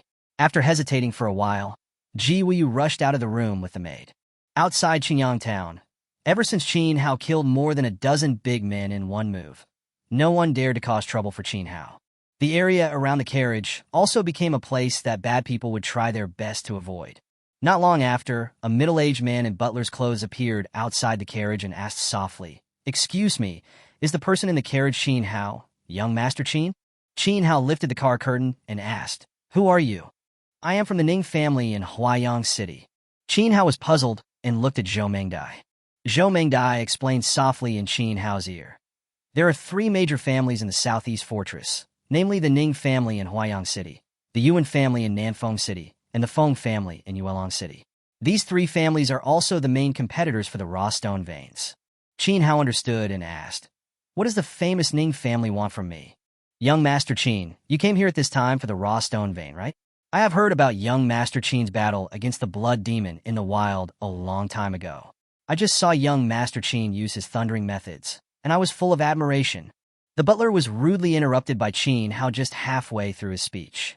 "Don't beat around the bush, just say it," the butler said with a bit of embarrassment. 3 days later, our 3 families have decided to hold a competition. 3 people from each family will compete. The winner will obtain the ownership of the raw stone vein. I would like to ask you to help us win the competition. Of course, I can promise that as long as we grab the raw stone vein, you will get an extremely generous reward. Qin Hao had no interest in the original stone veins, and there was no evidence that the original veins were related to the Jingtian treasure, so Qin Hao decisively rejected the butler's invitation. The butler looked regretful and could only leave helplessly. Soon it became dark, and the motley crowd dispersed. Qin Hao took the map and, along with Fan Tong and Dawa, started heading towards the south of Qinyang town. Qin Hao speculated that the location of the Jingtian treasure should be somewhere between 20 and 50 kilometers south of Qinyang town. What Qin Hao didn't expect was that he encountered a blockade area less than 10 kilometers after walking south. The blockade zone was jointly established by the Ning family, the Yuan family, and the Feng family. Qin Hao controlled the puppet crow, flew in, and took a look, and found that the blockade area was the entrance to the raw stone vein. Could the shocking treasure be related to the raw stone vein? As soon as Qin Hao finished speaking, the 3rd volume of The Maid Looking at the Sea in the farm warehouse emitted a dazzling sunlight. Oh my God, it really does matter. Chapter 67, Participating in the Arena. Qin Hao originally planned to sneak in to take a look, but just as he climbed over the barbed wire, the alarm inside sounded. Suddenly, the entire blockade area was in an uproar. Fully armed soldiers rushed out from every corner, with dogs barking in between. The most terrifying thing was that there were hundreds of fully automatic intelligent cannons inside. When Qin Hao saw this scene, he quickly retreated. It was not possible to force his way in, so Qin Hao could only think of another way. Qin Hao quickly thought of the invitation from the Ning family's housekeeper during the day. Wasn't this an opportunity? If Qin Hao took the initiative to approach the Ning family would definitely be suspicious. Qin Hao simply spread the news that he was waiting for a good price, and he would help one of the 3 major families that offered the most money. As a result, the next day, the stewards of the 3 major families came one after another and offered high prices to invite Qin Hao. Qin Hao agreed to the Ning family's offer and also put forward his own conditions to the Ning family. The Ning family's housekeeper asked nervously, "What are the conditions?" "After I win the game, I'm going to visit the raw stone mine." "Hey, what conditions do I have?" "This is not a big deal. Our Ning family has agreed to it." After the matter was settled, Qin Hao was taken to the Ning family's temporary camp in Qinyang town. "Master, this is Qin Hao." The butler respectfully introduced the head of the Ning family. The Ning family's patriarch frowned. Can someone this young be trusted? Hearing this, Qin Hao didn't even bother to explain for himself. He put his hands in his pockets and ignored this crappy patriarch. The butler hurriedly explained, "He is definitely reliable. I saw him take action outside the city with my own eyes. He killed more than a dozen big men in one move." The head of the Ning family hesitated for a while and said to the housekeeper, Ning Wu is in charge of the competition. You can take him over. The butler took Qin Hao to the martial arts field behind the camp and found Ning Wu. When Ning Wu saw Qin Hao, he said with a proud look on his face, Are you Qin Hao? Are you Ning Wu? Qin Hao asked back without giving in. Ning Wu sneered. This competition is related to the ownership of the original mineral vein. Not just any Tom, Dick, or Harry can fight for our Ning family. Whether it is a cat or a dog, you will know after trying it. That's exactly what I meant. Jianchen, go up and try him out. As soon as Ning Wu finished speaking, a man holding a long sword walked up to Qin Hao. My sword is very fast, you better be careful. Qin Hao smiled and said nothing. Jianchen drew out his sword, which instantly turned into 3 phantoms, attacking Qin Hao from 3 different directions. Qin Hao couldn't tell for a moment which one was the real Jianchen. Qin Hao simply didn't distinguish between the real and the fake and attacked all 3 at once, activating the cutting technique. 3 thin lines silently cut towards Jianchen in 3 directions. As a muffled groan came from the right, the sword on the left and the sword in the middle shattered instantly.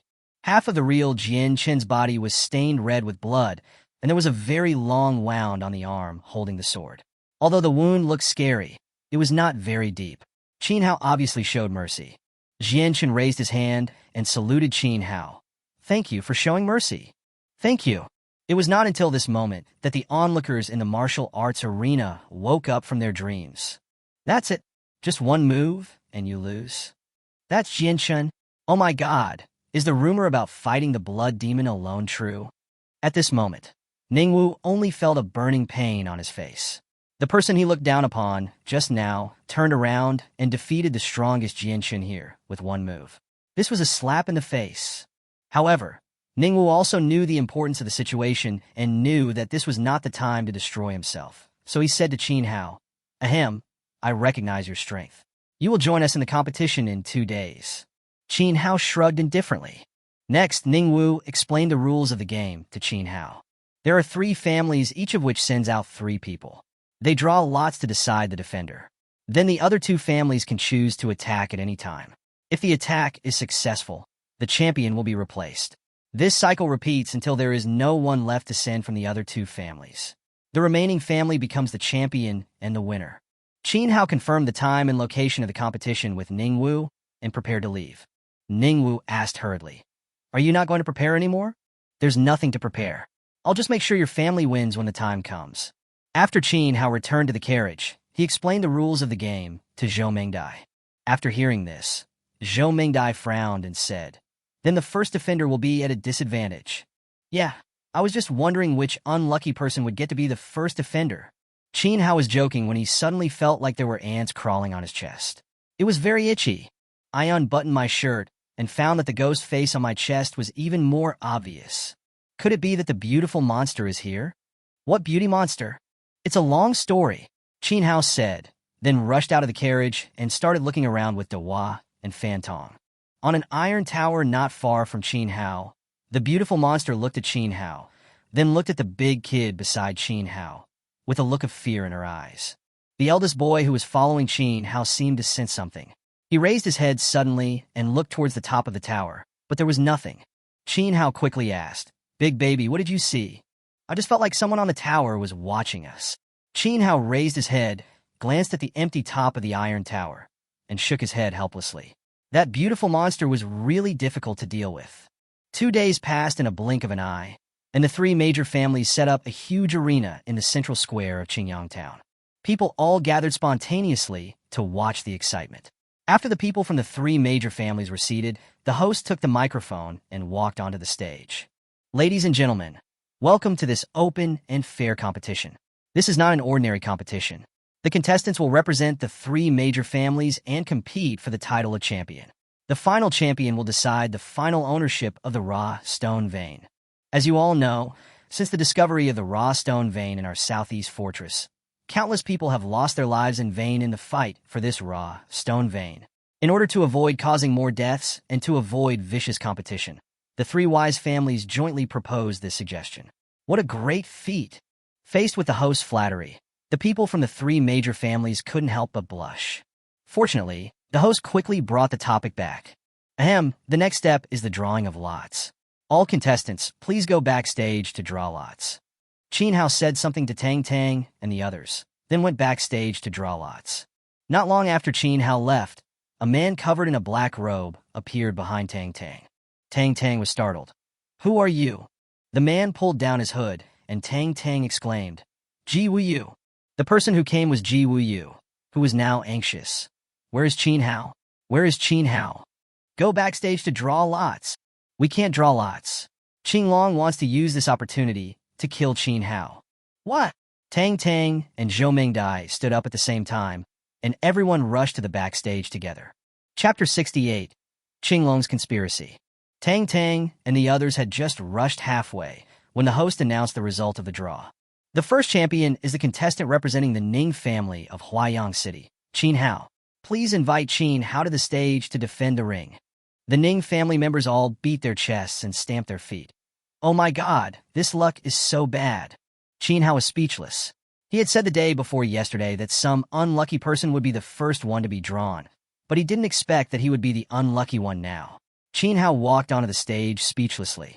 Ji Wu Yu and others in the audience wanted to remind Qin Hao, but they couldn't squeeze through it all, and their shouts were drowned out by the roars of the people around them.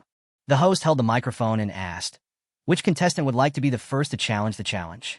Soon, the Yuan family gave feedback. The host took the note passed by the Yuan family and said, "Oh, the Yuan family temporarily replaced the contestant. Well, according to the rules of the competition, as long as the contestant has not yet stepped onto the stage, they can be replaced. Well, the first challenger is none other than the contestant representing the Yuan family, Queen Bee, Chong Lin." As soon as the host finished speaking, the whole audience was boiling. What? Why is Queen Bee Chong Lin here? Oh my god, did I hear it right? The Queen Bee of the Black Dragon Society, Chong Lin, would actually come here to fight for the Yuan family. This has completely overturned my worldview. The Yuan family has gone too far this time. In the stands, the Ning family and the Feng family fell into deathly silence. They had not expected that the Black Dragon Society would intervene. "You are amazing, Old Man Yuan. You have found such a powerful backer for yourself. When did they find the Black Dragon Society? How come we didn't hear anything about it?" The head of the Yuan family laughed and said, "If I say that they came to us on their own, would you believe me?" The Ning family's patriarch and the Feng family's patriarch cursed almost at the same time. "You old man, you are so evil. I don't trust you." The head of the Yuan family smiled, but said nothing or explained. Time goes back to one day ago. Soon after the list of contestants was announced, Qin Long brought his capable men to find the Yuan family. Qin Long got straight to the point and said, "I'll help you take the raw stone vein, and you help me kill someone." How could the head of the Yuan family dare to refuse? And immediately agreed. It was precisely because of the behind-the-scenes manipulation of the head of the Yuan family that Qin Hao was able to be drawn as the first champion, and the current scene happened. After the name of Queen Bee Chong Lin came out, Qin Hao already sensed the conspiracy. But the current Qin Hao is no longer the Qin Hao of the past. Now he has the confidence to crush everything with his own strength. Amid the anticipation of the crowd, Queen Bee Chong Lin appeared. He was a young man with a fierce look on his face. He looked only a few years older than Qin Hao, but he had the strength of an S-level. "Qin Hao, why did you have to offend Brother Qin Long when you could have offended anyone else? Today, I will take your head off for Brother Qin Long." Qin Hao suddenly realized, oh, it turned out to be Qin Long's trick. I said my luck is not that bad. I got the champion in one draw. The Queen Bee was speechless at Qin Hao's train of thought. He was really hopeless, as he still cared about his own character even when he was about to die. Qin Hao suddenly remembered something and continued. "I seem to have said that no matter who you Black Dragon Society members are, as long as they dare to cause trouble for me, I will kill them. So I'm sorry. You too." The Queen Bee had just said 3 words when she found that her throat could not make any sound. She tried to touch it with her hands, but her hands seemed to have lost sensation. Then she was horrified to find that she could not move. With a bang, the Queen Bee's entire body fell like a collapsed building block, with neatly cut pieces of flesh scattered all over the ground. The surroundings instantly fell into deathly silence, which lasted for more than 20 seconds, followed by a tsunami-like sound wave. "Oh my god! What did I see?" Queen Bee Chong Lin was killed instantly. Unbelievable. Unbelievable. The people of the Ning family had already given up any hope for this game, but they did not expect such a scene to happen. Who could have thought that Qin Hao would be so strong? Tang Tang and Zhou Mingdai laughed. We are so stupid. It's just a small matter. Why were we so anxious just now? Let's go back to the VIP seats and continue watching the game. Ji Wuyu was stunned on the spot and asked hesitantly, when did Qin Hao become so strong? Tang Tang and Zhou Mingdai said in unison, he has always been strong. Backstage, Qinglong and his men were all furious. They also thought that they would lose the first game, but they did not expect that the first game would be lost so quickly and so completely. According to their plan, even if they could not kill Qin Hao in the first two games, they would consume as much of Qin Hao's physical energy as possible to prepare for Qinglong's appearance in the third game. But now, another of Qinglong's subordinates, the Dao Wang Jian, said angrily, I will avenge Chong Lin. Qinglong grabbed him and said, the queen bee will be killed instantly as soon as she comes face to face. If you go up to her, you may be in danger. What should we do? Let's go together. Yes, listen to Big Brother and come along. Qinglong led his men, the Sword King Jian, the Realm King Feng San, the Spear King Wu Jiadong, and the Medicine King Shinji, onto the ring. The host didn't know how to explain it, and the audience was also stunned on the spot. The three major families didn't even dare to let go of one of them. The Black Dragon Society had sent out so many experts at once, which was far beyond the scope of the competition, but no one dared to raise any objections, and everyone pretended not to see it. Qin Hao, you will definitely die today. You can't win in a one-on-one fight, so let's go for a group fight. Fine, I'll call for a helper. Big boy, come up and move around. Hearing Qin Hao's call, the eldest child, who had been in Zhou Mingdia's arms, flew onto the stage. Grandpa, let Big Baby help you beat the bad guys. Good grandson, give Grandpa a good beating.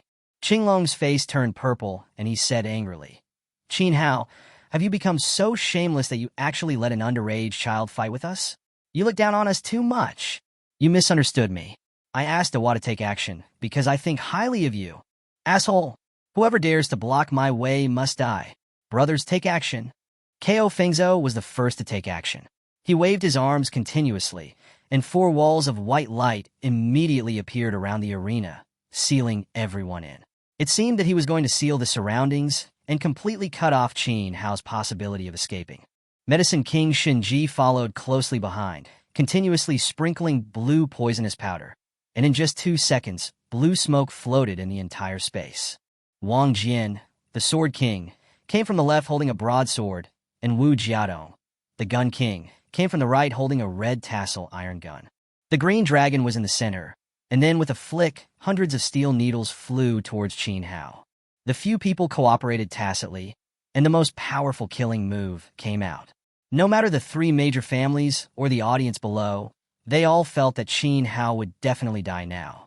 Even Tang Tang and Zhou Mingdai clenched their fists unconsciously, their eyes full of worry. Chapter 69. The Big Boy Shows His Power. Qin Hao sneered, activated the absolute defense, and used the poisonous vine on himself at the same time. Qinglong's steel needle, Wang Jian's broadsword, and Wu Jiadong's spear hit Qin Hao's absolute defense almost at the same time. The absolute defense easily blocked all attacks, and Qin Hao inside didn't even feel a thing. The 3 Qinglong people refused to believe it and wanted to attack again. Big Hua suddenly jumped out from the side and punched Wang Jian. Wang Jian looked at Big Hua's small fist hitting him and didn't take it seriously at all. He even wanted to reach out to grab it. As a result, there was a series of crisp, crackling sounds. The bones in Wang Jian's arm were directly broken, and the broken bones pierced through the skin and flesh and were exposed outside. Wang Jian, the big knife, let out a scream and did not forget to remind others while retreating continuously. Be careful with this kid. Don't be fooled by his appearance. Gun King Wu Jiadong immediately turned his gun around and launched a violent attack on Dawa. Dawa kicked the ground with his short legs, and the entire ring cracked. Dawa also flew to Wang Jian like a cannonball and punched him again. Wang Jian, the man with the big knife, didn't dare to be so arrogant anymore. He held the big knife as big as a door panel in front of him and blocked with all his strength. With a loud clang, the sword and Wang Jian flew out together, and stopped only after hitting the light wall set up by King Kai. Looking at the blade of the machete again, there was actually a dent in the shape of a small fist. Wang Jian collapsed to the ground and passed out.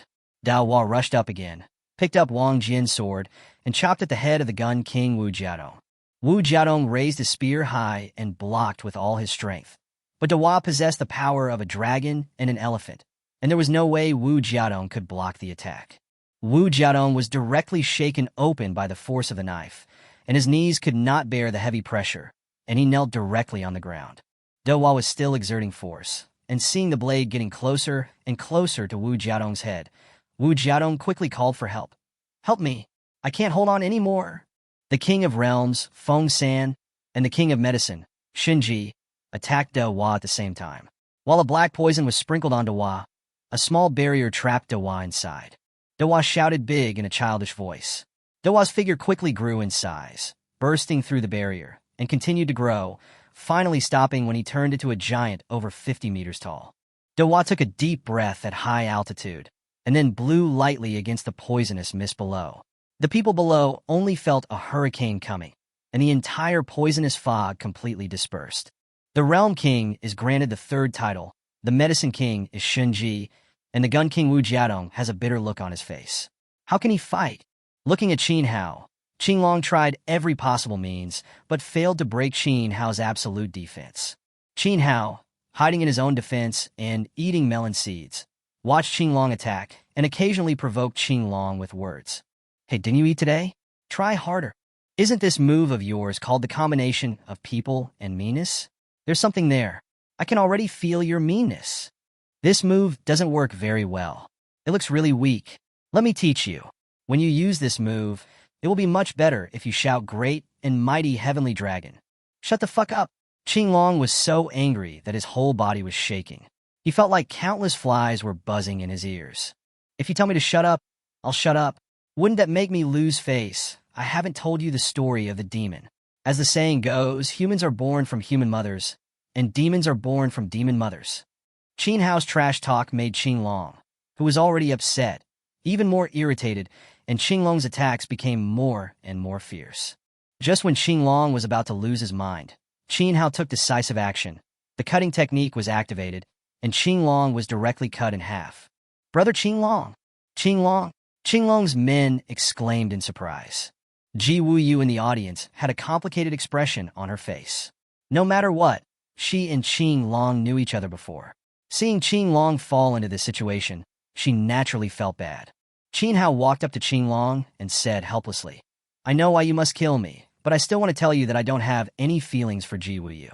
You are just worrying about nothing."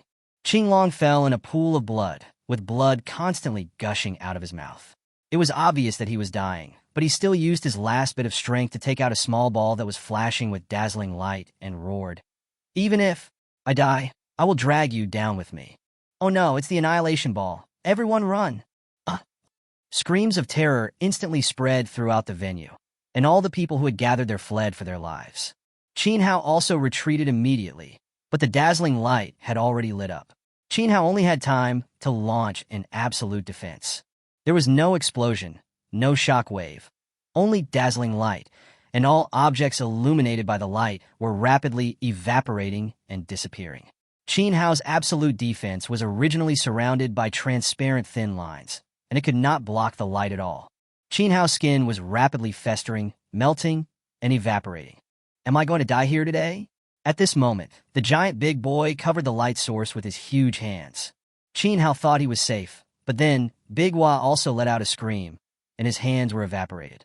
The light shot out again, and it was bigger and brighter than before. The Gun King and others who were closest to him only let out a scream before being completely evaporated. The next one should be Qin Hao. Just when Qin Hao was almost in despair, a figure stood in front of Qin Hao. It was Ji Wuyu. Qin Hao shouted no, but it was too late. Ji Wuyu disappeared into thin air in Qin Hao's eyes. It was during this time that Ji Wuyu bought that Big Boy used his huge body to press directly on the Annihilation Ball. After Big Brother paid a heavy price, the Annihilation Ball finally dimmed. Qin Hao stared blankly at the empty space in front of him, tears streaming down his face. For many things, we only realize their value after we lose them. For many feelings, we only realize the pain after we miss them. The people around him sighed when they saw Qin Hao like this. Everyone thought that today's thrills ended here, but unexpectedly, at this moment, a peerless beauty suddenly floated over from a distance. The peerless beauty wearing only a single piece of clothing and barefoot, landed on the messy stage like a fairy descending from heaven. Everyone around was stunned, but Tang Tang suddenly shuddered, pointed at the peerless beauty, and shouted, "Beauty monster!" The person who came was none other than the ultimate beautiful zombie, who left a ghost face mark on Qin Hao's chest. The beautiful monster walked up to Qin Hao and was about to catch him. Qin Hao stepped aside and said coldly, "I'm in a bad mood now. You'd better get out of here." The beautiful monster didn't care what Qin Hao said and walked forward again. Qin Hao directly took out the death sickle and slashed towards the neck of the beautiful monster. The female monster didn't move at all. Qin Hao seemed to be frozen in place, unable to move at all. The beautiful monster hugged Qin Hao and was about to fly away. The seriously injured eldest child shouted, "Give me back my grandpa!" A system notification sound suddenly rang in Qin Hao's mind. Ding! The trigger condition has been met, and the second baby is born. Chapter 70, Raw Stone Veins. In the zombie farm, the orange gourd on the colorful gourd vine suddenly fell to the ground, and Erwa crawled out of the gourd. In reality, the beautiful monster had just flown more than 50 meters with Qin Hao in her arms when Erwa appeared in the air. "Monster, put my grandpa down!" The beautiful monster frowned, turned around, and flew in another direction. Erwa seemed to have expected it, and a bolt of lightning struck, hitting the beautiful monster right on the back. The beautiful monster let out a scream, threw Qin Hao aside, and ran away. Erwa quickly flew forward and caught Qin Hao. Qin Hao, who was rescued, suppressed the sadness in his heart and took out the deer grass for himself and Dawa to eat. Qin Hao almost recovered after eating just one, but Dawa had to eat more than 30 pieces of deer grass before he recovered. Qin Hao, standing on the stage, shouted to the crowd around him, "Whoever wants to challenge me, come on up." After seeing Qin Hao's true combat power, who would dare to go up? Everyone from the Yuan family and the Feng family looked at the Ning family with envy. "Brother Ning, let's stop here today. My Yuan family is willing to admit defeat. The raw stone vein is yours. We will meet again in the future." "Brother Ning, I didn't expect things to develop to this point. My Feng family has also withdrawn. But before I leave, I still want to remind you that Qin Hao represents your Ning family. Now that he has killed the Black Dragon Society's guardian and so many masters, the Black Dragon Society will definitely launch a bloody revenge. You, the Ning family, must handle it carefully and don't get implicated." The Yuan family and the Feng family left one after another, leaving only the Ning family in place, not knowing whether to be happy or sad. For the next 3 days, Qin Hao locked himself in the carriage and refused to see anyone. During these 3 days, Zhou Mingdai and Tang Tang said countless nice things to Qin Hao outside the carriage, but Qin Hao did not respond. Finally, Zhou Mingdai said, "Many things can only be faced by the person involved. We should believe that he can get over the sadness." Tang Tang then gave up trying to persuade them and took Yuji and Dodo to the city to solve the problems of food and accommodation. The Ning family was very anxious during these 3 days. They were eager to fulfill the conditions they had promised Qin Hao so that they could draw a clear line with Qin Hao as soon as possible. However, Qin Hao did not see anyone during these 3 days, which made the Ning family very anxious, but there was nothing they could do. Fortunately, Qin Hao got out of the carriage on the 3rd day and was laughing and joking with everyone as usual, looking as if nothing had happened. Knowing that Qin Hao had come out of the carriage, the Ning family immediately sent Ning Wu to find Qin Hao with a check for 1 million crystal coins. "This is the price we agreed on at the beginning. Please keep it." Ning Wu pushed the check in front of Qin Hao. Qin Hao casually put the check into his pocket. "I remember I have one more condition. Are you visiting a raw stone mine?" Qin Hao nodded. "Then I'll make some arrangements today and pick you up for a tour tomorrow morning." "Okay." Early the next morning, Ning Wu came to pick people up. Qin Hao simply waved his hand and took Zhou Mingdai, Tang Tang, Dodo, Yuji, Dawa, Erwa, and Fan Tong with him. Ning Wu's mo tvitet. This wasn't a visit. This was a family trip. Although he was very dissatisfied, Ning Wu didn't say anything and just led the way. They soon reached the blockade area. The people from the Yuan and Feng families had already withdrawn, leaving only the Ning family to defend. Although there was only one family, the defense was not weak at all, with various infrared cameras, thermal imaging weapons, and fully automatic artillery. Ning Wu also repeatedly reminded them not to wander around without his guidance. Otherwise, they would be attacked as invaders. Qin Hao said yes, but he had already made up his mind. After numerous blockades and inspections, everyone finally reached the entrance to the raw stone vein, and the third volume of Ladies Looking at the Sea in the farm warehouse also began to shine. After passing through a heavy iron door, Qin Hao and others finally entered the mine. The mine was not as dark as Qin Hao had imagined, but as bright as day. There are no lighting facilities, but the light emitted by the energy gemstone itself illuminates the entire mine like daylight. Just as Qin Hao was amazed, a prompt sounded from the system. Ding! The system has detected a large amount of raw energy and activated the automatic absorption mode. Brother, this is not our mine. Please don't mess around.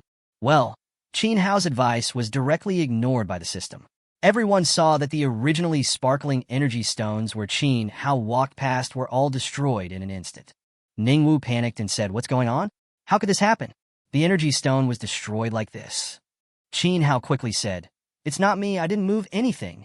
Ningwu's face turned pale, and he said, "The tour is over. Let's go, get out."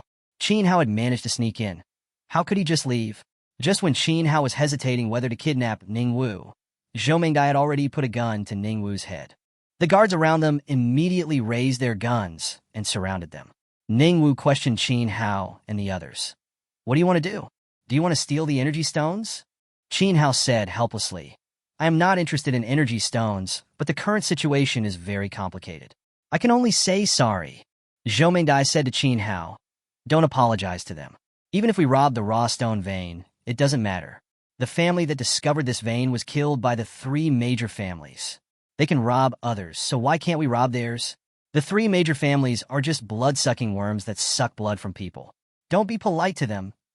As Zhou Mingdai spoke, he hit Ningwu's head hard with the butt of his gun.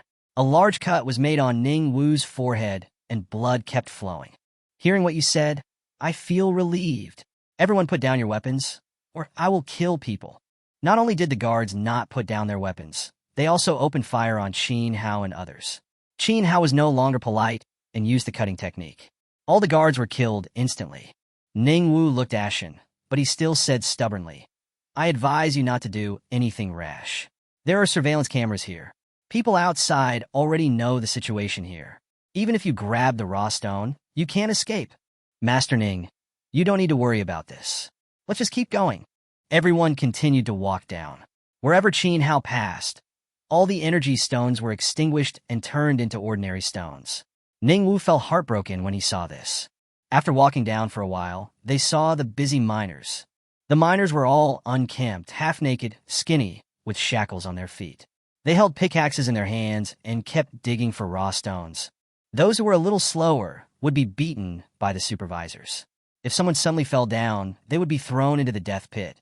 Qin Hao frowned as he watched, and Zhou Mingdai was also very angry.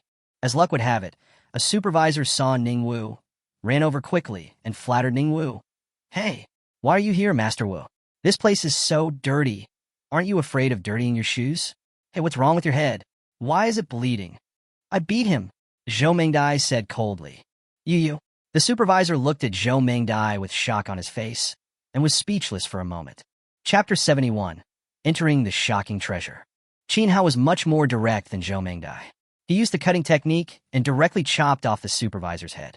The mine suddenly became quiet, and the miners and remaining supervisors all looked over. Several supervisors who were closest to Qin Hao picked up their pickaxes and rushed towards Qin Hao and others. Yuji rushed forward like a cheetah and killed 2 supervisors directly. The remaining overseers roared and took up their weapons. Qin Hao said to Yuji, "Kill them all." Yuji immediately rushed forward. Although the supervisors were numerous, they were no match for Yuji. Yuji was like a loach, moving quickly among the supervisors. The dagger in her hand could always cut the supervisor's tendons and blood vessels inadvertently. In just over 30 seconds, hundreds of supervisors fell to the ground, screaming in agony. The poison sacs on the daggers caused the supervisors great pain. Qin Hao said to the miners, "You are free now. Take revenge if you have any grudges, and complain if you have any complaints." The eyes of those miners with numb expressions suddenly lit up, and then as if they remembered some painful memories, they roared and rushed towards the supervisors who were lying on the ground. The supervisors who had seemed so arrogant just now were instantly drowned in the angry crowd, and a painful death was destined to await them. Qin Hao and others let the angry miners pass and continued to walk down. After walking for about half an hour, they finally reached the end. Qin took out the third volume of Made Looking at the Sea and found that it was brighter near the left. Qin took out Quang Tai from the warehouse and asked Quang Tai to dig to the left. The speed of Quang Tai was extremely fast. The huge blade flew up and down. From a distance, it looked like a super large drill bit digging rapidly. Countless energy stones were dug out. Qin walked all the way, and the system absorbed them all the way. Qin didn't dare to think about how much energy the system absorbed. About half an hour later, a series of metal collision sounds suddenly came from the front. Quang Tai suddenly stopped. Qin walked up and took a look. It seemed to be a piece of iron plate with too little exposed space. Qin asked Quang Tai to dig it bigger. After more than 10 minutes, the full picture was finally revealed. It was not an iron plate at all, but a large blood-red iron door. Qin pushed it, but it didn't work. Qin then asked the strongest boy, the eldest boy, to try, but the eldest boy still couldn't push it open despite his best efforts. Damn it, I found it but can't get in. This is so embarrassing. This door obviously can't be opened by force. There must be a mechanism or a key. As Zhou Mingdai spoke, he began to feel around on the door. After feeling around for a while, he suddenly asked, "What seems to be engraved on this door?" Qin hurriedly went forward to check, but the raw stones around him had their energy sucked away by the system, becoming dim. Fortunately, Qin mastered the power of fire, and with a snap of his fingers, a beam of flame rose from his fingertips, illuminating the surroundings.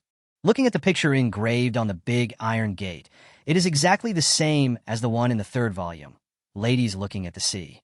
Qin quickly opened the scroll and saw the woman in the painting suddenly walked directly through the big iron gate and disappeared. Looking at the scroll again, it was all white, just like a blank piece of paper. This is too weird. As Qin was speaking, he heard a creaky sound, and the door opened. Everyone walked to the door and looked inside, and found that there was thick fog inside, and they could not see more than a few meters away. Qin mustered up the courage to walk in, and the thick fog rushed into Qin body madly. Qin didn't feel anything. Wait, isn't this mist but primitive energy? Just as Qin was wondering, Ningwu also walked in. The moment Ningwu came into contact with the mist, he suddenly froze in place, and then his body began to become transparent. In just 2 or 3 seconds, Ningwu became a glowing stone man. No, it should be said that Ningwu became a large piece of energy stone. Don't come in, Qin quickly reminded. Tang Tang had just taken a step halfway when she immediately retracted her foot. Qin was also terrified. If he didn't have a system that was madly absorbing the original energy, he would have become a stone man like Ningwu. Ding! The system has reached the upgrade conditions. Host, would you like to upgrade? Qin decisively chose to upgrade. Ding! The first level farm is being upgraded. Please wait. 2 or 3 seconds later, a white light flashed in the system space, and Qin was surprised to find that the number of his lands had increased from 6 to 12. This meant that Qin no longer had to worry about insufficient land, as the efficiency of planting zombies with 12 plots of land had almost doubled.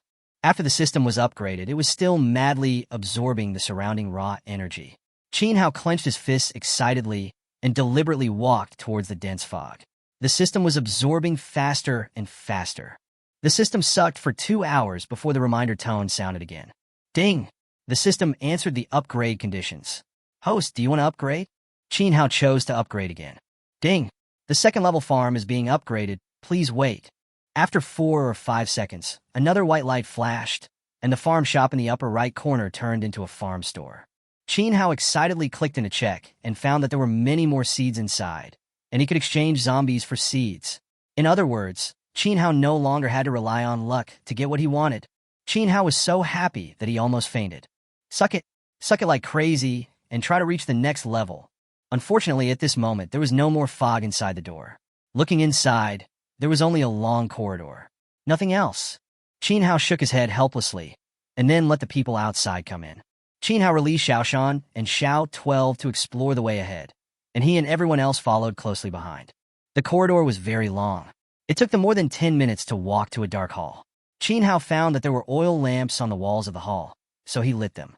Unexpectedly, the oil lamps in the entire hall were connected. When one oil lamp was lit, a series of oil lamps would light up. The lit oil lamps seemed to have no end, and one extended to the far distance. At this moment, the entire picture of the hall was revealed in the flickering firelight. The building is magnificent with carved beams and painted buildings, and its area alone is larger than 10 football fields. The hall is square with a pyramid-shaped platform in the middle and a golden sword inserted in the center of the platform. Around the platform, there were kneeling golden statues. Seeing the golden statue, Qin Hao exclaimed, "Terracotta warriors! What kind of servant?" "Ahem. It's nothing, it's nothing." Qin Hao said it was nothing, but his heart was already in turmoil. How could Qin Shi terracotta warriors appear here? Could it be that the terracotta warriors and he had traveled through time together? What the hell were the golden terracotta warriors? Qin Hao's head was full of question marks, but no one could help him answer them. Chapter 72. The Golden Army. I'm rich. I'm rich. There are so many golden statues. If I carry any one of them out, it will be enough to support me for half my life. If I carry all of them out, I can just eat and wait for death for the rest of my life.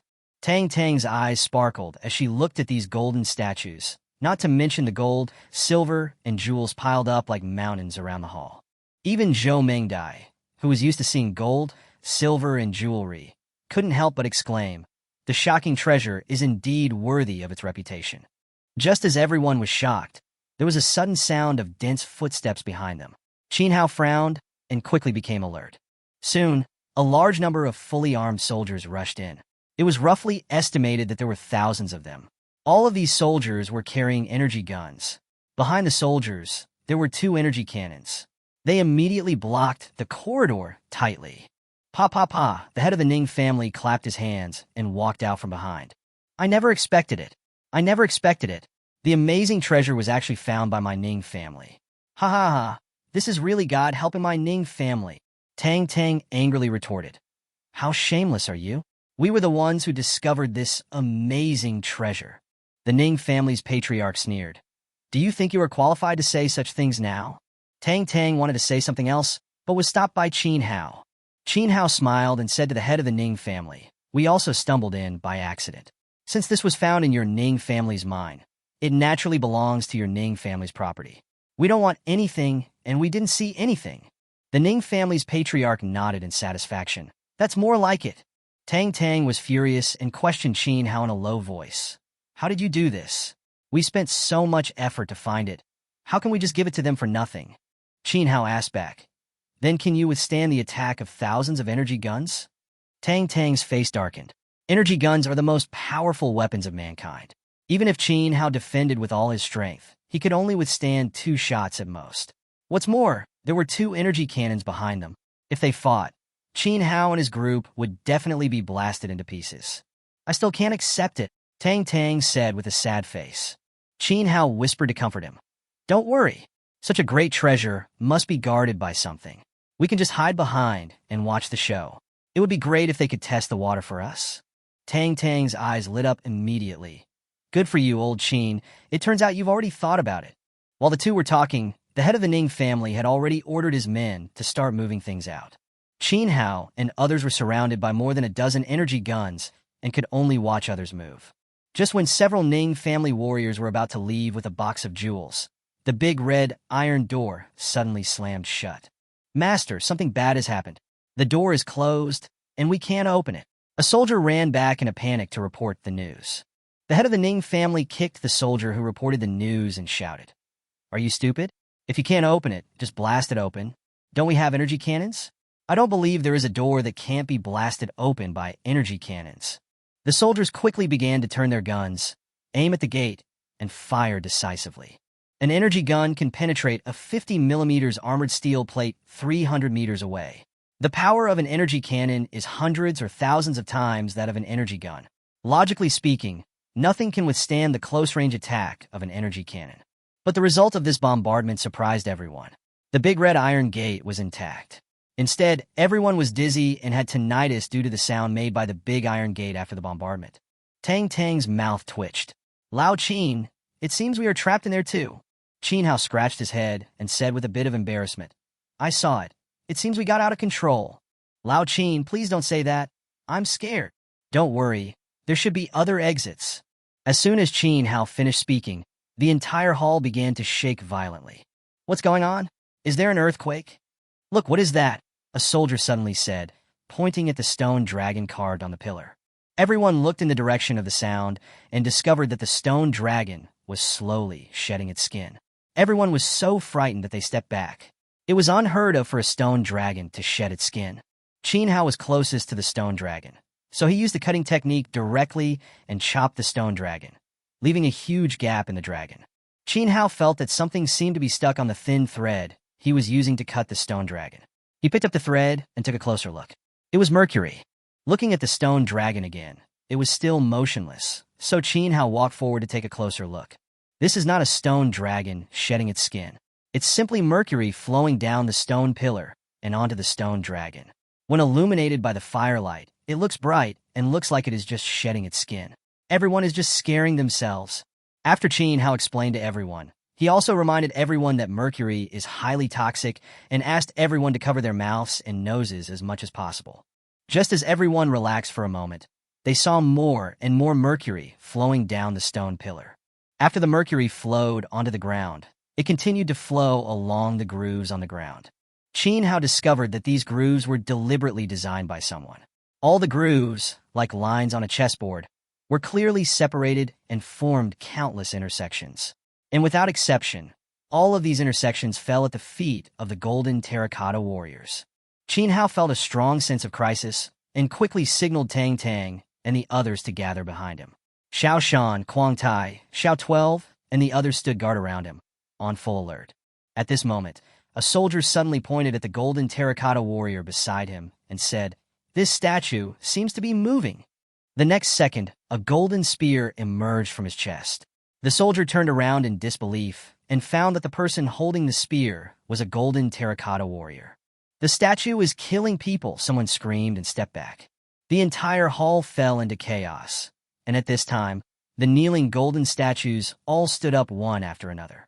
The statue came alive. The statue became a spirit. "Monsters! All of them are monsters! Retreat! Retreat quickly!" The head of the Ning family killed 3 people before his men calmed down. "Why are you panicking? We have guns in our hands. Shoot hard!" Everyone then raised their energy guns and started shooting at the golden terracotta warriors. The flashing energy bullets made the entire hall colorful. The sound of metal colliding continued to ring out.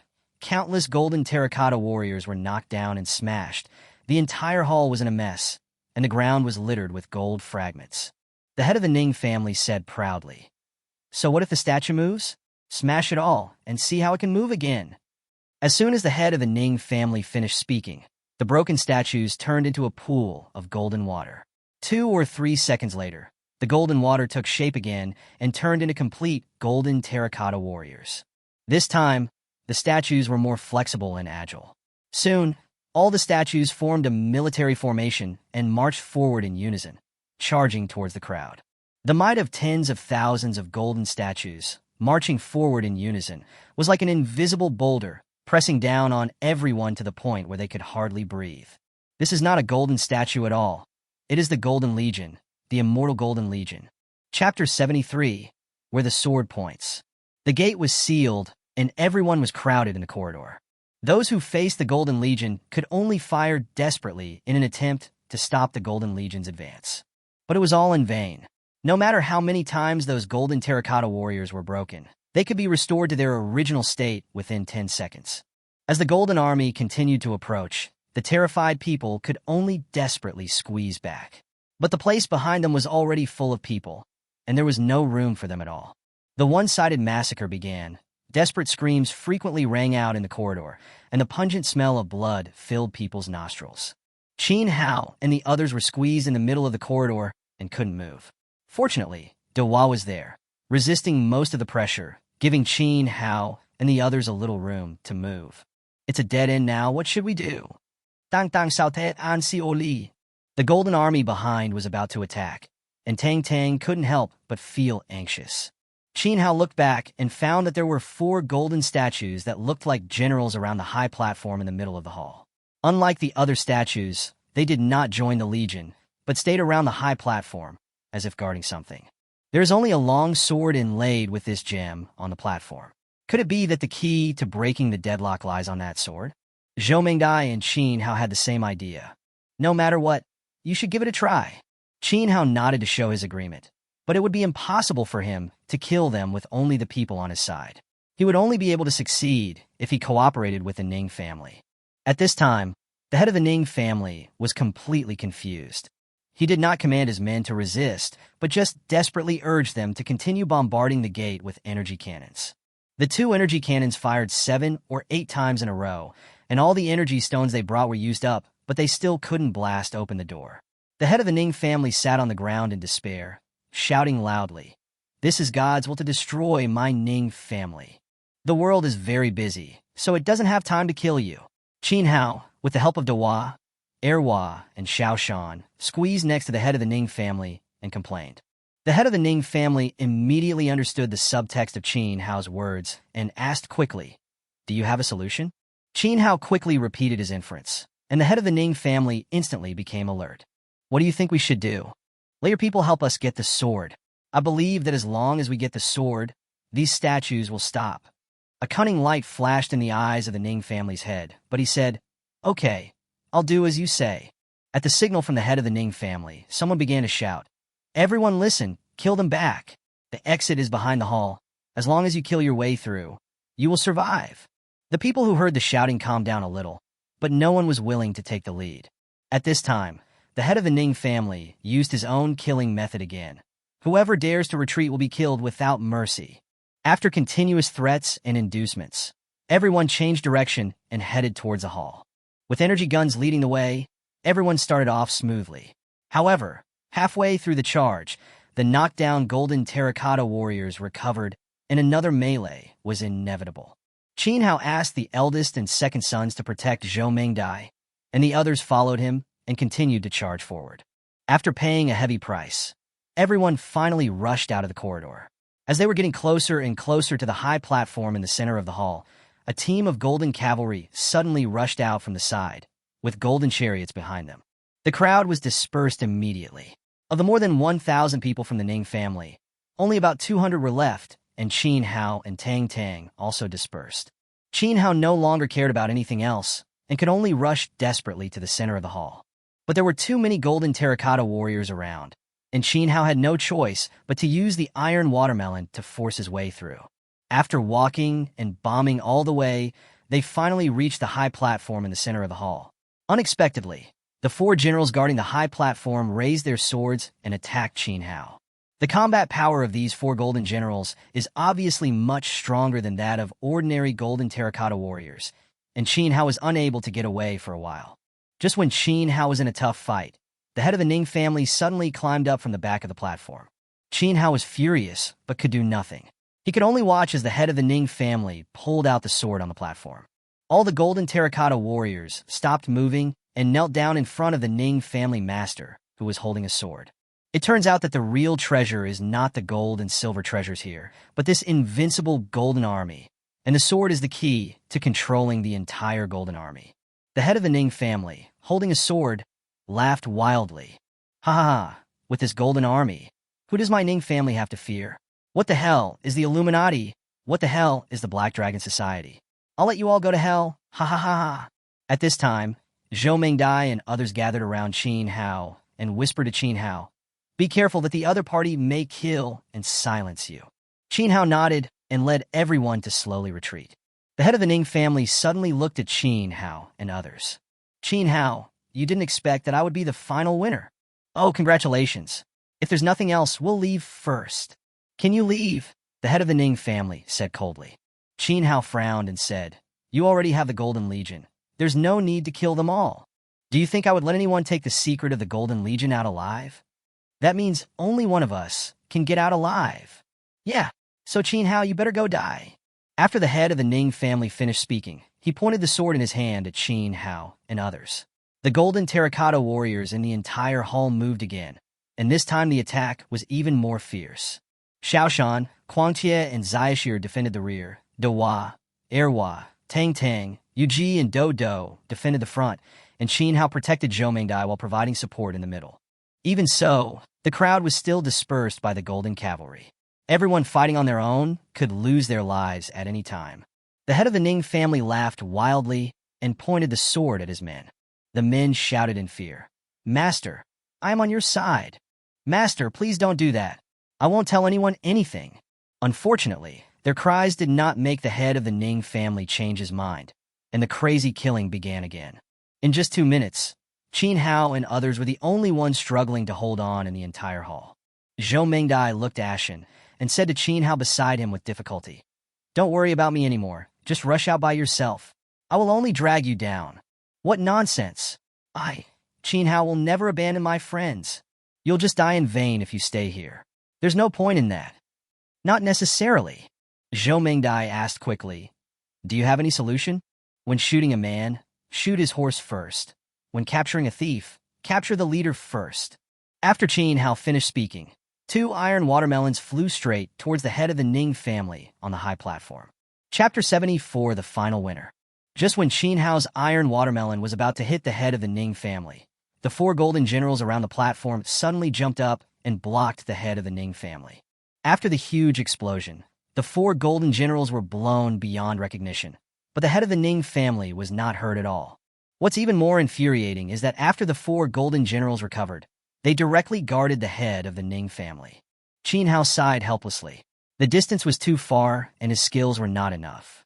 The ground here was all stone. The pea shooter, watermelon thrower, and corn cannon could not be used. This was really fatal. If only I could fly, I could just fly over and kill that bastard, no matter what. Qin Hao suddenly stopped talking here and said, "Big kid, second kid, can't the glutton fly? The eldest child is protecting Yu Ji, the second child is protecting Tang Tang, and they are both busy, but what about the glutton? Where is the glutton?" Qin Hao, as the owner of the glutton, actually asked Zhou Mingdai this question. Zhou Mingdai was also confused.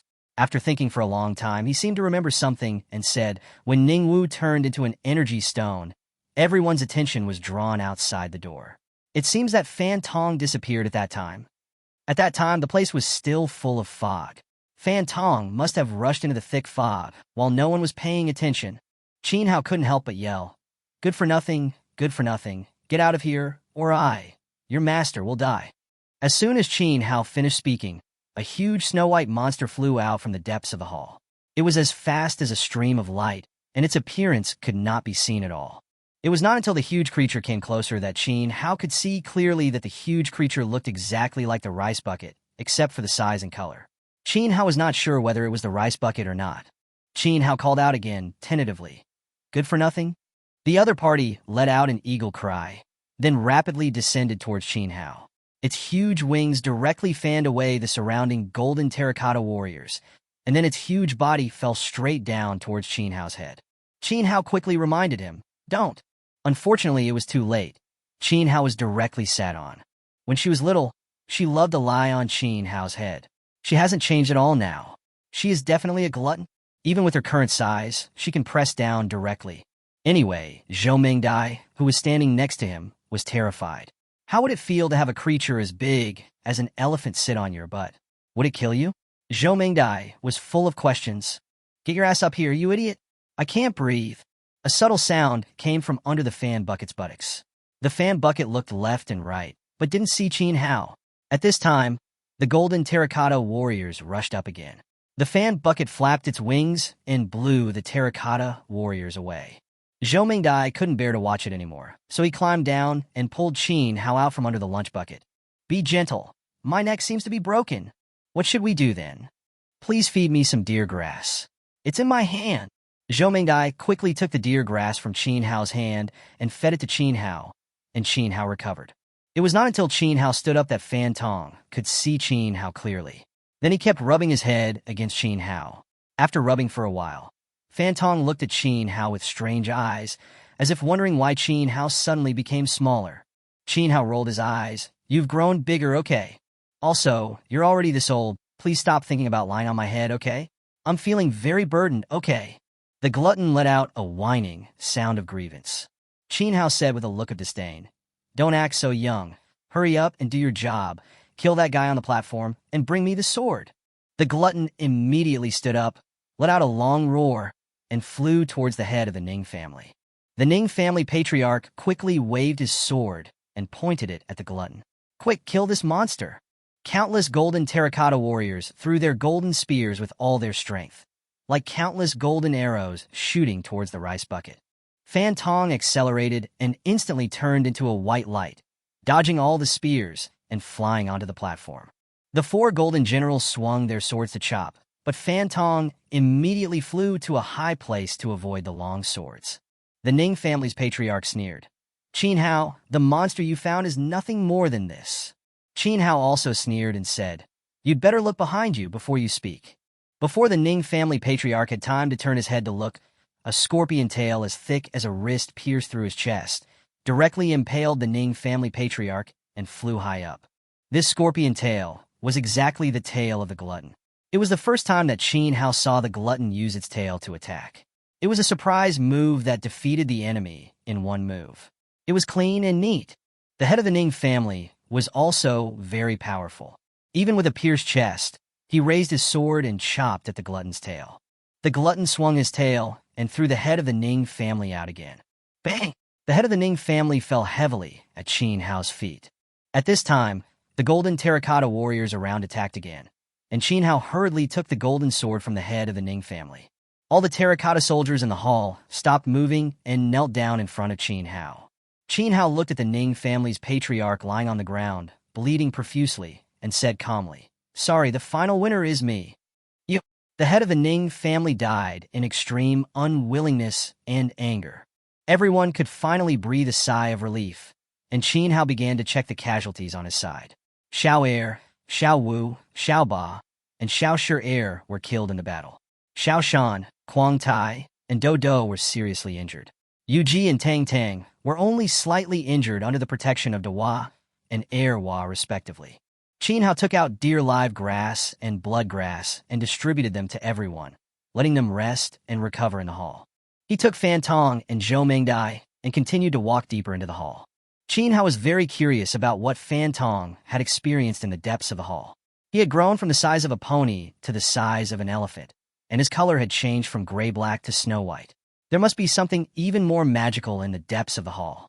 Passing the high platform in the middle of the hall, another long corridor came into Qin Hao's sight. Qin Hao waved the sword in his hand and pointed it forward. The Golden Army began to advance steadily. Qin Hao was in the middle, walking slowly like an ancient emperor, and there were 4 golden generals around him to protect his safety. After passing through the long corridor, what came into Qin Hao's sight this time was a pool. The pool seemed to be about to dry up, with only a thin layer of water. The color of the water was also very strange. It was bright blue. Ding! Original energy is detected. The system begins to absorb it automatically. I saw that all the water at the bottom of the pool flowed towards Qin Hao, and the moment it approached Qin Hao, it all disappeared. Chapter 75, Resurrection of Ji Wuyu. Could it be that this water is also primitive energy? When Qin Hao was wondering, the rice bucket twisted its huge body, jumped into the pool with a splash, and began to roll at the bottom of the pool. This made the already scarce pool water even scarcer. Moreover, after the rice bucket touched the pool water, it actually emitted a faint white light, obviously absorbing the original energy. Now Qin Hao finally understood why the pool here dried up. It turned out that it was destroyed by a glutton. Well, it seems that it can't be said to be a waste. The big change in glutton should be attributed to the water in the pool. It's a pity that the system couldn't be upgraded to the next level. Soon, the stone column round platform in the middle of the pool attracted Qin Hao's attention. On the stone column round platform was a spherical object that looked like iron but not iron, and like stone but not stone. There are also obscure symbols engraved on the surface of the spherical object, which looks quite extraordinary. Qin Hao walked forward and studied it repeatedly, but could not figure out what it was. He just saw that the most obvious mark on the surface of this thing was a symbol similar to an anchor. Zhou Mengdai next to him seemed to remember something, pointing at the thing and saying in surprise, How come this is exactly the same as the legendary resurrection stone? Qin Hao couldn't help but complain, Why are there so many legends in this world? Qin Hao coughed quickly. Ahem, it's okay, just say it. Zhou Mengdai then began to explain, I don't know when it started, but it's said that there is a stone in this world that looks like iron. As long as you look at the stone and think about your dead relatives or friends, the dead will be resurrected in 3 days. After hearing Zhou Mengdai's words, the sadness and longing that Qin Hao had suppressed in his heart suddenly burst out. Qin Hao was about to use this stone to resurrect Ji Wuyu. Zhou Mingdai quickly grabbed him. Calm down first. There is a second half to this legend. The person resurrected by the resurrection stone will become the undertaker of this world. And you have to think clearly whether the resurrected Ji Wuyu is still the original Ji Wuyu. Ji Wuyu sacrificed her life to save me. Now if there is a chance to revive her, how could I give up? No matter what the final price is, I, Qin Hao, am willing to bear it. After Qin Hao finished speaking, he picked up the resurrection stone and began to recall the scenes he had spent with Ji Wuyu. The encounter on the streets of Luoyun City, the words, "Why are you here just now in the hotel?" and her shining figure in a dress that night. Qin Hao originally thought that his heart could not accommodate anyone else except Guisiyu. However, until the moment when Ji Wuyu died for him, Qin Hao realized that Ji Wuyu had already entered his heart, but he just didn't want to admit it. As Qin Hao continued to recall the past while holding the resurrection stone, the resurrection stone became smaller and smaller, and finally disappeared completely. The next 3 days really felt like a year to Qin Hao. Whenever he heard the slightest movement around him, he would run over to check excitedly, but every time he would shake his head in disappointment. Is the legend of the resurrection stone false? Is it that my thoughts are not sincere enough? Qin Hao was lost in thought in his room in Qingyang town. The 3 days were about to end, and Qin Hao still hadn't waited for Ji Wuyu to show up. Qin Hao became more and more anxious, until a black crack appeared in the sky over the city, and Qin Hao had a strong premonition that Ji Wuyu was really going to show up this time. Qin Hao quickly rode on the lunch bucket and flew towards the black hole. Just as he approached, a person fell out of the black hole. Qin Hao recognized him at a glance. That person was Ji Wuyu. Qin Hao hurriedly urged Fan Tong to fly forward. As soon as Qin Hao caught Ji Wuyu, the black hole in the sky disappeared. Ji Wuyu seemed to be asleep. Qin Hao called him softly twice, and Ji Wuyu opened his eyes. Qin Hao? Hearing the familiar call, Qin Hao shed tears of excitement. It's me. Do you still remember me? Ji Wuyu frowned and asked, "Shouldn't I be dead? Why am I here?" Qin Hao did not tell Ji Wuyu about the resurrection stone, but only said that she was seriously injured at the time and has only recovered now. After listening to this, Ji Wuyu did not suspect anything and fell into a deep sleep again. Qin Hao carried Ji Wuyu back to the hotel and put Ji Wuyu on the bed.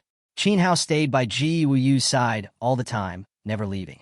It was not until this moment that Qin Hao felt relieved and began to sort out the gains from this trip into the amazing treasure trove. There is an additional level mark in the upper left corner of the zombie farm.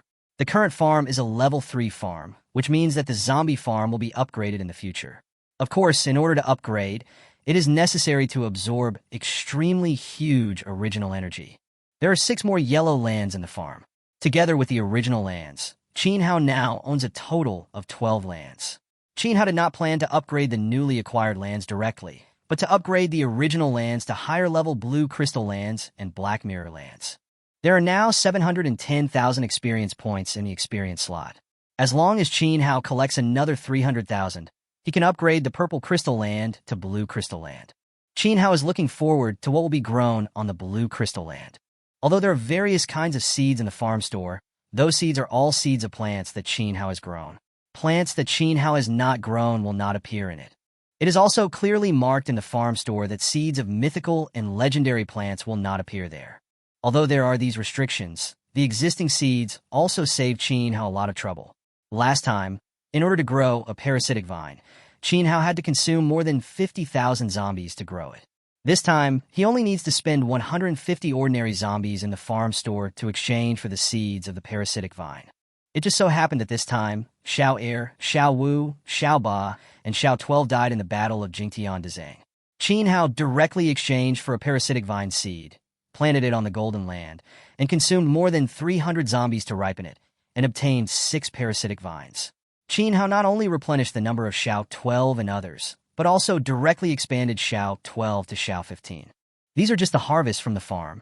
The biggest harvest this time is that Qin Hao owns the Golden Legion.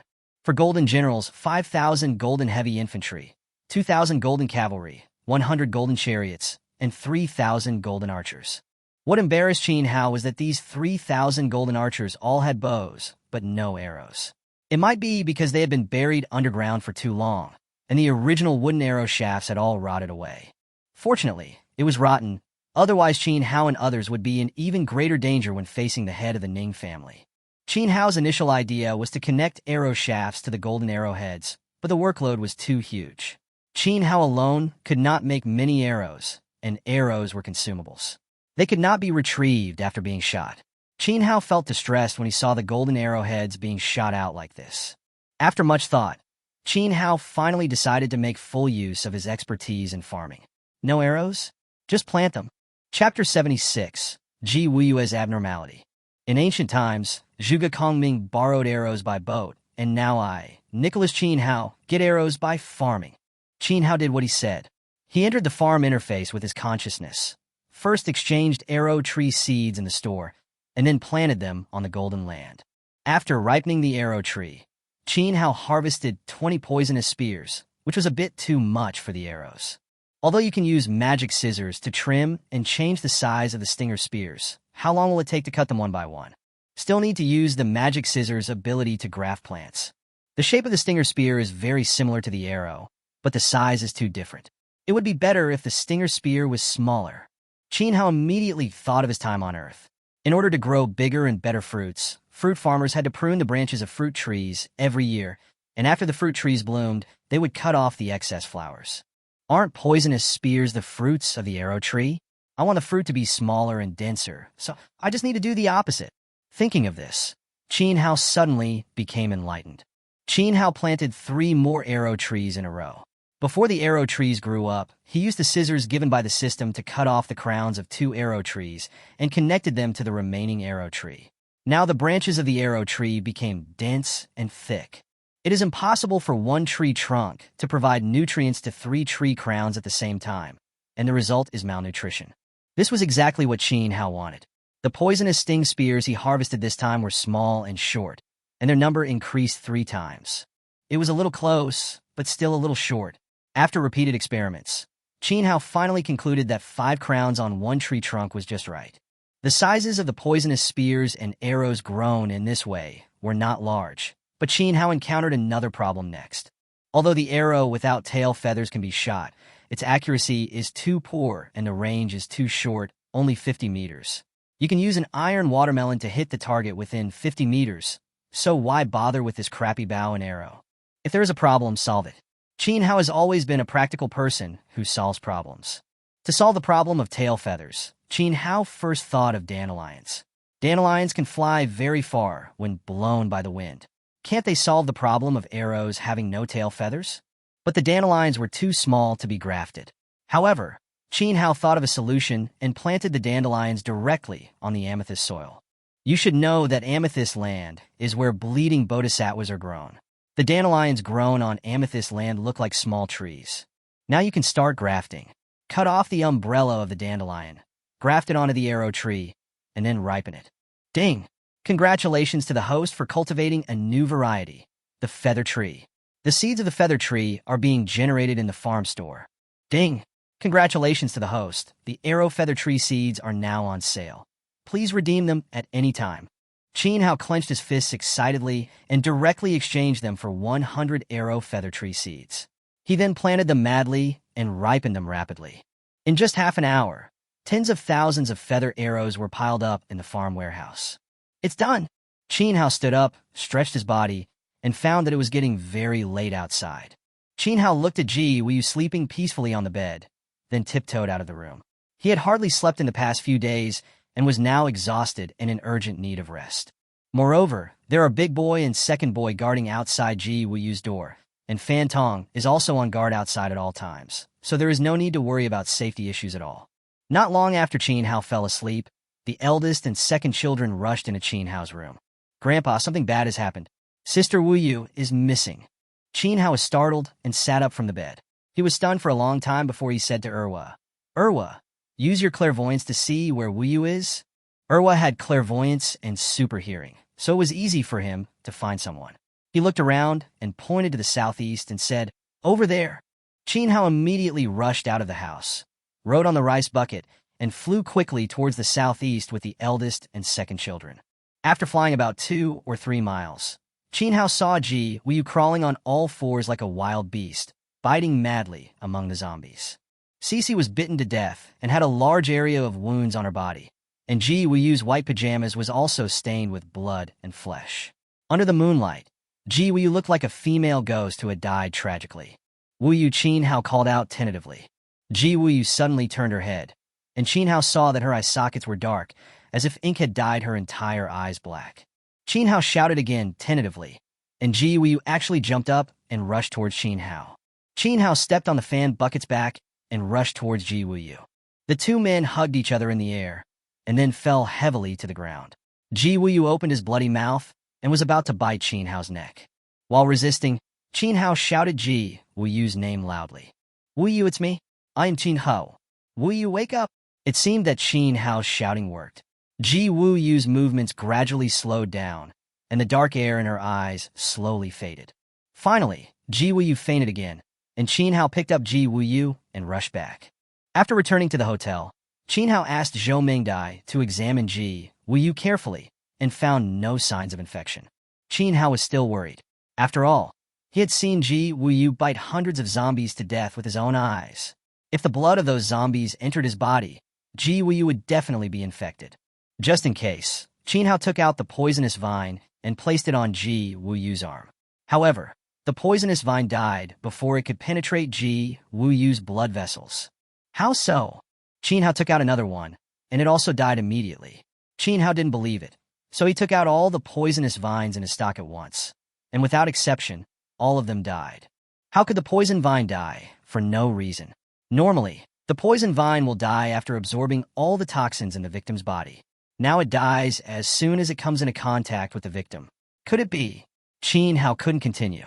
Qinhao was unwilling to give up. He began to exchange poison ivy seeds at the farm store over and over again, then planted, ripened, used, and then planted, ripened, and used again. Just when the zombies in the zombie fence were about to be consumed, the poisonous vine finally showed signs of improvement, and this time it successfully pierced into Ji Wuyu's blood vessel. But it only lasted 3 seconds before the poisonous vine withered and died. Damn it, there aren't enough zombies. Speaking of this, Qinhao suddenly remembered the zombies outside that were bitten to death by Ji Wuyu. If the poison in Ji Wuyu's body is 10,000 times stronger than the zombie virus, then it is not the zombies that passed the poison to Ji Wuyu, but Ji Wuyu who passed the poison to the zombies. No, we have to go back and check. Chapter 77 Ghoul.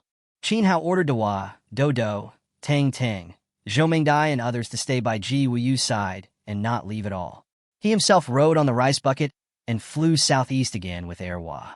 When they arrived at the place where they met Ji Wuyu before, the bodies of the zombies that were bitten to death by Ji Wuyu had all disappeared.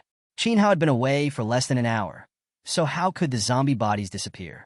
Moreover, zombies will not eat the corpses of their own kind. Eliminate all possibilities, and then the remaining one, no matter how unlikely, is the final answer. Qinhao hurriedly began to look around. In an abandoned supermarket, Qinhao saw a type of zombie he had never seen before. The zombie's head was split open in the middle, and the bright red flesh inside was covered with fangs. When Qinhao encountered it, it had just knocked down an ordinary zombie and was devouring the zombie's brain. Qinhao used the cutting technique and directly cut off the opponent's neck.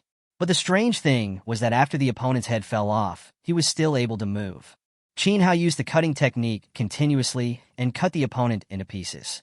Unexpectedly, those pieces could still move, and countless small flesh buds stretched out from the pieces, trying to reconstruct the body. Qinhao frowned. The only weaknesses of zombies were completely ineffective in this new type of zombies. Moreover, their super strong vitality was simply horrifying. If this new type of zombie is allowed to spread, it will be even more difficult for humans to survive when they encounter it. No, we must not let this happen. A ball of fire condensed in Qinhao's palm, directly burning the pile of recovering meat into ashes. Qinhao took out the Golden Legion from the farm warehouse. The Golden Army filled the entire street. Qinhao drew out his golden sword and shouted, "Immediately block off the area within a radius of 50 kilometers. Don't let even a mosquito out." The Golden Army immediately started moving, and in a moment, there were clattering horses and rolling chariots. The Golden Army was like a large golden net, spreading directly on the ground. Then Qinhao looked at Erwa beside him. "I'll have to work hard on you from now on. You use your clairvoyance to find it, and I'll solve it." Help Grandpa fight monsters. Irwa won't have any hard work. Just like that, Chin Hao rode on the lunch bucket and took Big Baby to start frantically cleaning up this new type of zombies. The 2 men and 1 beast were busy until dawn, but the number of this new type of zombies not only did not decrease, but increased instead. It was then that Chin Hao discovered that this new type of zombie could actually infect other ordinary zombies. 1 became 2, 2 became 4, 4 became 8, and 8 became 16. The number increased exponentially. Moreover, at the beginning, the zombies bitten to death by Ji Wuyi were not just 1, but hundreds. After the infection spread overnight, there are probably tens of thousands of them now. If these new zombies continue to spread like this, then humanity will be finished. What Chin Hao is most worried about now is that the Golden Legion, with only 10,000 people, may not be able to stop the attack of thousands of new zombies. Chin Hao quickly thought of a solution. Chin Hao entered the farm interface, found the title, The Man Destined to be a Zombie, and clicked to use it. With Chin Hao as the center, all the zombies within a 10-kilometer radius were attracted. It's only 10 kilometers in radius, which is obviously not enough. Chin Hao simply wore the title, rode on the rice bucket, and flew slowly around the entire blockade area. After a while, the ground below Chin Hao was crowded with zombies. Most of them were this new type of zombies. Chin Hao led the zombies in the entire area to an open area and began to frantically throw potato mines and iron watermelons down. Bombing. This is real bombing. Chin Hao finally experienced the refreshing feeling of attacking ground targets from the air. Si Chi is from Qingyang Town. Her genes awakened at the age of 5, and her superpowers awakened at the age of 12. She became the only mutant in the family, and she is also the pride of the whole family. This year, she is 16 years old and is preparing to apply for the Mutant Academy. Of the 4 major mutant academies, she was not optimistic about the Twilight Academy, which ranked last. But she recently heard that the Twilight Academy had hired a new professor who fought against the blood demon alone in the wild and escaped unscathed. What kind of heroic feat can this be? It would be nice to learn from such a hero. After thinking it over, she changed her mind and decided to apply for Twilight Academy. Next month, the school year will start. Qingyang Town is far away from Twilight Ruins, so she decided to leave early. There were several mutant companions traveling with him, all of whom were trustworthy. They set out before daybreak. The outside of the city was no different from usual. Everything looked dilapidated and desolate. Baby birds that have just flown from their parents' wings are always overly cheerful. They were not nervous at all on the road. They were laughing and playing like they did in the city. Hey, do you know who's the one who killed everyone in the ring the day before yesterday? I was too far away at the time and didn't hear it clearly. I think it was Chin or something. It's Chin Hao, a short boy shouted excitedly. Why are you so excited? The little boy blushed and said excitedly. Chin Hao, don't you think this name sounds familiar? It sounds familiar. The short boy was speechless and said, he has the same name as the new professor hired by Twilight Academy. Are they the same person? Of course. After hearing this, Si Chi became more determined to apply to Twilight Academy. As everyone was talking and laughing, roars suddenly came from the ruins on the side of the road. A zombie with a head split open like an octopus rushed towards them. Ah, what is that? Everyone fell into chaos, but fortunately Si Chi was calm enough. He threw 4 darts and nailed the zombie's 4 cracked heads, causing the zombie to fall directly to the ground. Ah, Siki, you are so awesome. You never miss a shot, Si Chi, you're awesome. Everyone gathered around and praised Si Chi, but unexpectedly, the zombie that fell to the ground stood up again. Its cracked head suddenly closed, and it bit off the entire head of one of its companions in one bite. Ah! Everyone screamed and retreated. Si Chi gritted his teeth and fired dozens of darts in succession, but it was completely useless. Why can't this zombie be killed? No one could answer her questions, so she could only run away with her companions. They had not been running for long when the same monsters appeared all around them. What was even more desperate was that their companions panicked and ran into a dead end. Just when everyone was in despair, a huge figure passed over their heads, and then the monsters around seemed to be attracted and all chased after it. Si Chi and his companion staggered out of the alley and found that it was a big white eagle with a lion's body and a scorpion's tail. There was a teenager and a child sitting on the back of the big white eagle. Si Chi felt that she seemed to have seen the young man's back somewhere. Chapter 78, Si Chi's Shock. Hiss, why does that person look like Chin Hao, who was so powerful in the ring a few days ago? said the short boy as he looked at the figure flying away. At this moment, dense footsteps suddenly sounded around them. Si-Chi and others were horrified to find that countless zombies were rushing towards them, including a large number of new zombies with cracked heads. Having just experienced a life-and-death escape, they no longer had the strength to run away. Si-Chi and her companions collapsed on the ground in extreme despair and fear, holding their heads and waiting for death to come. But they waited for a long time and only heard the sound of huge footsteps. The zombies ignored them and passed by them, chasing after the huge figure in the air. Several friends rolled and crawled to hide in the corner. The zombies didn't attack us. We survived. Woohoo! The cowardly friend started crying, but Si-Chi didn't cry. She was looking at the running zombies with curiosity on her face. It's amazing. That person must have done something to cause the zombies to react like this. Never mind. Let's just run in the opposite direction. Several people quickly stood up and supported each other as they ran in the opposite direction of the zombies. They ran for more than 2 hours and found that there was not even a single zombie around. Could it be that all the zombies in the entire area were led away by that person? If it's true, then his strength is too terrifying. Such a person is qualified to be my teacher. When Si-Chi said this, her face was full of admiration and adoration. She couldn't wait to meet that person. After walking for a while, they saw 2 golden statues standing in the middle of the road ahead. Wow, who put the gold in the middle of the road? If we knock down a piece, we will have a place to pay for the tuition. One of the friends was about to go up and take action, but before he could get close, the golden statue raised its weapon. How can a statue move? Several people cried out in surprise at the same time. Fortunately, the statue did not take the initiative to attack. Several people tried to go around it, but the statue moved instead, waving its weapon and killing them. Several people hurriedly retreated, and the statue stood there motionless again. The few of them had no choice but to take a detour, but they soon discovered that there were golden statues standing on all the main traffic routes. And even in the wilderness, there were golden war horses carrying golden knights, patrolling constantly, making it impossible to get out. Who on earth could have done such a big thing? I think this must have something to do with that person. Qin Hao? It must be him. As several people were talking, huge and frequent explosions were heard from a very far distance. Driven by curiosity, they moved towards the direction where the sound came from, and soon they saw a scene that they would never forget in their entire lives. Hundreds of thousands of zombies were crowded together, stretching as far as the eye could see, and all of them were roaring madly at the sky. A huge, mysterious creature was hanging in the sky, flapping its wings slowly. On its back sat a young boy, who was chatting and laughing while dropping a large number of unidentified objects. Those unidentified objects would immediately cause an explosion when they hit the zombie group, killing or injuring large numbers of zombies. Bombing the ground. Is this what it means to bomb the ground? Damn, it feels good just watching it. Si-Chi's friends were lying on the top of a building far away, watching the scene through binoculars and discussing excitedly. And Si-Chi's eyes were fixed on the young man. Is he Qin Hao? He's so handsome and young. Qin Hao was not as relaxed as Si-Chi and the others saw. There were only a few iron watermelons and potato mines left, and there were still hundreds of thousands of zombies below.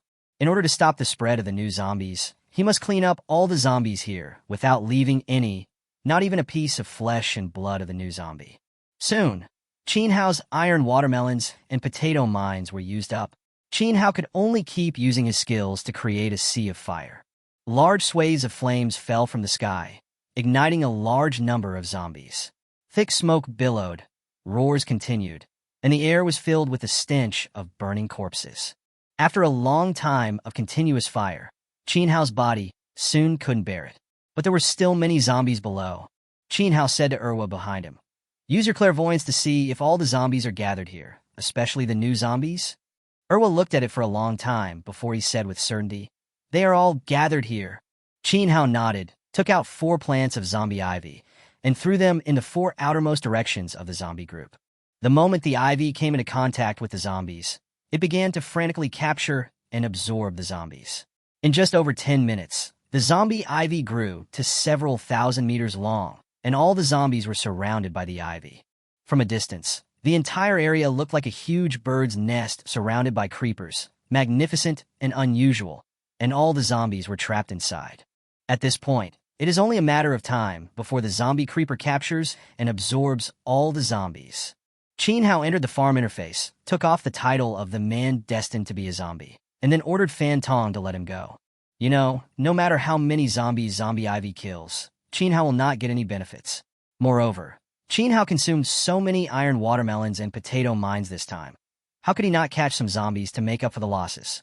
When he was still 7 or 8 meters away from the ground, Qin Hao jumped off the back of the lunch bucket with the death sickle in his hand. As soon as he landed, Qin Hao started a crazy capturing mode.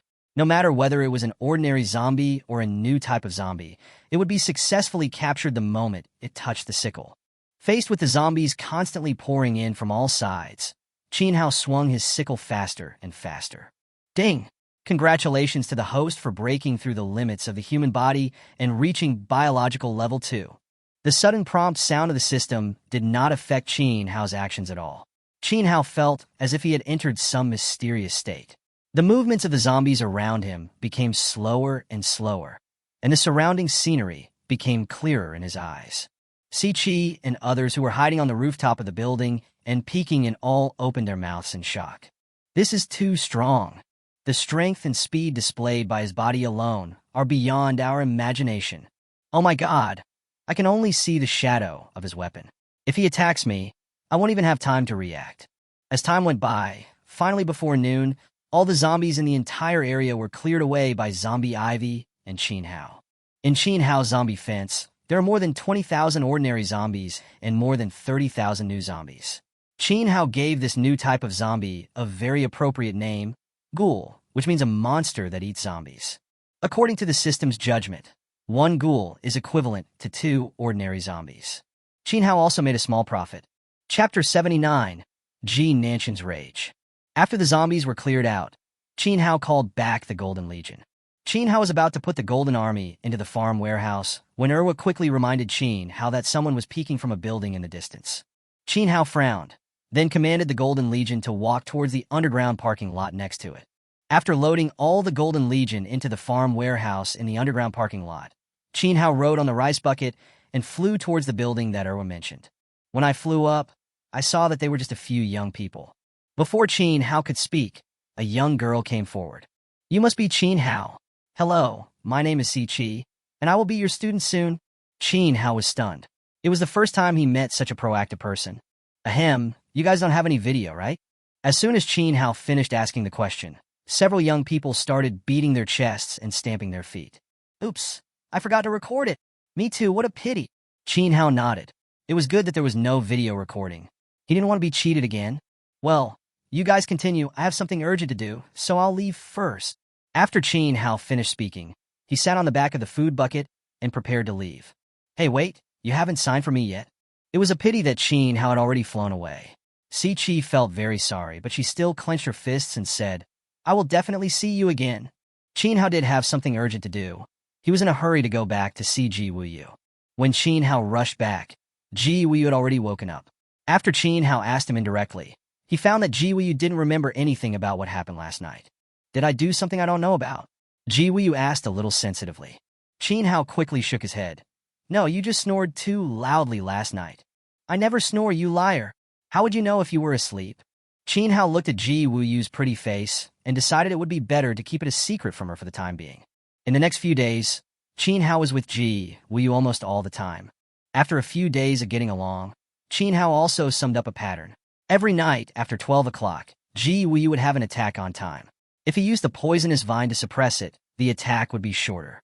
If he did not use the poisonous vine to suppress it, Ji Wuyu would completely lose his mind and would not even regain his mind the next day. Seeing Ji Wuyu like this, Qin Hao felt distressed and helpless. He swore in his heart that even if Ji Wuyu would remain like this in the future, Qin Hao would be willing to take care of her for the rest of her life. Fortunately, Ji Wuyu would return to normal during the day and would often play and fight with Qin Hao. The two of them became closer and closer and naturally established a romantic relationship.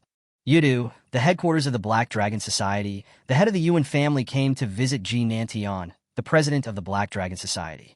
Ji Nantian had not originally planned to meet a small-time patriarch of the Yuan family, but the patriarch of the Yuan family said that he had important intelligence to report, so Ji Nantian agreed to meet him. Ji Nantian sat in the main seat, looking down from above, like a lion looking down at a small insect. I met your father before he became rich. He looked decent, but he was full of evil intentions. I didn't think much of him. I didn't expect that his son would be such a wretch. The head of the Yuan family nodded repeatedly, not daring to refute. Yes, yes, your eyes are very accurate in judging people. Tell me, what brought you all this way to come see me? The head of the Yuan family wiped the cold sweat from his forehead and said, This matter has nothing to do with my Yuan family. Qinglong ordered me to help him, but he was killed by someone else. I can't do anything about it. Ji Nantian stood up suddenly like a lion with its fur standing on end and asked repeatedly, What did you say? Qinglong was killed? Who killed him? It was Qin Hao. It was all done by Qin Hao. I still have the video footage from that time. As the head of the Yuan family spoke, he took out a crystal and started playing it on the spot. The video continued until Qinglong was cut in half, and Ji Nantian remained calm. However, when he saw Qinglong activate the annihilation ball, a familiar figure suddenly flew up and finally disappeared in the white light. Ji Nantian completely exploded. A strong wind suddenly blew into the hall, and the furniture around was blown directly against the wall. The head of the Ning family didn't understand why Ji Nantian suddenly attacked, and he knelt on the ground begging for mercy. Ji Nantian stepped on the strong wind and instantly arrived in front of the head of the Ning family. He picked him up and questioned him with bloodshot eyes. Is Wu Yu dead? Is Wu Yu dead? Who is Wu Yu? A member of the Ning family asked in a trembling voice. That's the woman in black who flew onto the stage at the end of the video. Dead. Ah! Ji Nantian roared to the sky, and the strength in his hands increased rapidly, unconsciously. By the time Ji Nantian calmed down a little, the head of the Ning family had already been crushed to death in his palm. Ji Nantian threw away the corpse in his hand and shouted loudly to the outside of the door. Call the 4 Dharma protectors, the 24 kings, and the 78 chiefs to come and discuss the matter. It was not until Ji Nantian finished shouting that he realized that he now only had 3 Dharma protectors and 17 kings left. Damn it, Qin Hao, I will cut you into pieces. Qin Hao is already on his way back to Twilight Ruins. According to the time agreed with the dean, if nothing unexpected happens, Qin Hao should be able to get back on time. They came in 1 carriage, but this time they went back in 2 carriages. In the pumpkin carriage pulled by Xiaoshan sat Qin Hao, Ji Wuyu, Tang, and Zhou Mengdai. In the pumpkin carriage pulled by Daodu sat Yu Ji, Dohua, and Erhua. Adults play with each other, and children have fun with each other, and the atmosphere is quite harmonious. After Qin Hao spared no expense in using the poisonous vine, Ji Wuyu's attacks are now less and less frequent, and everything seems to be moving in a good direction. Qin Hao, 1-3. Tang, King Bomb. Qin Hao, you explode when I hit you with a 3? Tang, why can't it be exploded? Qin Hao, okay, go ahead. Tang, explode, and explode again. For A, place an order. Qin Hao, Ji Wuyu, yes 2. Tang, I only have 1 card left. Ji Wuyu ignored him and said, 1-4. Qin Hao decisively seized the opportunity and took it all. Haha, I win again. Ji Wuyu was stunned for a moment and said to Tang in surprise, You are not the landlord. Tang was speechless. Sister, you just found out. Qin Hao laughed so hard that he fell backwards. It was really amazing that even the landlord could admit his mistake. Zhou Mengdai quickly pushed Tang aside and said, It's my turn. I will definitely win this time. Tang and the other 2 had just learned how to play landlord not long ago and hadn't yet grasped the essence of the game, allowing Qin Hao to win for a long time. Zhou Mengdai had not played a few cards when the sound of a pigeon whistle was heard outside. Zhou Mengdai quickly got up and got out of the carriage. After a while, Zhou Mengdai came back in with a pigeon. After taking the letter out of the pigeon's leg, Zhou Mengdai looked at it for a while, and his expression became solemn. Is there something? Qin Hao asked. Zhou Mengdai glanced at Ji Wuyu and replied, Big news! Chapter 80 Qin Hao returns.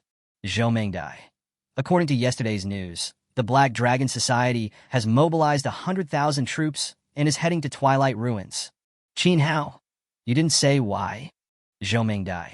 In order to avenge Qinglong and Ji. In order to avenge Qinglong, they seem to want to use the lives of everyone in Twilight Academy to force you to show up.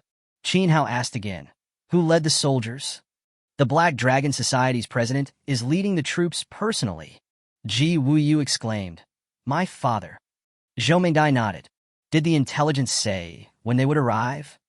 Zhou Mingdai calculated in his mind before saying, the day after tomorrow. Qin Hao frowned. He still had nearly a week to go to the Twilight ruins, and there was no time left. The only way now is to get on the rice bucket and rush back day and night. Maybe we can still make it in time. Ji Wuyu seemed to see through Qin Hao's thoughts and said directly, I'll go with you. Qin Hao hesitated a little, as he was worried about Ji Wuyu's health. Ji Wuyu smiled and said, I know everything. You were the one who accompanied me when I went crazy at night. You haven't had a good night's sleep for a long time. I want to help you share some of the burden this time. As for my father, I am the only one who can stop him. It turned out that Ji Wuyu had known about her situation for a long time, but in order not to make Qin Hao worry, she pretended to be fine.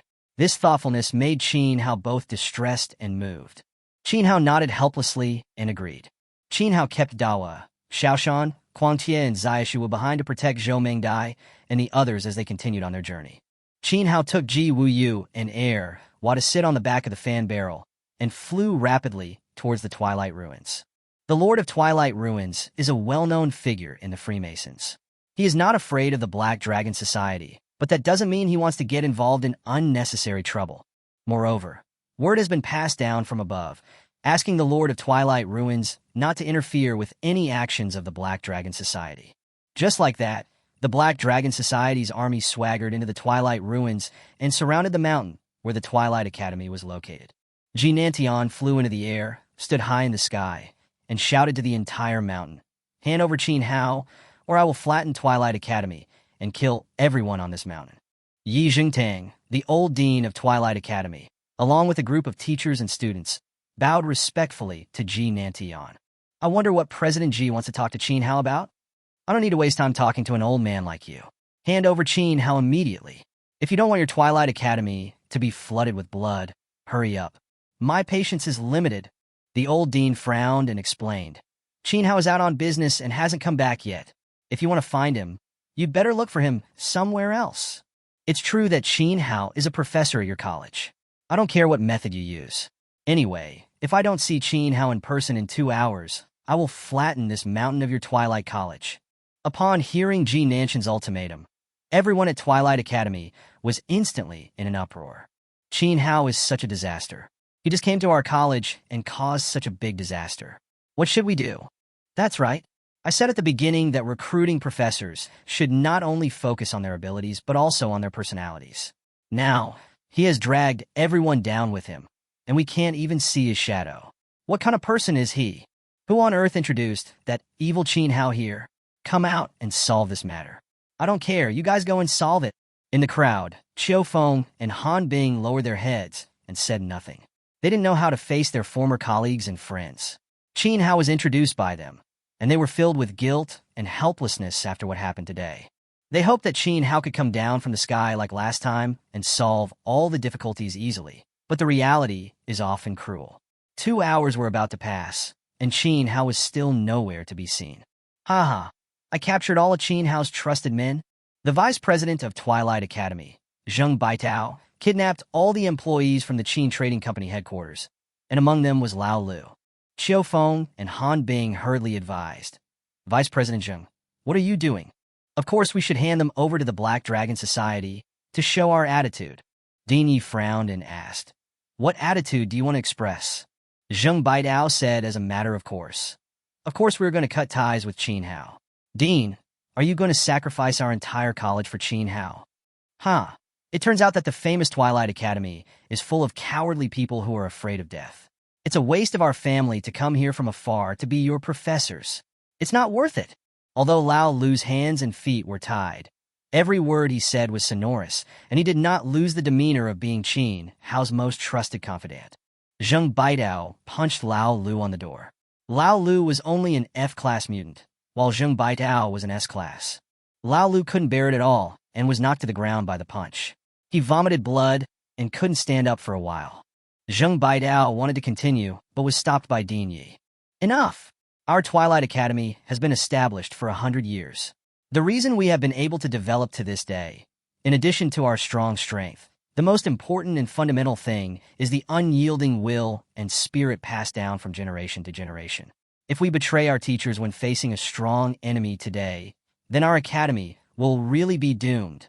Old Dean, you are so confused. You are about to lose your life, and you are still talking about spirit and will. That's nonsense.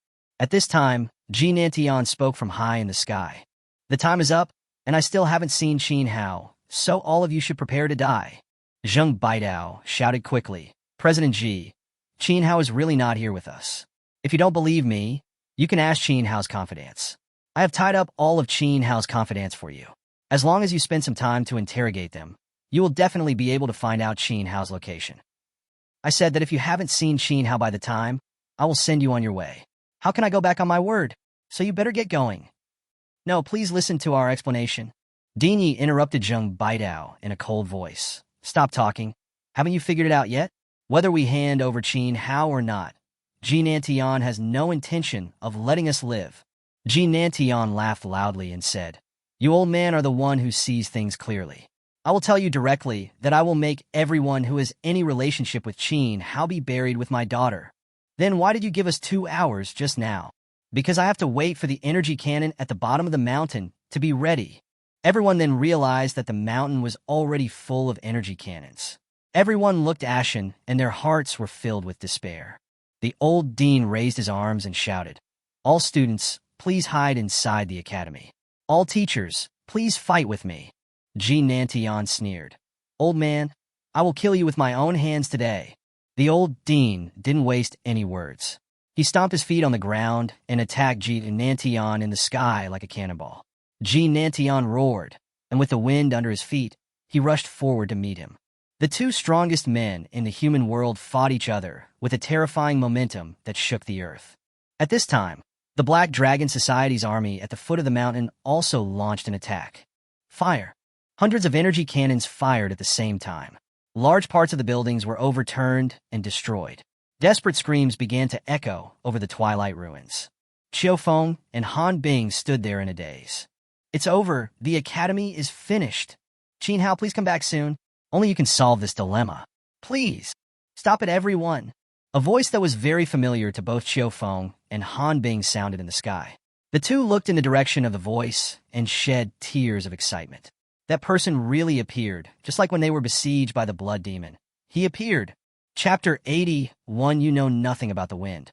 Everyone was startled by the sudden roar from overhead and looked up into the air. A giant snow-white creature, which looks like an eagle but not an eagle, and a horse but not a horse, is hovering proudly in the sky. On its back stands a handsome young man, who looks like a god with compassion for all living beings, watching everything on the ground. It's Qin Hao. Qin Hao is back. Qin Hao. Calls came from the mouths of different people below. Some were surprised, some were unexpected, some were sympathetic, and of course some were gloating. Zheng Baidao pointed at Qin Hao and said to Ji Nantian, President Ji, he is the Qin Hao you're looking for. He did everything. We have nothing to do with him. Qin Hao frowned and looked at Ding Yi. Do his words represent the opinions of the entire Twilight Academy? Ding Yi shook his head. His words only represent himself, not the college. Qin Hao then laughed and turned to look at Ji Nantian. I wonder what President Ji wants to talk to me about. What is it? It's something that's going to kill you. As Ji Nantian spoke, he took off into the wind and rushed towards Qin Hao, who was high in the sky. Qin Hao smiled and stepped back, revealing the figure of Ji Wuyu behind him. Father. Hearing Ji Wuyu's voice, Ji Nantian was struck by lightning and stood there in a daze. Then, like an old child, he rubbed his red eyes hard. After confirming that it was his daughter, the dignified president of the Black Dragon Society actually started to cry. Yeah, my little Yia, you scared me to death. I thought you were dead. After several people fell back to the ground, Ji Nantian and Ji Wuyu's parents began to chatter endlessly. Everyone around was stunned. How did this violent and bloody war movie suddenly become a family film about a father and daughter reuniting? Those sisters who are keen on gossip, when seeing this scene, have already imagined a super bloody ethical drama in their minds. Oh, it turns out that Qin Hao kidnapped the girl. No wonder he came to kill us. Yes, if any poor boy dares to kidnap my daughter, I will fight him to the death. Alas, parents can never defeat their own children. If the two young people have already done something irreconcilable, the parents can only accept it with a pinch of their noses. Isn't the woman pregnant? Qin Hao was so upset that he couldn't help but complain. That's enough. I'm still here. Finally, Ji Nantian and his daughter finished their communication. Ji Wuyu led his father to Qin Hao and introduced him. Dad, this is Qin Hao, my boyfriend. Qin Hao was very nervous. It was really exciting to meet his parents in such an occasion. Hello, uncle. Ji Nantian looked her up and down for a while and suddenly asked, Do you have a house? Do you have a car? How much savings do you have? What business does your family run? Dad, how can you ask someone like that right after meeting them? Qin Hao was not at all boastful. He said neither humbly nor arrogantly, House, I have a villa now. If it's not enough, I can always buy more. I only have 3 global limited edition cars. I don't have much savings, but I can fill a whole mountain with gold, silver, and jewelry. As for business, I have opened more than 50 chain stores, and the monthly turnover is only a few million crystal coins. Qin Hao never lied. The villa was a gift from Twilight Academy. The 3 pumpkin carriages were global limited editions, and the gold, silver, and jewelry obtained from the amazing treasure trove could indeed fill up an entire mountain. But to Ji Nantian, these words sounded like something they had made up on the spur of the moment. Yeah, go to the back first. I have something to say to Qin Hao alone. Before leaving, Ji Wuyu specifically told his father to talk things over nicely, and then he retreated away with a nervous look on his face. Qin Hao was just about to ask his future father-in-law if he had anything to say in private. But then Ji Nantian shouted, You shameless boy, die, and launched an attack on Qin Hao. This is too sudden. Qin Hao hastily responded to the challenge and shouted, Uncle, what are you doing? Let's talk it over. Ji Nantian ignored him and punched Qin Hao. Qin Hao quickly distanced himself and tried to dodge, but unexpectedly, a fist-shaped air wave flew out from Ji Nantian's hand and headed straight towards Qin Hao. Qin Hao activated the cutting technique and flew towards the air wave. The thin line passed through the air wave but only cut it in half. The air wave continued to hit Qin Hao. The speed of the air wave was extremely fast. Qin Hao had no time to dodge and could only launch absolute defense. The air wave hit the absolute defense, making a muffled sound, and then dissipated into nothingness. Ji Wuyu, who was far away, saw the 2 people suddenly fighting and wanted to rush up to stop them. Ji Nantian waved his hand, and a wind wall appeared around them, blocking Ji Wuyu and the others outside. Ji Wuyu shouted desperately, but Ji Nantian ignored him and continued to attack Qin Hao. Qin Hao frowned. Ji Nantian is Ji Wuyu's father. If he used all his strength, Ji Wuyu would definitely be sad and upset if he heard Ji Nantian. So Qin Hao fought timidly and completely lost his usual decisiveness. Young man, if you don't use all your strength, you will really die. After Ji Nantian finished speaking, he suddenly clasped his big hands together in front of him. Qin Hao saw 2 wind walls on the left and right quickly pressing towards him. Qin Hao took out the death scythe and held it horizontally in front of him. As soon as the 2 wind walls on the left and right approached, they were blocked by the death scythe and could not close. Young man, you are very clever, but you know nothing about the wind. Without seeing how Ji Nantian moved, countless small whirlwinds shaped like drills appeared on the wind walls on both sides and quickly stabbed towards Qin Hao. Qin Hao launched absolute defense again, but the high-speed rotating small whirlwind really began to drill holes in the absolute defense like a drill. Absolute defense is composed of countless thin lines. These invisible drills can easily roll up those thin lines. The absolute defense that Qin Hao is proud of is actually disintegrating at a speed visible to the naked eye. Qin Hao knew that he couldn't go on like this. Senior, I'm sorry. The death ray was activated, the string strangler was activated, and the death cage was activated. But Ji Nantian seemed to be able to feel the existence of the thin wires in the wind. He pushed his hands forward suddenly, and an unprecedented hurricane blew all of Qin Hao's thin wires back. Qin Hao himself was hit head-on by the wind. Qin Hao felt like he had hit the front of a speeding locomotive. His throat felt sweet, and he spat out a mouthful of blood. Young man, you are too weak. Qin Hao wiped the blood from the corner of his mouth, took out a piece of deer grass, and ate it. You are indeed very strong, but I am not completely incompetent. Oh, then let me see how you can defeat me. Ji Nantian said this and attacked Qin Hao again. Outside, Ji Wuyu was spinning around in a panic, and Xiao Feng, Han Bing, and others also looked anxious. If this continues, Qin Hao will be in danger. Qin Hao is only S level, while Ji Nantian is SSS level. The gap in strength is too big. What should we do? Should we ask the old dean for help? The old dean is also SSS level, so there shouldn't be any problem. As Chiao Feng and Han Bing were talking, they walked up to the old dean and asked him for help. The old dean shook his head and smiled. They are examining the abilities of their future son-in-law, so we should not get involved. What? Chiao Feng and Han Bing looked at each other, feeling that their brains were not enough. Chapter 82. Unexpected Results. Qin Hao's supernatural powers were almost all restrained. Neither the thin lines nor the flames could cause any harm to Ji Nantian. However, every time Ji Nantian made a move, Qin Hao had to respond with all his strength. Otherwise, he would be hit and injured if he was not careful. This can't go on any longer. Qin Hao was thinking of a solution quickly. Suddenly, a light flashed in Qin Hao's eyes. The Sea of Fire is coming. Qin Hao roared, and at all costs, he launched the Sea of Fire with all his strength. The raging flames instantly covered an area of 100 meters around Qin Hao, and the dancing flames were dozens of meters high. Young man, no matter how big the fire you set, it won't burn me. As if to verify his words, Ji Nantian waved his hand, and a strong wind rose out of nowhere, blowing the raging flames back to Qin Hao. Qin Hao did not explain, and continued to increase the intensity of the fire. Ji Nantian seemed to have lost his patience as well, and said proudly, "It's time to decide the winner." Ji Nantian was ready to stir up a strong wind again to knock Qin Hao down completely, but he failed twice in a row. Ji Nantian was shocked and asked, "How could this happen?" Qin Hao, who was standing in the fire, laughed. "Senior, it's my turn to take action. Death Cage."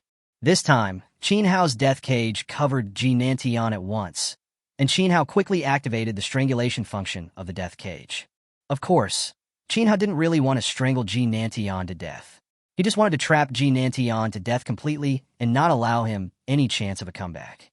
Ji Nantian was tied up like a dumpling by dense thin wires, and he couldn't even move his fingers. Seeing that Ji Nantian was completely trapped to death, Qin Hao withdrew the Sea of Fire and descended. "Thank you, Senior." The people watching the game outside were completely excited. "Oh my god, what happened? Ji Nantian actually lost. No, I am not blind. Qin Hao actually captured Ji Nantian alive. This world is too crazy. A young S-class person actually defeated a top SSS class warrior. Not to mention everyone else. Even Dean Yi, who has always been knowledgeable, did not expect this result. Shocked and surprised, no one could have expected this result. The experts watching the game were most curious about why Ji Nantian made 2 consecutive mistakes at the final moment that decided the outcome. Ji Nantian was also very curious, so he asked, "Why did I fail to activate my supernatural power twice in a row?" "Your special ability is to control the wind." Ji Nantian wanted to nod in acknowledgement, but he found that he was restrained and couldn't even nod. Qin Hao understood what he meant and quickly untied the death cage for Ji Nantian.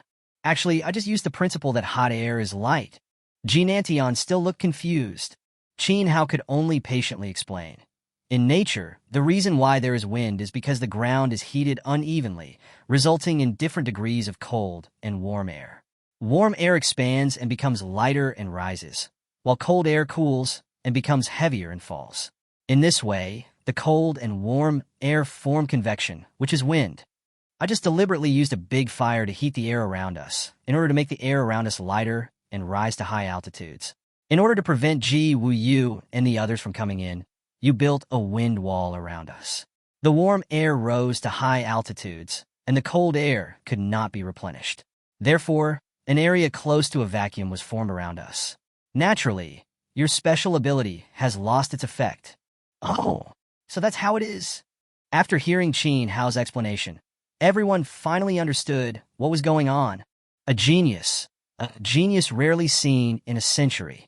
With strength and brains, it's no surprise that we can win this battle. All the onlookers secretly gave Qin Hao a thumbs up. Ji Nantian patted Qin Hao on the back and said, "Good boy. You didn't make a mistake in choosing you. I agree to your marriage." Isn't it too early to get married now? I'm only 17. Ha ha, it's a bit early. At this time, Ji Wu Yu came over with a pout. "Dad, you scared me to death just now. I thought you really wanted to kill Qin Hao." "Humph, you're willing to sacrifice your life for him. How dare I kill him?" Listening to Ji Nanshan's jealous tone, Qin Hao just felt that this old man was straightforward, unpretentious, funny, and interesting. Oh, I wanted to test your strength this time, but I didn't expect to test myself. This time, I, the president of the Black Dragon Society, have brought shame to my home. I was able to win by sheer luck. If it was an enemy, how could they have given me time to heat the air? You are a good talker. The more Ji Nantian looked at Qin Hao, the more he liked him. He wished that Qin Hao could go back to Yudu with them, father and daughter. When Qin Hao heard that Ji Nantian was going to take Ji Wuyu back, Qin Hao hurriedly asked Ji Nantian to side and told him everything about Ji Wuyu.